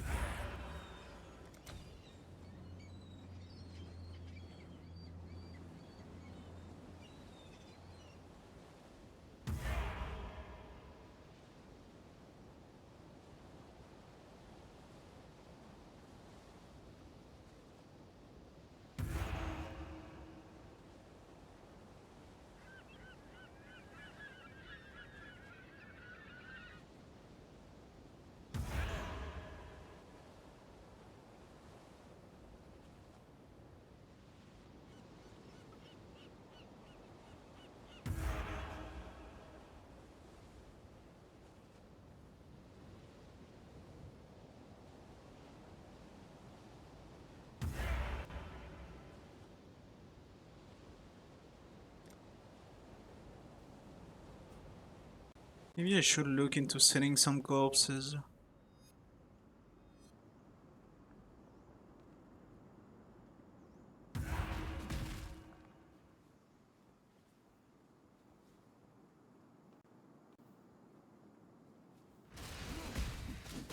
My spirit is spent.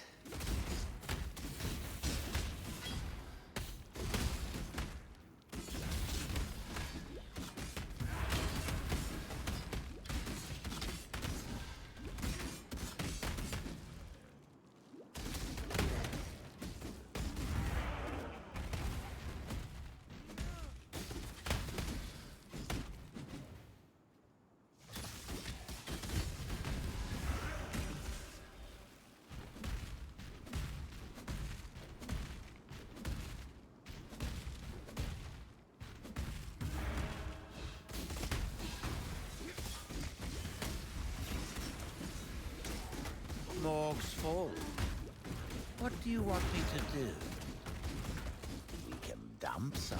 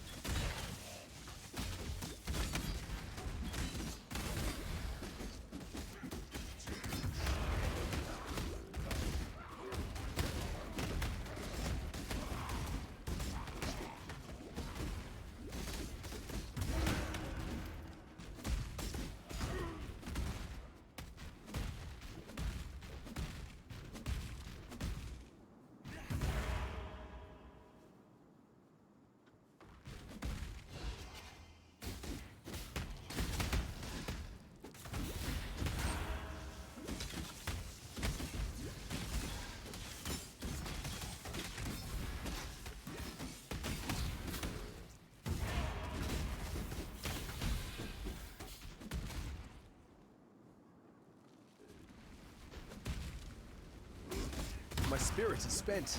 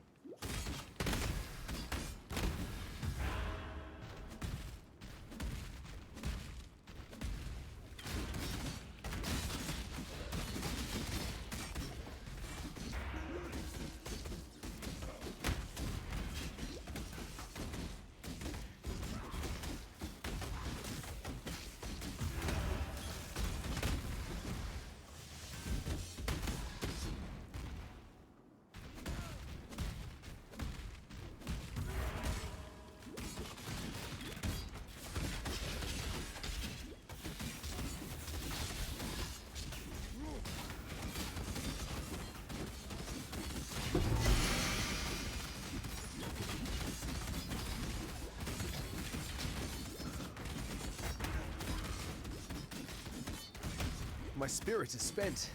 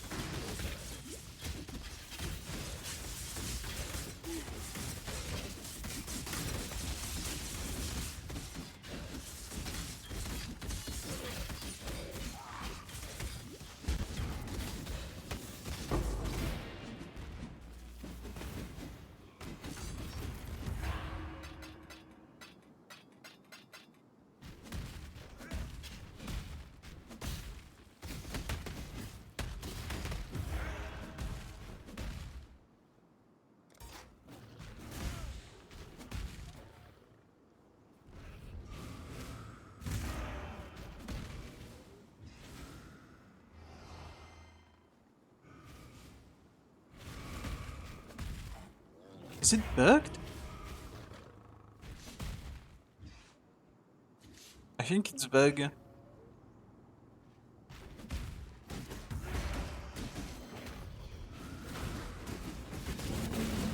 Okay, it was bugged.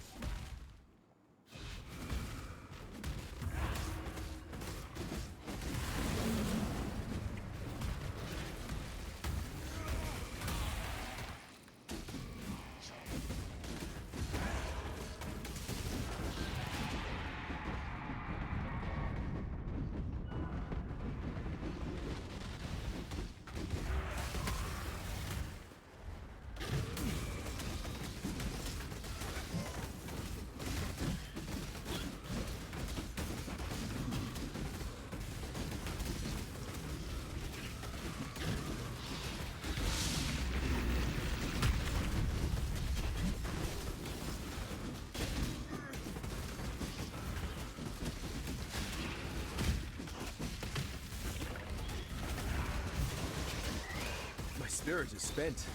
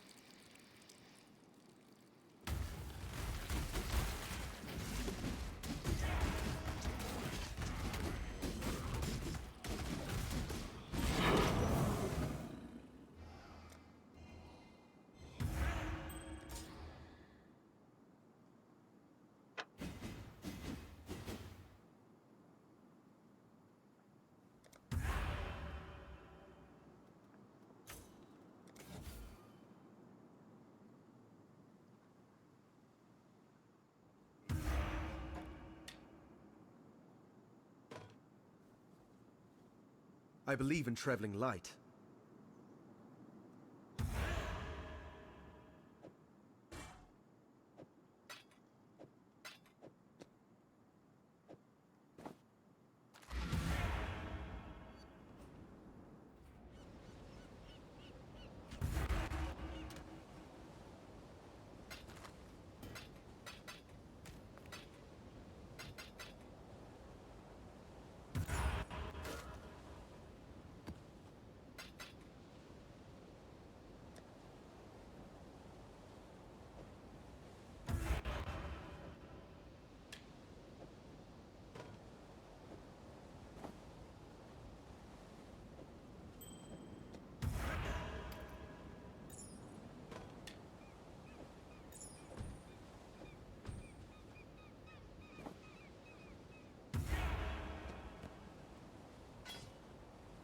Blessings.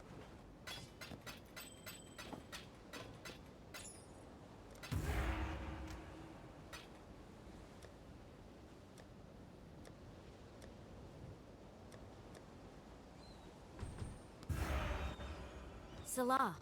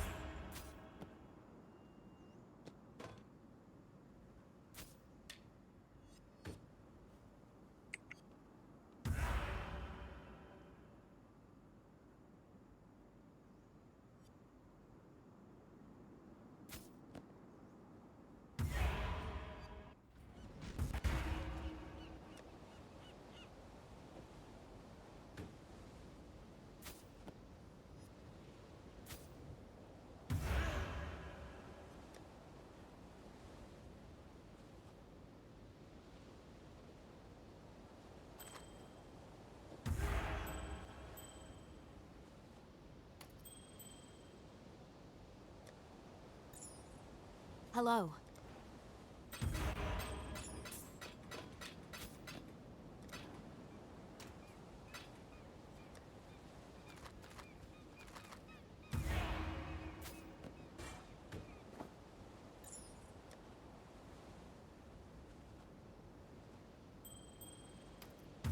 Salah.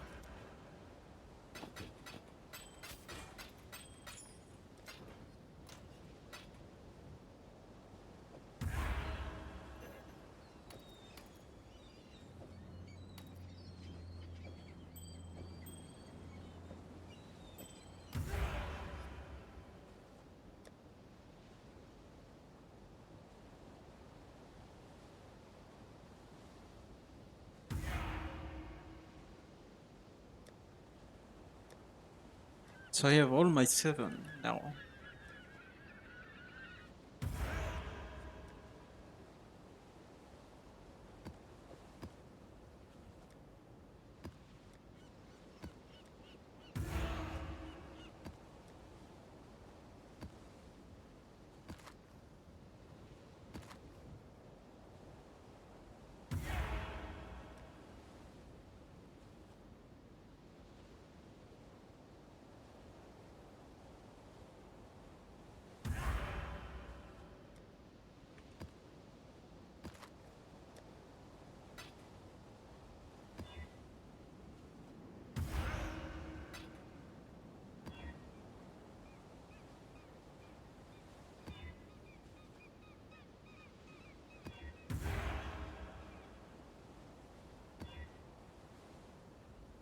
Oh my fucking god.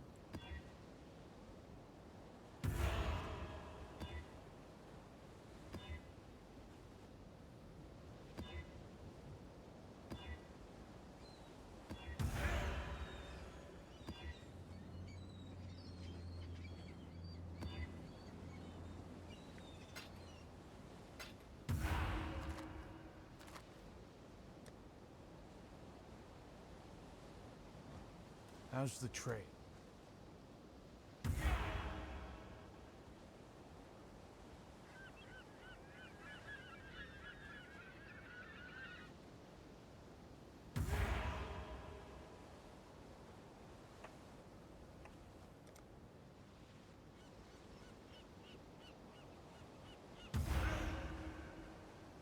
I have a reef map. Do I need a reef map for that?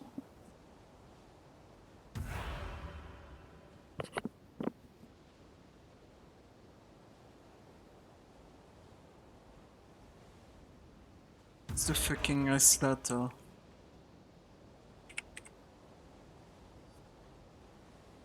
Crystal Ore. Oh no, it's stagnation.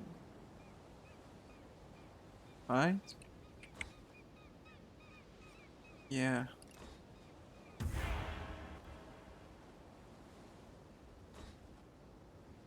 What's Gauken? It's this one, it's Arid Lake.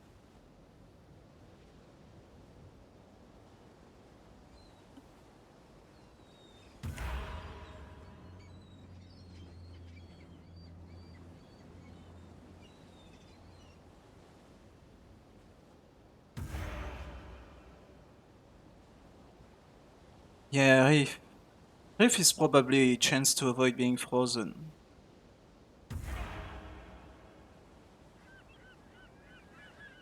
An atoll. Atoll. Wait, didn't I have a atoll map here?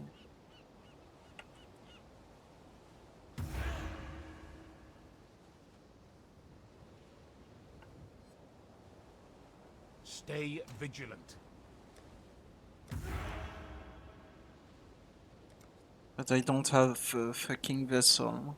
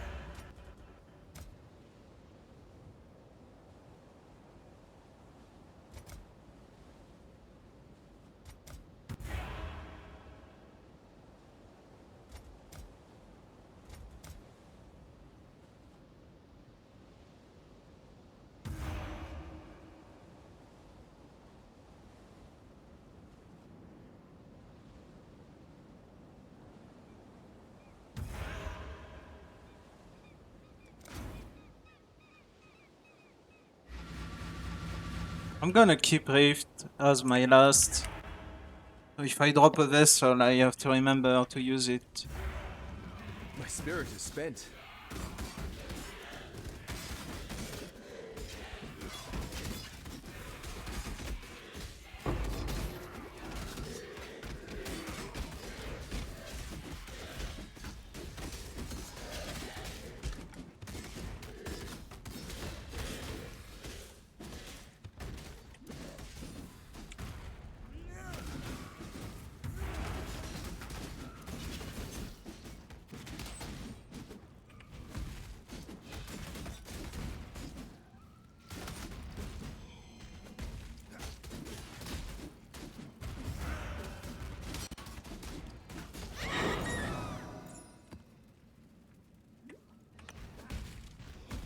Enemy.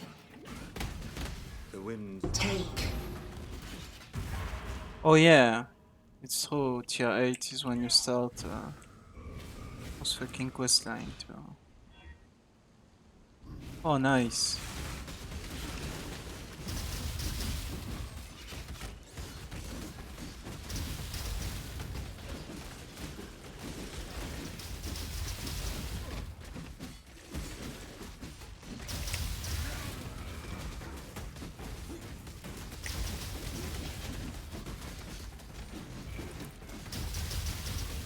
Dead man's locker is overflowing.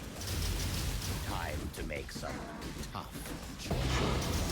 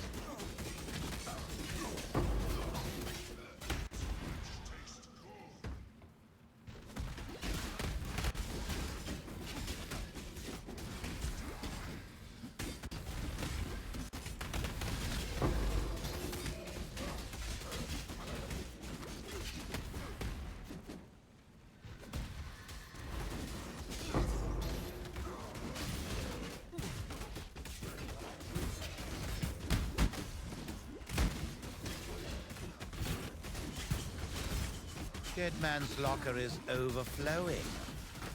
Time to make some tough choices. Oh my fucking god!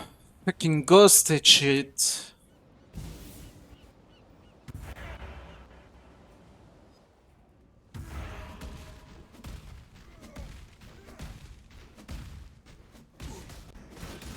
My spirit is...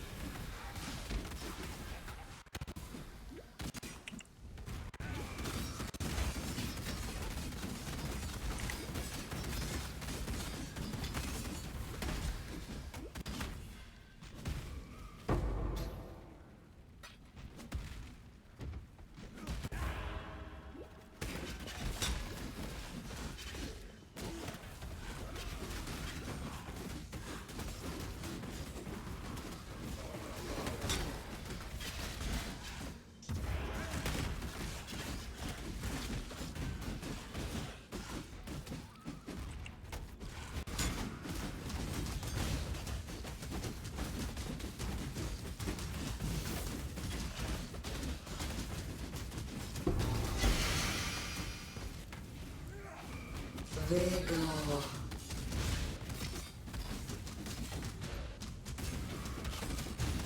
Entropy.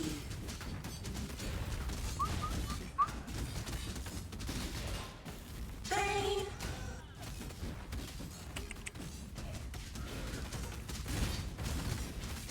Flesh.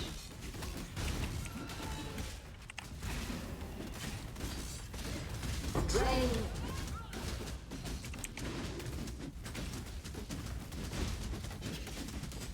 Brain.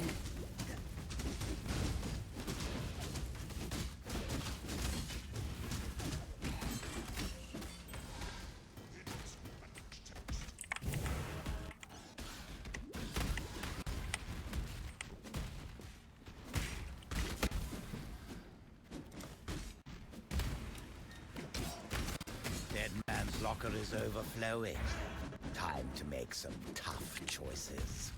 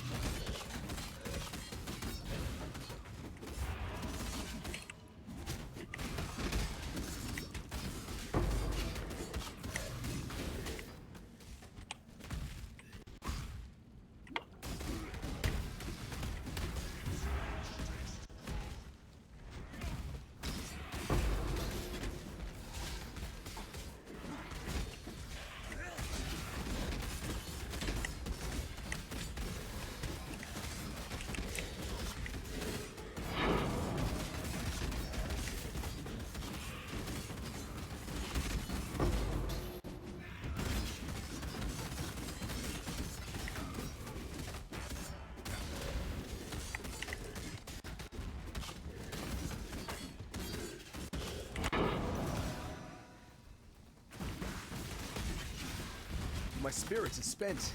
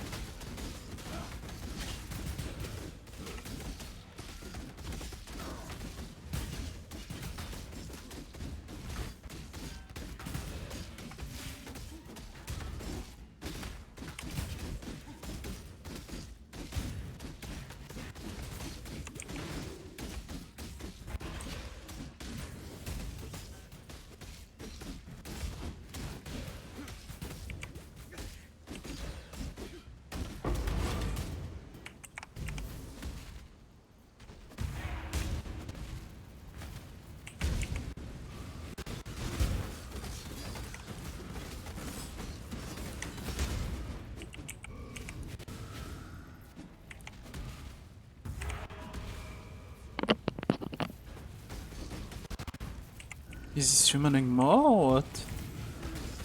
Finally.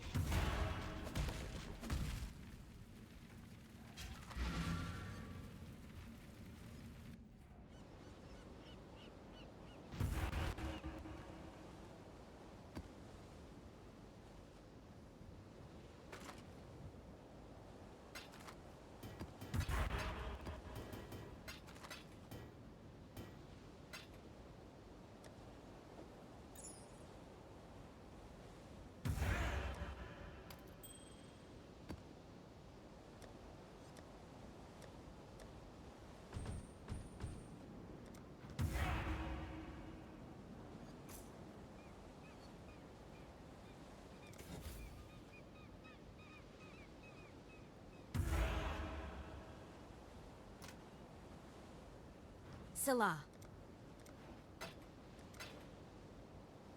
So the job never ends. That's the trail.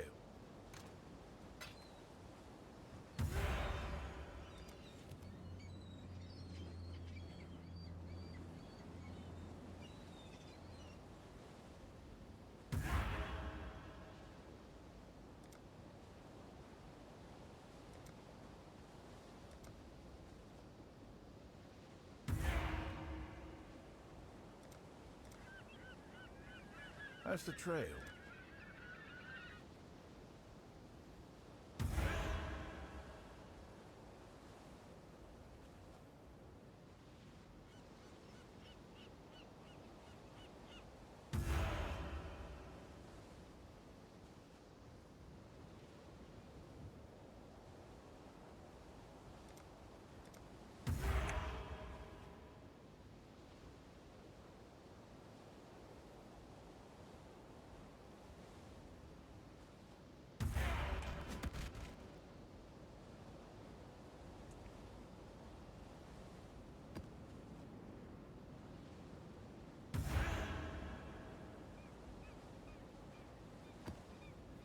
Wait.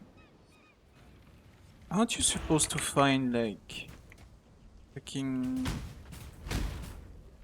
tiles and shit in your maps?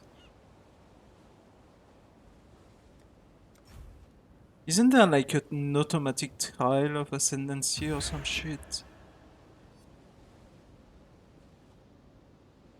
More Paxai.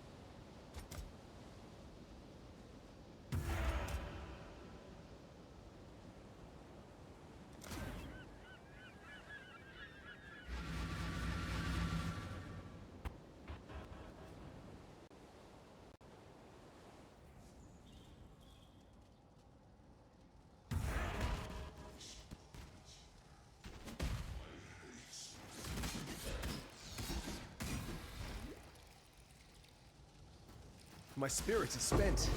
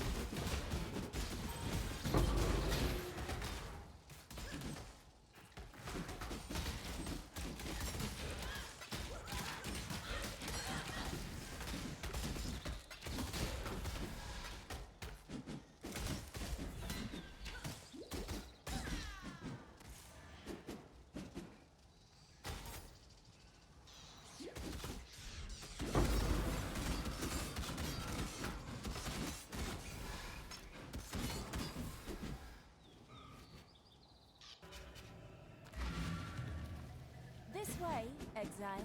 Put down this spawn.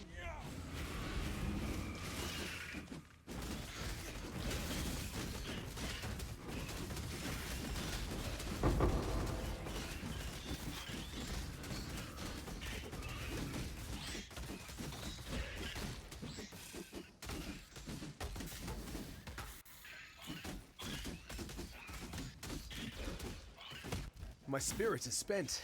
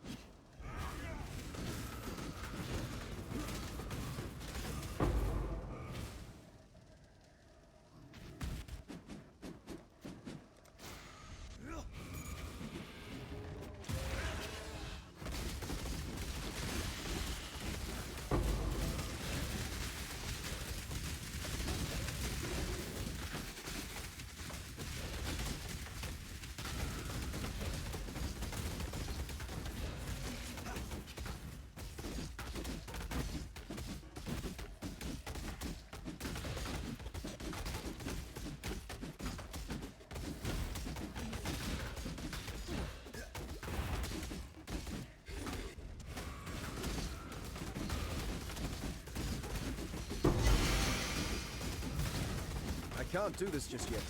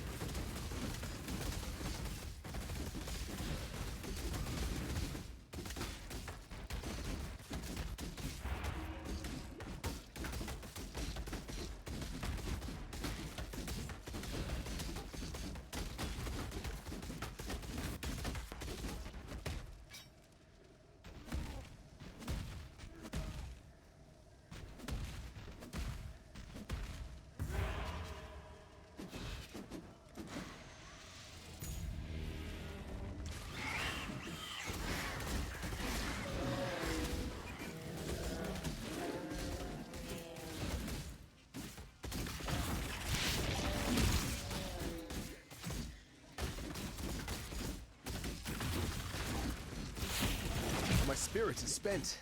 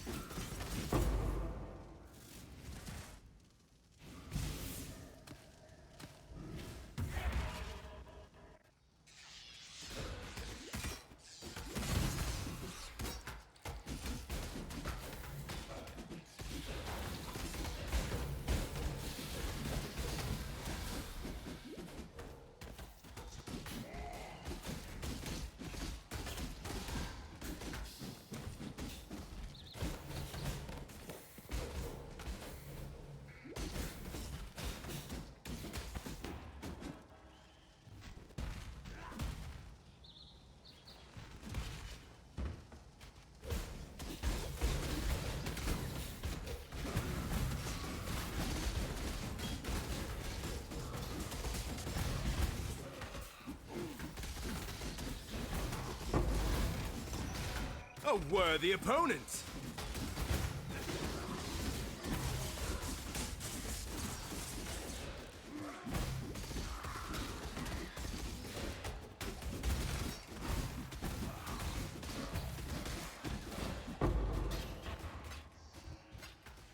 I believe in traveling light.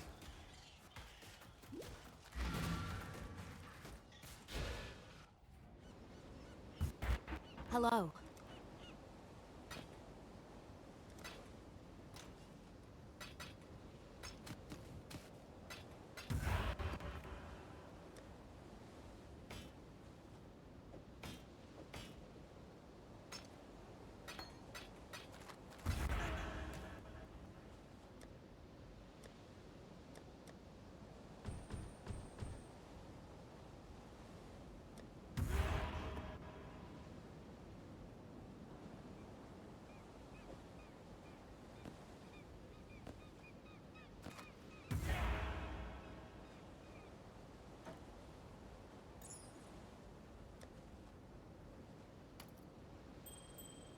Salah.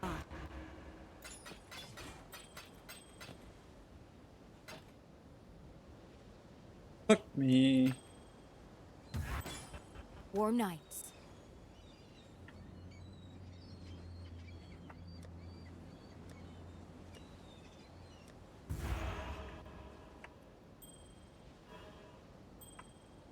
Hello.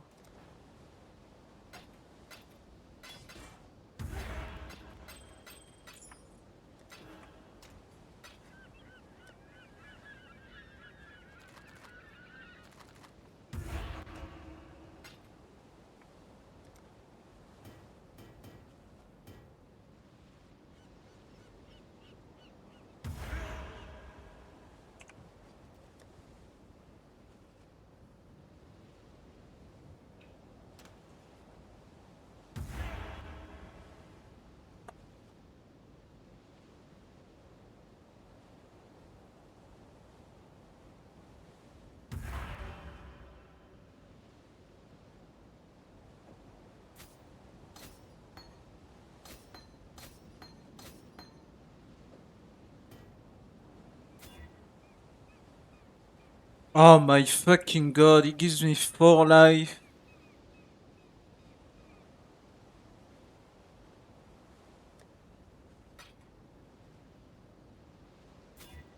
Oh, saved.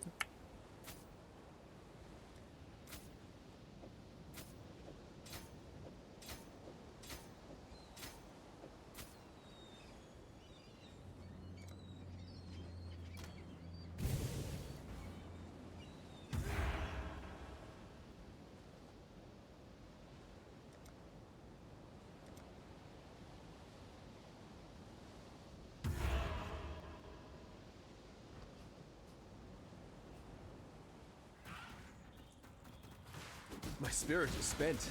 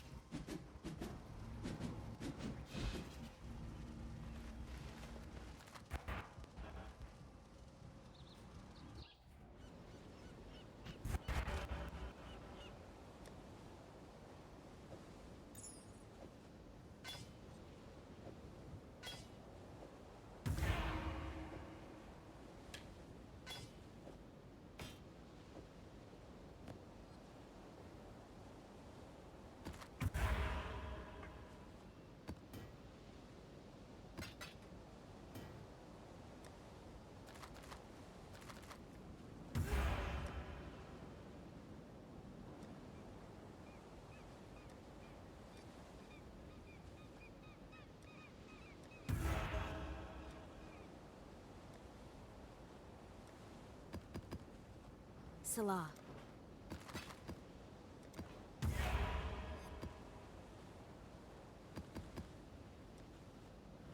Hello.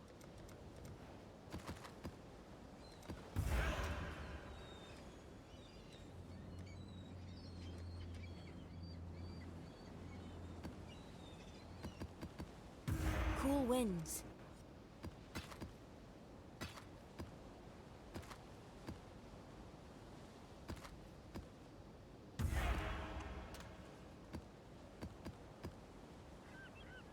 Um,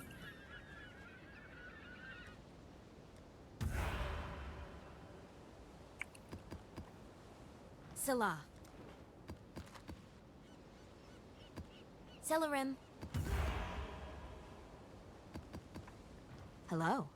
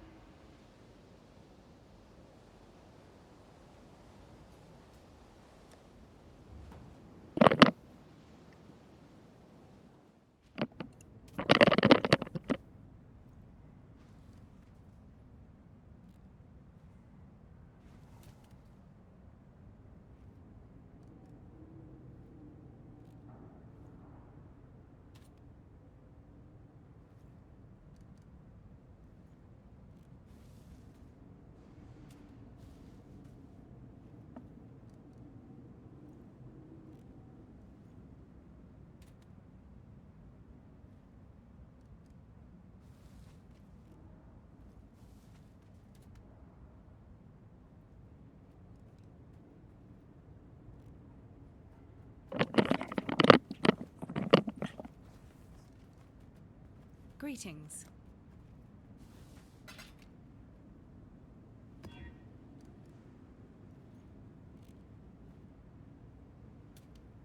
Remember, we do this for freedom.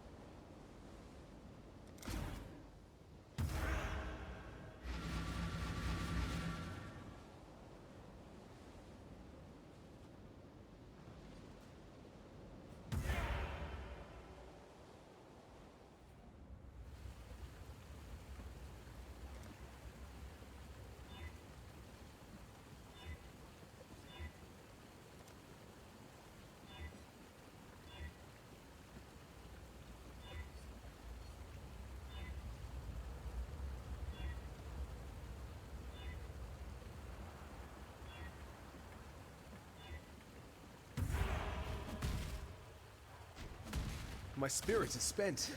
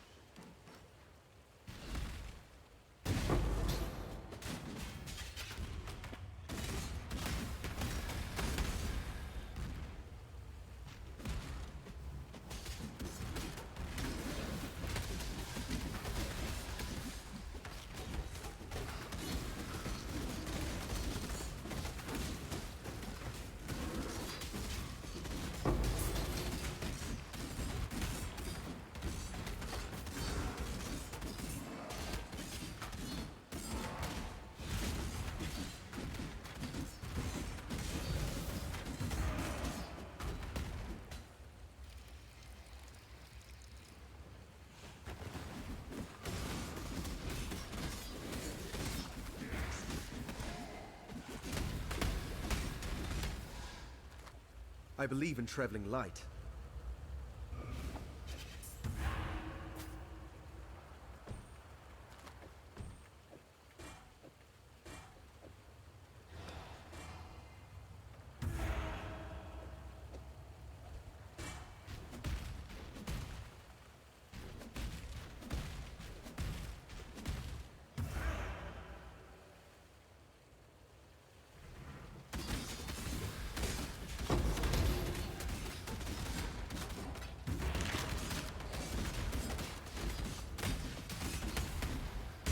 My spirit is spent.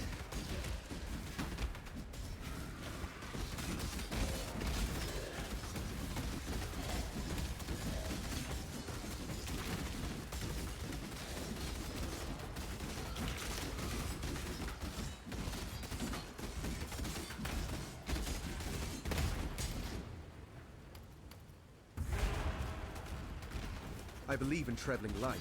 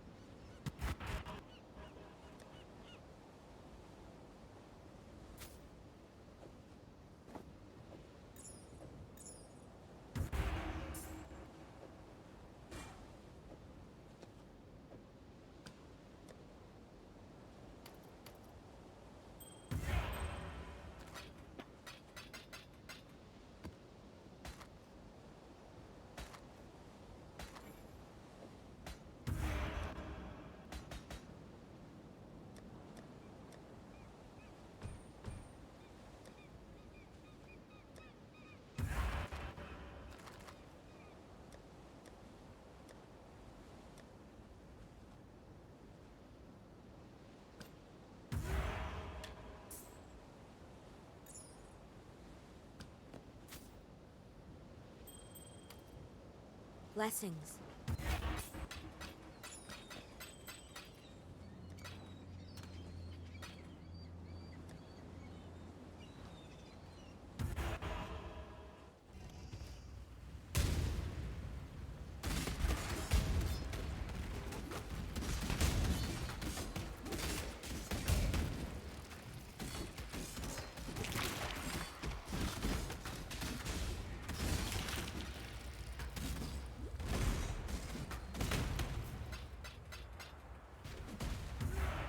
Oi!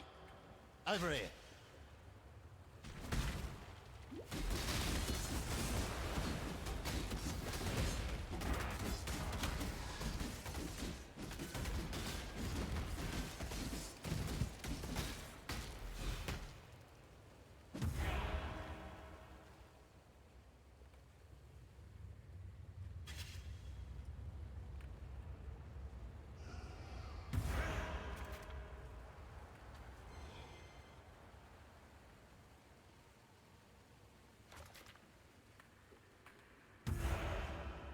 That should make things interesting.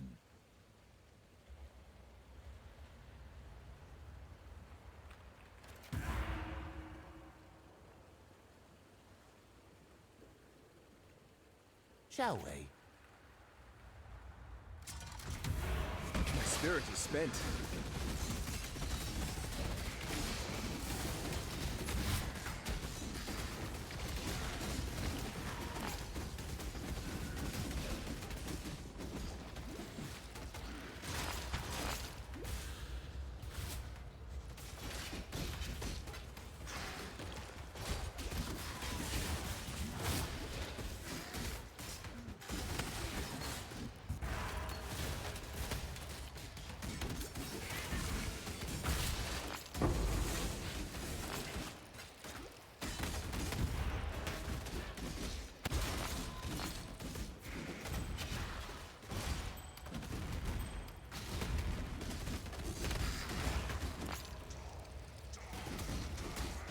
Not on my watch.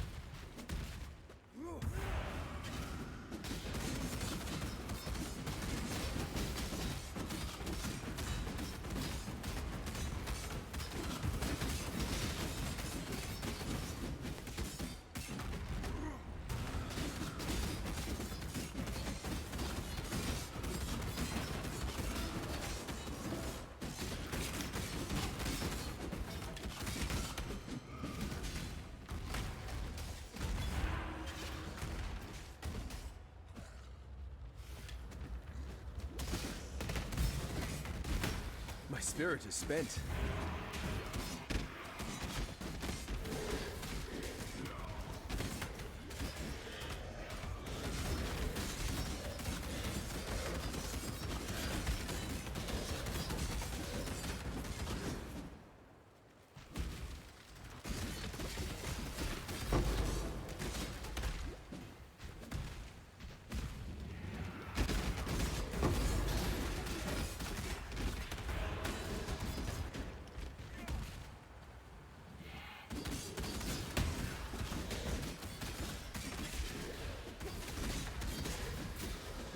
I believe in traveling light.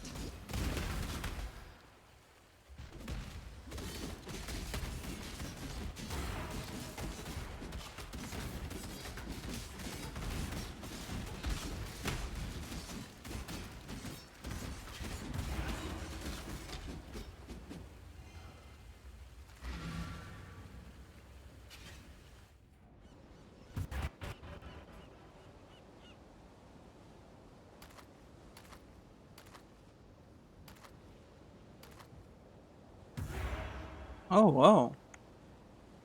That's an upgrade.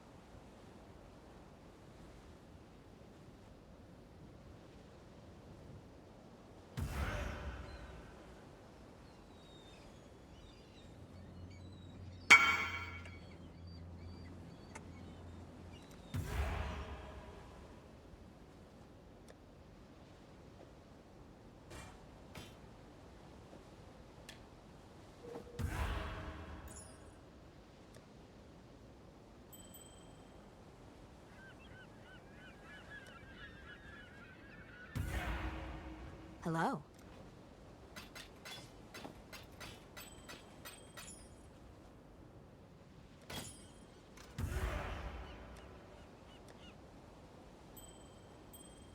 Salah.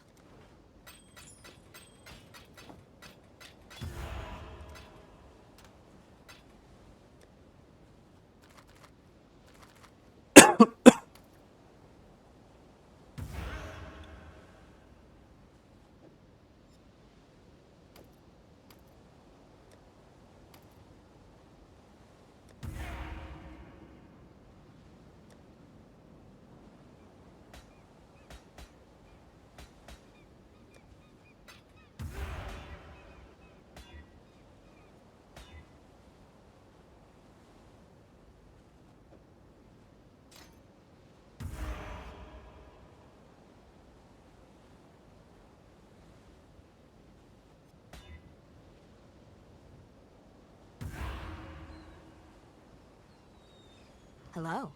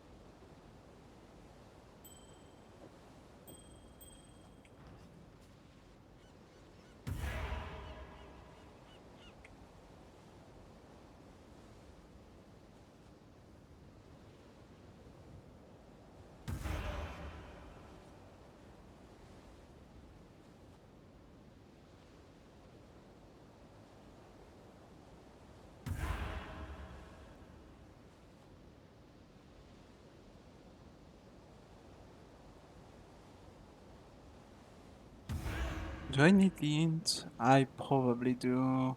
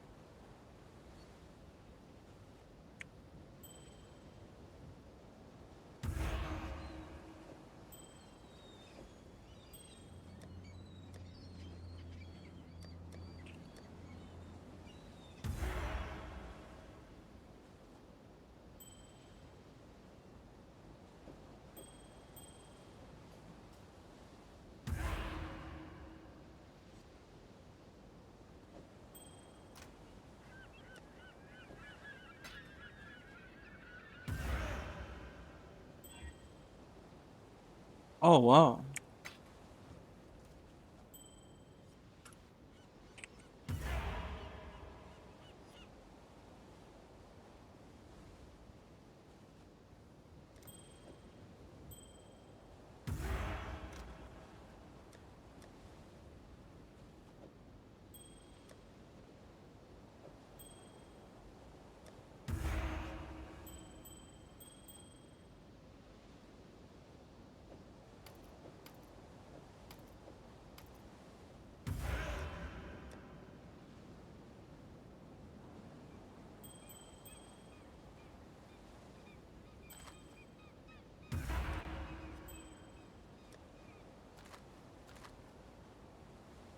Okay, should be good. Yep. Still need to fix my chaos res.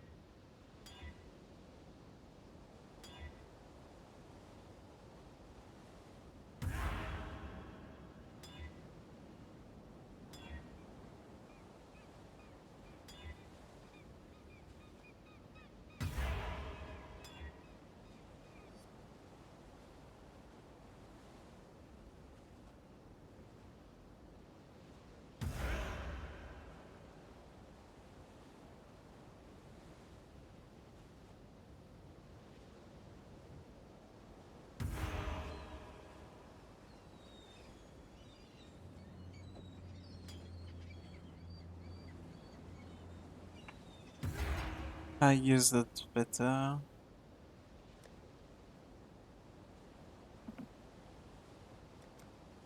I could go for Lion's Roar.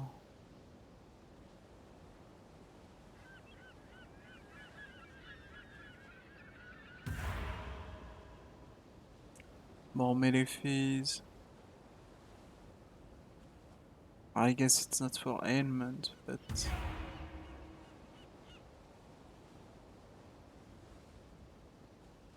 it's better than a vanilla flask. Is it?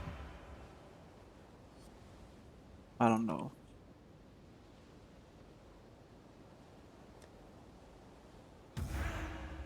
Probably.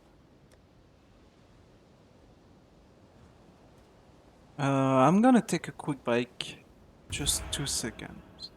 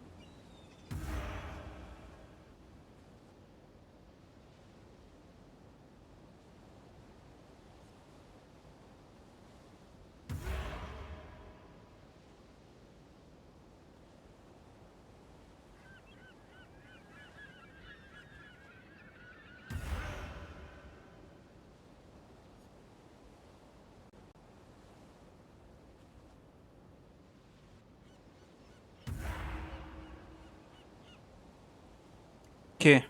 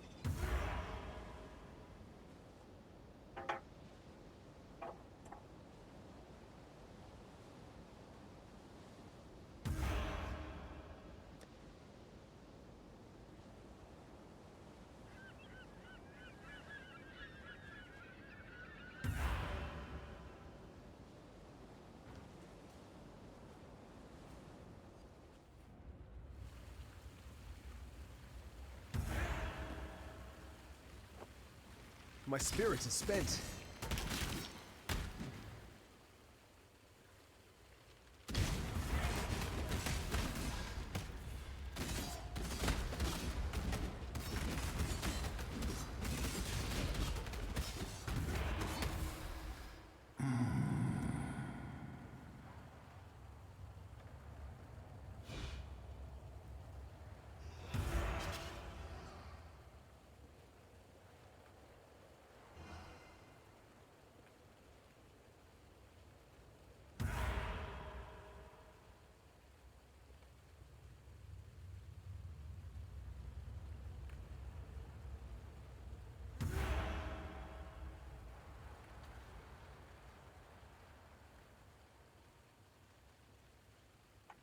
Consider this a gift.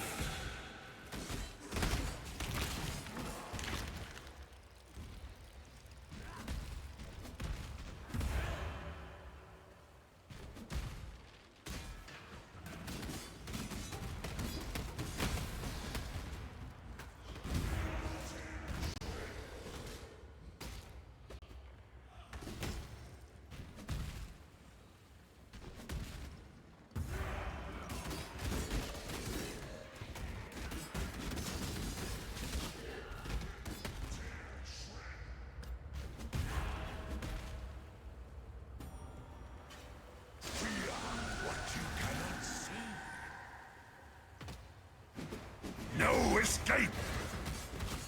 Rain!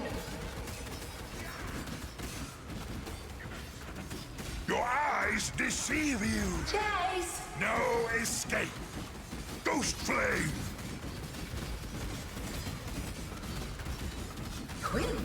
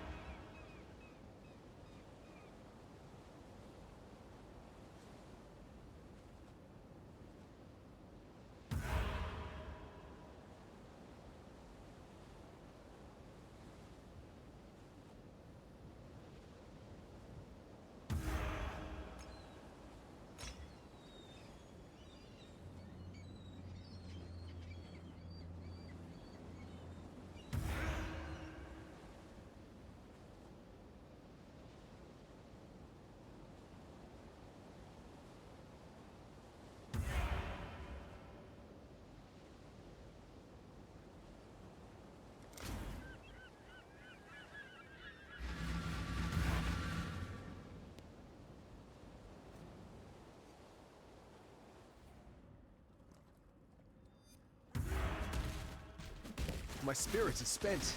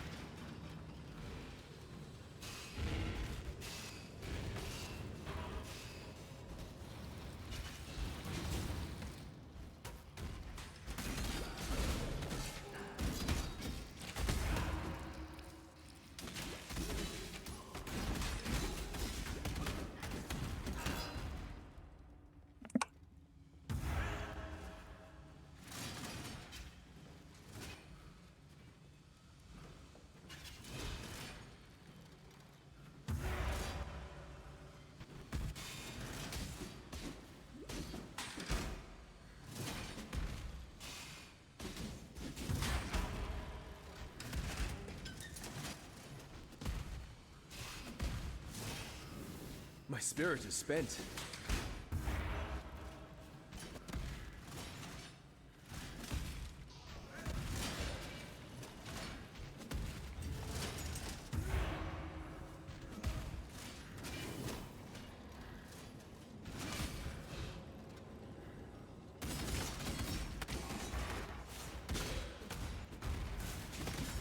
Didn't even break a sweat.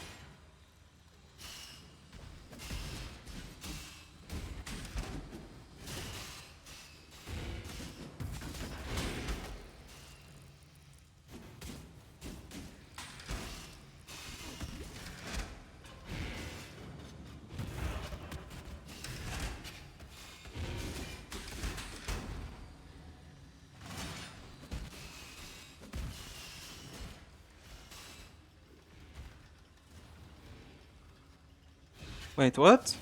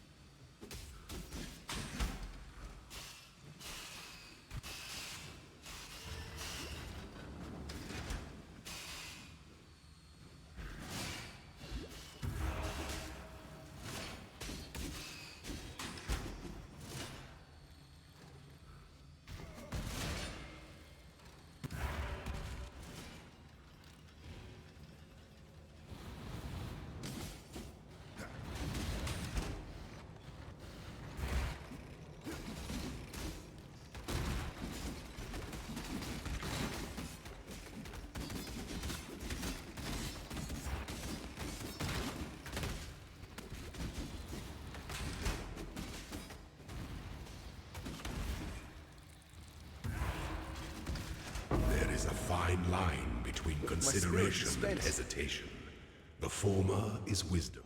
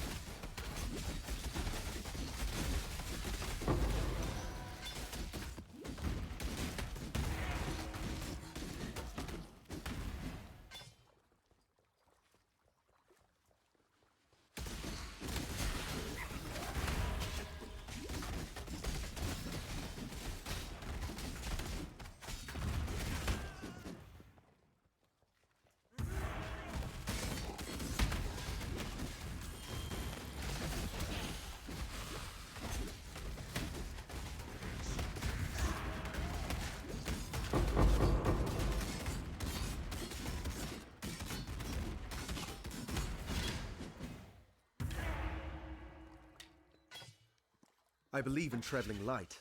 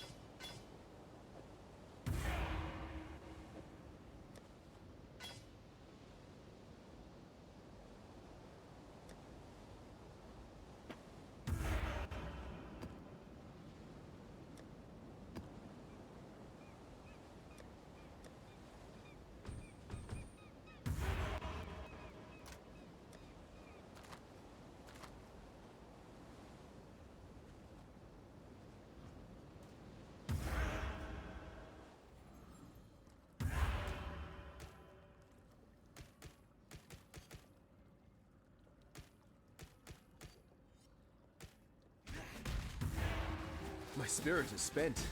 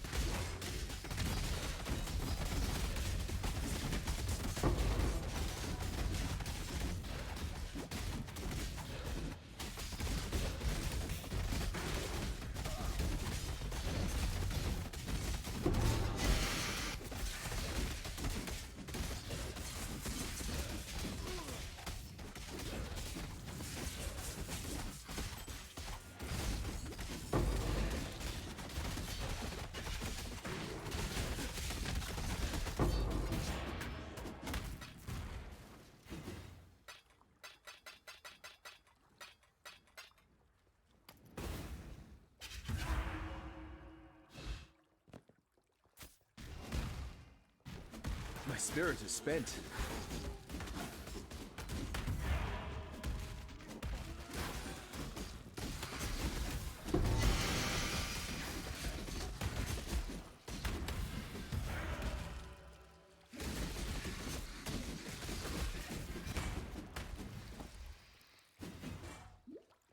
I believe in traveling light.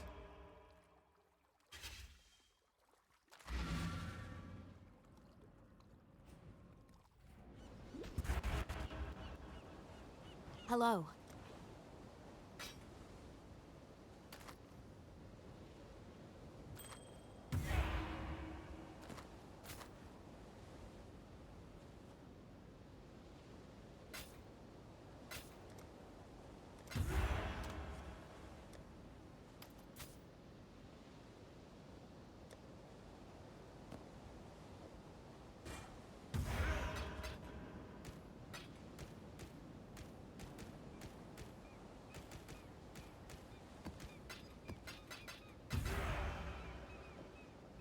Hello.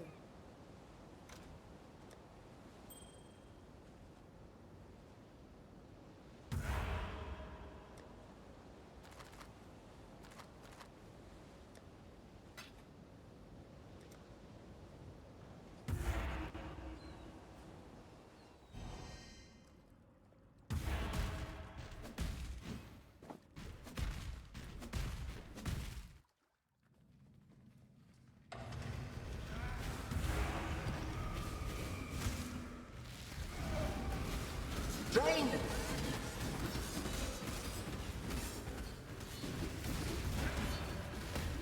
Toughen.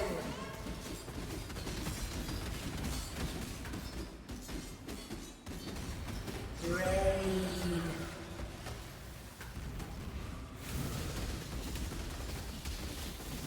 Drain.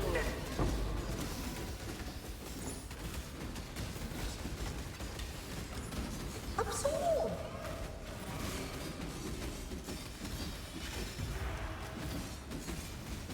Drain.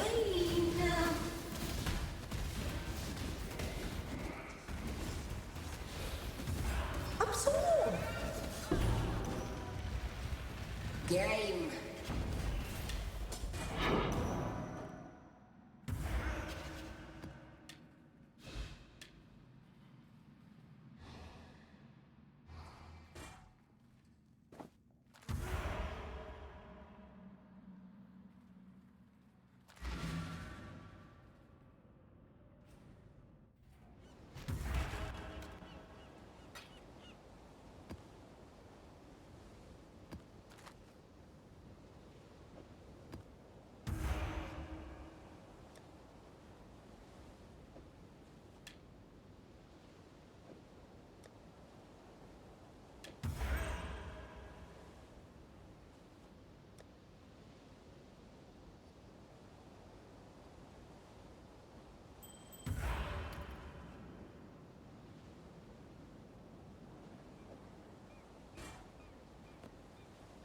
Exile?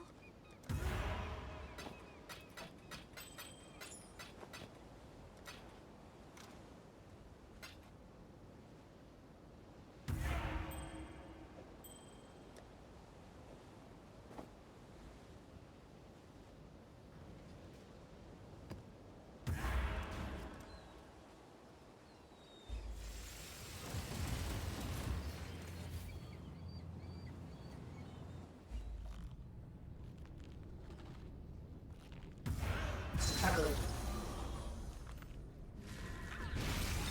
My spirit is spent.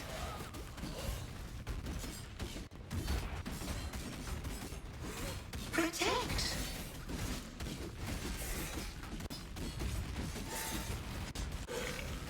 Absorb. Strangle. Strangle. God.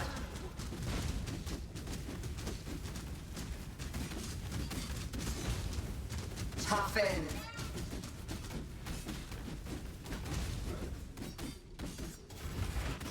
Grasp.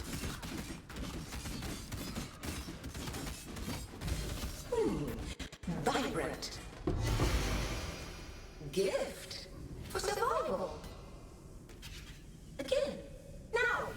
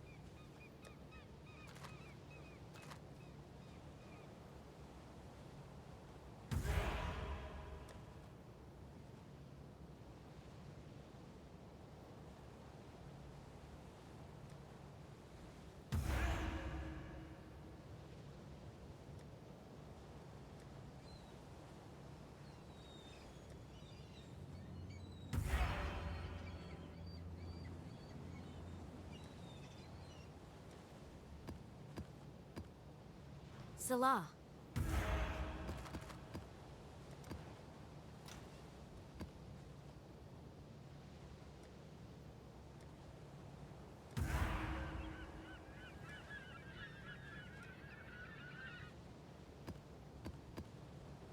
Salah.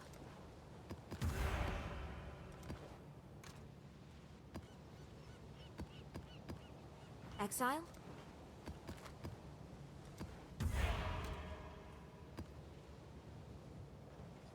Hail, God's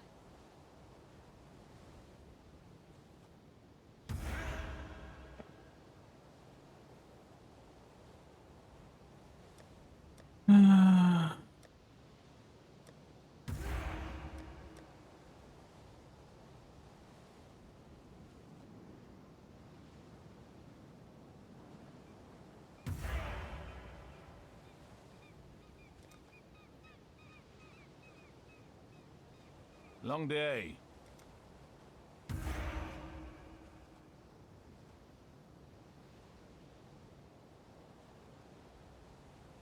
Stay vigilant.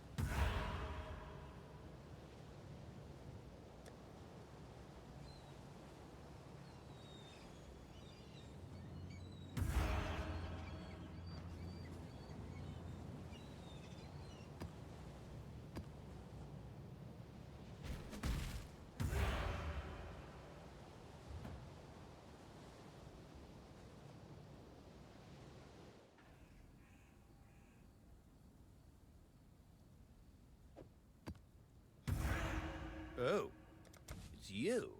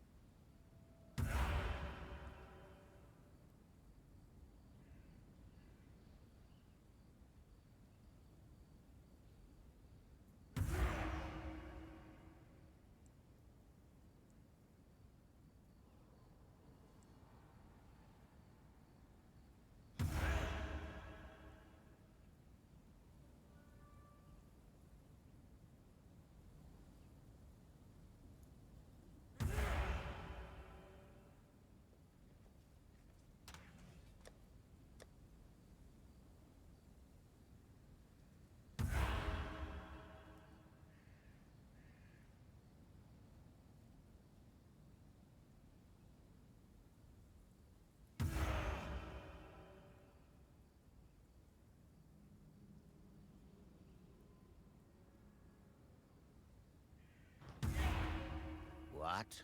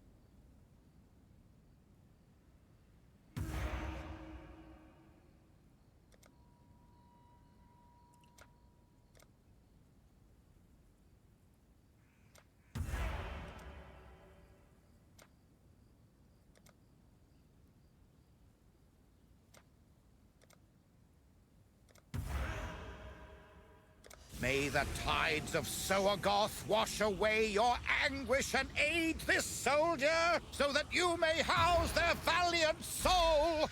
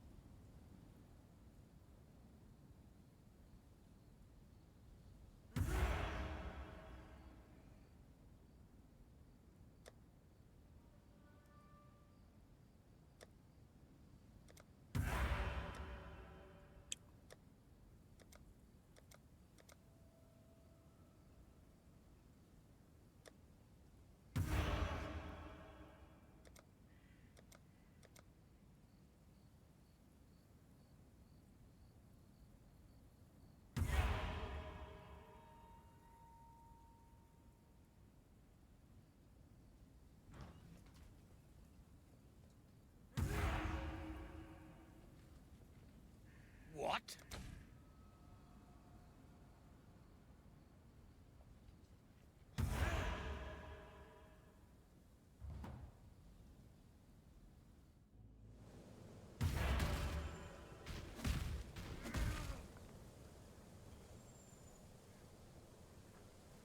The goddess is watching.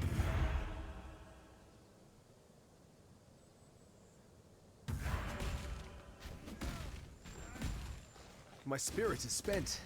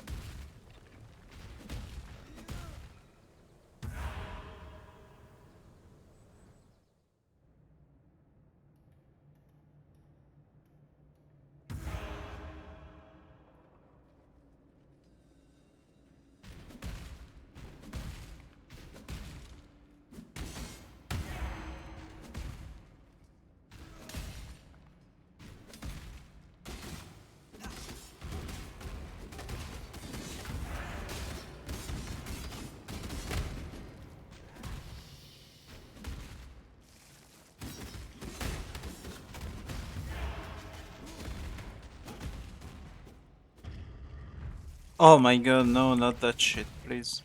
Please.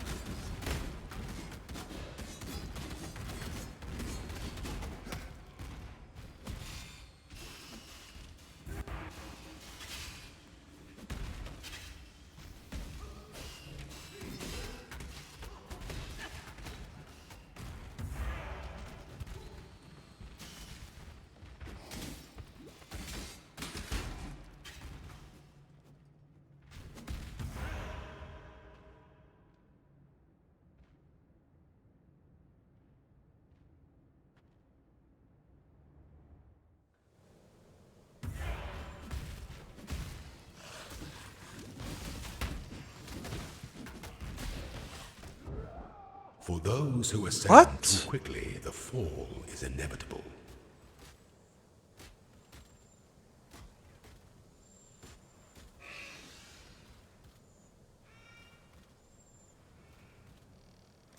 What the fuck happened?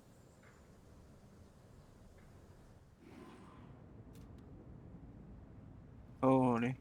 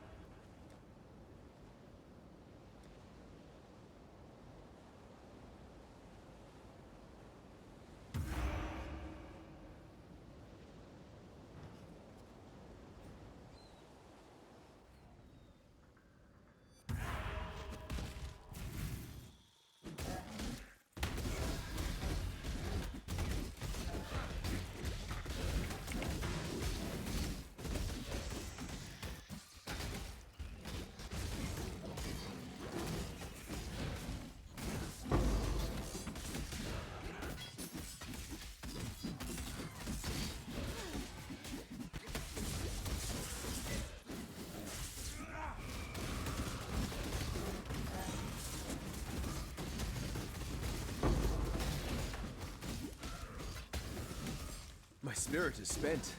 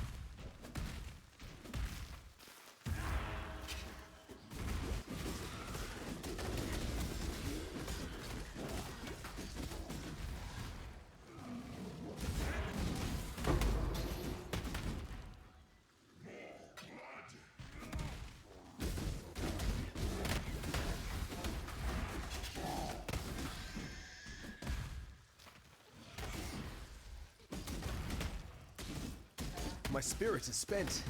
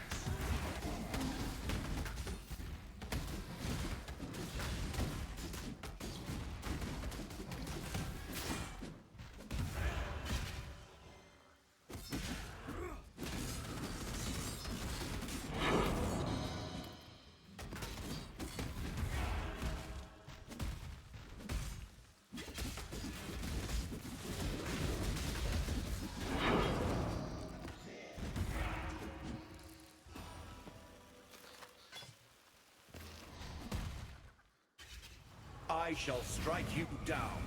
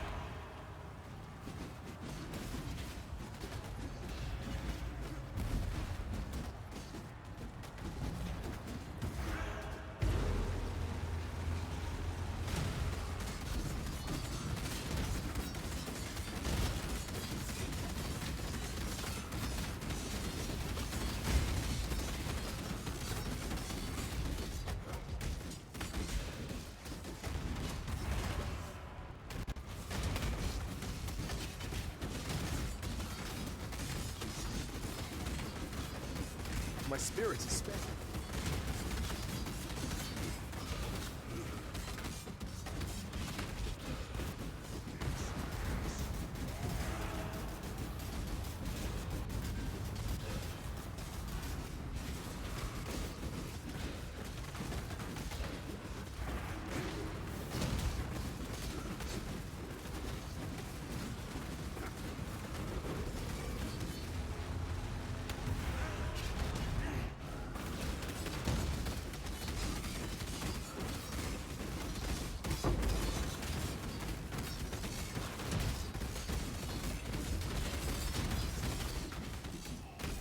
May a new dawn arise.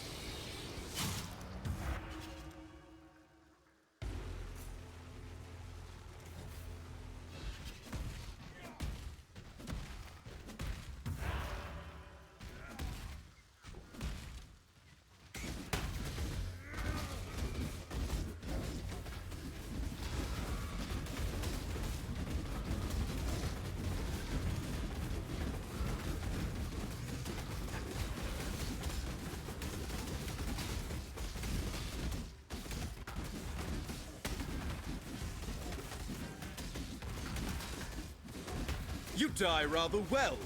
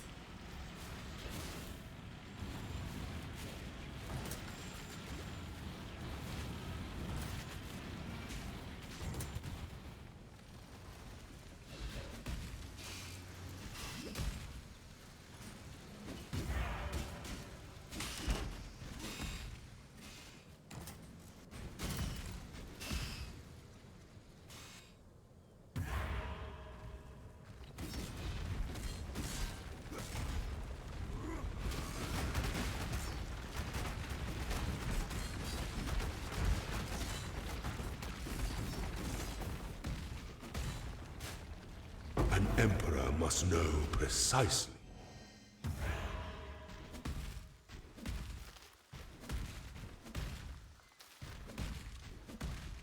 My spirit is spent.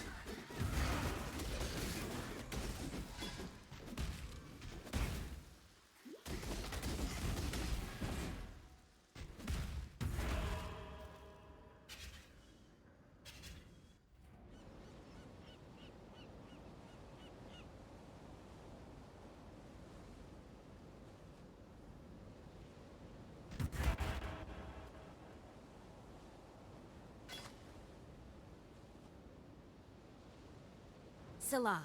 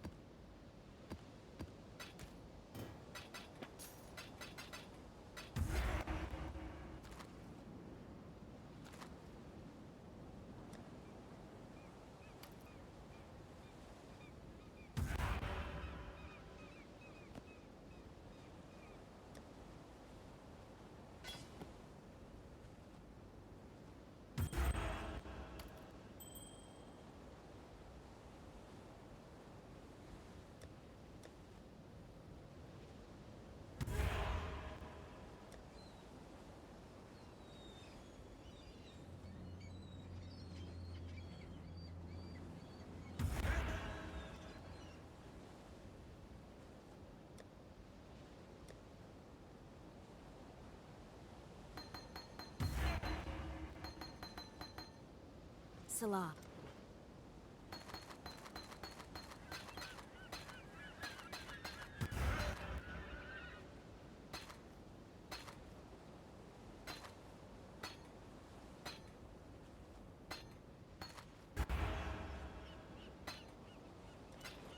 Salarim.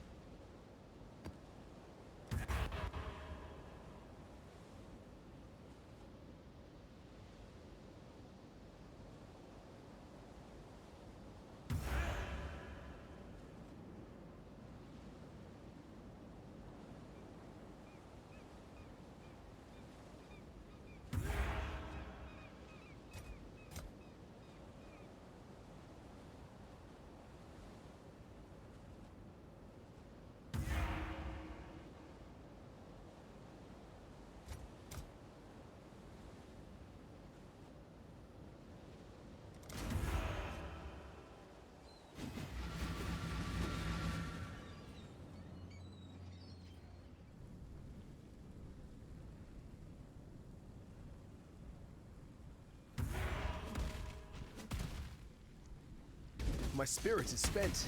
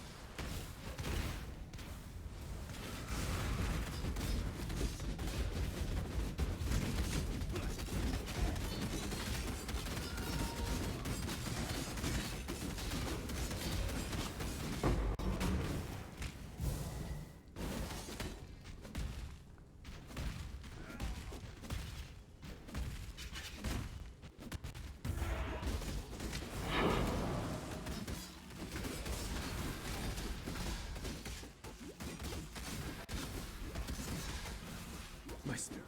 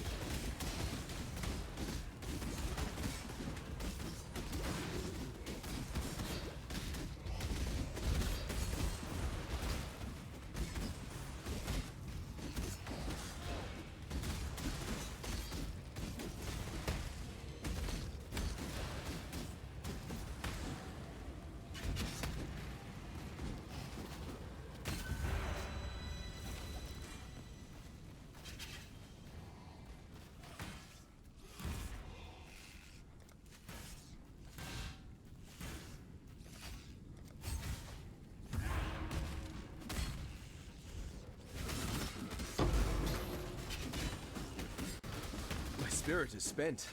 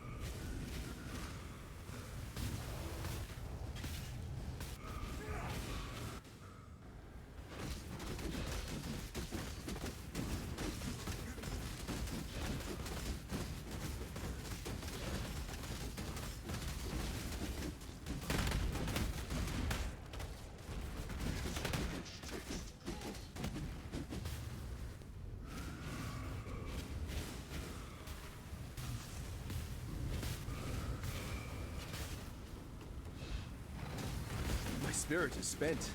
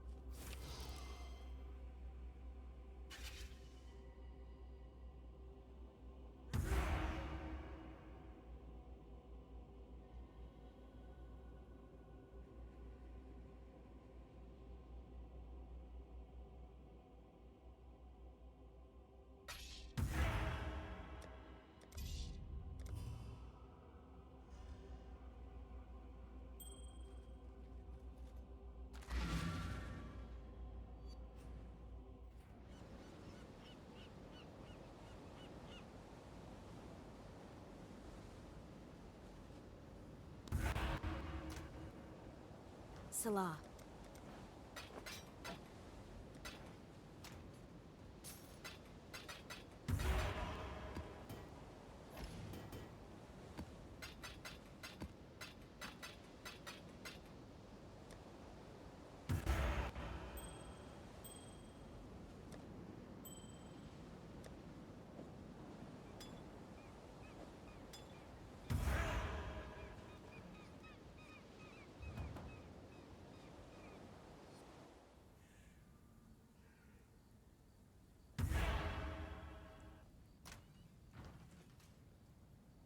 What?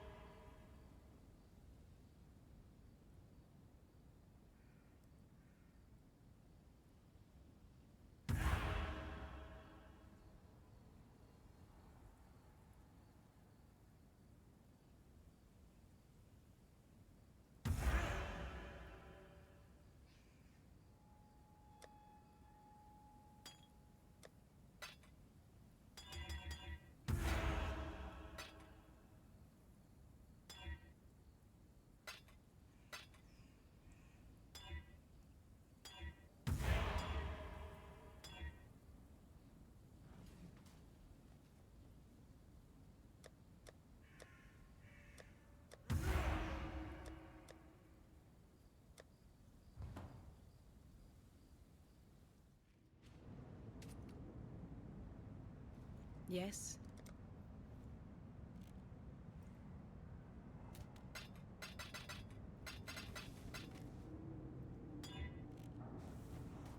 For freedom.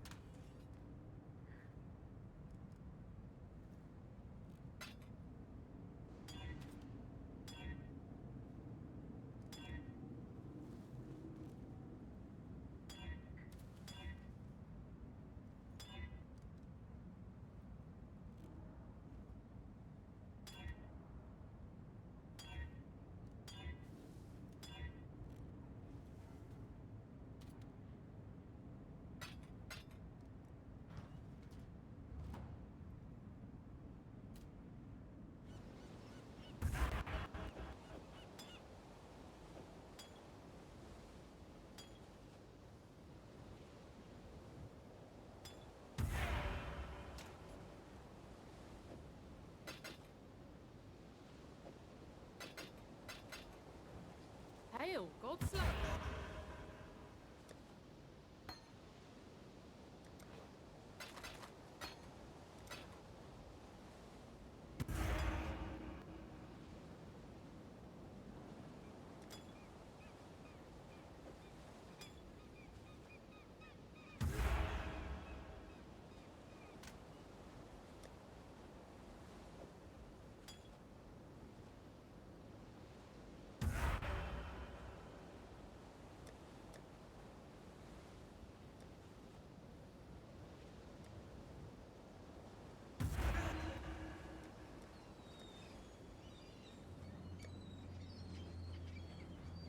Long day.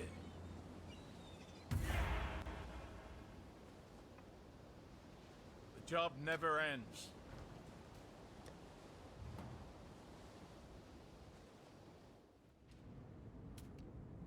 Yes.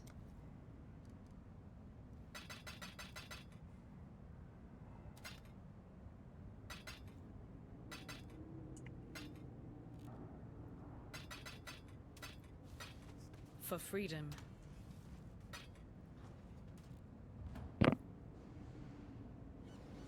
Long day.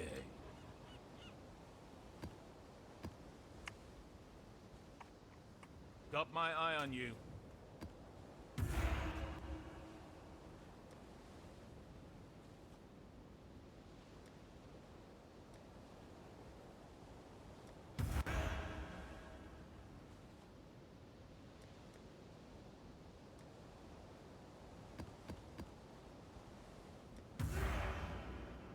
Cool winds.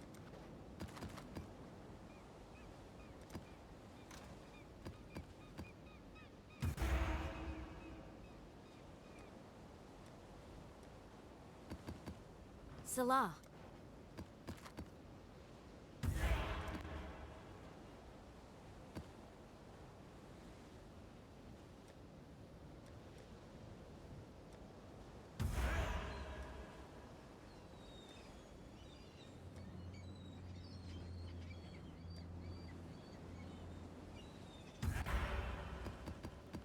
Cool winds.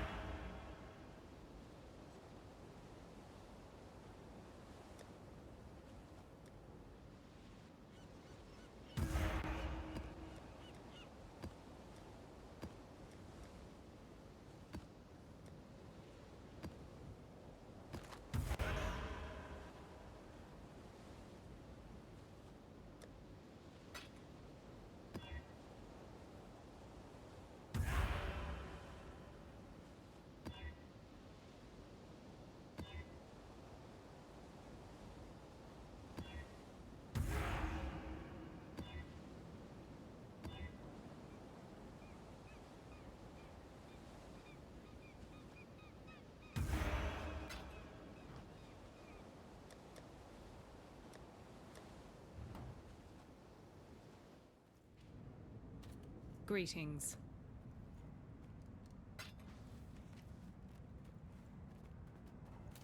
Remember, we do this for freedom.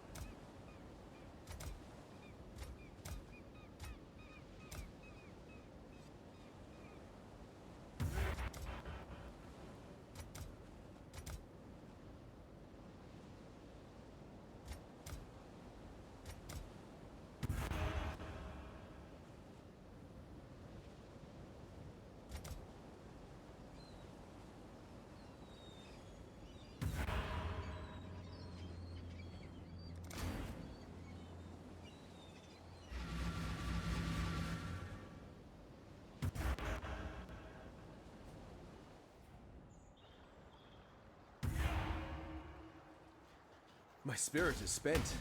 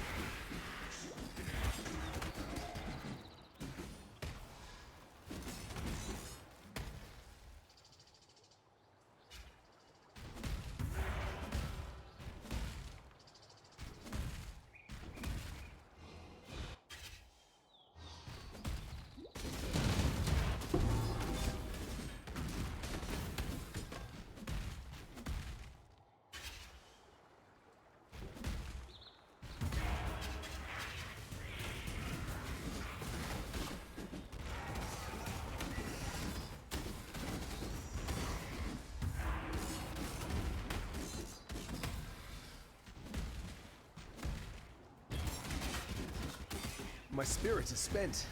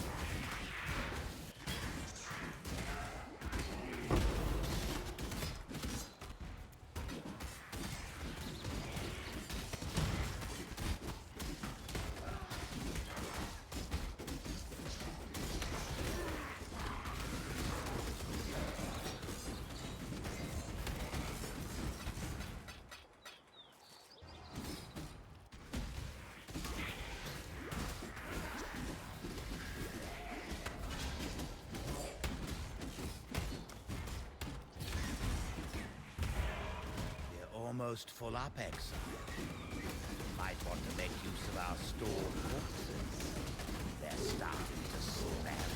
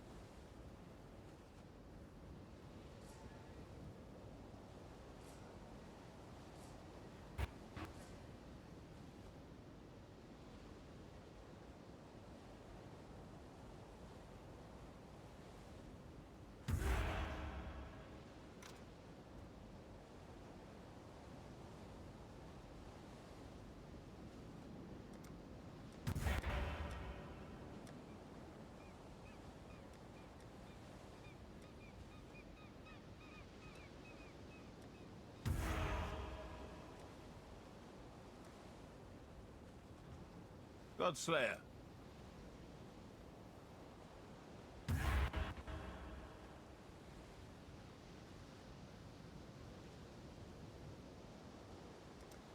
The job never ends.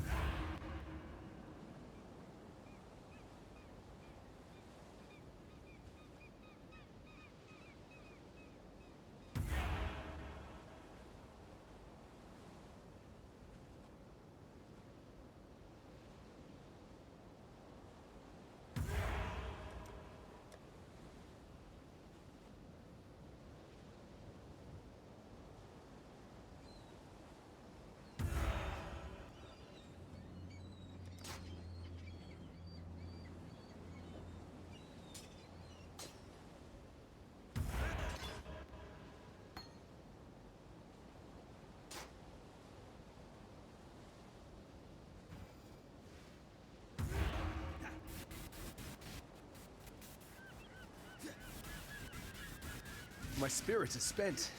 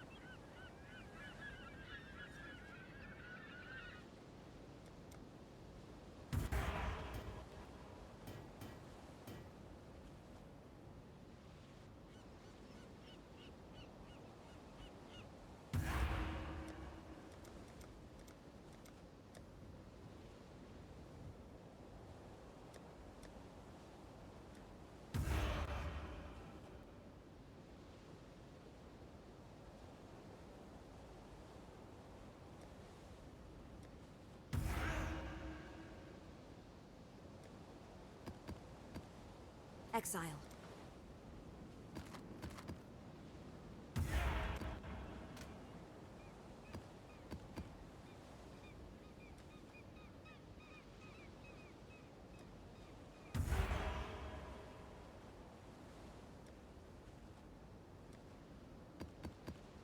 Blessings.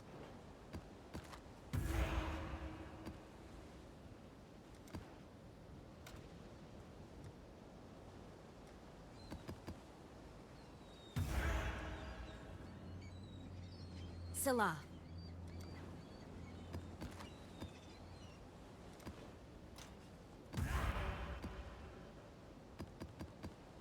Blessings.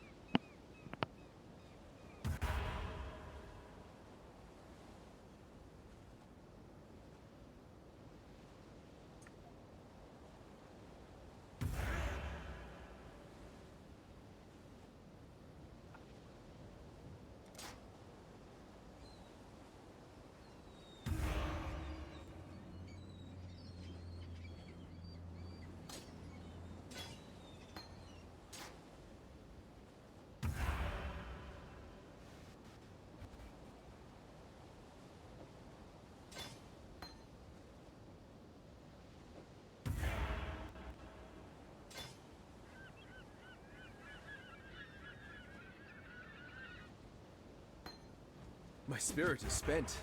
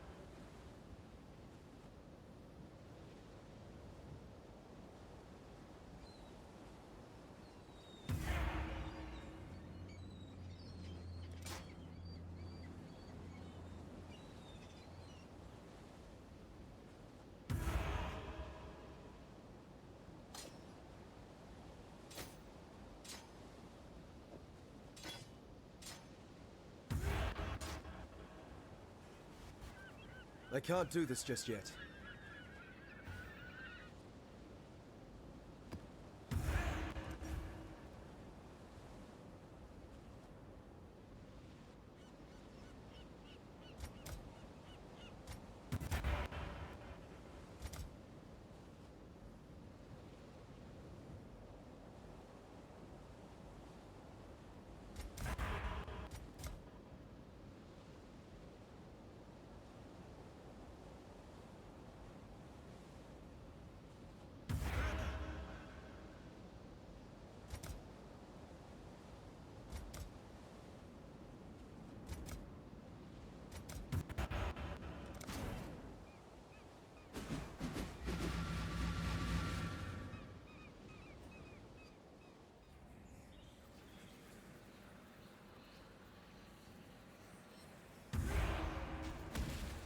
They are using you. Everyone is simply using you.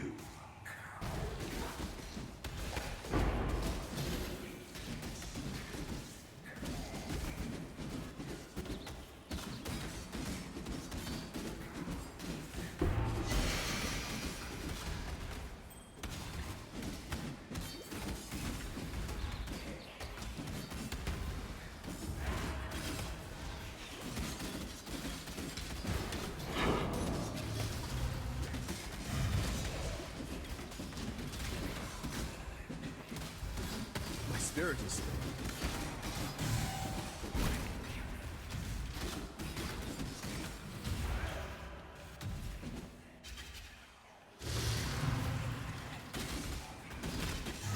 Bitch! Ah.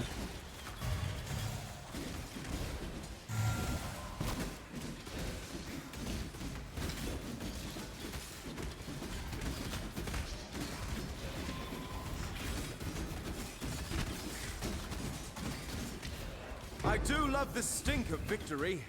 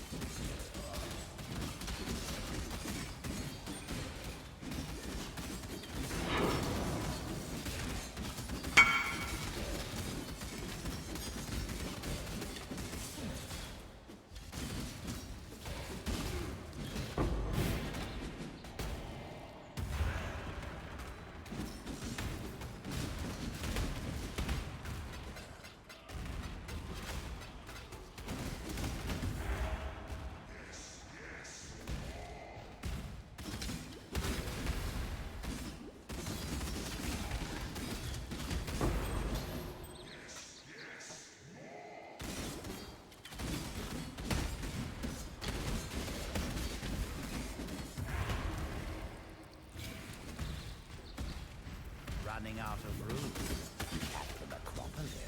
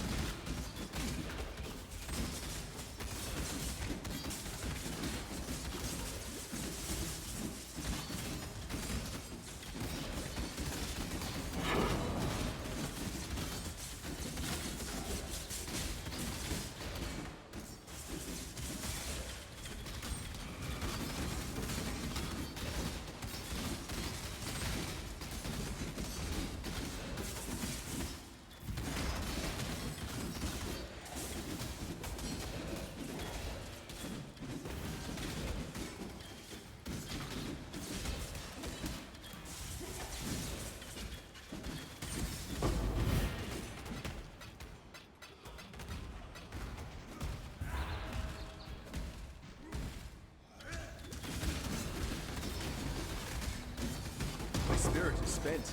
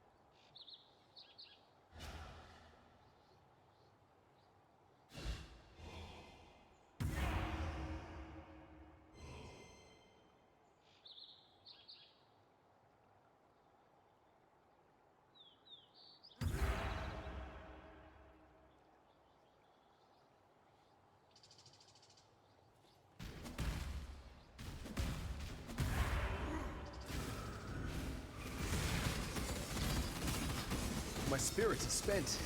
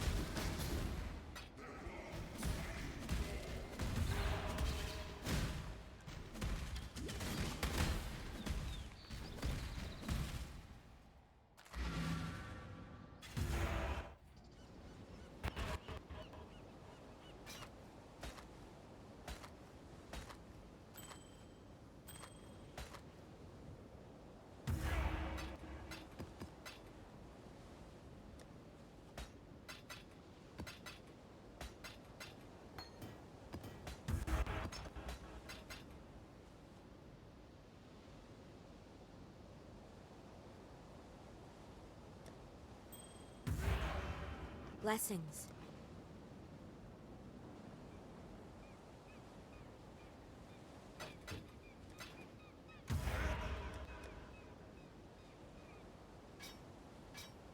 Cool winds.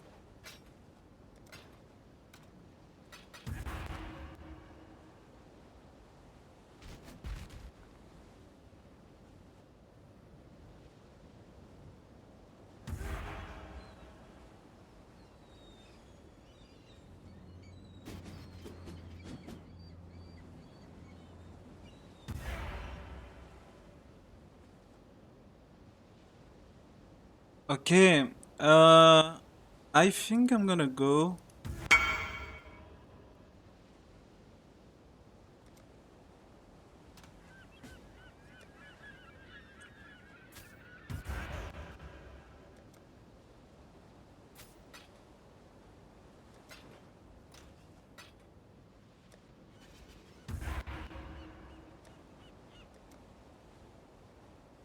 I think I'm gonna go. Had some okay progress for today. I just need to check. I think I've checked already.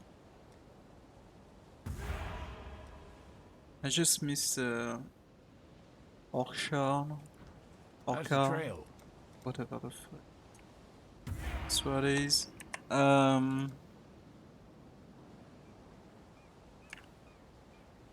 I have all my tier 9 to do. I have to fix my Chaos Rest too.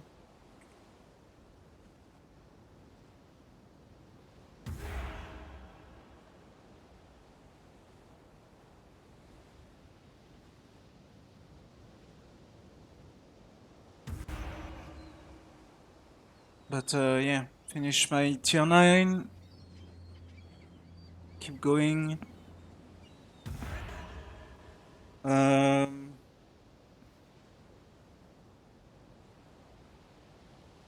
have to do my ascension and shit. And yeah, but that for tomorrow. Or maybe later today, I guess. We'll see. Anyways, it was fun. It was 11 hours. So, yeah, pretty long. Was fun though. See you tomorrow. See you technically later today for me. In almost 12 hours for the NA games, the Americas.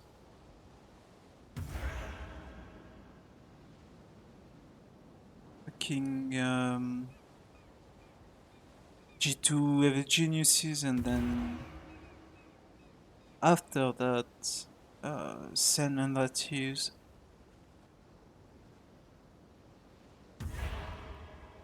But yeah, bye bye.